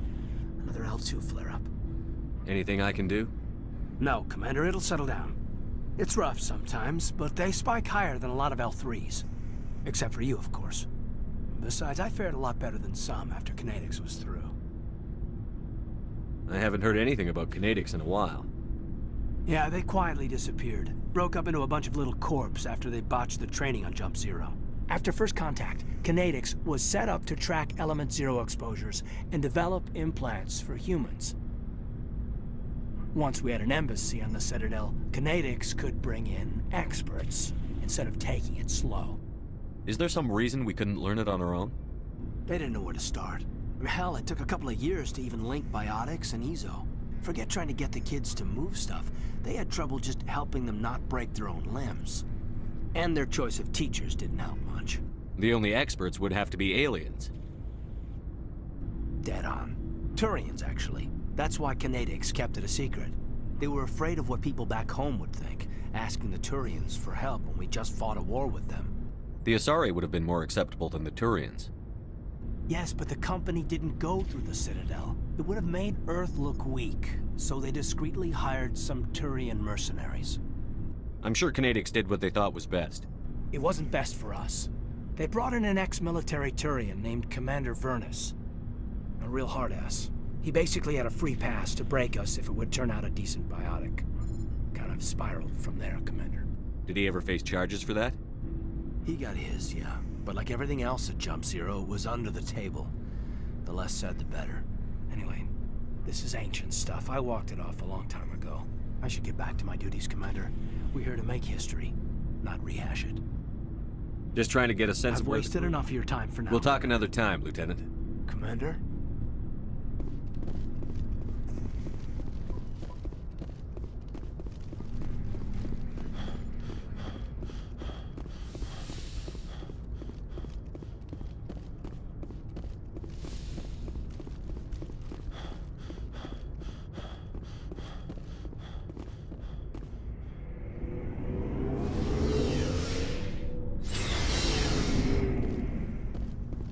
Looking for supplies?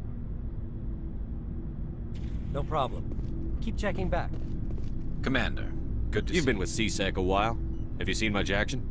Well, not as much as you, but yeah, I've seen some interesting things. I'll bet you have. Anything in particular that stands out? I remember this Solarian geneticist I was sent to investigate. That case was a bit disturbing. What happened? Why were you investigating them? I was tasked with tracking black market trade on the Citadel. Most of it harmless, nothing I needed to pursue. But during the course of my investigation, I noticed an increase in the trade of body parts, organs mostly. We usually get a few of those, but not the numbers I was seeing. We weren't sure if there was a new black market lab or if some freak was harvesting organs from citizens. You've seen this before on the Citadel? Every so often, some lab sells unwanted parts through the black market, but they're not as bad as the psychos. I remember this one Elcor diplomat we caught in my first year on the job. He was hacking people up and selling their organs. Had the station in a bit of a panic. But this case wasn't that clear-cut. Turns out there was more going on than we first realized. So how did you figure out what was happening? First, we got a hold of a sample and ran DNA tests. The weird thing was, the match led us to a Turian who was still alive and was very convinced he'd never lost his liver. After a bit of digging, I discovered this Turian worked briefly for Dr. Salion, the geneticist.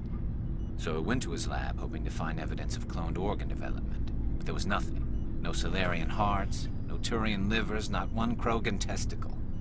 You're kidding, right? Why would anyone want Krogan testicles? Some Krogan believe that testicle transplants can increase their virility, counteract the effects of the genophage. It doesn't work, but that doesn't stop them from buying. They'll pay up to 10,000 credits each. That's 40,000 for a full set. Somebody's making a killing out there. What did you do about the geneticist? I brought in some of his employees for interrogation, to see if I could get them to talk. While I was interviewing one of them, I came across something suspicious. You mean threatened? Was that really necessary? Maybe, maybe not. Either way, it paid off. One of my detainees started bleeding profusely during the interview. We offered to patch him up, and he got frantic, freaked out. I ordered a full exam to find out what was going on. Our medics found incisions all over his body, some of them fresh. That was our big break. These people weren't just Dr. Salion's employees. They were test tubes. Walking, living test tubes. He was growing parts inside these people? Exactly. He cloned their organs right inside their own bodies. Then he harvested them and sold them off. Most of the victims were poor. He'd pay them each a small percentage of the sales, but only if the organs were good. Sometimes an organ wouldn't grow properly, so he'd just leave it in them. Most of them were a mess, but only on the inside, hidden so nobody could see it. I hope he got what he deserved. That's the worst part. We never caught him. Why not? What the hell happened? He ran, blew his lab, grabbed some of his employees, and headed for the nearest space dock. By the time I found out, his ship was already leaving. He threatened to kill his hostages if we tried to stop him. But you went after him anyway, right? I ordered Citadel Defense to shoot him down, but CSEC headquarters countermanded my order. They were worried about the hostages, worried about civilian casualties if the ship was destroyed so close to the Citadel. I told them those hostages were dead anyway. He just used them to make more organs, but they wouldn't listen. Well, it's not worth the risk.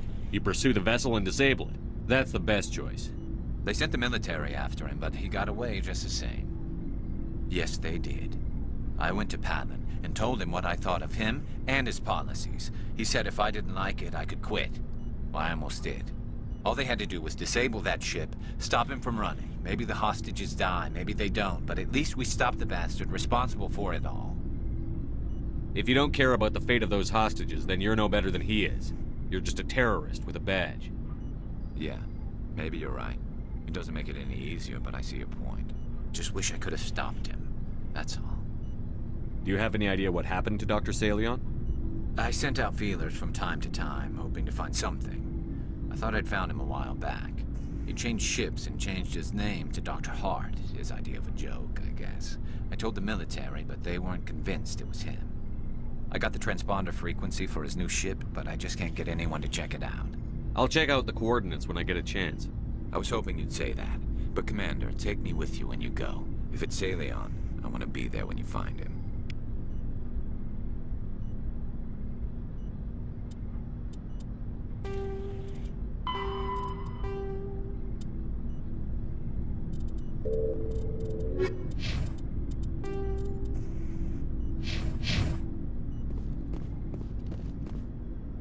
Oh, before I go, you said you're serving with Commander Shepard now?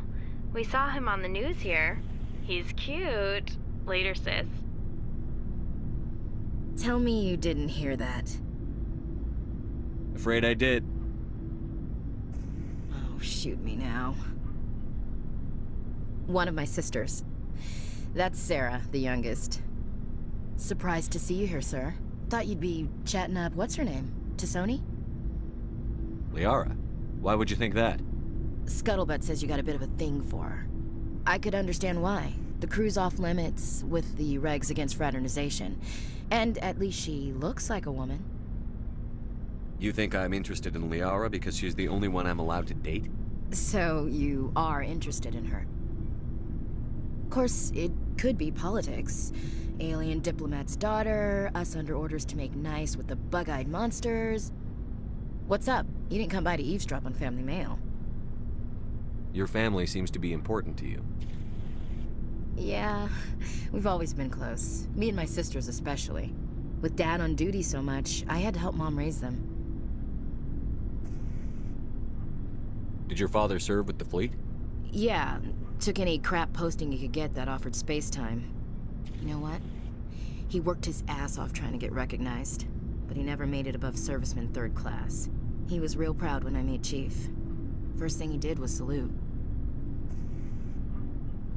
What about your mother? You haven't mentioned her. You must know what military wives are like. Strong because they have to be, able to raise kids while Dad's away on a 6-month cruise.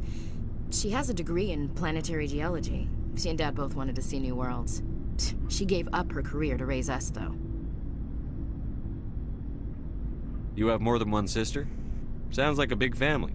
Yeah, I'm the oldest, then Abby, then Lynn. Sarah's the youngest. She's still in high school. With 4 girls, Dad used to say he felt more outnumbered at home than on maneuvers. Where did you grow up? All over. We transferred a half a dozen times before I finished grade school. You go where personnel command sends you, right? I guess that's why I'm so tight with my sisters. We'd have to leave all our friends every 2 or 3 years. After helping raise them, your sisters still talk to you? Amazing. Things were tense between Sarah and me for a while. Then we bonded. Sounds like a story. Feel like sharing? Sarah got herself a boyfriend who wanted to go faster than she did, Mike. I didn't think he was a bad kid, just pushy. Lynn would send me these worried vidmails, and I'd tell her to relax. Where were you when this was going on? I was on active duty. Sarah's graduating high school this year. This was only a couple of years back. They were on Amaterasu. At the time, I was assigned to Chernobog. Same cluster, but a dozen Hellwire away. Close enough to talk regularly, too far to make it back in an emergency. I couldn't afford a fast packet flight. If he really liked her, he wouldn't be pushy. Yeah, of course. If he didn't ask at all, I'd wonder if he thought Sarah was ugly. Damned if you do, damned if you don't. Mike thought they'd go for a romantic walk in the woods, because he figured it was past time they did the deed. She levered Mike face first into a tree and left. Didn't have a scratch on her. Good thing Mom and Dad had us all learn some kind of self-defense. I took emergency leave and walked Sarah to school for a few days. Why didn't you tell the police? She said it wouldn't solve the real problem, and she and Mike would both become household names. It was a small colony. I said it was her call to make, that we should let her do it her way. Mom was pretty pissed about that. You said all of your sisters learned self-defense? Lynn did pistol practice, but didn't like it. She's kind of nervous. Sarah took Aikido. Abby decided to learn the sword. She always was a little weird. Likes big skirts and tops you have to tie her into. They do great things to her figure, though. So, what did you learn? One of Dad's friends taught me Marine hand-to-hand. You said all of your sisters learned self-defense? Lynn did pistol practice, but didn't like it. She's kind of nervous. Sarah took Aikido. Abby decided to learn the sword. She always was a little weird. Likes big skirts and tops you have to tie her into. They do great things to her figure, though. You traveled all the way home to walk your sister to school. It was only a dozen light years, like a day's cruise. It's not like I was going to Earth or something. My last day out, Mike was waiting for us. Sarah had told her friends, so everyone at school knew what he did. He wasn't happy. I wanted to snap him in half, but Sarah gave me this look, this let me handle it, I need to do this alone look. She kept her cool, God bless her, as he screamed in her face. She just let him vent. Then he tried to punch her. I swear, she just flowed around him. Next thing I knew, he's face down on the sidewalk, and there's blood everywhere. That's unbelievable. Sarah must be as good as you. Better. I'm more or less a straight-up puncher. When he swung, she wasn't there anymore, and he fell. She helped him stop the bleeding and had me call an ambulance. She told the paramedics he fell. Before they took him to the hospital, Mike touched Sarah's arm. I thought he was gonna end up on the ground again. But he hung his head, whispered, "I'm sorry," and started crying. And she hugged him. The Williams women are a decisive bunch, Commander. We do things when we're ready. Not before, not after. Your sister's something else. But you didn't mention your father at all. Was he on deployment? Dad always wanted to serve in space, but he wanted us to have real ground under our feet. He'd say, space is beautiful, but you can't raise a family there. I cannot rest from travel. I will drink life to the lees. All times I've enjoyed greatly, have suffered greatly, both with those that loved me and alone. For always roaming with a hungry heart, much have I seen and known, cities of men and manners, climates, councils, governments. I never thought I'd hear you reciting poetry. Just because I can drill you between the eyes at 100 meters doesn't mean I can't like sensitive stuff. Just don't spread it around. Ulysses was my dad's favorite poem. Every time he shipped out, he recorded me reading it. He had a dozen versions when he retired. Does he still like it? I sure hope so. I read it to his grave every time I go home. Dad passed on a few years back. He's probably still watching, though. So behave. You mean from wherever we go after death? Dead on, Skipper. He's with God now. That's not a problem with you, is it? That I believe in God?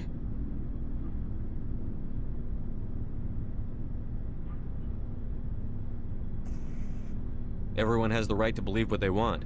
Says so in the Alliance Charter. Only with fancier words. I'm glad you're open-minded about it. I've met a few people who are really weirded out by my faith. Because I work in space, I can't believe in a higher power? Jeez. Hello, have you people looked out the window? How can you look at this galaxy and not believe in something? I should get back to my duties. Didn't mean to take up so much of your time. What's your opinion on the last mission? Gotta admire those colonials. That's about the worst place for a colony I've ever seen. Given the option, I'd get the hell out of Dodge. We'll talk later, Williams. Looking forward to it, Skipper.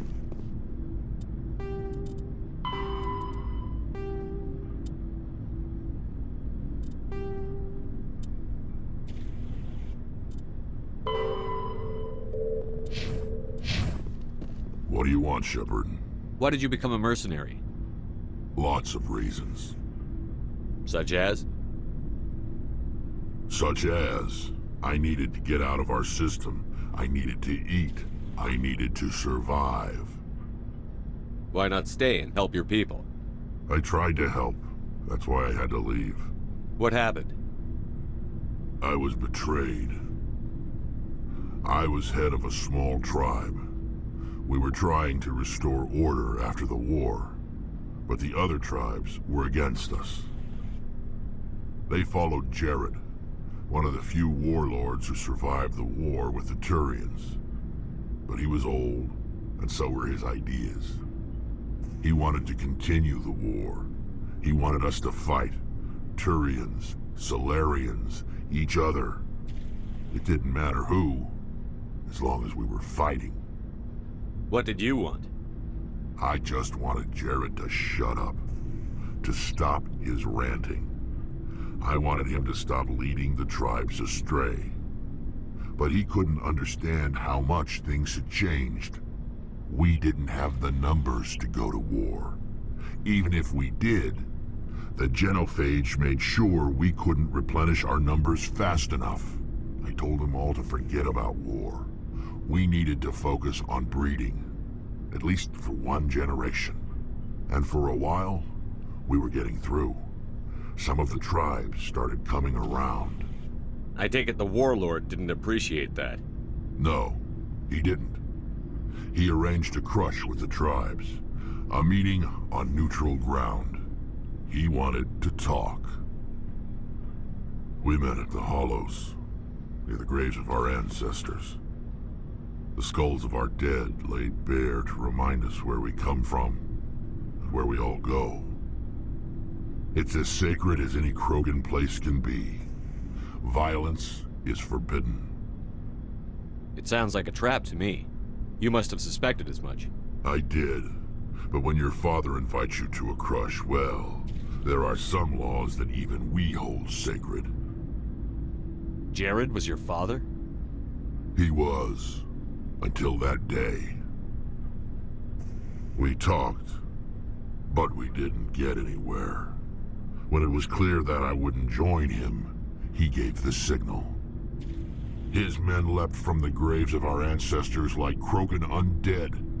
The few that were loyal to me died quickly. I escaped with my life, but not before I sank my dagger deep into my father's chest. That is why I left, and that's why I'll never go back. You must have family other than your father. Don't you miss them? You trying to make me cry, Shepard? I've got some unfinished business with my family, but that's all.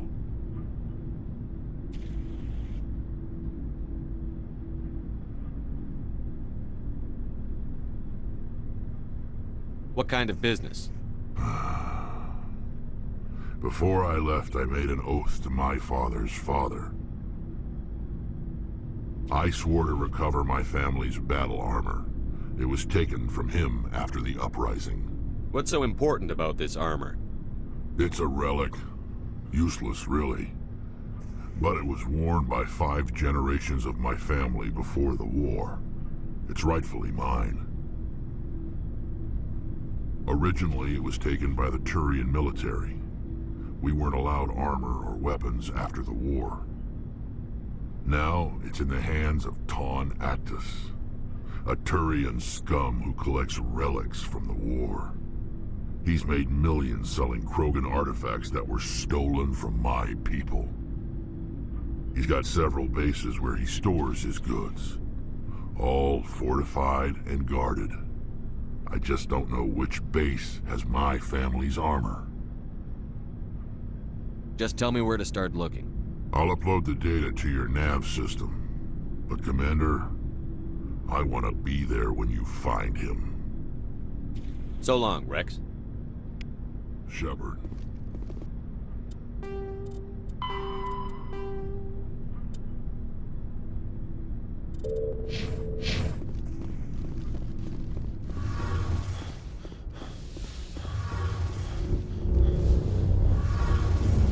Something I can do? Aye, aye, Commander.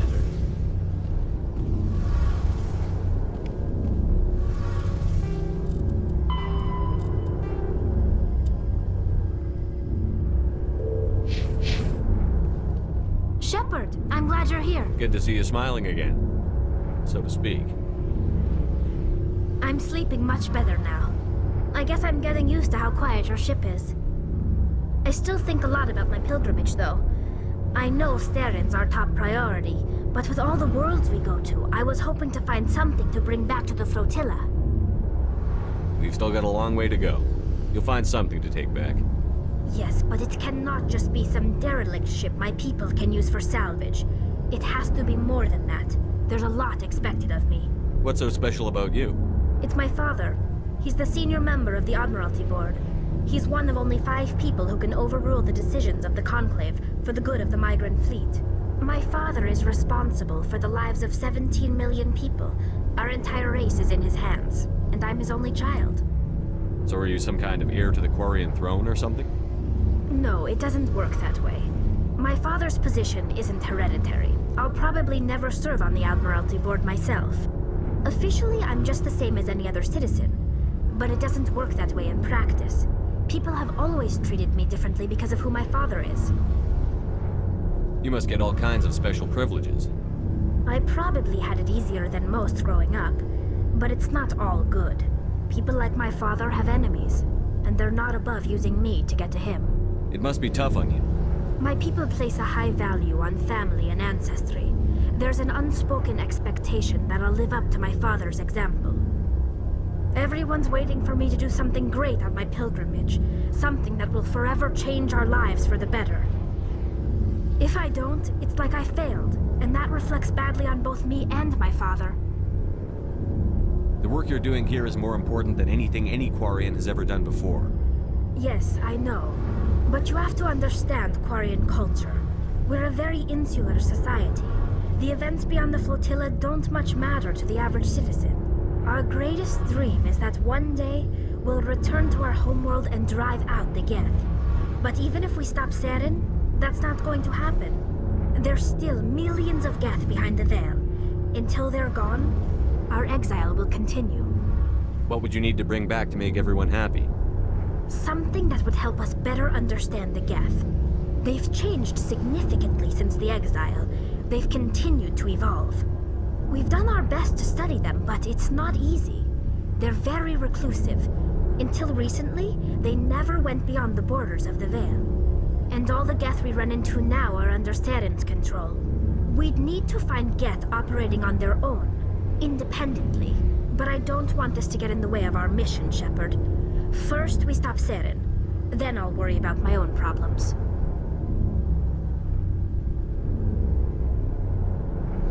What was your father like? It wasn't easy growing up as the daughter of one of the Admiralty. Even before he joined the board, he was a prominent figure. People looked to him for leadership. He had to set an example, and he expected the same of his daughter. Plus, he was pretty strict, a military man through and through.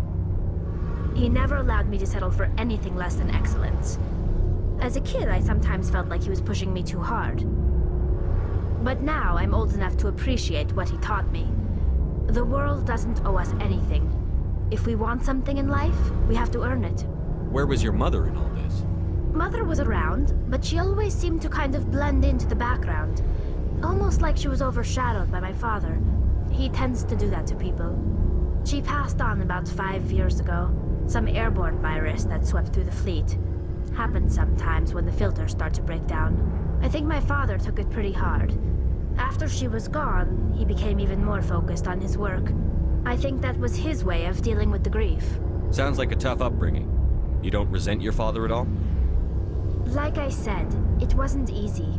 My father's not the kind of person you bond with. And he wasn't around all that much. Too busy. People counted on him, and he took his duties seriously. Even when he was around, he always seemed a bit distant. Like his mind was always somewhere else. Come to think of it, I can't ever remember seeing him smile. Not once. It's like he was always weighed down by all that responsibility. I mean, I know he cares about me, but he never really showed it, not in the usual way. I guess the best thing I can say about my father is that I respect him. I want to talk about something else. Like what? I should go. See you later.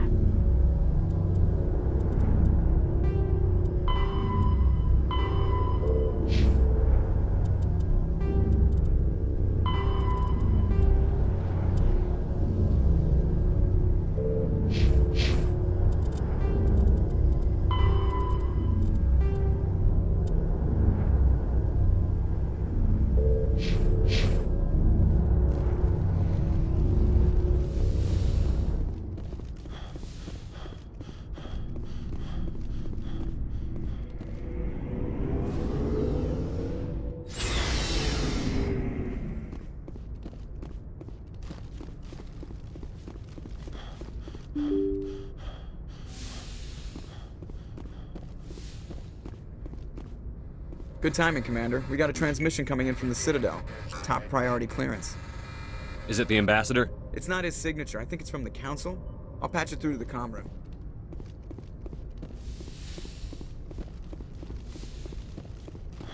Commander Shepard, we've received information that may be critical to your mission against Saren. I'll take all the help I can get. We've received an urgent message from one of our infiltration regiments in the Traverse. You mean spies? Spectres tend to attract attention, Commander, but they are only one arm of the Council. Special task groups are often a better option for monitoring developing situations. We currently have several infiltration units scattered throughout the border regions of Citadel space. This particular unit was gathering intel on Saren. What did they find? Unfortunately, the message we received was little more than static. The infiltration team must be in a situation where they can't set up proper interstellar communications. But the message was sent on a channel reserved for mission-critical communications. Whatever they were trying to tell us, we know it was important. Considering your interest in Saren, we thought you might want to investigate this. Find out what happened to our team. The signal originated from the planet Vermeer. I'll look into it. The Council prefers not to become involved in the specifics of Spectre activities. We only want you to be aware of all your options, including Vermeer. Good luck, Commander Shepard. We will keep you advised if we learn anything else.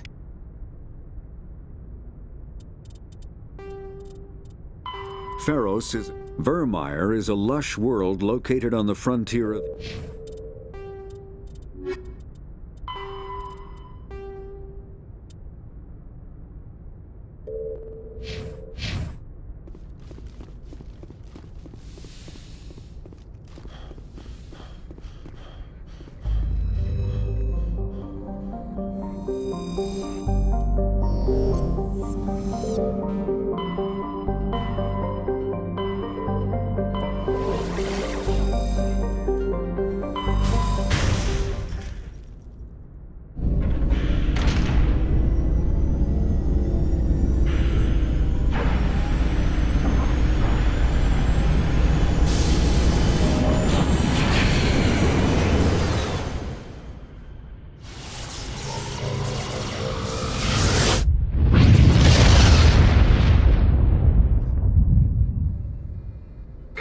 Urgent message from Alliance Command coming in.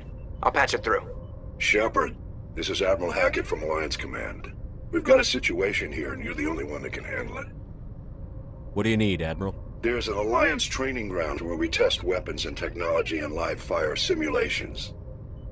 One of the VIs we use to simulate enemy tactics in the drills is no longer responding to our override commands. It's gone rogue. Are you telling me this computer is thinking on its own? We're not stupid, Shepard. This is a virtual intelligence, not a true AI. It's not self-aware, and it can't access any external systems. We didn't do anything illegal here. Virtual intelligence support is critical to our military success. VIs process thousands of status reports and react in nanoseconds. No human can do that. We need you to fight your way through the training ground to the VI core and manually disable it. Can't you disable it remotely? Our fail-safes aren't responding. The VI operates on a closed network. It can affect any external systems, but we don't have any direct access to its processes. We could bomb it from orbit, but the damage to the facility would be catastrophic. We'd prefer to have someone shut down the core. Someone like you. I know Spectres answer the Council, but you're still human. You're still part of the Alliance military, and right now we need you. The VI controls all the facility's weapons, drones, and automated defenses. You're the only one that can pull this off, Shepard. Good luck.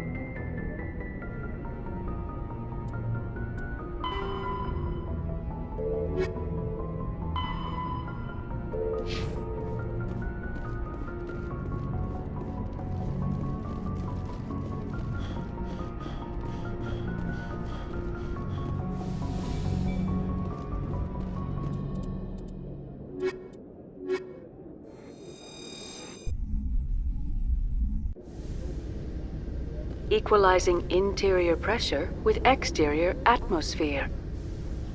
Logged. The commanding officer is ashore. Exo Presley has the deck.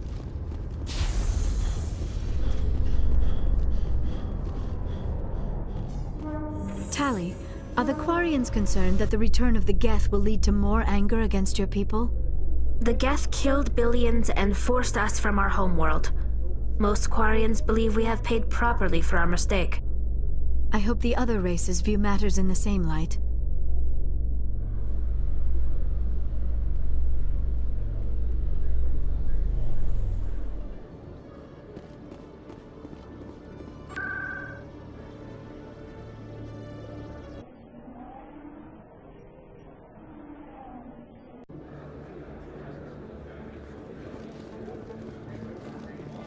Commander, I've got an idea, and I wanted to run it by you. I've got a lot going on right now, but I can spare a moment. Great! This'll just take a minute. With so many human colonies being attacked, I'm not sure that one Spectre is enough. What if you signed me on as another Spectre?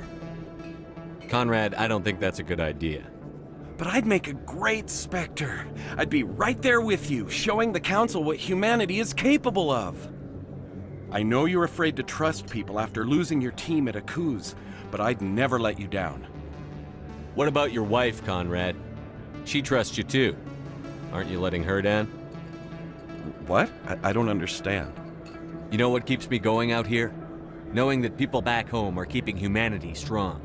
You're right. I just got so caught up in all of it. I wanted to help. I'll go home. Thanks for setting me straight.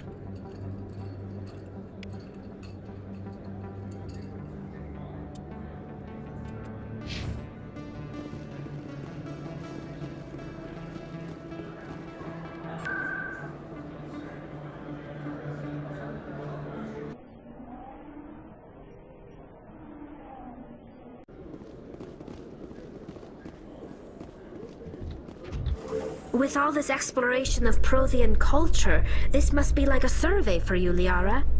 Our travels now are somewhat different from my normal excavations.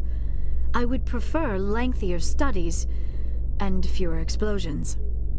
Yes, most of the technology I had hoped to bring back to the flotilla has subsequently attempted to kill us.